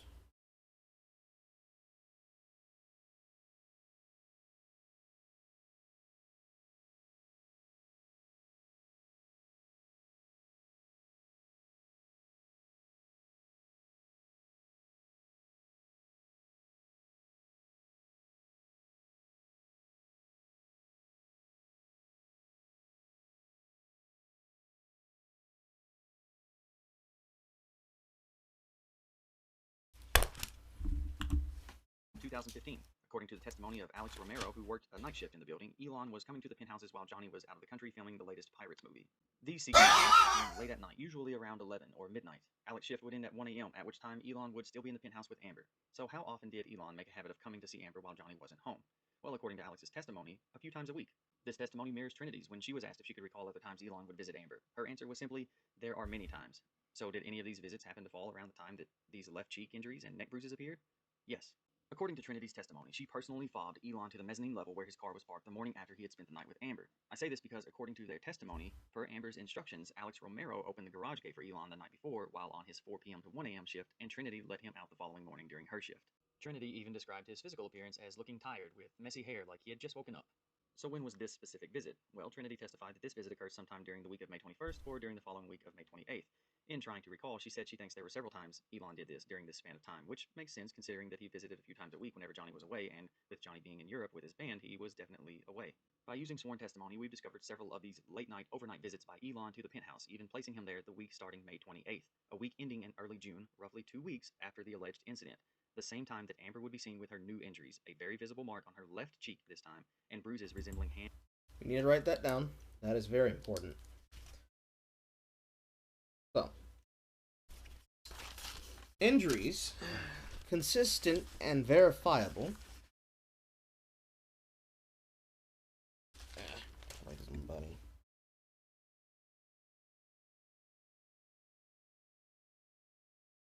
Consistent and verified on the timetable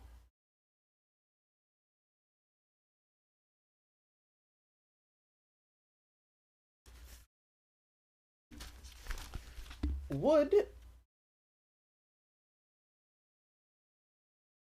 appear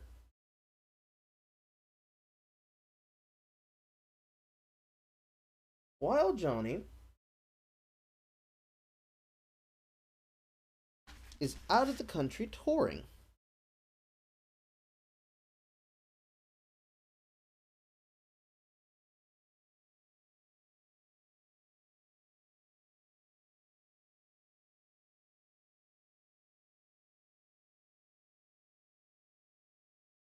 Lovely.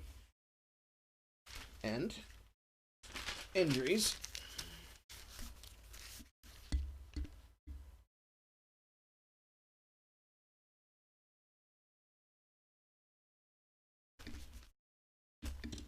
would be consistent on the left cheek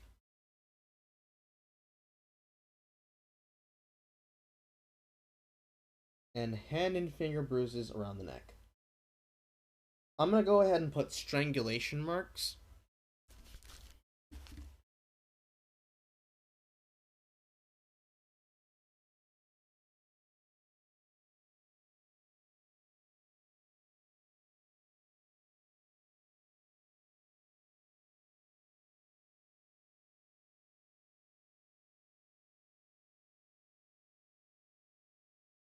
No, I think I speak for everybody here when I say, what the fuck?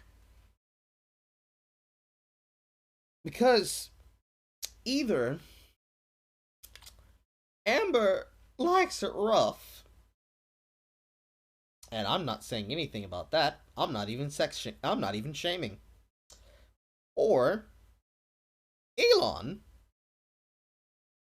likes it rough.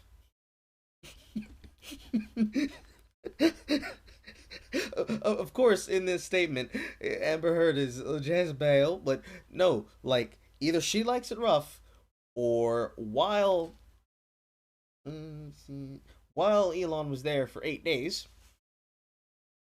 he left his mark,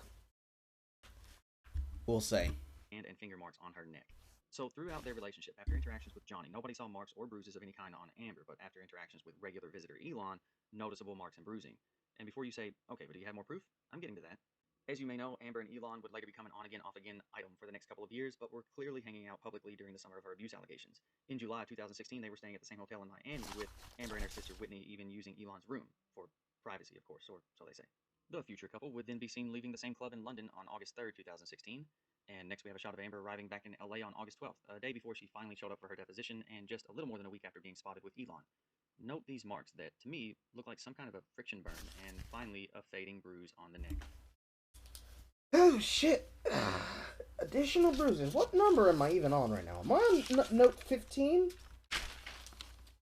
I'm on note 12. Additional bruises.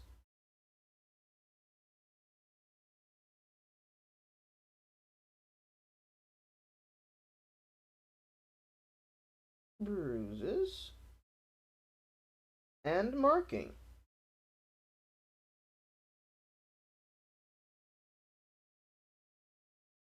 On Amber's body.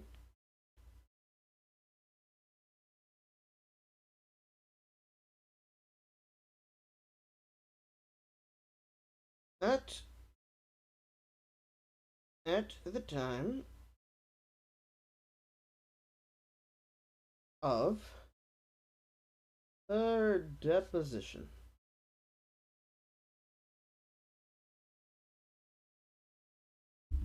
Was that the word he used? Deposition?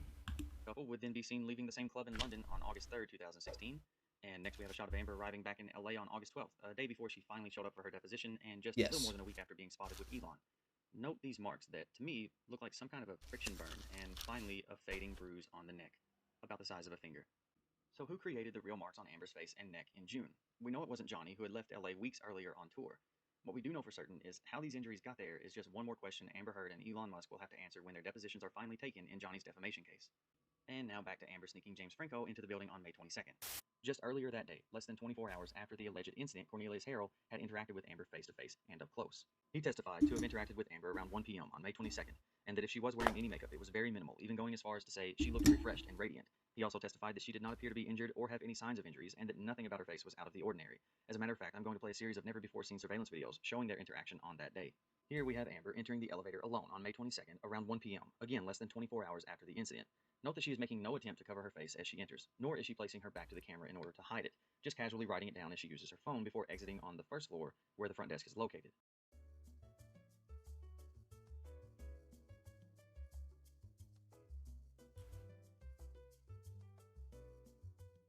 And here she is approaching Cornelius, who is sitting behind the front desk. You can see that the lighting is very good and that he was telling the truth when he testified that he saw her and observed her in good light and up close with no marks or injuries. By the way, if this outfit looks familiar, it should.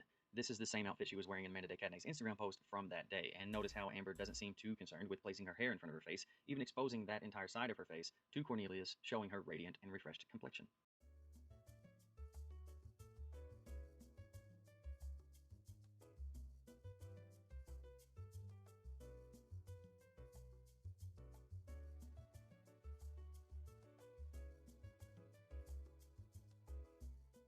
According to his testimony, she was there to pick up a package, and here they are, entering the package room. Cornelius testified that she had a number of packages waiting on her, but was only there to pick up a specific one, wine. And as you can see here, even when leaning into the tiny room with him, she makes no attempt to hide her face, nor are there any signs of the injuries she alleged to have received. And during this entire interaction, Amber seems to be alert, talkative, and in good spirits.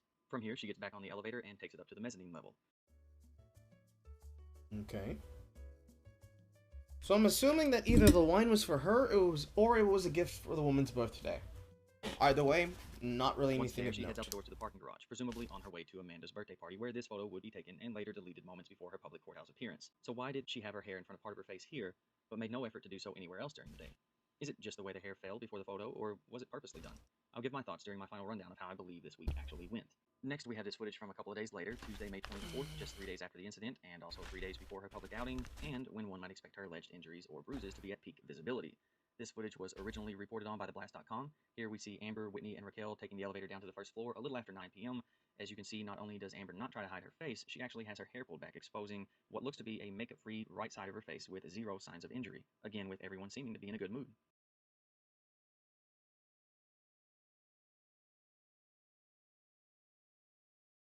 And here they are returning a couple of hours later, sometime after 11 p.m., Amber's hair still behind her ear, exposing her uninjured face, everyone seeming to have a good time, Raquel carrying a very large bottle of wine that has already been uncorked, I'm assuming because they had already been drinking from it. Lovely. Multiple, and this would be the, I assume, because at the time of this is August 24th. This would be around, fast forward a couple months forward. I would see this somewhere around in December. So I'm going to write down that more photographic evidence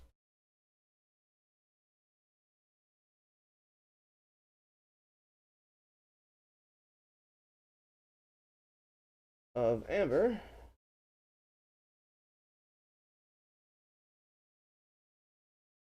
with no markings.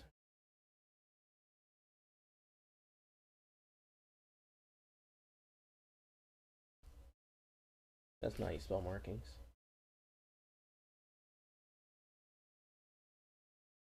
This is how you spell markings. They take the elevator up to the penthouse level, and after a brief stop to take a phone call, exit.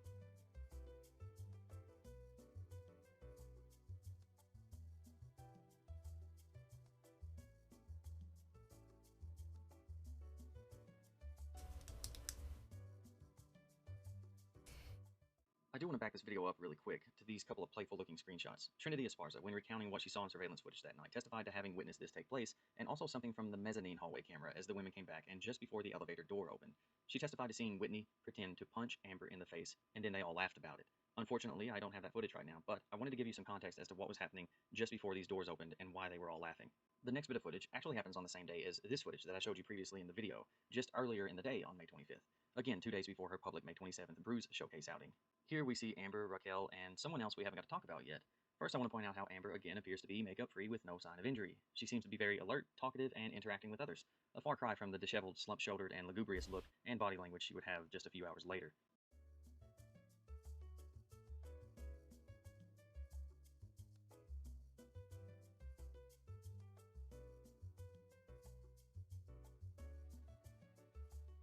Once Amber exits and her friends wait by the elevator, she approaches the front desk where Trinity Esparza is sitting. Amber is giving the penthouse key to Trinity so she can give it to the housekeeper for her. So here we see Trinity Esparza witnessing Amber up close and injury-free on May 25th. Trinity also testified to having seen Amber on May 23rd and 24th injury-free as well, although it's worth noting that Trinity finally did see Amber with what seemed to be injuries on May 27th, the day Amber went to the LA court to seek her DVRO. However, the injury Trinity described was not this round, brown-looking bruise on her cheek, but rather a red and pink mark and cut around the eye, a much closer resemblance to this alleged injury.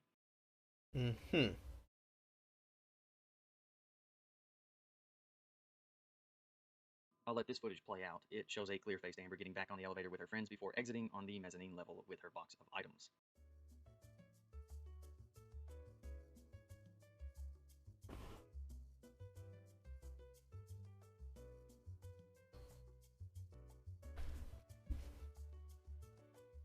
Now I want to talk about this friend of Amber's. Her name is Laura Divinier.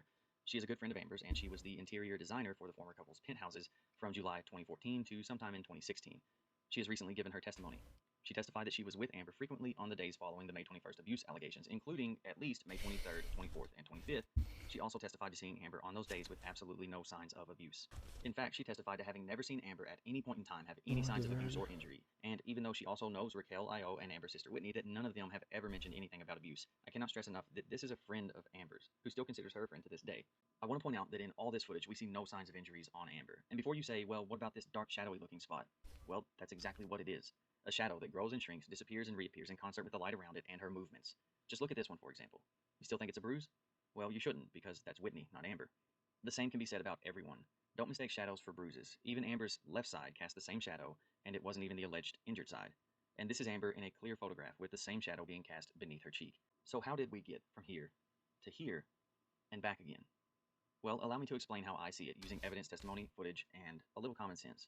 I know this has been long, but bear with me. I'll make this as quick as I can, but I gotta do it right. Keep in mind, this is what I believe happened, based on all the facts available, and there are a lot of facts out there at this point. Saturday, May 21st, 2016. After Amber and her friend's poorly executed hoax attempt failed, they all sat down while speaking with Amber's lawyer, Samantha Spector, and with her guidance came up with an alternate version of what happened that night. Basically, since Johnny left, telling Amber that he wanted a divorce, more on that in a second, Amber, her friends, and her lawyer had to act fast. So she threatened Johnny and his highly valued privacy with lies about public allegations of abuse, unless, of course, he gave in to her demands. You see, on Monday, May 23rd, Amber, knowing Johnny intended to divorce her, and most likely with the advice of her lawyer, beat him to it. She filed, citing irreconcilable differences, while sending this, well, let's just call it what it looks like, an extortion letter to Johnny's team. She demanded 3 of the multi-million-dollar penthouses with all expenses and utilities paid for, including the one Raquel and Josh Drew had been living in rent-free. She also demanded the Range Rover and $50,000 a month, with such monthly expenses like $10,000 a month for gifts, vacations, and entertainment, and $2,000 a month for clothes. These demands were given a 4-day deadline to be signed over by Johnny by Friday, May 27th. Just want to go back over that. The numbers that she's asking for here in this literal fucking extortion letter is interesting. This is not the thing I'm laughing at. $2,000 for clothes. Celebrities.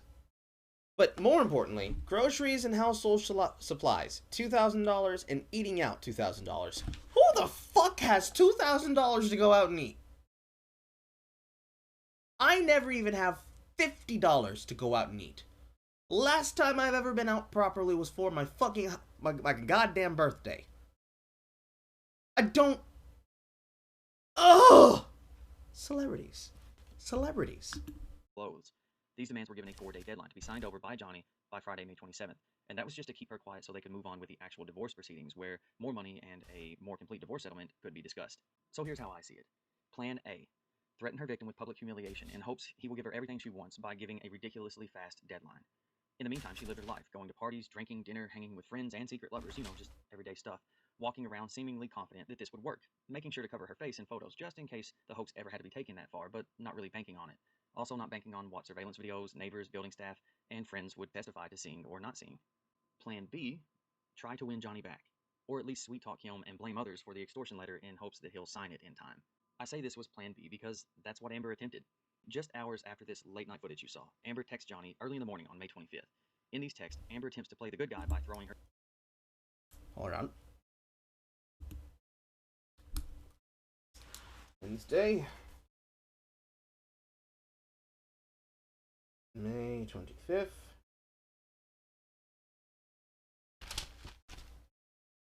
Amber attempts to honeypot Johnny into staying.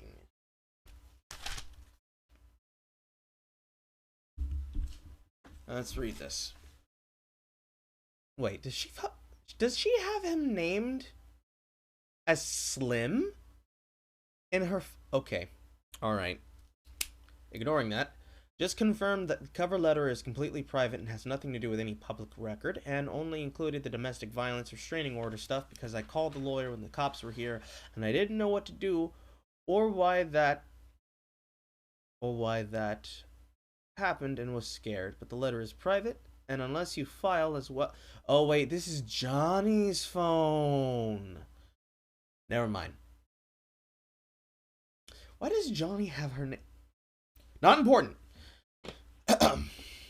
And unless you file as well, which I guess opens us up to the press possibly catching it, as they have seemingly missed this one, and a whole bunch of shit, then it can be revoked at any time if you file. If you revoked at any time, period. If you file as well, it's the same thing as being revoked is concerned, but requires both our signatures and is a new filed public document for the records, question mark. At least that's my understanding of it. Oh, and I confirmed with my lawyer the quickly part, etc. you mentioned in the letter between our lawyers, including a deadline for a response from them, wasn't something I said, asked for, even notice, and is not mandatory at all. We can take as long or quick as we want and do this. Hold on, go back. We can take as long or quick as we want, period, and do this or undo this as we see fit. You and I have the control and love each other.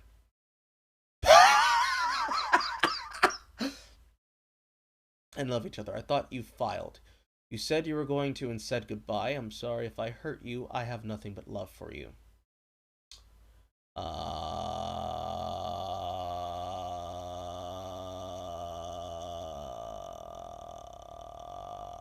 Bullshit. I'm gonna go ahead and say bullshit. Sir, bold-minded Finkel matter. Enough manure that I could plant a garden 5 times over. And of course she uses a fucking iPhone. That's not important. Johnny early in the morning on May 25th.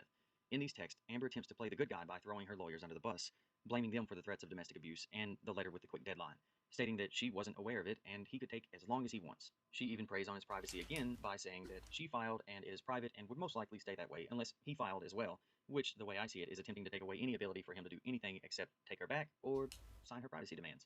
She says things like they can do or undo this as they see fit and that they love each other, that she thought he filed and that he said he was going to before saying goodbye, essentially blaming. Also, I talked about this on the last stream, but this is her gaslighting the shit out of him. By the way, that's why I wrote down that this is her honeypotting him, because he has no reason to do any of these things at all.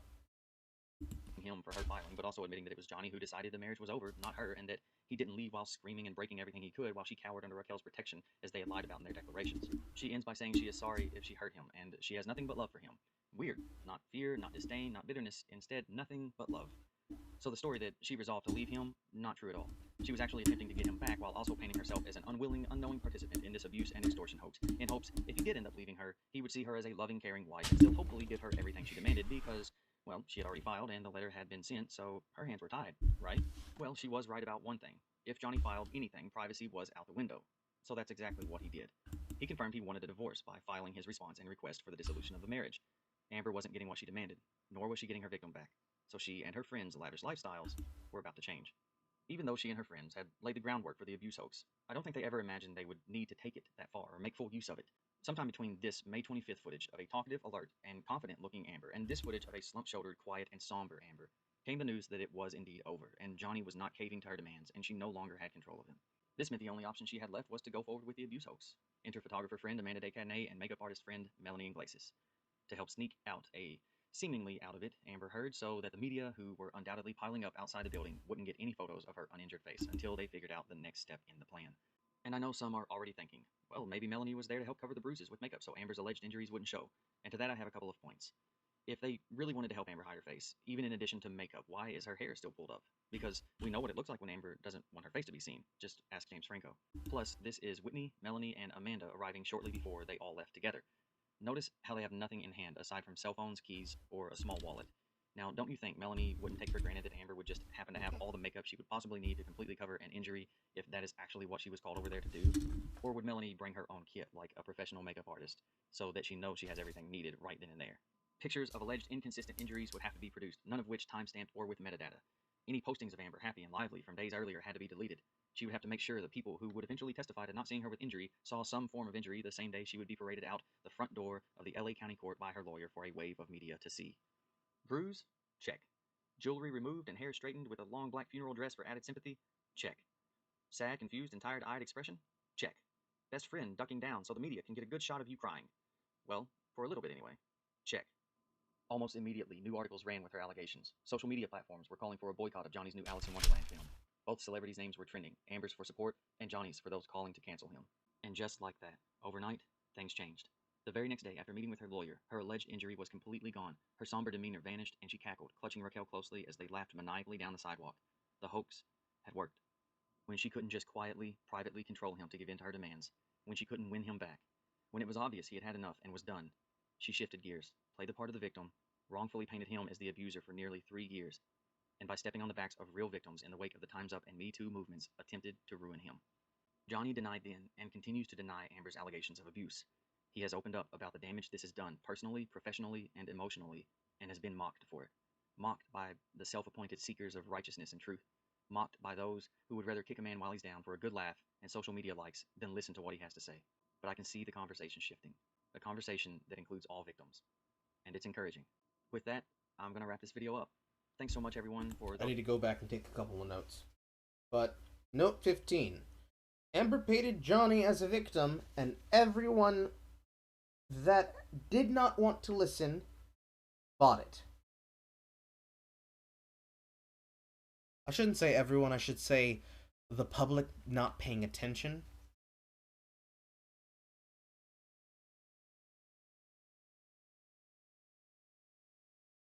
General public.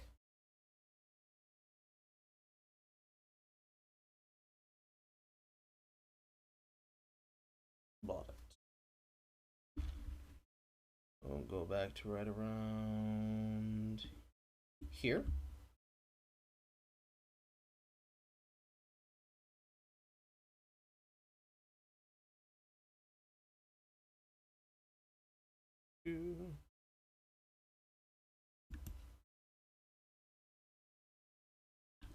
Johnny early in the morning on May 25th.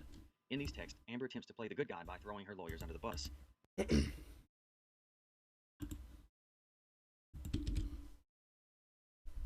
I'm kind of constructing a tweet to update. I'll get to the chat in a second.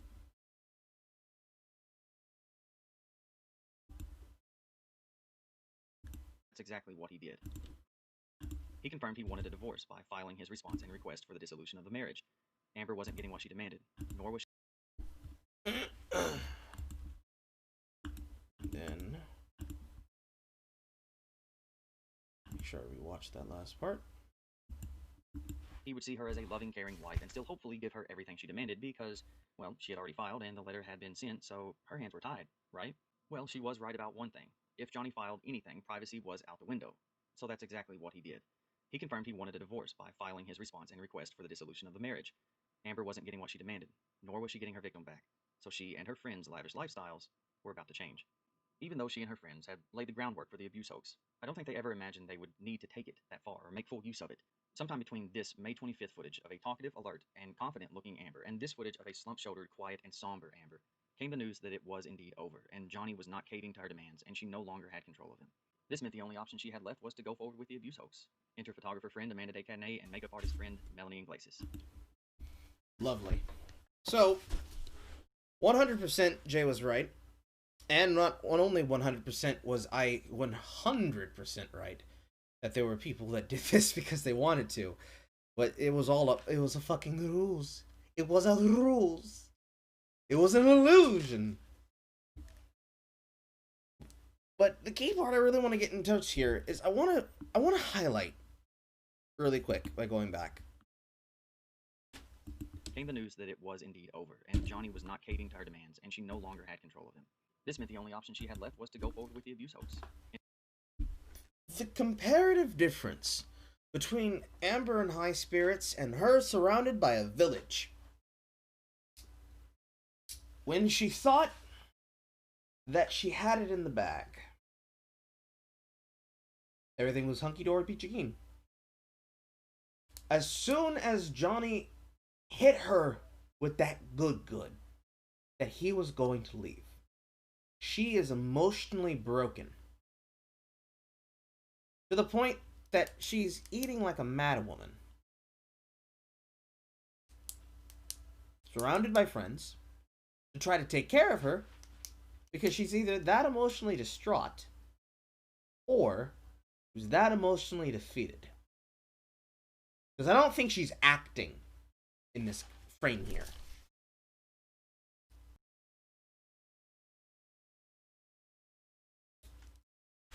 I need to step away for a second. I'll be right back.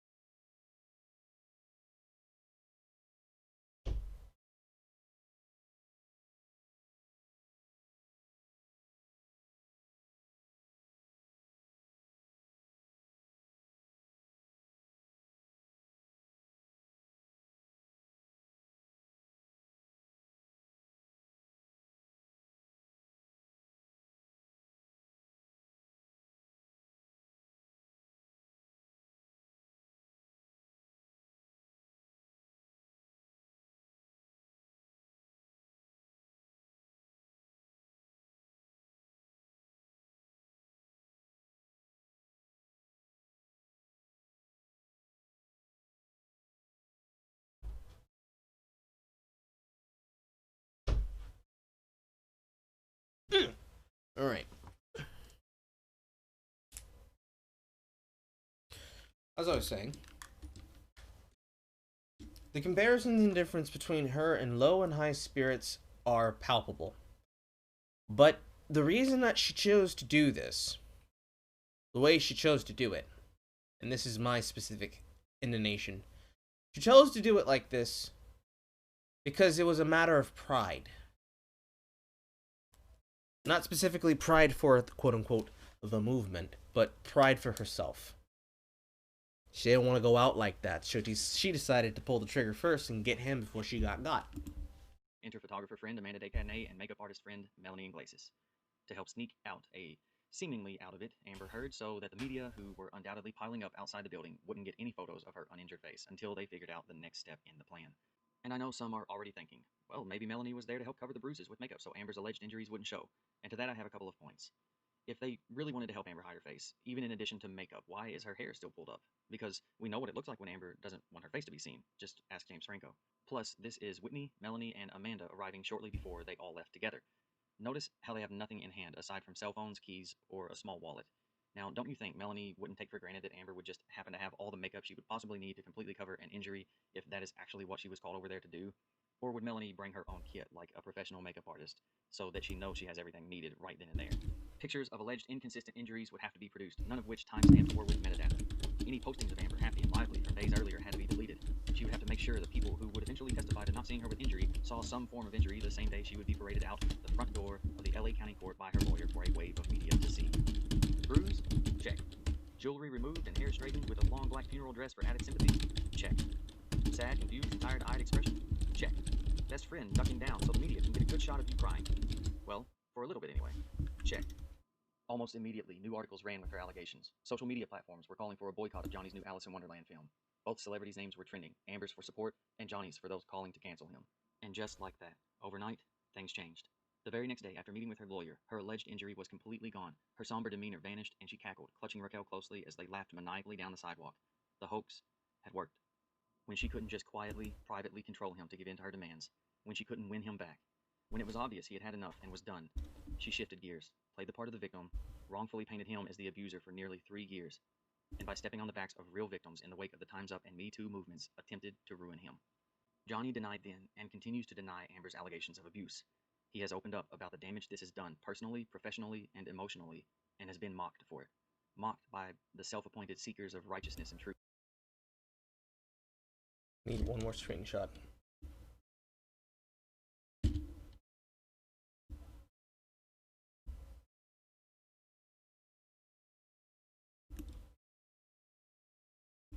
Okay, give me 1 second.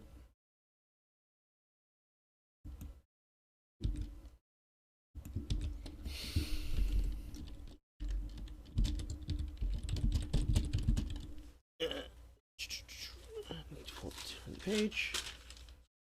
5th.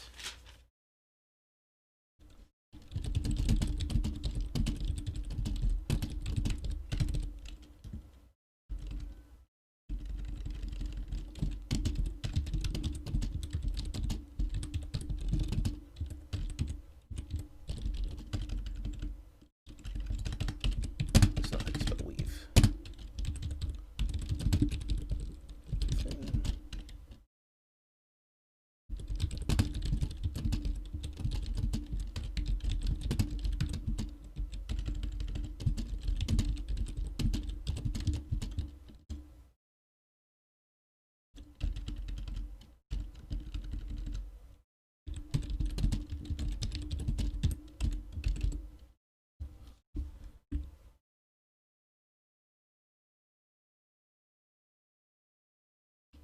Second.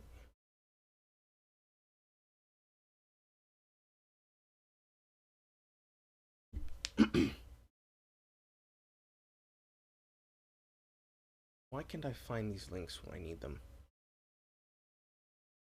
1 second.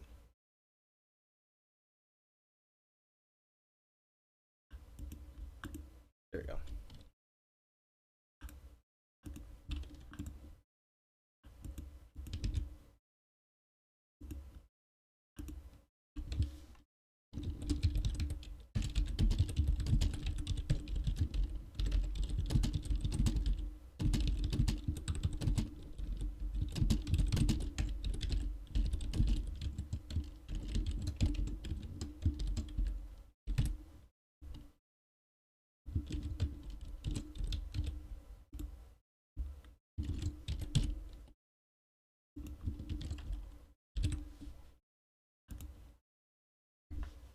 There we go. Now I can get to the chat. I'm sorry to have kept you guys waiting so long.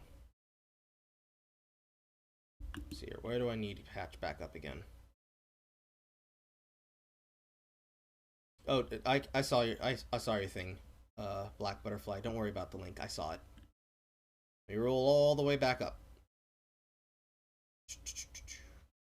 Make that kind of face would be impossible. Brian put in some serious hard work on these videos. Oh, wait. An article was just posted on Twitter about how Whitney and Amber were mocking and acting out TV just a day or two after the so-called attack.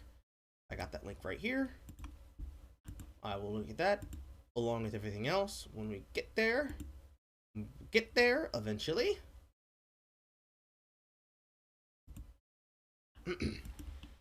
Silly Streamlabs. Whitney and Amber were joking about and she threw a fake punch at Amber's face after the alleged event. In the first surveillance video, they were laughing, and when Whitney Heard throws a fake punch at Miss Heard's face, they laugh even harder. They were seen on a different camera continuing the act out the abuse hoax as they enter the elevator.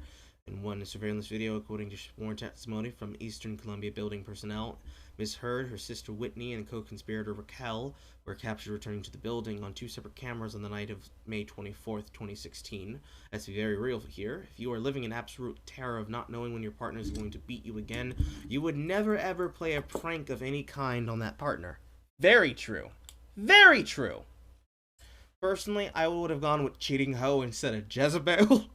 Well, the word I want to use, I'm not allowed to use on Twitch. I'd get banned. I'm going to say those marks are from some serious kink action. I would agree. Because I've seen those marks. I've had those marks. Sometimes, in some cases, I've even given those marks. Consensually. Why? Why did nobody fucking notice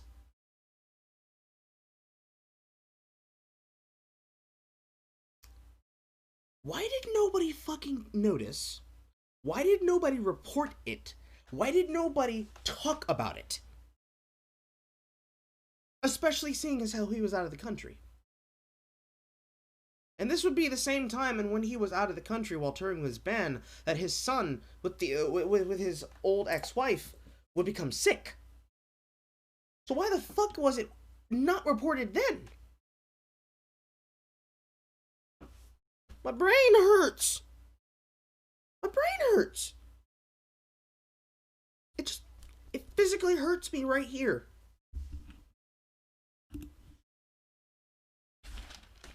Alright. So far, we have, counting this last one, 1, 2, 3, 4, 5, 6, 7, 8, 9. 9 pages of notes. Just some basic details. Just some basic details.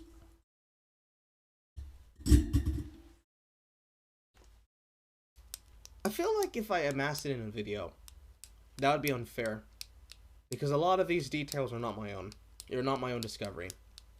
So I want to make sure I write these down, so that in the future, if I ever have to cover it, I have them. There's just so many details of things that aren't adding up. And it makes one wonder, how the hell did we get here?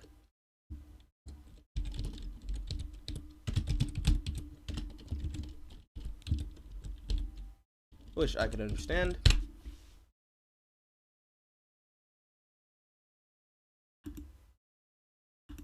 But let's keep going.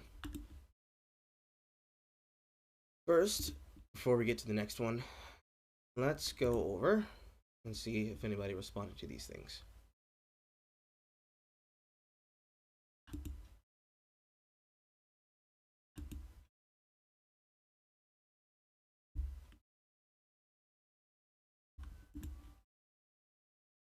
Go back through links.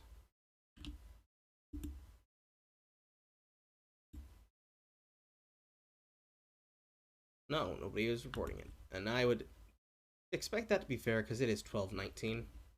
But there will be no rest for me.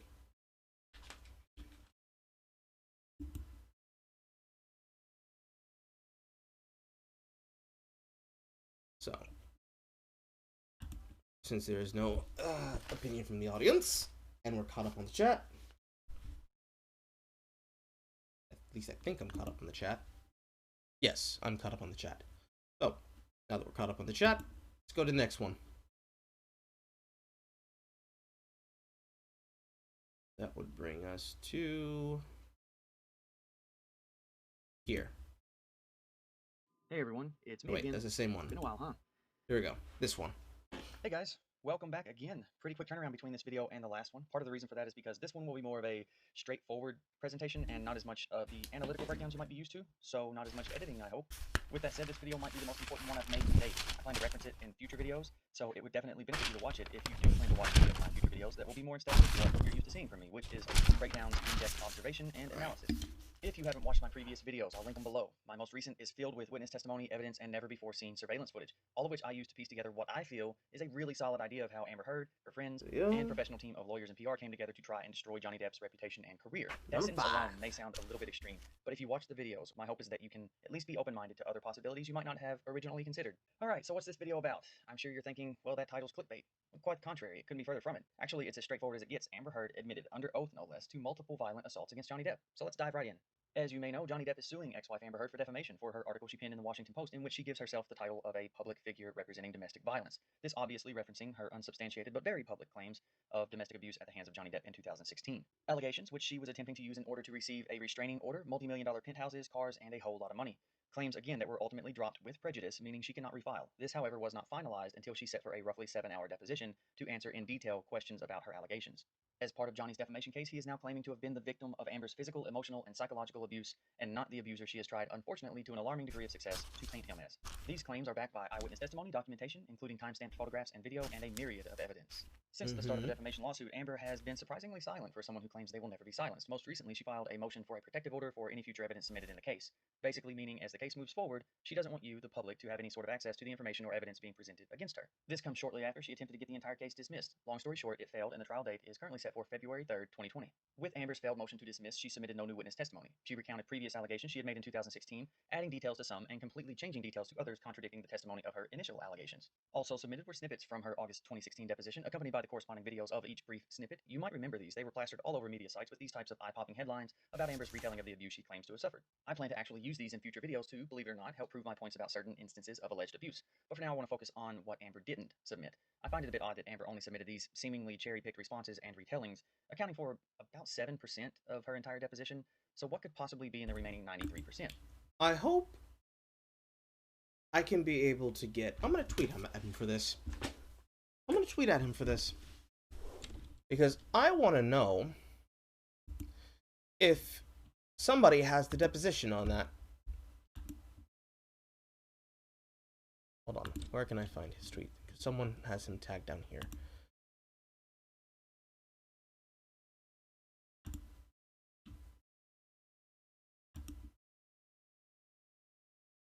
Here he is.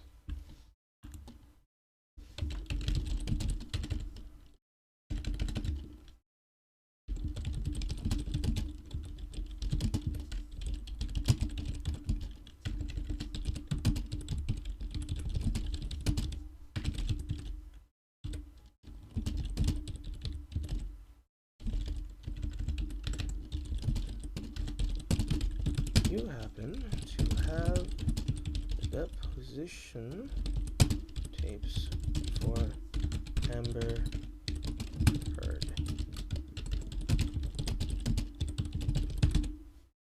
I want to see them.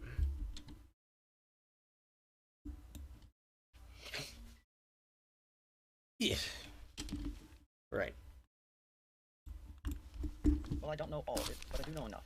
In one of the clips she submitted, Amber asked a question that requires a yes or no answer. Did she ever punch Johnny Depp in the face? Ever punch Johnny Depp with a closed fist in the history of your relationship with Johnny? Answer it however you feel. If you are familiar with this clip, she will not answer the question, she just tells a story about it. Eventually, minutes later, after a long story about protecting her 30-year-old baby sister Whitney from Johnny, even though Johnny never touched Whitney, Amber preemptively punched him in the face, just in case he was thinking about it. That's a long way of saying yes, she did punch Johnny in the face. She would go on to say this was the only time she ever hit Johnny. I'm going to go out on a limb here and say that Amber Heard does not want you to know that at other points in her deposition, not only does she contradict the haunting retellings of her abuse allegations, but she also admits under oath to committing multiple violent attacks against Johnny Depp, further backing his claims that he was the victim, not the abuser. I don't have the corresponding video to match, but you should know this is from the same document, the official original court transcription that Amber took her snippets from. These words are hers, typed out just as she said them. Here we go. We begin with Blair Burke, representing Johnny as part of his counsel at the time, asking Amber to listen to an audio clip. The short clip is of a conversation between a male and a female. Spoiler alert, it's Johnny Depp and Amber Heard. We have Johnny describing and recounting something that happened between the couple. He said he might have said, "What the f***, because I had just been hit in the head with a door." Then Amber tells him, "I'm sorry I did that." Johnny continues with, "And then I stood up," before the audio clip is stopped. When asked, Amber confirms that the voices on the tape do belong to her and Johnny.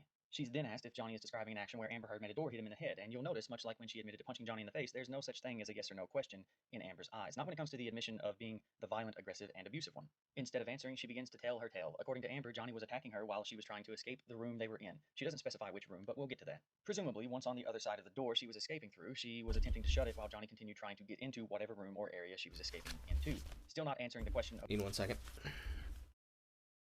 Amber grandstands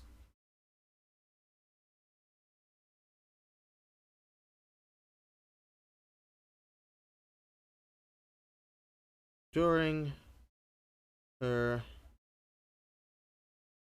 deposition.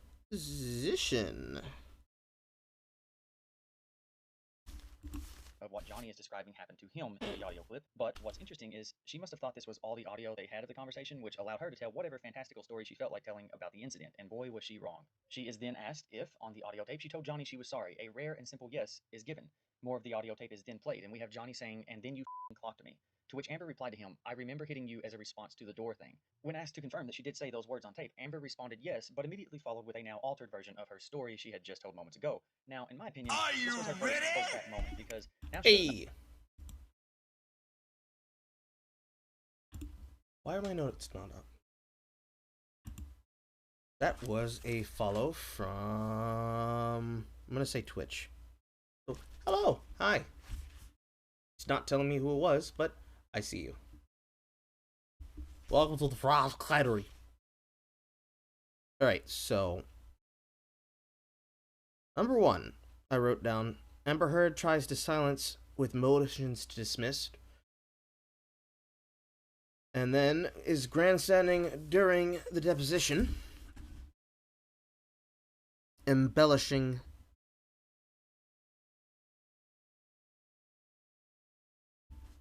lies. 2, Amber gets cross-examinated. You just cross-examined. Cross-examinated isn't a thing in this context.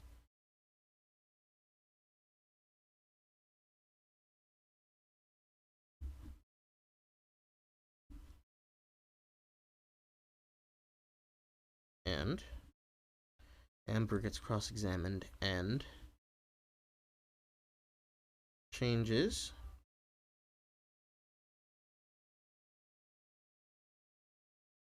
her story to fit her case.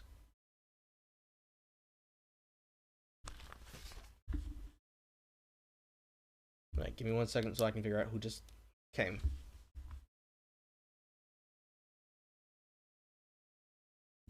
Should I have these turned on? I don't know why I don't.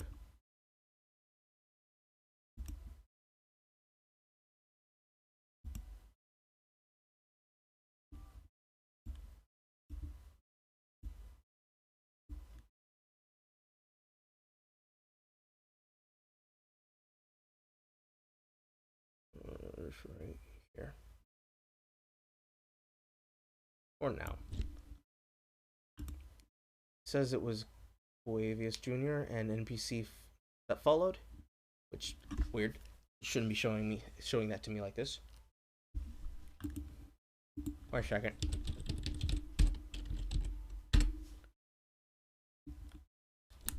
I have to check Streamlabs.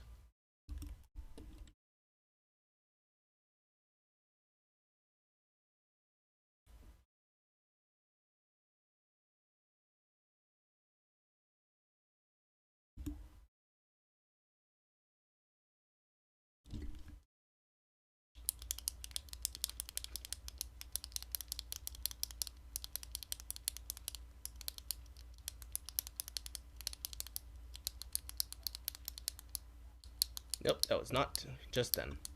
Must be on the other one then.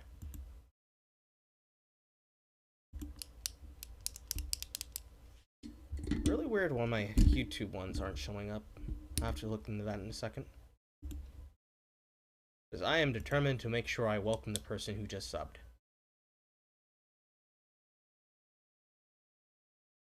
or followed.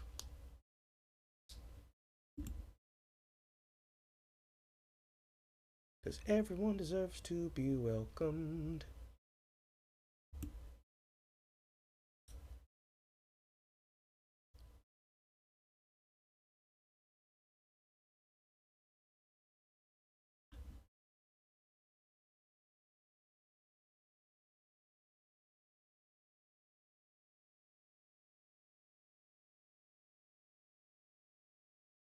Will it even show me the analytics for people who subscribe? I have no idea. It's also taking too long, and it's making me very nervous.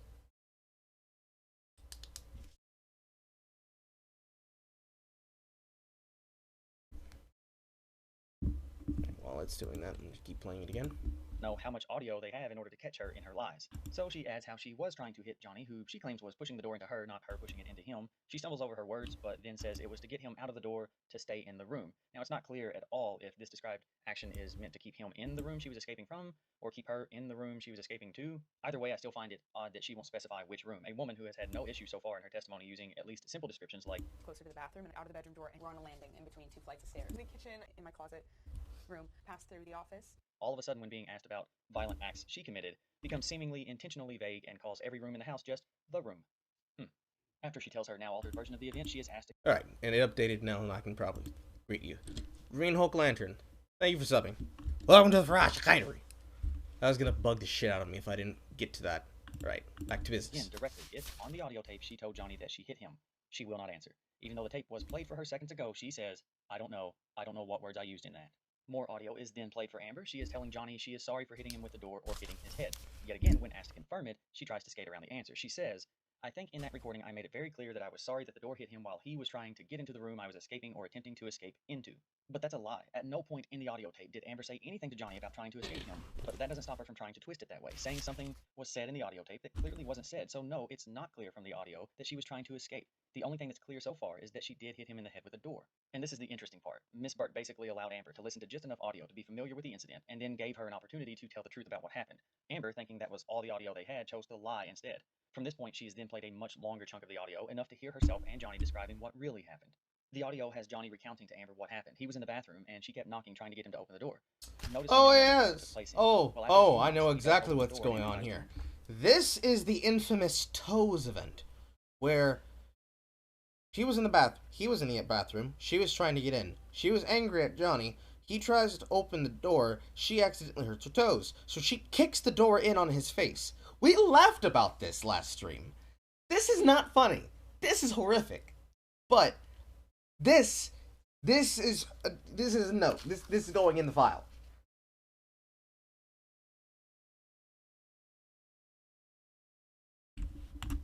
Force her way into the bathroom where he is, and he tries to shut the door 3 times to stop her, and in doing so, he says he guessed it scraped her toes. Well, this must have angered an already angry Amber Heard, who was trying to get to her victim while he was hiding in the bathroom, because next Johnny describes that he bent down and she either pushed or kicked the door open and into his head, believing more that she had kicked it. Amber is then heard on tape telling him that she didn't know she did that, denying being aware of her actions. He then says she caught the door more open so it would hit him. No longer denying her action, she now just tells him that she didn't mean to do it. When he continues to describe being bent down behind the door, she tries to tell him that she did not kick or push the door so that it would hit him. So meaning she did it, and she's admitting she did it, but not with the intent of hitting him with it. But she does remember the door scraping her toes. So let's get this straight. While Johnny is describing what happened, she goes from, no, I didn't kick the door open, to, I didn't know I did, to, I didn't mean to kick the door open, to, okay, yeah, I meant to kick or push it open, but not with the intent of hitting you. Do you see what's happening here? Much like her story she uses to not answer questions about moments she was abusive, she says what she wants at first, whatever version makes her the least at fault, or better yet, the victim of the story, hoping that'll be the end of it. Then, when repeatedly presented with the undeniable truth of it, she slowly but surely shifts her narrative before grudgingly admitting to it. I'd also like to point out that at no point in the audio recording did she deny trying to physically get into the bathroom where Johnny was apparently hiding from her. Not once does she or Johnny mention her trying to escape an attack. Quite the opposite, actually. And this incident, as she originally tried to describe it before being presented with the truth, is not even mentioned in her old declaration from 2016 or her newest one from April of this year.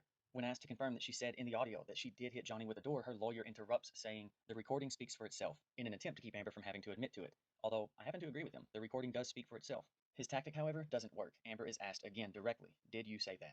Now Amber has been caught lying, under oath, about what was happening and why the door hit Johnny. Her story was made up and she knows it, and now she can't lie about it.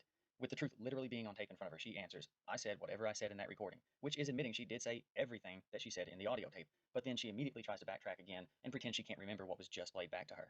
Funny how when she is controlling the narrative and the story being told, expecting to be taken at face value, and with no follow-up questions, she weaves every tale with such repetitive detail, with the assumption that everyone will just take her word for everything because she thinks nobody will have any information to counter it, so she can just say whatever she wants, right? But the moment the truth is revealed and showing that her story is fake and that she was the aggressive one while her victim was the one trying to escape, her attitude becomes much more... Whatever, the truth is stupid. After Amber's attempt to detach herself from the truth in her own words being played back to her, the rest of the audio is played, and it picks up with Amber again trying to tell Johnny she didn't do the thing with the door, and then that it wasn't on purpose, and then that she might have done it on accident. Johnny gives her the benefit of the doubt about it, maybe being an accident, to move the conversation along, and here's where we track back to the small clip of audio that was originally played for Amber moments earlier when she was given the opportunity to tell the whole truth, but she decided to tell none of it instead. The clip now has the rest of the conversation picking up after Amber kicked or pushed the door into his head, and Johnny stands up to say, "What the f?" After that, he tells Amber, "And then you clocked me."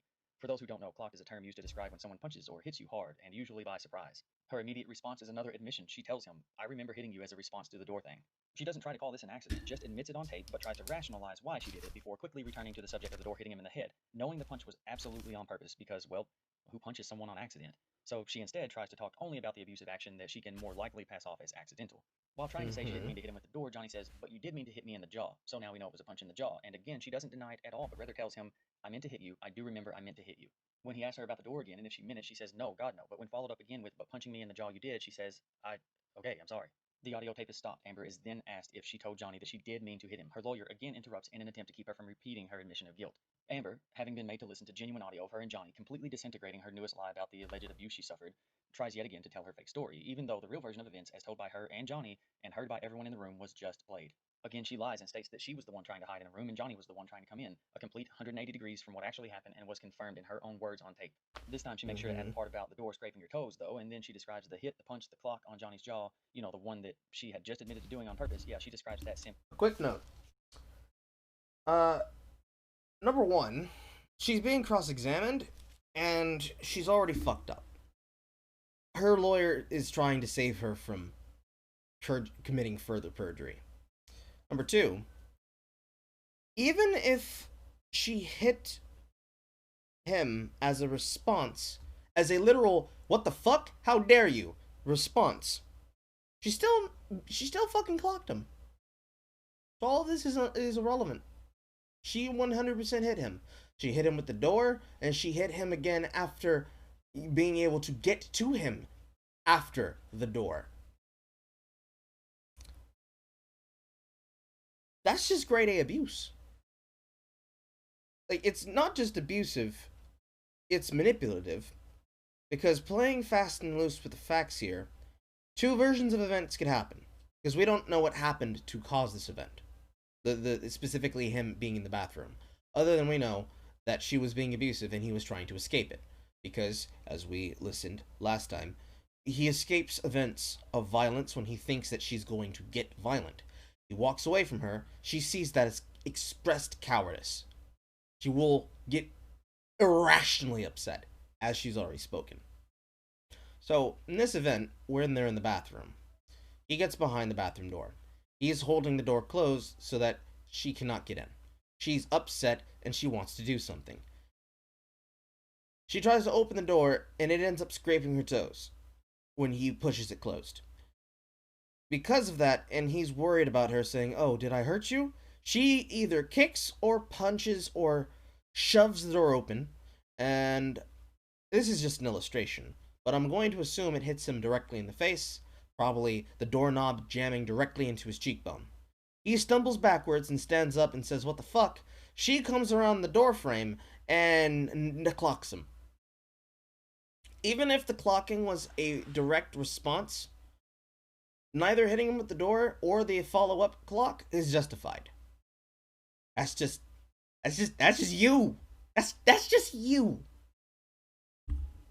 Simply as a push, and that Johnny referred to it as a hit. In her aggravation being exposed as the violent one, her frustration seems to be... The other thing is that she's changing her narrative to justify and to move along with what amount of detail they think that she thought that they had during the deposition, which is why I want to hear the full deposition.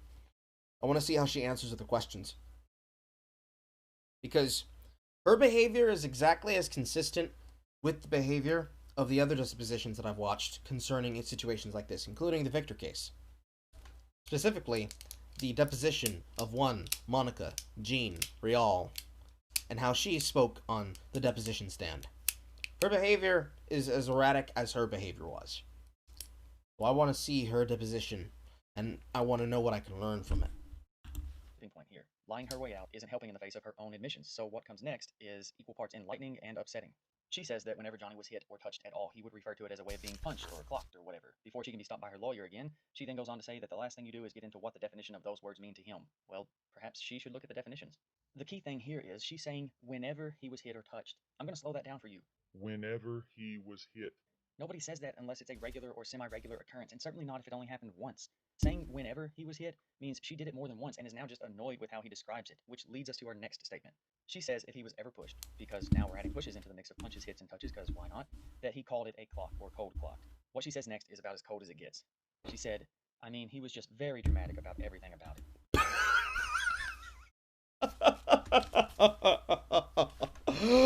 Oh.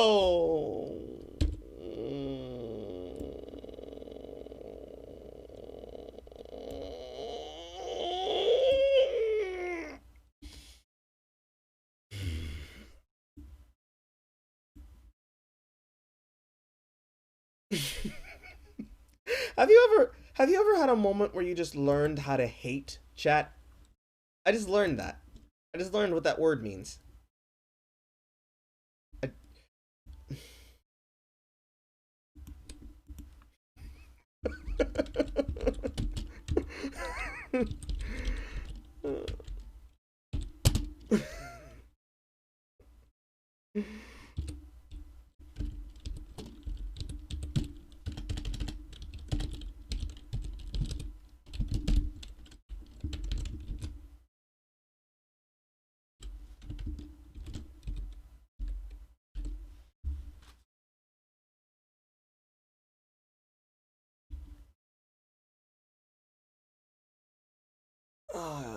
I need to make another tweet really fast.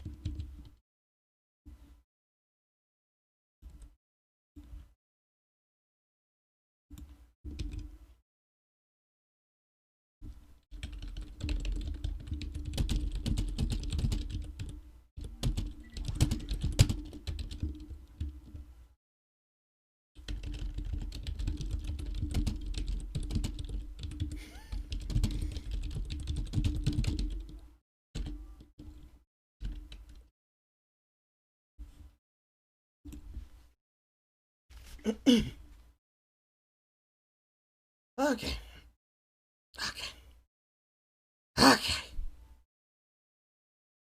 So, back into this really quick.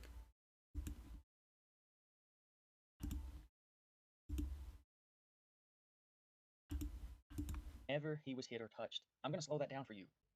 She says if he was ever pushed, because now we're adding pushes into the mix of punches, hits, and touches, because why not, that he called it a clock or cold clock. What she says next is about as cold as it gets. She said, I mean, he was just very dramatic about everything about it. She's so really Amber, who, fucking according to her own uncaring. words and admissions under oath, not only pushed, hit, and punched Johnny, who knows how frequently, but also has the nerve to be irritated with how upset it would make him and how very dramatic he would be about it when describing how it made him feel. Moving on, she is then asked about another specific incident in December of 2015 and if she punched Johnny with a closed fist then. After some bickering from her lawyer, she begins to tell the tale of how the only time she hit Johnny was to save her baby sister. You know, the one that she submitted with this matching video. By the way, for a future video of mine, I'll be using eyewitness testimony of how this incident actually went down. It's not even close to what Amber describes, so keep your eyes out for that soon. I took the liberty of taking these screenshots of a seemingly amused Amber being asked if she punched Johnny in the face with a closed fist, and then when she was forced to answer, describing the action of punching him. I guess now we know why she seems angry at this point and why this clip was the one she submitted, leaving out the admission of multiple attacks on Johnny. I mean, it doesn't benefit her much if she lies about only hitting him once and then includes all the other times that she did hit him, does it? Probably wouldn't help her case much, I'm guessing. Picking up after she weaves her version of the event of punching Johnny to protect her sister, she continues with rationalizing the violent attacks against him, still trying to use preemptive self-defense as a reason, even in the face of the truth, while remaining extremely vague, but in the process also admitting harm to him by saying, I don't know to what extent, or I would have, that he could claim I've done damage on him. Essentially saying, I've hurt him, but I can't say how badly or how badly he would describe it, because remember folks, he was just so dramatic about it. Next, Amber is asked, all while her lawyers try to interject, if she has ever thrown objects that hit Johnny, including a mineral spirits can. And in what seems to me like an attempt to stall for time and gather her thoughts, Amber asked, what do you mean? Even though it's really straightforward, she's asked the same simple question again. Wow, man. What, I'm not sure if I was the one who said it or Jay the one who said it, but when we were reviewing the piece of dialogue that comes up as the second video in this chain, one of us mentioned that if a person stalls by repeating the question, it means that they're stalling for time so they can think up a lie. I don't remember if it was me who said that during the last broadcast, or if I'm just remembering that from someplace that I heard it before. But when a person asks a question, specifically to ask if... No, I remember where I heard it from. It was from the Abba and Preach video that I ended up showing Michelle and Jay before. If a person asks a question after you already state to them a very straightforward question, they are trying to think up time to lie.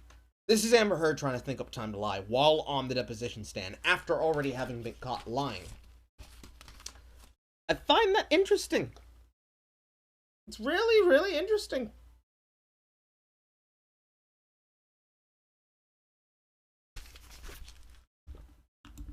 Have you ever thrown an object prior to today at Mr. Death that hit him? Now, if Amber had never thrown an object or objects at Johnny, you would think her answer would be an easy one to give, right? I mean, if the only time she ever hit Johnny was when she was protecting her sister, then she should be able to answer simply, no, I've never thrown anything at him. But her answer is not even close to that. She says, I don't know what has hit him. I don't remember anything in particular about mineral spirits. I believe the people who watch my videos are intelligent and can think reasonably and logically. So, how does that answer read to you when asked if she has ever thrown an object that hit Johnny? Because I'll tell you how it reads to me, and you can tell me in the comments what you think.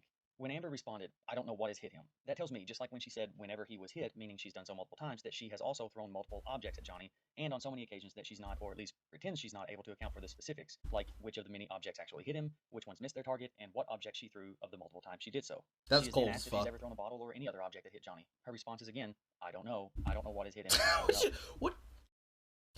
I have to remember I'm watching this in the future. I have to remember I'm watching this in the future. Amber has thrown the bottle, or was responsible with the involvement with the bottle that led to Johnny getting his finger severed.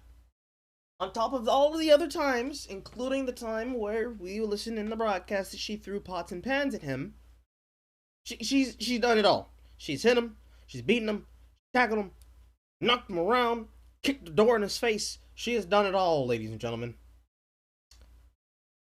The fact that she says, I don't know what has hit him, is a bit worrying, especially considering I have the benefit of watching this in the future.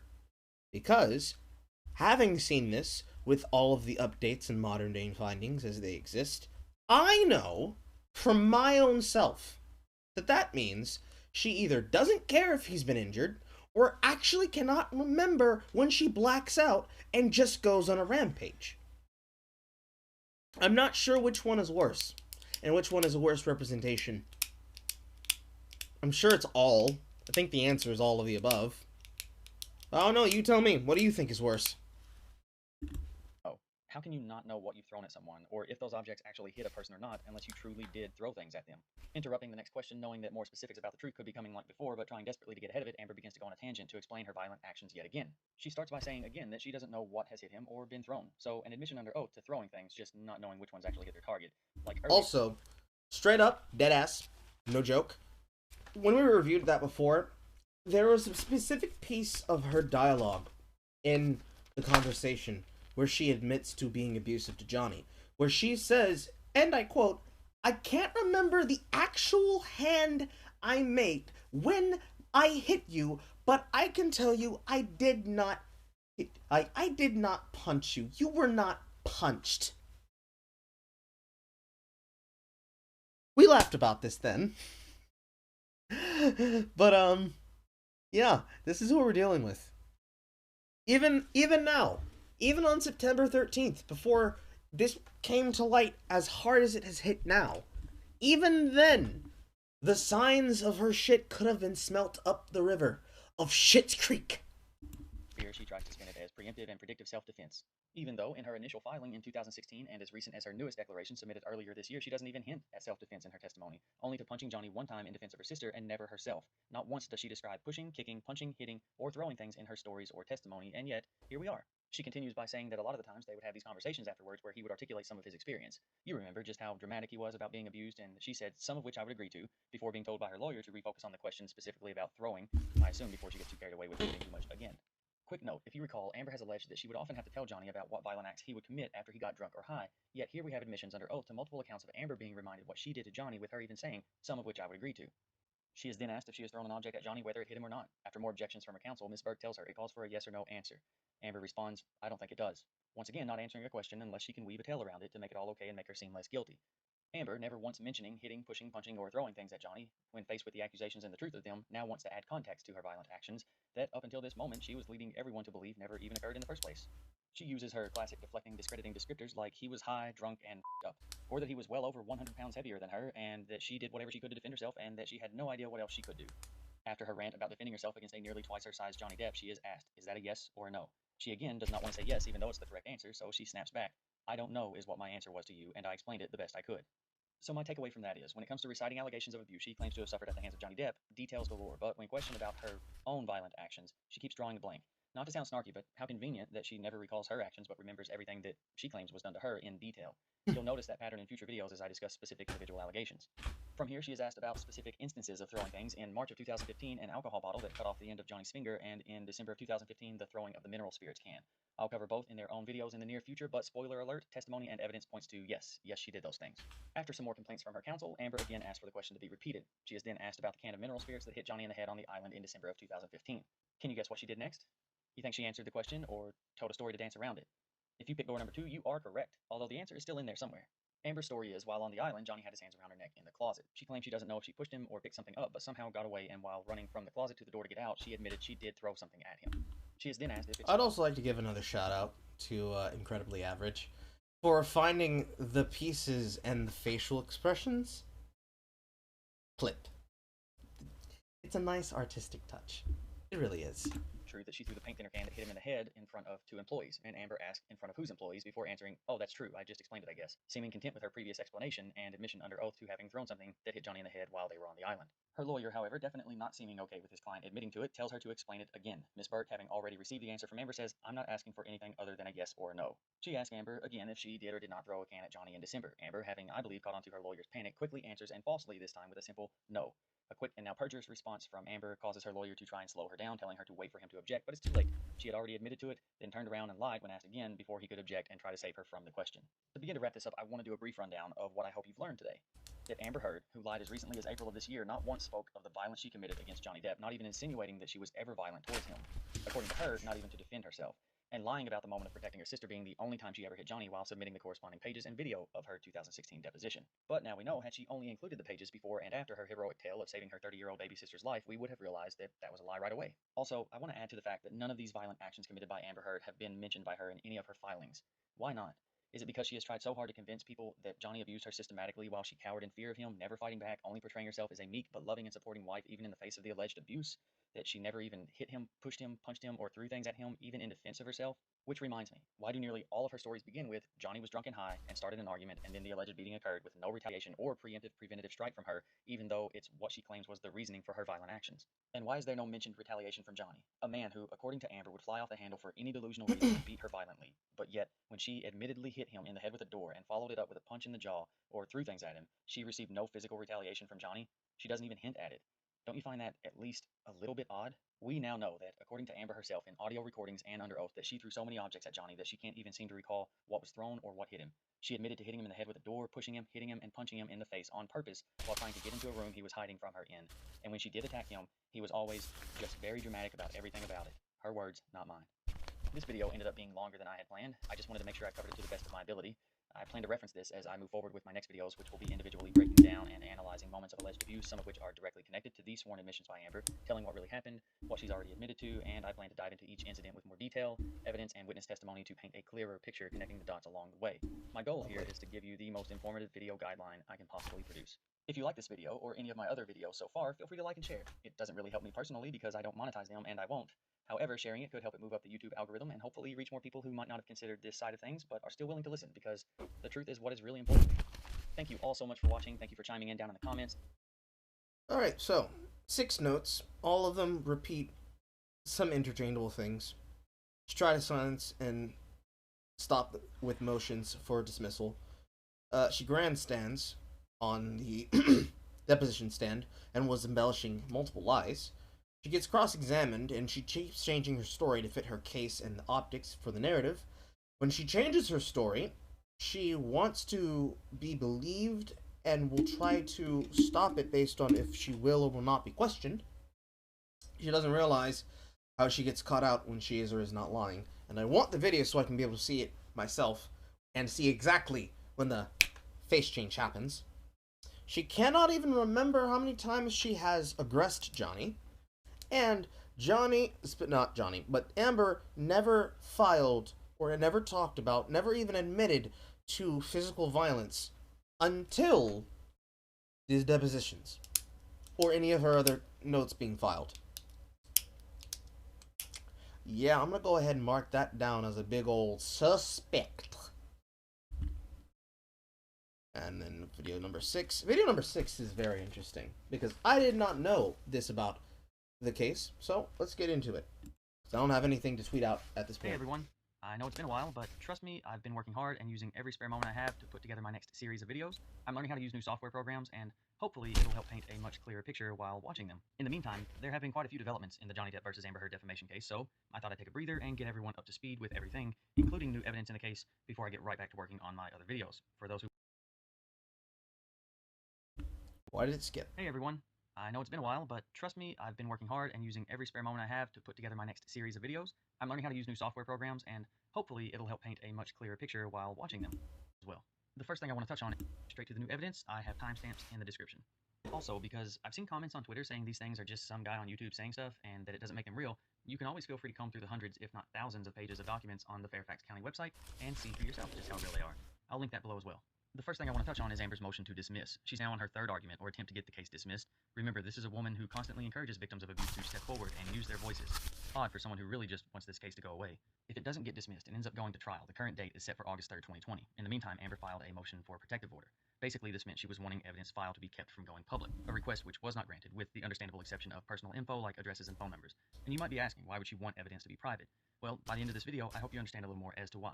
Seeking this privacy didn't stop Amber from trying to shame Johnny into dropping everything. Her team of ever-increasing in number and ever-shifting lawyers have attempted several less-than-professional tactics, but I'd expect nothing less from those who have previously represented the likes of Harvey Weinstein, and yet now hide behind meaningful movements like Time's Up and Me Too, while incorporating many of the same tactics used in the past to try to silence his victims. One such attempt involved the use of a private investigator to dig up anything he could find, or even a loose insinuation of a scandal that they could try to attach to Johnny. This private eye is Paul Baresi, and before you Google him, you might want to make sure the kids aren't in the room. He's a former porn star turned private eye and prides himself on making problems go away. In a recent podcast, he described himself as a mercenary and a legman for the recently released from prison Anthony Pellicano, and was quoted as saying, "In the life of a celebrity, or anyone else for that matter, if you want to hurt someone, character assassination is the way to go. And the irony is, it isn't necessary that whatever is said be true. The damage can be done in the mere telling of it." How right he is. And this is the guy Amber hired to help in her efforts of damaging Johnny Depp. Moving on to another set of motions from Amber, she sought to get all of Johnny's medical records, including any involving drug use or drug treatment for Johnny, and, as if knowingly anticipating it, Amber herself. At the center of this is Dr. David Kipper. Now remember that name for later in the video. He's a specialist in drug and addiction treatments. Johnny has already talked openly about his dependency on painkillers and attempts and struggles to get off of them. It would seem Amber's trying to get the doctor to testify on her behalf as to Johnny's drug use. However, a recent hearing transcript gives us a different perspective and seems like a classic tale of careful what you wish for. According to the transcript, Dr. Kipper's name has been added. Before I forget. I just remembered as I'm writing this down. Keep in mind that the people who she's being represented by are the same people who used to represent Weinstein. Keep that in mind, it's very important. A different perspective and seems like a classic tale of careful what you wish for. According to the transcript, Dr. Kipper's name has been added to the ever-growing list of people who have witnessed firsthand Amber be physically violent with Johnny, and not the other way around. Amber also filed a motion to have Johnny set for an independent mental evaluation with a doctor of her choosing and to not be recorded. This guy don't sit right with me, Lois. He don't sit right with me. If that sounds a bit irrelevant and fishy, I thought so too, and it appeared the courts feel the same, as it was not granted. Worth noting that both sides are to submit medical records and signed HIPAA waivers, of which, as of making this video, only Johnny has signed and submitted. But that didn't stop Amber and her team from saying that he was late in doing so, even though she hadn't at all at the time time, and to my knowledge, still hasn't. It also didn't stop media outlets from warping headlines about the trial being pushed from February to August, blaming it on Johnny for being late on submitting his records. In reality, according to Judge White, who is presiding over the case, this was not the reason for the continuance at all. Instead, it was granted at the request of both parties because of difficulties taking depositions of people in California, even telling both sides not to manipulate this in the media. So maybe don't believe every article and headline you read when it's written by the media outlets with a one-sided interest in the case. Speaking of documents submitted to the court, it's almost comical that Amber and her team would try to use this as their media campaign. At the time of these headlines, Johnny had submitted nearly 4,000 pieces of documentation, while Amber had only submitted roughly 800. And it should be noted that number is inflated because any text conversations were broken up with each single reply submitted as its own standalone document. There could be a reason Amber isn't submitting a great deal of documents to the courts. That reason could have something to do with Johnny's request for expert witnesses. One such expert witness is Brian Neumeiser. He's an expert in the characteristics and verification of electronic data like pictures, videos, text, and emails. An expert Amber has filed a motion to try and prevent from being used in the case. Again, begging the question, why?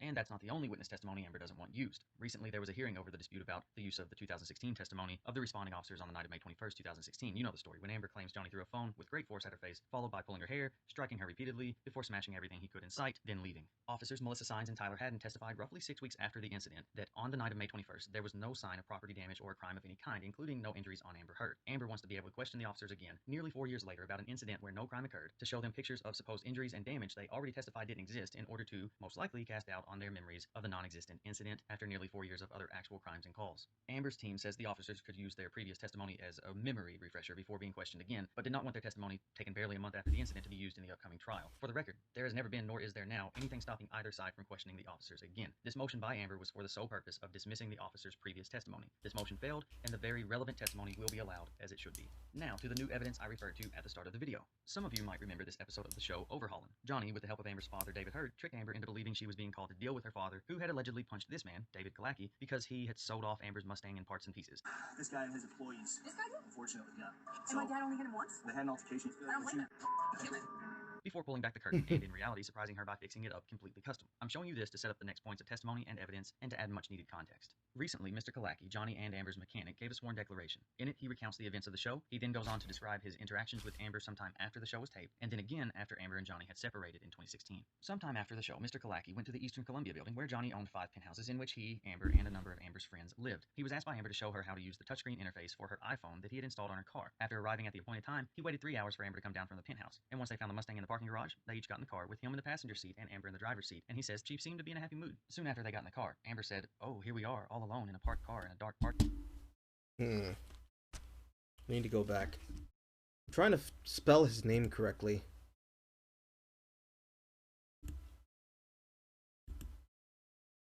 Also, this is a funny screen cap. This is a very funny screen cap. But I need to find how I can spell his name. Kalaki. Also, straight ass, dead ass. Amber Heard fucking hit on a mechanic. So she hit on a fucking mechanic, dude. David K-I-L-L-A.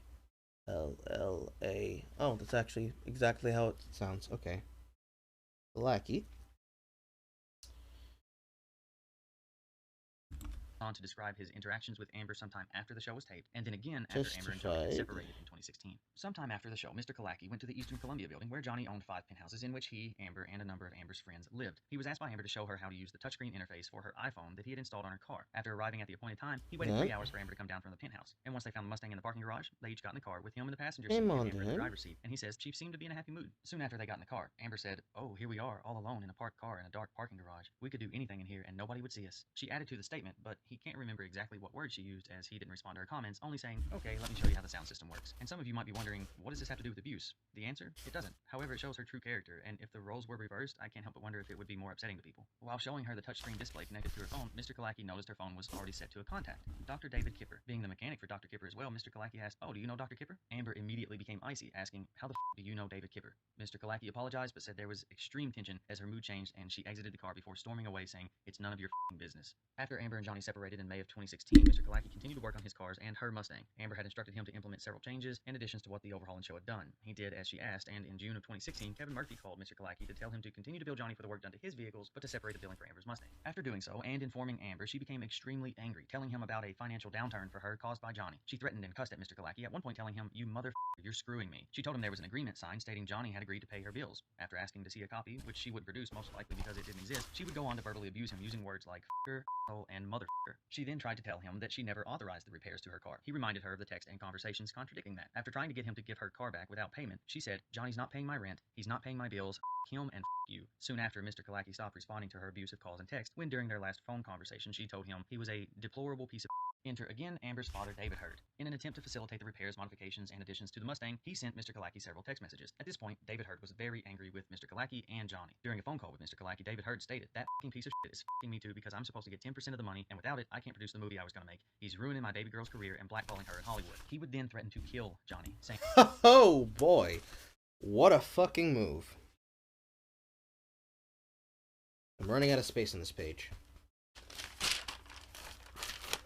Amber Heard's father. So Amber Heard's father and Amber Heard herself both say that Kalaki was fucking them over in payments. And would outright say that he would shoot Johnny, especially over how he was supposed to get 10% of the money.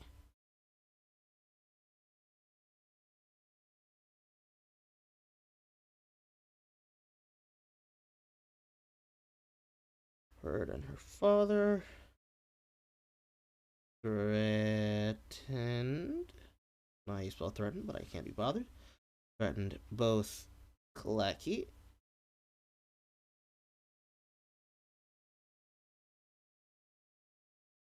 and Depp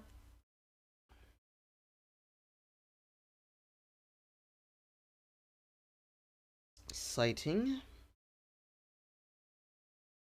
money issues and her father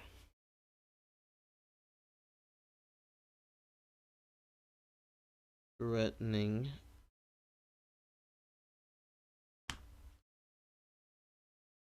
to shoot Depp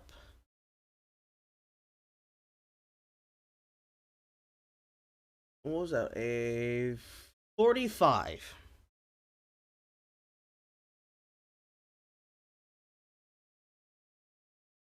Because he's from Texas.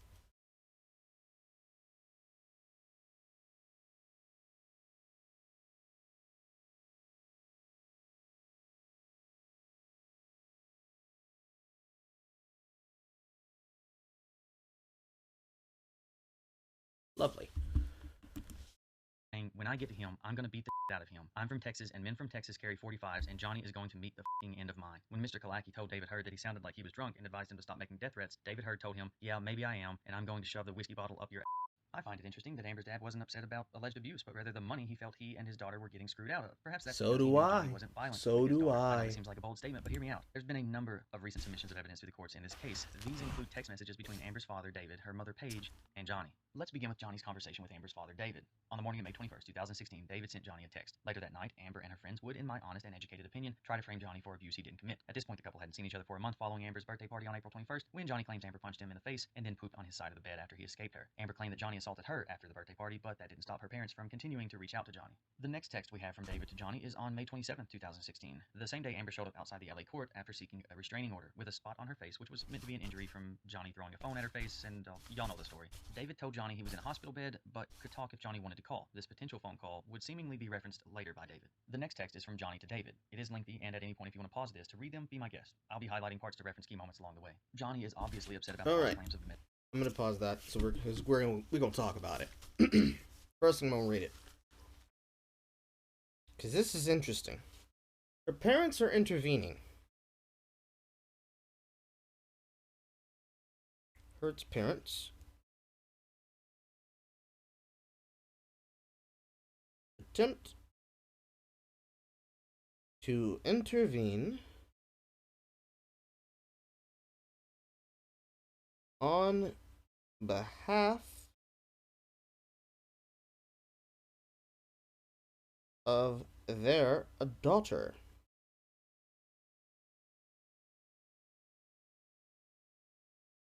Now this I am familiar with because after the stream, I watched through these videos because I wanted to do that back then, but we're doing it now, so it's only important that I mention it. Because both her mother and her father would try to interject here. So, let's read through what they say. Go to the first image. David Hurd. Johnny Page said that you wanted to talk to me. You can call me now. I'm in a hospital bed, but I can talk. But Johnny replies, how you feeling? Nah, fuck that. What drugs are they giving you? I cannot believe what's going on. Amber's calling this domestic violence. She submits a picture that says I threw a phone at her. She's putting herself in deep trouble. She continues to perjure herself. He's not wrong! I have done nothing to deserve this. This is so fucking sick. I have never been charged nor arrested for domestic violence. She has. Twice. Period. Get in her ass, Johnny! Get in her ass! Whew. This all makes me sick to my stomach. I worshipped her and have been betrayed by the very love of my life. Fuck it. She killed it. I guess I was so bad that it was fine for her to leave me and go to Coachella for 4 fucking days with all of her girlfriends and to not give her birthday to us. The festival and her friends were clearly more important than working things out with me. With these lies she's spewing to save her ass in the press. The truth will always catch up, and the truth will be a bitch. And I have not said a word. I have 2 witnesses who were in the room when she said that I flung the phone at her. Absolute fucking lie. She wants a divorce, she gets it. But the world will receive the truth, and if she's caught perjuring herself, which she will, Australia could reopen their case against her to investigate whether or not she has filed a restraining order against me. Wait, hold on. That was a period. Australia could reopen their case against her to investigate whether or not, ... she has filed a restraining order against me, man, ... Cruel and unforgivable, ... I've done nothing but love her, ... Anyway, the you have it, brother. I hope she's happy now. That last part, okay, I know what happened. He said, anyway, there you have it, brother. Got it. I hope she's happy now. To which either her father or her mother, I think this is her father speaking, replied, the lawyer told her that she had to, or she would have no place to live for 30 days. If you want to pause this to read them, be my guest. I'll be highlighting parts to reference key moments along the way. Johnny is obviously upset about the false claims of domestic violence, saying that Amber is perjuring herself, calling her claims sick, stating he has never been charged nor arrested for domestic violence, but she has twice. Now, I don't know the second time, but I do know she was arrested in 2009 for physically abusing her then wife Taja Van Ray at a Seattle airport. Amber would go on to call the arresting officer, who witnessed the assault, homophobic even though the officer is lesbian and an ally for LGBTQ rights. Johnny would then say the world will receive the truth and that Australia could reopen the case against... Let's go back to that. Because this is nice. This is interesting. This is a very important thing to note. Okay? Give me 1 second. Johnny refutes.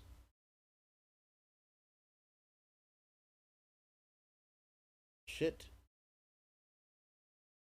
He is accused of.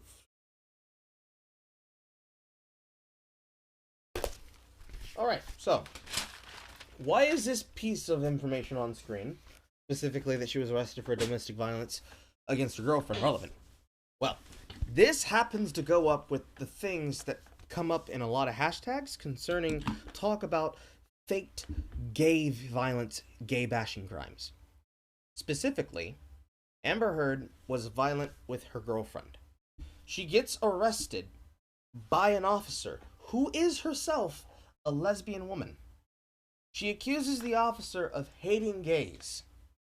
This, on top of all the other gay bashing hoaxes that went around, this is brought up explicitly to be used as a defense for her.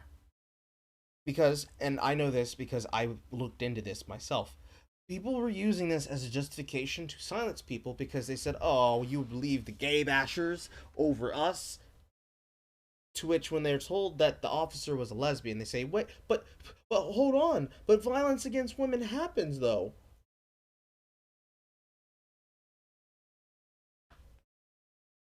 I also find it great because even at the time when we were watching this, because Jay had to remind me, because I forgot, when this violence happened, nobody batted a fucking eye about it. Ne'er not a one. So the speed at which they went to dogpile Johnny and not come for her is interesting to me. Especially considering that she took the exact same kind of out that Jussie Smollett would eventually try to take in his own fake hoax. And the same fake hoaxes with other celebrity figures who would claim that they were harassed by police for reasons that had anything else to do with the fucking truth, and would then be revealed to be a lie. Especially concerning any time when this kind of hoax happens in general, because it gets thrown on top of the pile and it gets forgotten about. Because it's just so fucking common, you don't know if it's true or not. Homophobic, even though the officer is lesbian and an ally for LGBTQ rights. Johnny would then say Hello, the world Concept will Cranks. receive the truth and that Australia could reopen their case against her to investigate. Now, I don't know if this is referring to when Amber smuggled her dogs illegally into the country, or perhaps it stems from when she severely injured Johnny's finger in a fit of rage in March of 2015. He closes with, I hope she's happy now. It's worth mentioning that her father doesn't dispute anything Johnny says. He simply tells him that the lawyers told her she had to or she would have no place to live in 30 days, admitting this was all made up so she wouldn't lose the penthouse. Johnny calls this absolute bull, telling her father Amber's lawyer asked for 2 weeks and he said she could stay as long as she liked. He told him his wedding ring is coming off now and it's just too much before telling David to feel better. Her father then sends a lengthy text to Johnny. He again repeated that the lawyers were telling Amber to say she was abused so she could keep the penthouse, and that he wishes he could be there to step in. He quickly becomes very worried that Johnny had mentioned to Amber that they had talked, because Amber was very angry with her father, telling him he couldn't tell her anything and to off. He then expresses his desire for Johnny and Amber to talk it out, that he knows how angry Johnny is over this, and telling him that he has every right to be, ending it with, I still love you, man. Quick question. What father tells the man who is being accused of abusing his baby girl that he has every right to be angry and that he wants them to somehow work it out? Probably the same guy who doesn't want the money well to dry up and within the next couple of months would be threatening to kill Johnny over money, not alleged abuse. Johnny would respond by telling him that he loved him too and he never said a thing to Amber about them talking, that he doesn't throw people under the bus and she can have her life now. David tells Johnny's really expressive when he types texts. Johnny she probably grabbed his phone while he wasn't looking and saw that Johnny and her dad had been talking. So does that mean Johnny's telling the truth yet again, that he went over to the penthouse simply to gather some of his personal belongings on May 21st, and perhaps while upstairs getting his things, Amber went through his phone? Certainly seems like a strong possibility, doesn't it? David then tries to convince Johnny there must be a way around the restraining order to try and get over it, saying he knows it's a lot to get over. Again, what father encourages the man being accused of abusing his daughter to try and figure out a way around a restraining order to talk it out and try and get over it? These feel like reasonable and fair questions. But let's move on to Johnny's conversation with Amber's mother, Paige. Late morning on May 21st, 2016, Paige sent Johnny a text telling him if he wasn't taking her call because of something someone said, that it couldn't be further from the truth. She tells him they are 100% solid, always have been, always will be. She goes on to tell him she'd hate to think that she's been a pawn in this game and that she simply doesn't play that game. Like Amber's father, she says that she loves him, always has, and probably always will, and to please call her. Johnny would respond on the morning of May 27th, 2016, the day Amber would later emerge from the LA courthouse with a temporary restraining order. He tells her he is sorry he missed her call and that he hopes she and David are perfection and that he loves and misses them both. She responds with a short and simple text, but it is very eyebrow-raising. She tells Johnny, the man accused of abusing her daughter, that she loves and misses him and that she'd do anything for a do-over for the last year. For anyone keeping up, that's essentially the span of time encompassing Johnny and Amber's marriage and when most of the assaults she committed against him occurred. He tells her, me too, darling, referring to the do-over. He expresses his pain and love for Amber and explains to her mother that they're divorcing because of her violently assaulting him a month earlier after he was late for her birthday party. He tells Paige that he left when Amber got violent, and that is what he always did when she decided to get violent. He describes what happened on the night of May 21st, how he didn't throw a phone at her, and how Raquel came to the rescue as if he was some kind of a psycho the day after his mom passed away. He calls Amber the love of his life, but she can no longer exist in him and has gone too far perjuring herself. He says this is what he must deal with, and she is apparently back with her ex Taja. He questions what has ever been true or a lie, that he misses her and stupidly still loves her, and just couldn't make her smile anymore, which is all he ever wanted. He then tells Paige he loves her and misses her. Paige then says Amber is not back with Taja and never has been, telling him Amber loves him and wants to talk to him, adding that the lawyers have taken over, so like her father, starting to blame the lawyers for all of this. She then tells him we haven't texted, and follows up by repeating Amber has not been with Taja trash, and David would love for Johnny to call him ASAP or call when he can. She again goes after the lawyers, saying that they are going to this love up entirely, that Amber still loves Johnny deeply, that she heard about 6 hours from midnight until 6. She then tells him that she loves him perfectly. Quick sidestep, if you watched this video I made a few months ago, I use all sorts of evidence to outline the week of May 21st through the 27th and how I think it went for Amber. These texts from her parents to Johnny really reinforce a lot of my thoughts in that video that up until the wee hours of May 25th, Amber was having a good time, sneaking James Franco into the penthouse, hanging with friends, going to parties, and sending Johnny texts to try and win him back. But when Johnny also filed later on May 25th confirming that the divorce was happening and Amber's demeanor changed because she knew he was done being abused and she wasn't getting him back, she went forward with her sloppily thrown together abuse hoax. From this point, she angrily told her parents to stop talking to Johnny even though she and they had been trying to win him back this whole time. I'm sure her parents telling the man being accused of abusing their daughter, the man Amber claims in her sworn declaration to have lived in fear of, that they love him and the last time they talked to her she loved him and wanted to talk to him and that they could work it out, wouldn't help her claims much going forward. Now back to the text between Paige and Johnny. She tells him to please delete the conversation. She never wanted to hurt them, she only wanted to help, and she messes that up a lot, following with I'm always here for you and I'll just adopt you. He responds telling her a restraining order and a doctored photo are not love and that he is shocked and disappointed and he is not allowed to call, see, or text Amber, and that is so sad. I really want to point this out now because it's something that happened with her father speaking to Johnny and is now happening with Paige speaking to Johnny and continues for the remainder of their conversation. Neither her father nor her mother are disputing anything Johnny is saying about he wasn't abusive or that Amber is abusive towards him. Paige then again blames the lawyers for making up the story about abuse, that Amber didn't want this, it was not her idea, saying it was the fault of the lawyers on both sides, repeating what David had said about getting kicked out of the penthouses if she didn't say it. Johnny corrects her and says a restraining order does not suggest it's both sides, and that Amber has plunged the most jagged dagger into his heart, that he has lost the love of his life, he tried so hard and it hurts so f***ing bad. She again tries to tell him Amber did not want to do this and it's all the lawyer's fault. He tells her Amber did it to save her after the press were killing her for filing 2 days after his mother died. She tells him Amber believed Johnny's camp, not Johnny himself, would kick her out, and that's one of the reasons Amber was wanting to talk to him, again ending with I love you. He explains that he cannot legally text, speak, or see one another, nor can he be within 100 yards of the penthouse, so there's no way to work it out. He says he's stunned and her friends are leading her down an ugly path she may never recover from. He adds that he loved her so much and she is trying to kill him, before telling Paige, like he did David, that he is taking off his wedding ring. Paige then tries to convince him to go around the restraining order that her daughter just got by using other people's phones to talk. That's fucking stupid. Amber was so hysterical about her love for Johnny that she is considering suicide. I got up to right about here when I stopped watching through it and said I just want to wait to watch this with other people. But as I got here, we have that Heard's parents attempt to intervene on her behalf to get him to work with her, and both of them attempt to convince him to try to violate said restraining order that she's gotten on him, which he repeats here. Neither of them try to refute that he abused her, mainly that they do know that he was never abusive of her, and with now evidence showing that she was distraught when she had figured out and learned that he wanted to not be married to her anymore. It was this and this alone that bring us here. So I have a couple of questions. Number one, how much of them asking Johnny to get back with her is them trying for their own sake or trying because the daughter told them to?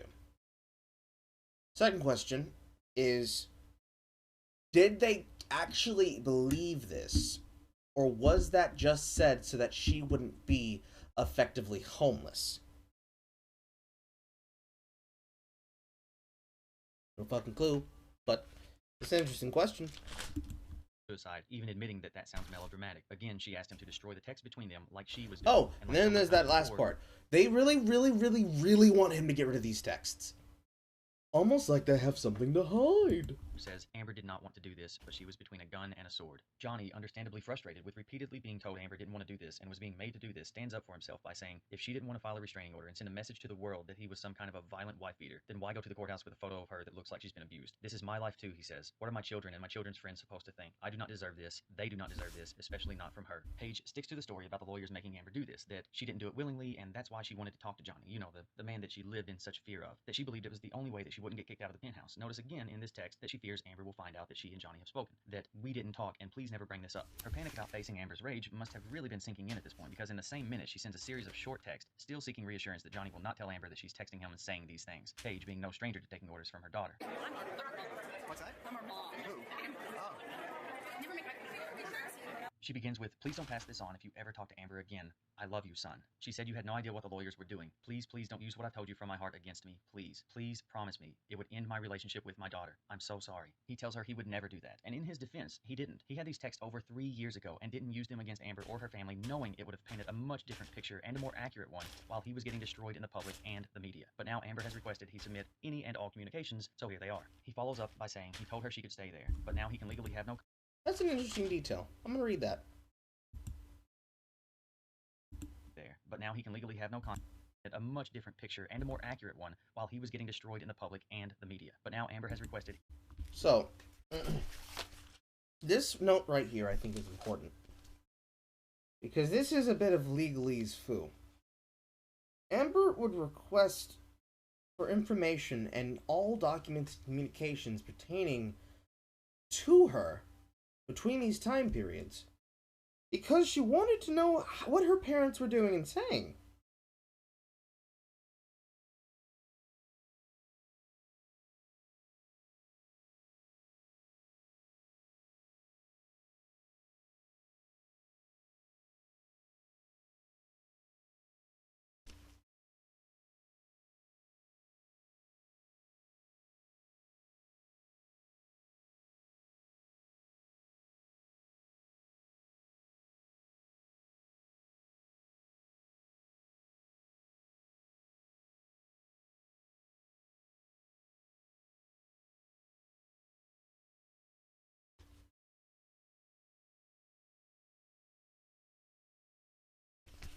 So, she tries to get the documents and communications so she can be able to spy on her mother and father and affirm what they were and weren't saying. That is some gangsta-ass shit. It's really gangster. He submit any and all communications, so here they are. He follows up by saying he told her she could stay there, but now he can legally have no contact with her. He ends by saying, "My heart is broken, that she has revealed herself and her true feelings, sad, telling Paige, I love you." She ends with, "I love you too. Can I be your adopted mom? Good luck, and I can't wait to see the film." So to close this out, I have a few questions. Why were Amber's parents so worried that Amber would find out that they were telling Johnny these things, telling Johnny that Amber wanted to talk to him, that she wanted to work it out, or that this was all made up by her lawyers? This whole story was made up by her lawyers to keep the penthouses. Why even reach out and speak to this man? This same man who your daughter testified to being afraid of, that he would return and torment or abuse her at any time. Why say these things to him? When Amber testified in her 2016 declaration that her mother was the first person she confided in about the alleged abuse she suffered. So at the very beginning, I would only tell my mom, somebody who understands this sort of situation. So your mom, you told her that you've been physically abused by Johnny Depp? Yeah, I would tell her from the, almost at the very beginning. I confided in her. That's why I have pictures. Yeah. Okay. So from the very beginning to this incident, May 21, you had confided in your mom? Yeah, I think I probably hit the first few incidences, but very, very soon into it, I started to tell her. Why, as her parents, were you not at all concerned for her safety? Why were you trying to tell her alleged abuser to sneak around, to try and find a way around the restraining order your daughter had just received? Why not once during your conversations with him did you not question or dispute when he proclaimed his innocence about how he was never abusive or violent with your daughter, or when he confided in you about how abusive and violent she is with him? Not only did you not question it, you comforted him, told him you understood how angry he was, told him he had every right to be, you apologized, you understood. Why? Why tell him repeatedly that you love him and miss him, calling him son and asking to adopt him? Then when it was confirmed that he wasn't coming back to your daughter, that all of your efforts were not going to bring him back, and you weren't getting any more of his money, you threatened to kill him for it. None of it adds up to anything but a hoax. Alright, thanks so much for watching, everyone. This was several months worth of info to get through, and... So, at this point, I think we have a pretty good timeline leading up to where we are. Right? We have information that could be used to convince people who would then be instrumental to building everything, living basically on the whim, the kindness, and the teat of Johnny. And to this point, to try to convince Johnny to get together, or get back together, with their daughter, who is violent enough of a temper that her own parents are worried that they would be discovered. Interesting detail. We have one more video before we're able to get into the rest of the things I want to show. So, let's go ahead and get into it. Hey everyone, so there is new audio being reported on by the Daily Mail, another conversation between Johnny Depp and Amber Heard. This one is a phone conversation that Amber Heard initiated during their divorce, yes, during the time of an active temporary restraining order. If you're here watching this, you know I discuss things. This will be no different. I'll pause to add context and insight, facts and information, and how those things tie together and influence my thoughts and beliefs. I'm not trying to tell anyone else what to think, just giving my 2 cents as someone who has painstakingly followed this from the beginning. This isn't the entire audio, I'm just discussing key points. If you want to hear all of it, I'll link the Daily Mail article and you can go check it out there. However, this is uncensored, so fair warning about foul language again. Okay, so the first several minutes have Amber complaining to Johnny that he and his team are the reason this didn't stay private, that they're putting everything out there, claiming that his team went straight to TMZ with his response to the divorce filing. That's how fucked up this. Like, I'm having to do everything, every step I've had to make, but my hand is forced in it by really fucked up aggressive moves made on your team's behalf. And now I've got to fucking prove myself every step of the way, and it only hurts you. I don't want to hurt you. I love you. It's hurting you. It's hurting you. And it's hurting me. But the worst fucking thing is, it's hurting. If it comes to court, Do you want to go to court, Amber? Seriously? Do you want to go to court with this? Also, if anyone's questioning what is in the video before this one, you can just go through and watch the first edition of TopKek. We covered a majority of almost all of the video there. We maybe had a last, like, maybe 5-minute snippet that we had left before everybody wanted to go to bed. Because right now it's 1:29, and I'm pretty sure that there's a lot of people who are going to be conking out if they haven't already conked out. But much like then, if you want to see what happened there, because this is in relevance and is also in context to that, you shouldn't miss that, because that is a fucking hoot and a half. But the context here to a lot of what he's saying has to do with the emotional suffrage that she's caused him. So keep that in mind. I'm offering you right now an opportunity for us to make this finish in peaceful, man. We walk away. You go do what you gotta do. I'll go do what I gotta do. I've been through the fucking hurt. You've been through the fucking hurt. I love you more than anything in life. But I do not want to go into a fucking court with you. I do not want to fucking tarnish your name. I don't want to fucking tarnish. I don't want enough. I want this to be done peacefully between us. And if you don't like the way that mediation is going, take me back to court, kid. Because I can't. This is the last fucking chance, Amber. This is it. Once they file those papers, we don't turn around, man. And I know you hate me, and I know you I'm telling you now, there is no call. It doesn't need to happen like this. Please, fuck's sake, trust me, man. I was not going to help you in this. Nobody's going to help you in this. I'm trying to help you in this. I love you, regardless of whether we're together or not. I love you, and I have loved you with everything in the fucking world. Whether your love was real or not, I love you. And I want this. Hey. Can you hear me? Of course, everything I said was not heard, right? Fuck me. Yeah, that fucking sucks. So, last edition, one of the things that Johnny kept repeating was that he wanted peace. This is the most important thing that he wanted. That he wanted to have peace to not just with dealing with her, but also in the events involving her violence.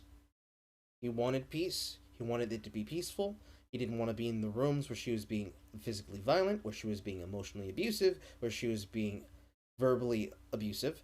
He didn't want to have the stress and the heat of her attitude. Jay said that that she is the type of person that would say, if you can't handle me at my worst, you don't deserve me at my best kind of girl. And that's affirmatively heard here. And even though Amber Heard did not hear what he said here, we can see that he reaffirms this. Which leads us into what he says next.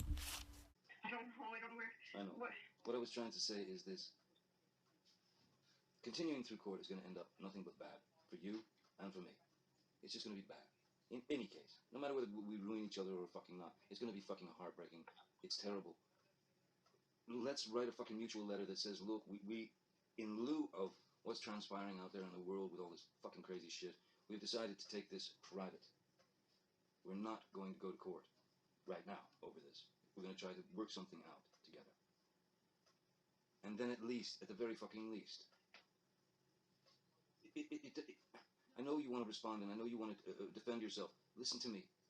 Defending yourself by throwing someone under the bus is not going to look good. He is, for lack of a better term, extending an olive branch, telling her that he wants this to end peacefully. That sound familiar? And who knows how much of these compassionate words would have been able to be said had the phone not disconnected. Johnny pours his heart out here, letting her know, even though she isn't there, that this won't end well and will just be heartbreaking for everyone involved. He tells her that I'll Tell It Right, who has lied for Amber throughout this whole mess, is not going to help her, and that he doesn't want to tarnish her name, which he truly believed would happen if they went to court and he had to present all of his evidence and witnesses. Of course, once Amber calls him again, he gives an abridged version. This time he suggests they write a letter to keep it private going forward. Even after all the damage that had already been done to his reputation, he's willing to help her by not ruining hers. He again expresses his disbelief in her claims before she goes all out in an eye-opening monologue. It's not about that. It would not be about me throwing you under the bus. You know what it would be? It would be released through documented people coming on the record and having the protection to do so that haven't had yet.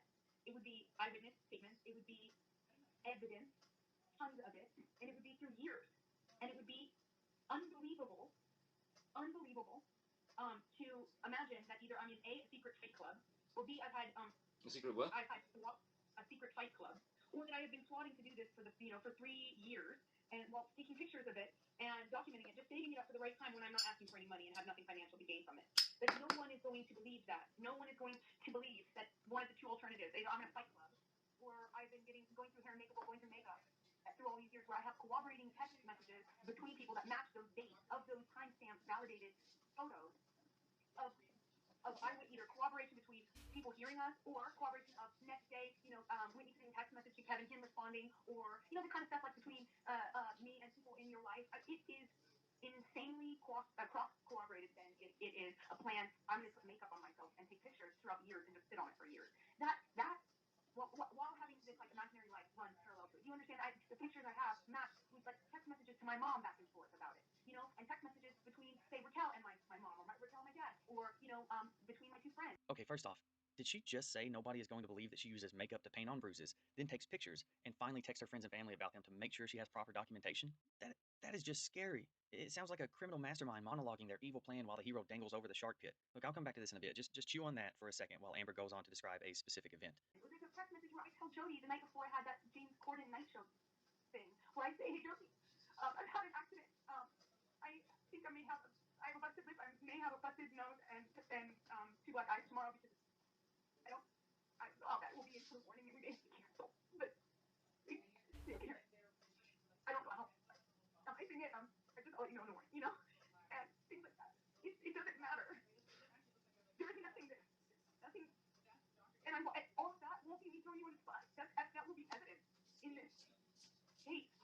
It will be criminal as well, because I cannot go on Friday and file without filing a police statement first. And the only reason I haven't filed that police statement, which is being used against me, by the way, every day, and the only reason I won't do it, I haven't done it, is because I don't want to hurt you, and that means it goes out of my hands. And the third party prosecutor come and a criminal lawyer come, and they went the problem is hearing from you, your biggest struggle is that it's the most solid evidence case of domestic violence I've ever seen. And if you give this over to them or present any part of it, they will prosecute him. And I felt like I would never want that for you, because it's hard for me to even understand. I don't call myself in my head. It's hard for me to even accept any sort of victimdom ever.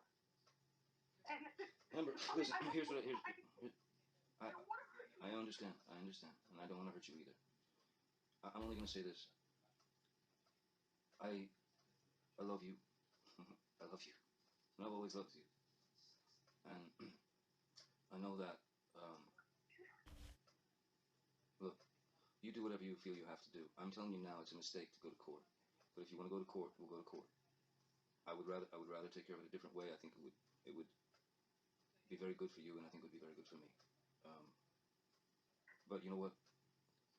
Baby, called a liar, baby, and I've been called a gold digger. baby, Everyone.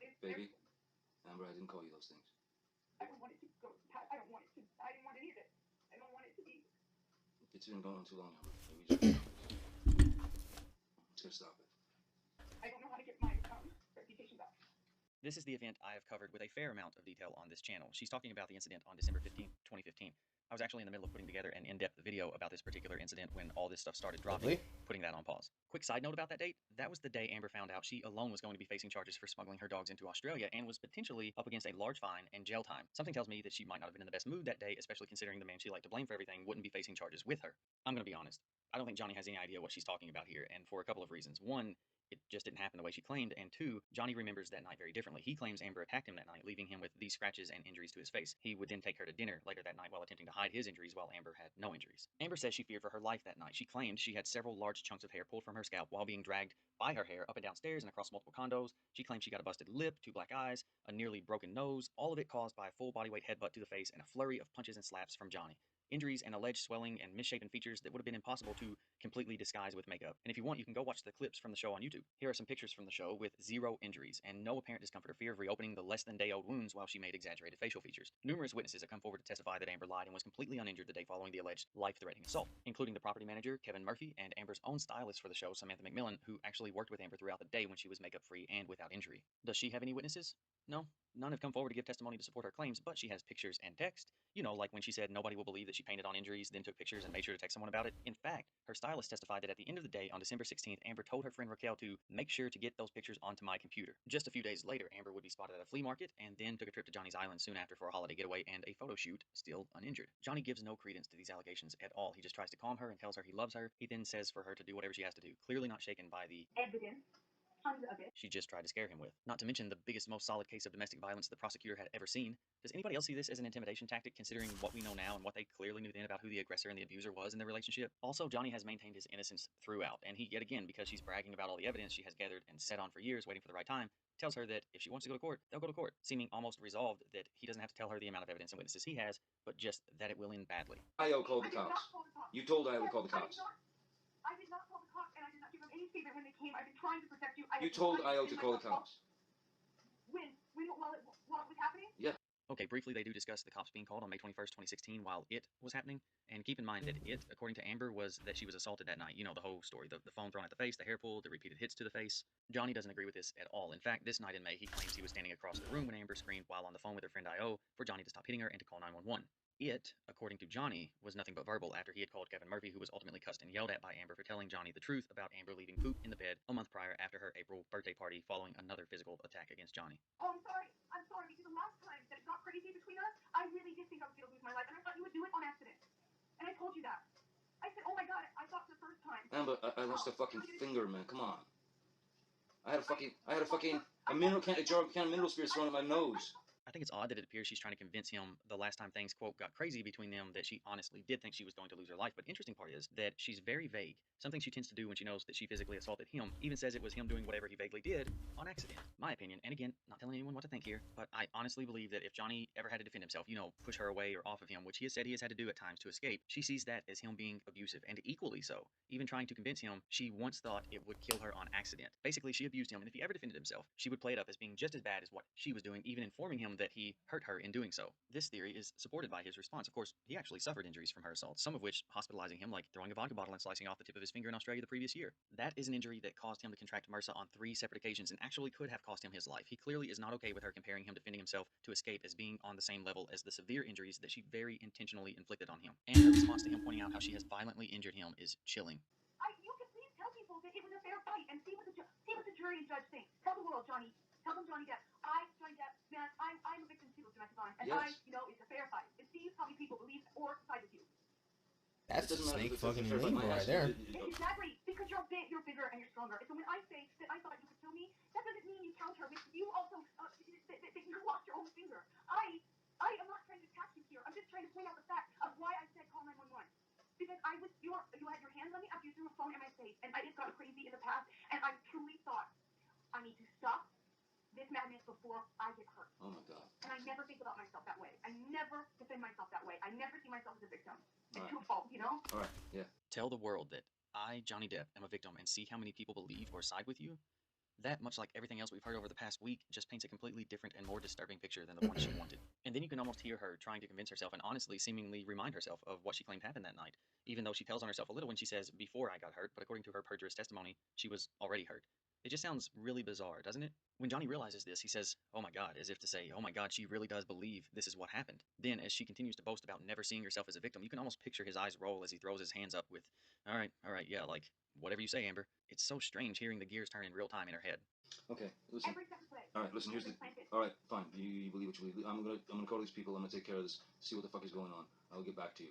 Otherwise, listen, as far as I can tell right now, it sounds like you want to go to court. And you want to fuck this up real bad. I just want to clear my name. I've been telling all the lawyers this from the beginning, and your lawyers knew this. You cannot clear up your name now. Don't let them lie to you. Don't let them lie to you. I have said only this from the very beginning. I only have my integrity. And the unfortunate thing is what about mine? taking it a step further. What about mine? She seems to only care that her reputation might end up suffering from the truth getting out. So I guess the only solution was to keep trying to destroy Johnny and hopefully convince him that he is an abuser and to take the punishment in her place. It's the only option, right? He even tells her, fine, believe what you believe, and that they'll just go to court. After Amber gets angry about Johnny's security team giving a statement that she was the violent one in the relationship, she says that she accidentally recorded one of them, Jerry Judge, saying that he did not acknowledge any violence. She says they'll have to say that under oath before Johnny reminds her that she will have to do the same with her stories. So why not just come right out and ask if she really does believe all this? Well, that's exactly what he did. You're going to have to do this under oath too, you know. I will, because the unfortunate part is, I can talk about all of this. Do you believe all this, Amber? Do you believe all this? Oh, yeah, the fuck, yes, yes. You believe I'm an abuser? You believe I'm an abuser? In May, in December, in April. Do you believe you're an abuser? Do you believe you abused me physically? Do I physically believe? I mean, do I believe I physically abused you? Yes. Do you know I'm 115? Well, not anymore, but I was 115 pounds. I was a 115-pound woman, and you. Like I mentioned earlier, if a person repeats a question, it means that they're trying to fucking lie. And also, going over the notes of what I'm writing down right now, a couple of choice things. She taunts him with the amount of evidence that she has that she could use against him. She says choice statements like, I just want to clear my name. I just want to be vindicated. And when questioned,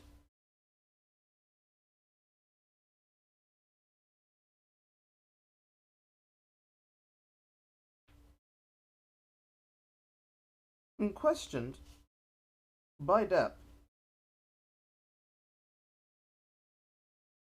if she believes she is an abuser,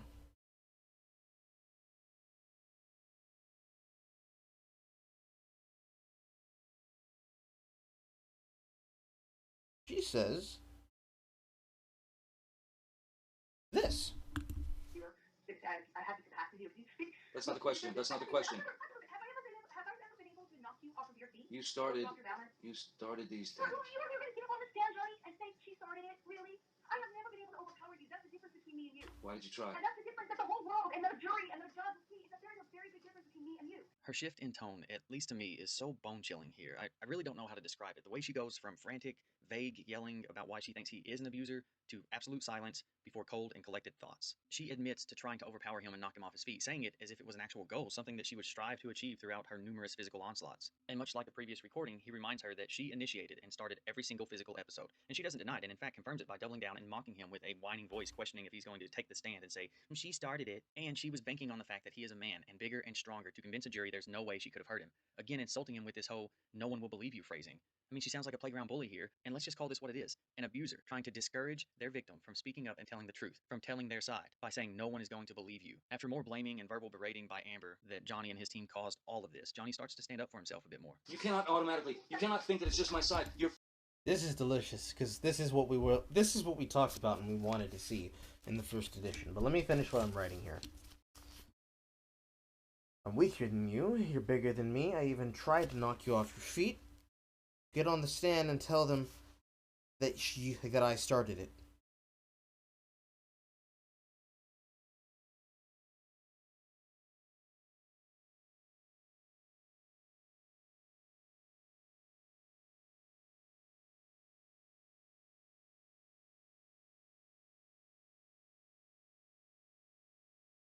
All of these are qualifying statements that she's using to justify berating Johnny, to persuade him into giving in. And I'm still on the second set of notes here. I haven't moved on to another third part of it, because this is all just details that just paint a very brutally disgusting picture.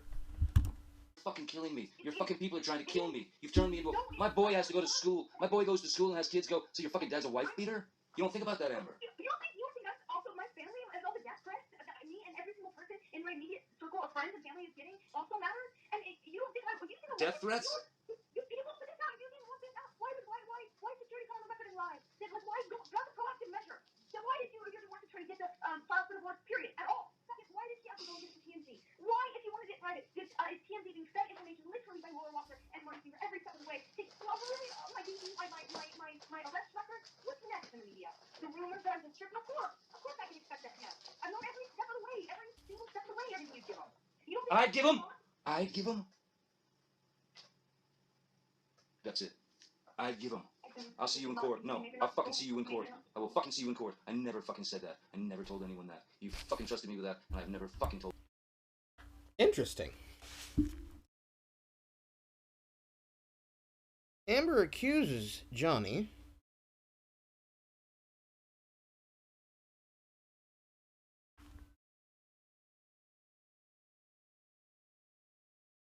of spilling intimate secrets.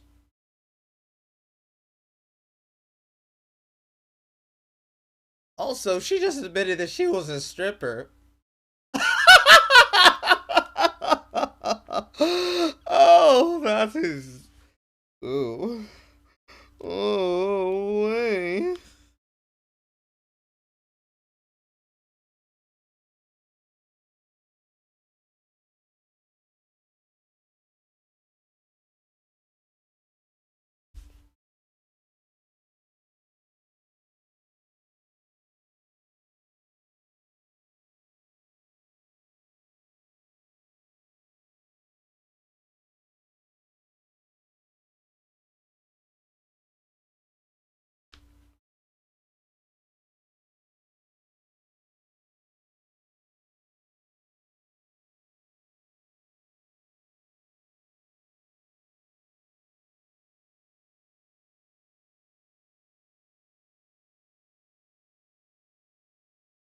We'll see her in court.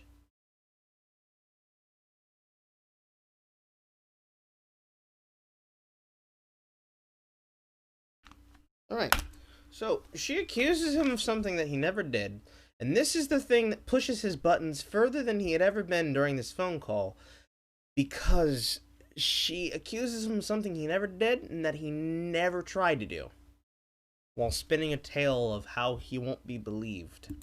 Told anyone that. And you know what, Amber? This is me. This is me saying, I tried. And thank you, and I will see you in fucking court. You don't want to fucking make nice? I'm trying. But you know what?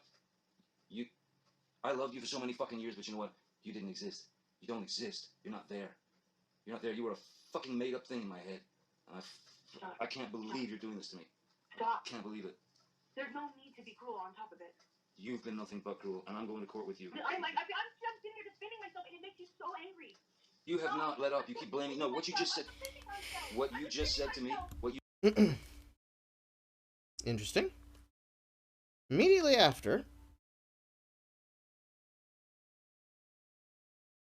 after challenging her on this,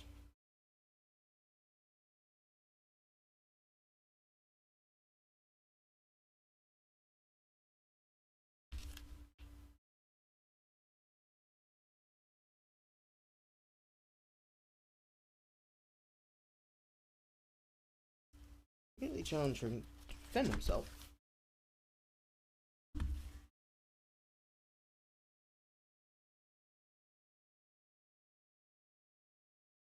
Amber bloviates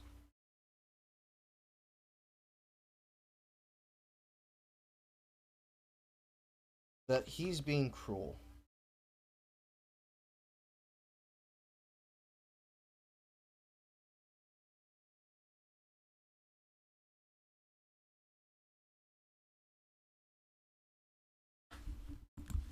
You just said to me, you're defending yourself against me about something I didn't fucking do, and I'm not going to fight with you because I know this shit lasts forever. I could accept it next. I am defending myself. Excuse me, I'll be right. Defending myself. Excuse me. I'm defending myself. You on the phone right now, and you're attacking me. Excuse me, I'll be right back. On top of it.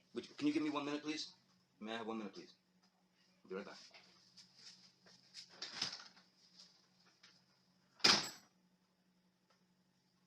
You know what? Good for him. There. I said it and I meant it. He got so tired of her blaming him for everything while also very publicly lying about what really happened in their relationship. You know, it's just sad when he clearly still cared and loved her for him to say she didn't exist. And notice how her tone completely changes. She thought she could keep intimidating him and verbally beating him down, and then the moment he was fed up and said, "That's it, I'll see you in court," she becomes much more concerned and timid in her tone.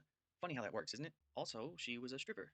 Okay, well, that's new information. I mean, whatever you gotta do, make your money. I'm not here to judge that at all. I'm just glad that when he realized he was getting heated, he did the right thing, and the very thing she hated most. He split. I'll keep the closing brief. Now, I'm not asking anyone to think their marriage wasn't toxic or that for many reasons it could have ended much sooner than this. Some of you might come away with this thinking, well, they're both terrible. I disagree. Some of you might be trying to cling to the idea that they were mutually abusive, and I can't stop you. I can just say again that I disagree. But even if you do still believe that, in spite of everything we know now, then that still means Amber Heard lied almost 4 years ago. Look, Johnny Depp isn't asking anyone to think he's perfect, but he has been begging for years for you to simply listen. Amber Heard abused Johnny Depp. There's no denying that now. She told him to go ahead and tell the world and that the world would never believe him, and I can only hope the world proves her wrong. Thanks everyone for watching. If you have any questions, I'll try to get around. This is going to be the last screenshot I should have to take of the videos. Again, shoutouts to Incredibly Average, especially for his coverage here. I just want to get a screenshot so I can show it to Jay. I just want to, I just to taste, as to taste. Sure, of course I can expect that now. I've known every step of the way, every single step of the way, everything you give them. You don't think my arrest record? What's next in the media? The rumors that I'm sure, of course I can expect that now. I've known every step of the way, every single step of the way, everything you give them. Do.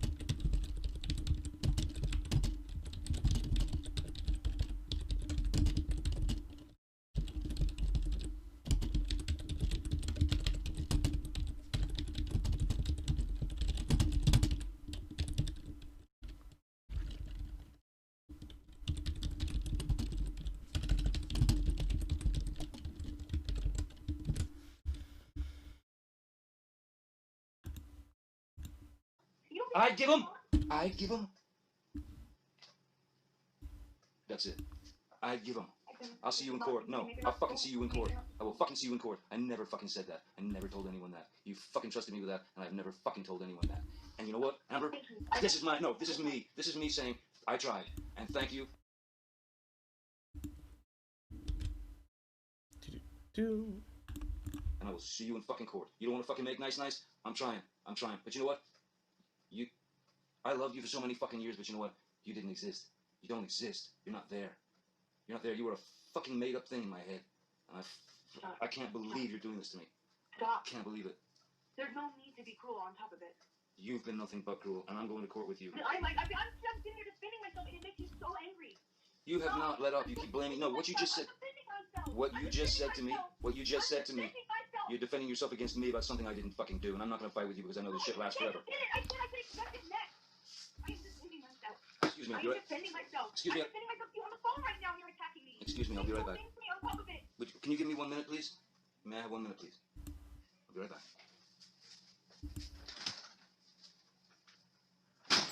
I accidentally clicked my own stream. You know what? Good for him. There. I said it and I meant it. He got so tired of her blaming him for everything while also very publicly lying about what really happened in their relationship. You know, it's just sad when he clearly still cared and loved her for him to say she didn't exist. And notice how her tone completely changes. She thought she could keep intimidating him and verbally beating him down, and then the moment he was fed up and said, "That's it, I'll see you in court," she becomes much more concerned and timid in her tone.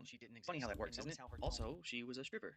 Okay, well, that's new information. I mean, whatever you gotta do, make your money. I'm not here to judge that at all. I'm just glad that when he realized he was getting heated, he did the right thing. And the very thing she hated most. He split. I'll keep the closing brief. Now, I'm not asking anyone to think their marriage wasn't toxic or that for many reasons it could have ended much sooner than this. Some of you might come away with this thinking, well, they're both terrible. I disagree. Some of you might be trying to cling to the idea that they were mutually abusive, and I can't stop you. I can just say again that I disagree. But even if you do still believe that, in spite of everything we know now, then that still means Amber Heard lied almost 4 years ago. Look, Johnny Depp isn't asking anyone to think he's perfect, but he has been begging for years for you to simply listen. Amber Heard abused Johnny Depp. There's no denying that now. She told him to go ahead and tell the world and that the world would never believe him, and I can only hope the world proves her wrong. Thanks everyone for watching. If you have any questions, I'll try to get around to them as much as I can. I know I didn't go into a huge amount of detail about some things, but... Alright. Pause it there because I just accidentally fucked up my tweet.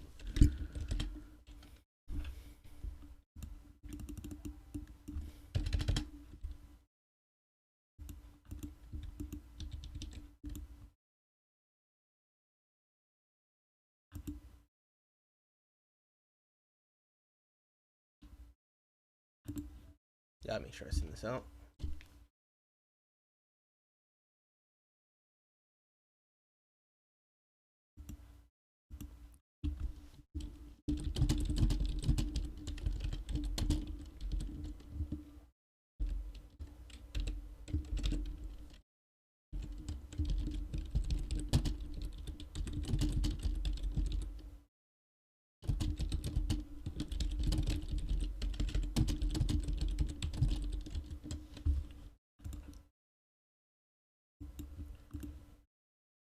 up here.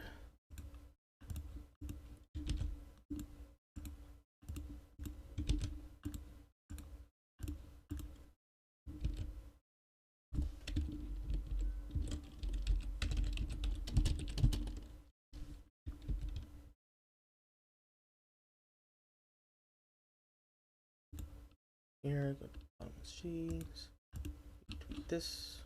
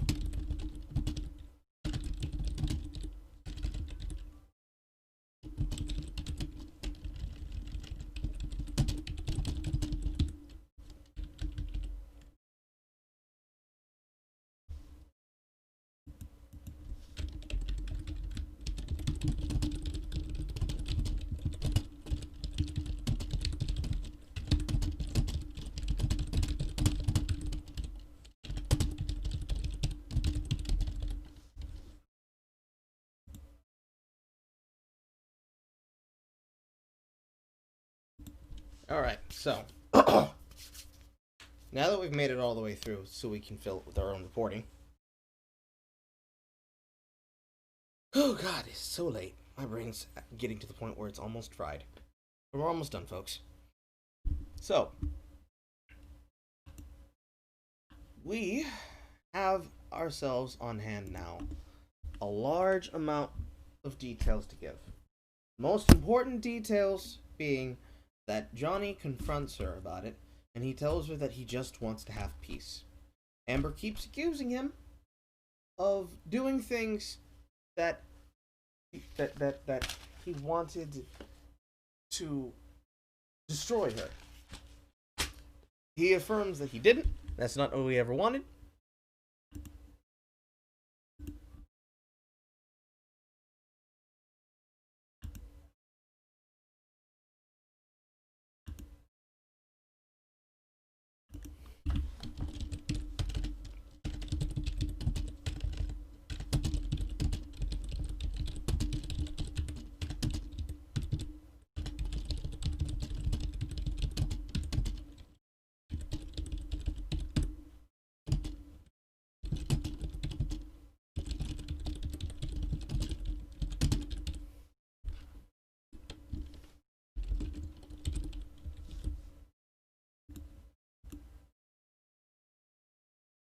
So, she accuses Johnny.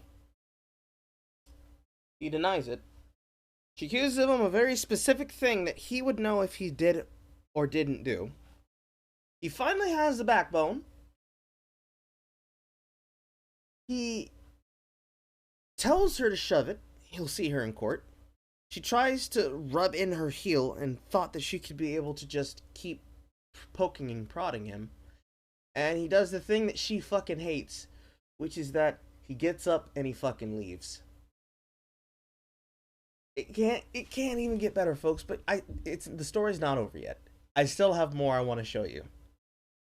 Because now that we've gotten here, we can get to the parts that I wanted to fill in with. Because now we can get to the future where we can cover these things.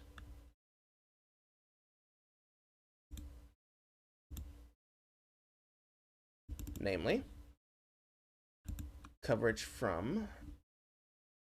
Oop, I accidentally closed that. First things, coverage from here. And these.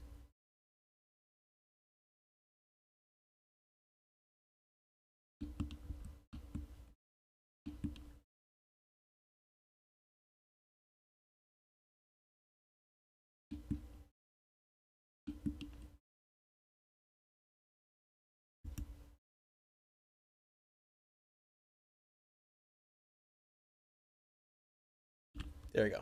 So, start at the top from where all this stuff, where this occurred. Right? Now we're up to date in the future of things that are going on. First thing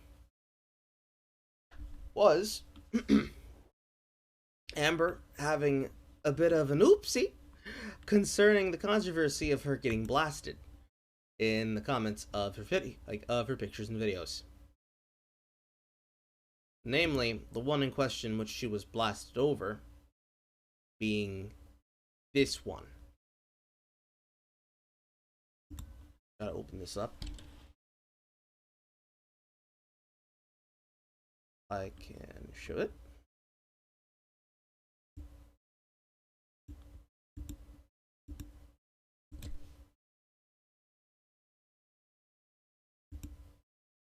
Got the right filters.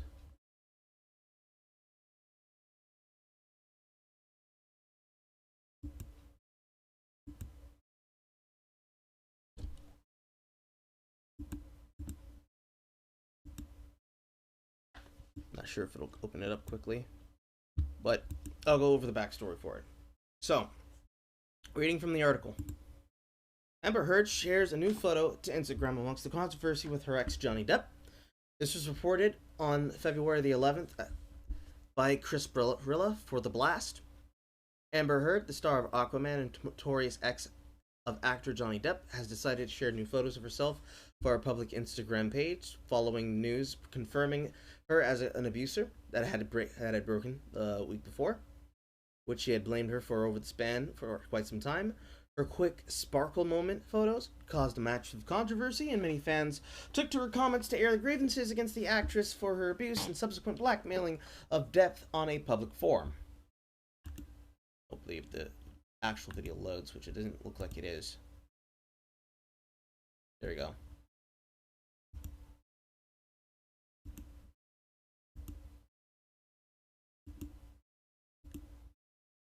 Go to the post.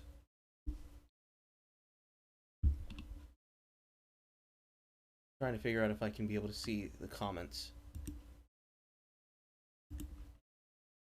Because what I want to get to is the comments, because I think they've almost all been deleted. If they have been and I can't see them, then I'll have to use the roundabout way. So give me a second.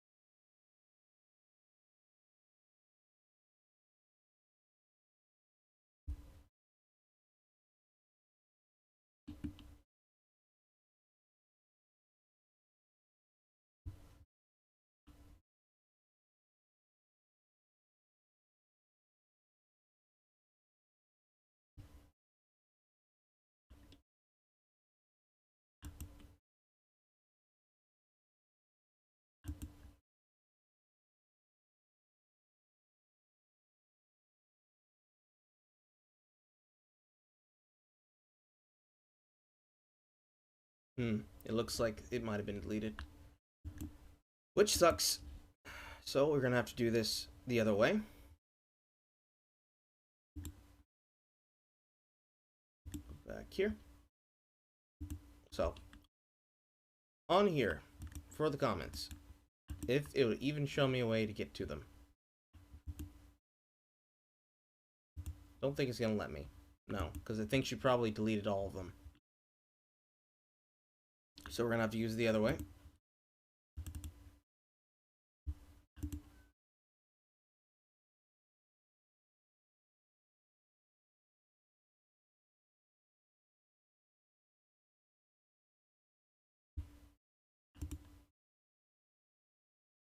Back up here. I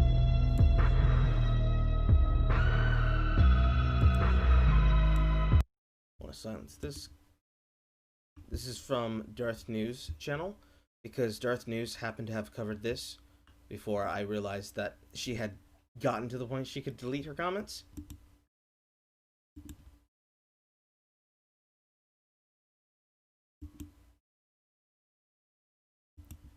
Get to the point where we're looking for is here.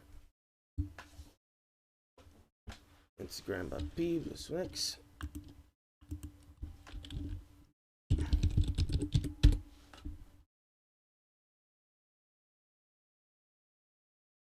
But yeah, she deleted all her comments on this, or she made it so that only she could reply to them, which sucks.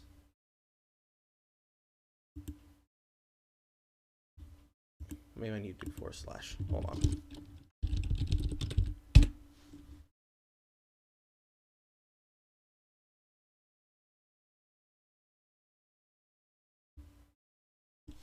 No idea if this will work. Nope, it will not. They're all gone. Okay, so she posts this picture, and she starts getting destroyed in the comments of what she's commented.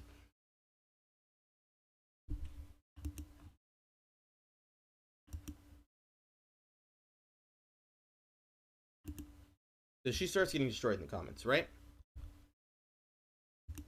Play this at normal speed, put it at 75.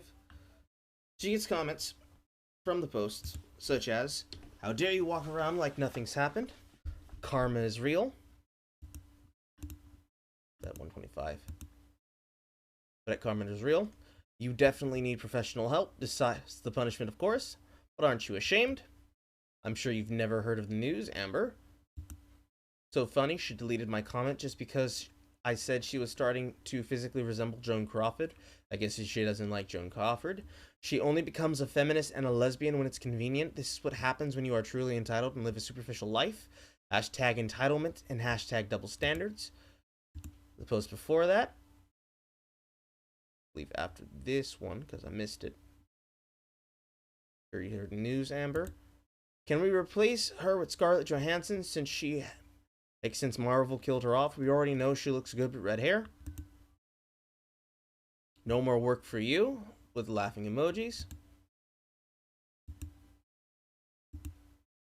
"I don't think that she understands that words have consequences. You're destroying others' lives with your lies.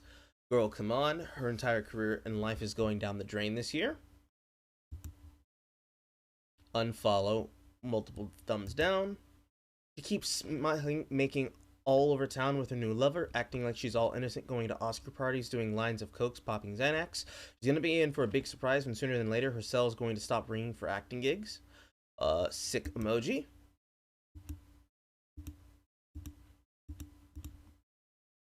Amber is being petitioned to be removed from her movies. Meanwhile, Johnny has been confirmed for Fantastic Beasts 3, and that's called Karma. Deleted my comments. How nice. "I knew my man was intimate. Period, poo. No one will forget this. Now you have to pay for your pathetic actions. I am confused to why this chick is even posting still. The fuck? Instagram, please remove her." Happy face. "We heard your lies loud and clear. It's over. You're a comment deleter. That's not going to help you. Can't run away from this now. Itty bitty desperate, forcing yourself into Oscars pre-party when you're not even invited to the actual Oscars. C actress turns Z actress. Shame on you. Are you still even alive? Your career is over. Enjoy your last months of relevance. You're finished. This isn't going away. Your sponsors will eventually flush you off. Bye, princess." Looking at the comments here, I see plans have completely backfired. Tisk tisk. United Nations Human Rights tagged. Nobody knows what was happening in their relationships. Did it sound dysfunctional? It's a bit odd that Amber Heard is showing off a new partner every time the press is at her throat. Every time there's backflash, she's out with a new boyfriend or quote-unquote girlfriend. How convenient. Manipulator. Psycho clown. Earlier before, I talked about how we're trying to be here to get to the point of what we're talking about. Right now, I need to say this. Fuck hearts and minds. I need to laugh. Because it's very clear, at this point in time, now that we've gotten through everything, and we're going through things now in the future in real time, Amber Heard's reaction to all of this coming out about her was to bury it. Because there are other articles here that recite this, and I talked about this because I said we were going to get to this. Now we're getting to what I wanted to talk about. Amber Heard tried to basically pull the standard e-girl tactic. She wanted to cover it all up, make sure nobody was talking about it when it was just talking about positive things for her. when her own supporters and people who had probably listened and believed the lies, or at least were people who heard this, like people in the chat have seen, and like people who supporting on Twitter right now, who are either looking at the live tweets or are going to watch this in the future, with all the people who had pushed back against this, Amber tried to block it all out and used the tried and true tactic of blocking out the haters by using positivity, and got clapped out for it by every single person dogging her out for it. So she deleted the posts and then made it so that she couldn't see comments on the post and that they would not be heard. Because she just didn't consider it. And it's been like that for every single post that she's posted. Going back here, you have posts with other people. All of them, every single post, every single time. All of them have comments disabled. No one's allowed to say anything.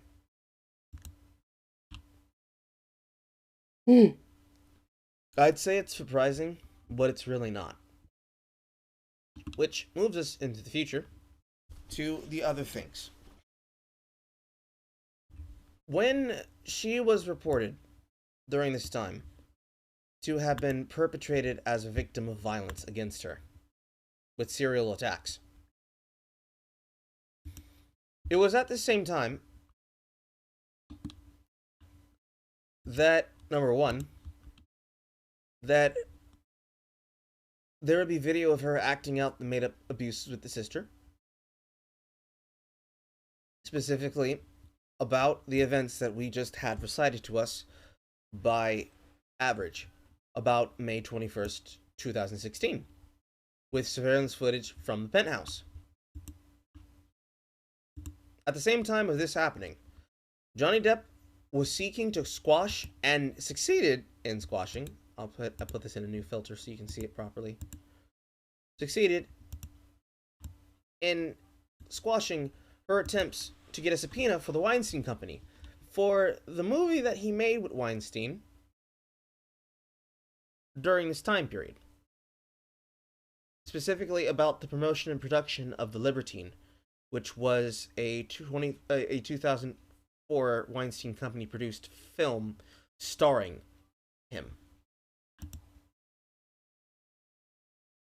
Let me open up scar on my face. While she was doing this, he turned this back around on her with the ties that she had herself with Weinstein.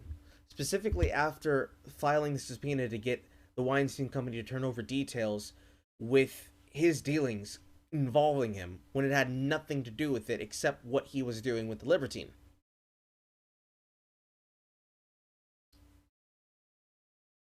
He would go on to show specifically here the person that she's contacting. The Time's Up counsel Roberta Kaplan attempting to do discovery abuses, bizarrely invoking the name of her former client Harvey Weinstein and the 2004 film that he produced in hopes of distracting Amber Heard's own taped confessions of violence and abuse hoaxes, Depp's lawyer Adam Waldman said in the statement for the Post on Tuesday. But Weinstein's real association is with Roberta Kaplan herself. Waldman claims that Kaplan and Tina Chen, the founders of the Time's Up Legal Defense Fund, the people who are supposed to be helping Amber, have a client list of accused abusers and hoaxers that includes Jussie Smollett, Harvey Weinstein, and also Amber Heard, and that real abuse victims deserve better self-appointed leaders than these buck chasers. Waldman made the comment after Depp, at 56, filed for a Manhattan Supreme Court petition on Friday to seek to squash the subpoena that had been filed against him by Heard, attempting to smear him with the connections used between him and Depp for the Libertine. It was this, the Heard subpoena that she would use to seek discovery relating to the ongoing $5 million defamation lawsuit that he has pending against her. It would seek the documents concerning any act of violence committed by Depp during the production or promotion of The Libertine, with his petition saying that subpoena is an overbroad and seeks the production of documents that are not properly subject to discovery, and that the Pirates of the Caribbean Star would file the defamation suit after his wife penned the Washington Post op-ed, which is all shit we already know. They do not comment on this, and they claim that they are going to stay the course and continue to try to pursue him with legal pursuant. This would lead into what we would learn with Amber Heard, reported by Mia, that her friend, Laura D'Anvey, that we already covered here, would come out and say that there was never any visible injuries. Basically, all of the things that we've heard from the reporting of our boy Average now is hitting the airwaves directly. There's no subverting it, there's no turning away from it, none of that, nothing. They're all coming out now. It's all coming to light. I'd say this is as close as we're going to get for a happy ending. Everything that Johnny wanted to happen, the truth coming out, has backfired in Amber Heard's face. Amber Heard is terrified that she's now going to have to pay the piper, and is trying to do everything she can to get positive coverage. That means getting coverage of her being positive and doing good things. That means her trying to get other people to act on her behalf. I almost forgot about that tally, because I have to add to this. Her adding things on their behalf, her trying to screw Johnny over, her trying to threaten Johnny and antagonize him, all of these things and more. All of this has led to her destroying herself, and everything that she wanted to be covered up not only going front and center into the spotlight, but now her having to deal with the fact that Johnny has taken her tactic and has now used it against her. Do I have any idea what's going to happen next? No, I fucking don't, ladies and gentlemen. This is a goddamn ride. It is a roller coaster ride, which I am happy to throw my arms up on, because I don't think I could be any more entertained, fascinated, and horrified than I am watching this case. There are going to be people that are going to question why I chose to have this as the thing that I covered first, but I would like to renound and repeat what I said before. I'm just simply trying to ask some questions, because nobody fucking asked any of these questions along the way, except for a couple people. And I am so glad that Incredibly Average was one of the people who asked those goddamn questions. Imagine if his work didn't get spread around. Imagine if he didn't do what he needed to do. Imagine if you didn't at all cover this whatsoever. Imagine how long it would have taken us to finally figure out the truth all the years later. Because this was way back in the past. Only now that we're hearing about it. Imagine how much worse this would have been if we would have never heard about how he was actually the victim. The narrative would have remained the same as it was then, as they want to hold it to now. It kind of horrifies me to think about it, but the time is now 2:22, and I'm starting to ramble, so I'll sign off with this. When you watch this video, when you go through it, if you share it, remind them that the only reason we are here is because Johnny didn't give up, and people care enough about the truth of the matter to not let someone like this become the spokeswoman for victimhood. Because at the end of the day, regardless of what you want to say about me, it doesn't matter what I say. It doesn't matter what I do. Mainly because all I'm doing is trying to get information out there. My opinion ultimately doesn't matter all that much. But what does matter is the questions. What matters is the devil that exists in all of these details. On every single one of these pages that I've written, with questions and statements and observations, all of this are things that people should have been able to ask. Someone should have asked, that nobody did. All of this is the result of it just one man going through and figuring it out, so that the rest of us can now sort it the fuck out. I said it on the first broadcast, I'll say it here again at the end. We need to have a serious conversation about what is abuse, what gender can abuse whom, and how much is abuse really. Because until we have that conversation, we're never going to be able to solve this problem. So, with that being said, I will bid you all a good night and bon nuit. I'll see you guys again. I've been Carl. Good night, everybody. We will see you again when we come together to have ourselves the laughs and the loves when enjoying the highest of humor and the TopKek. Good night, everybody.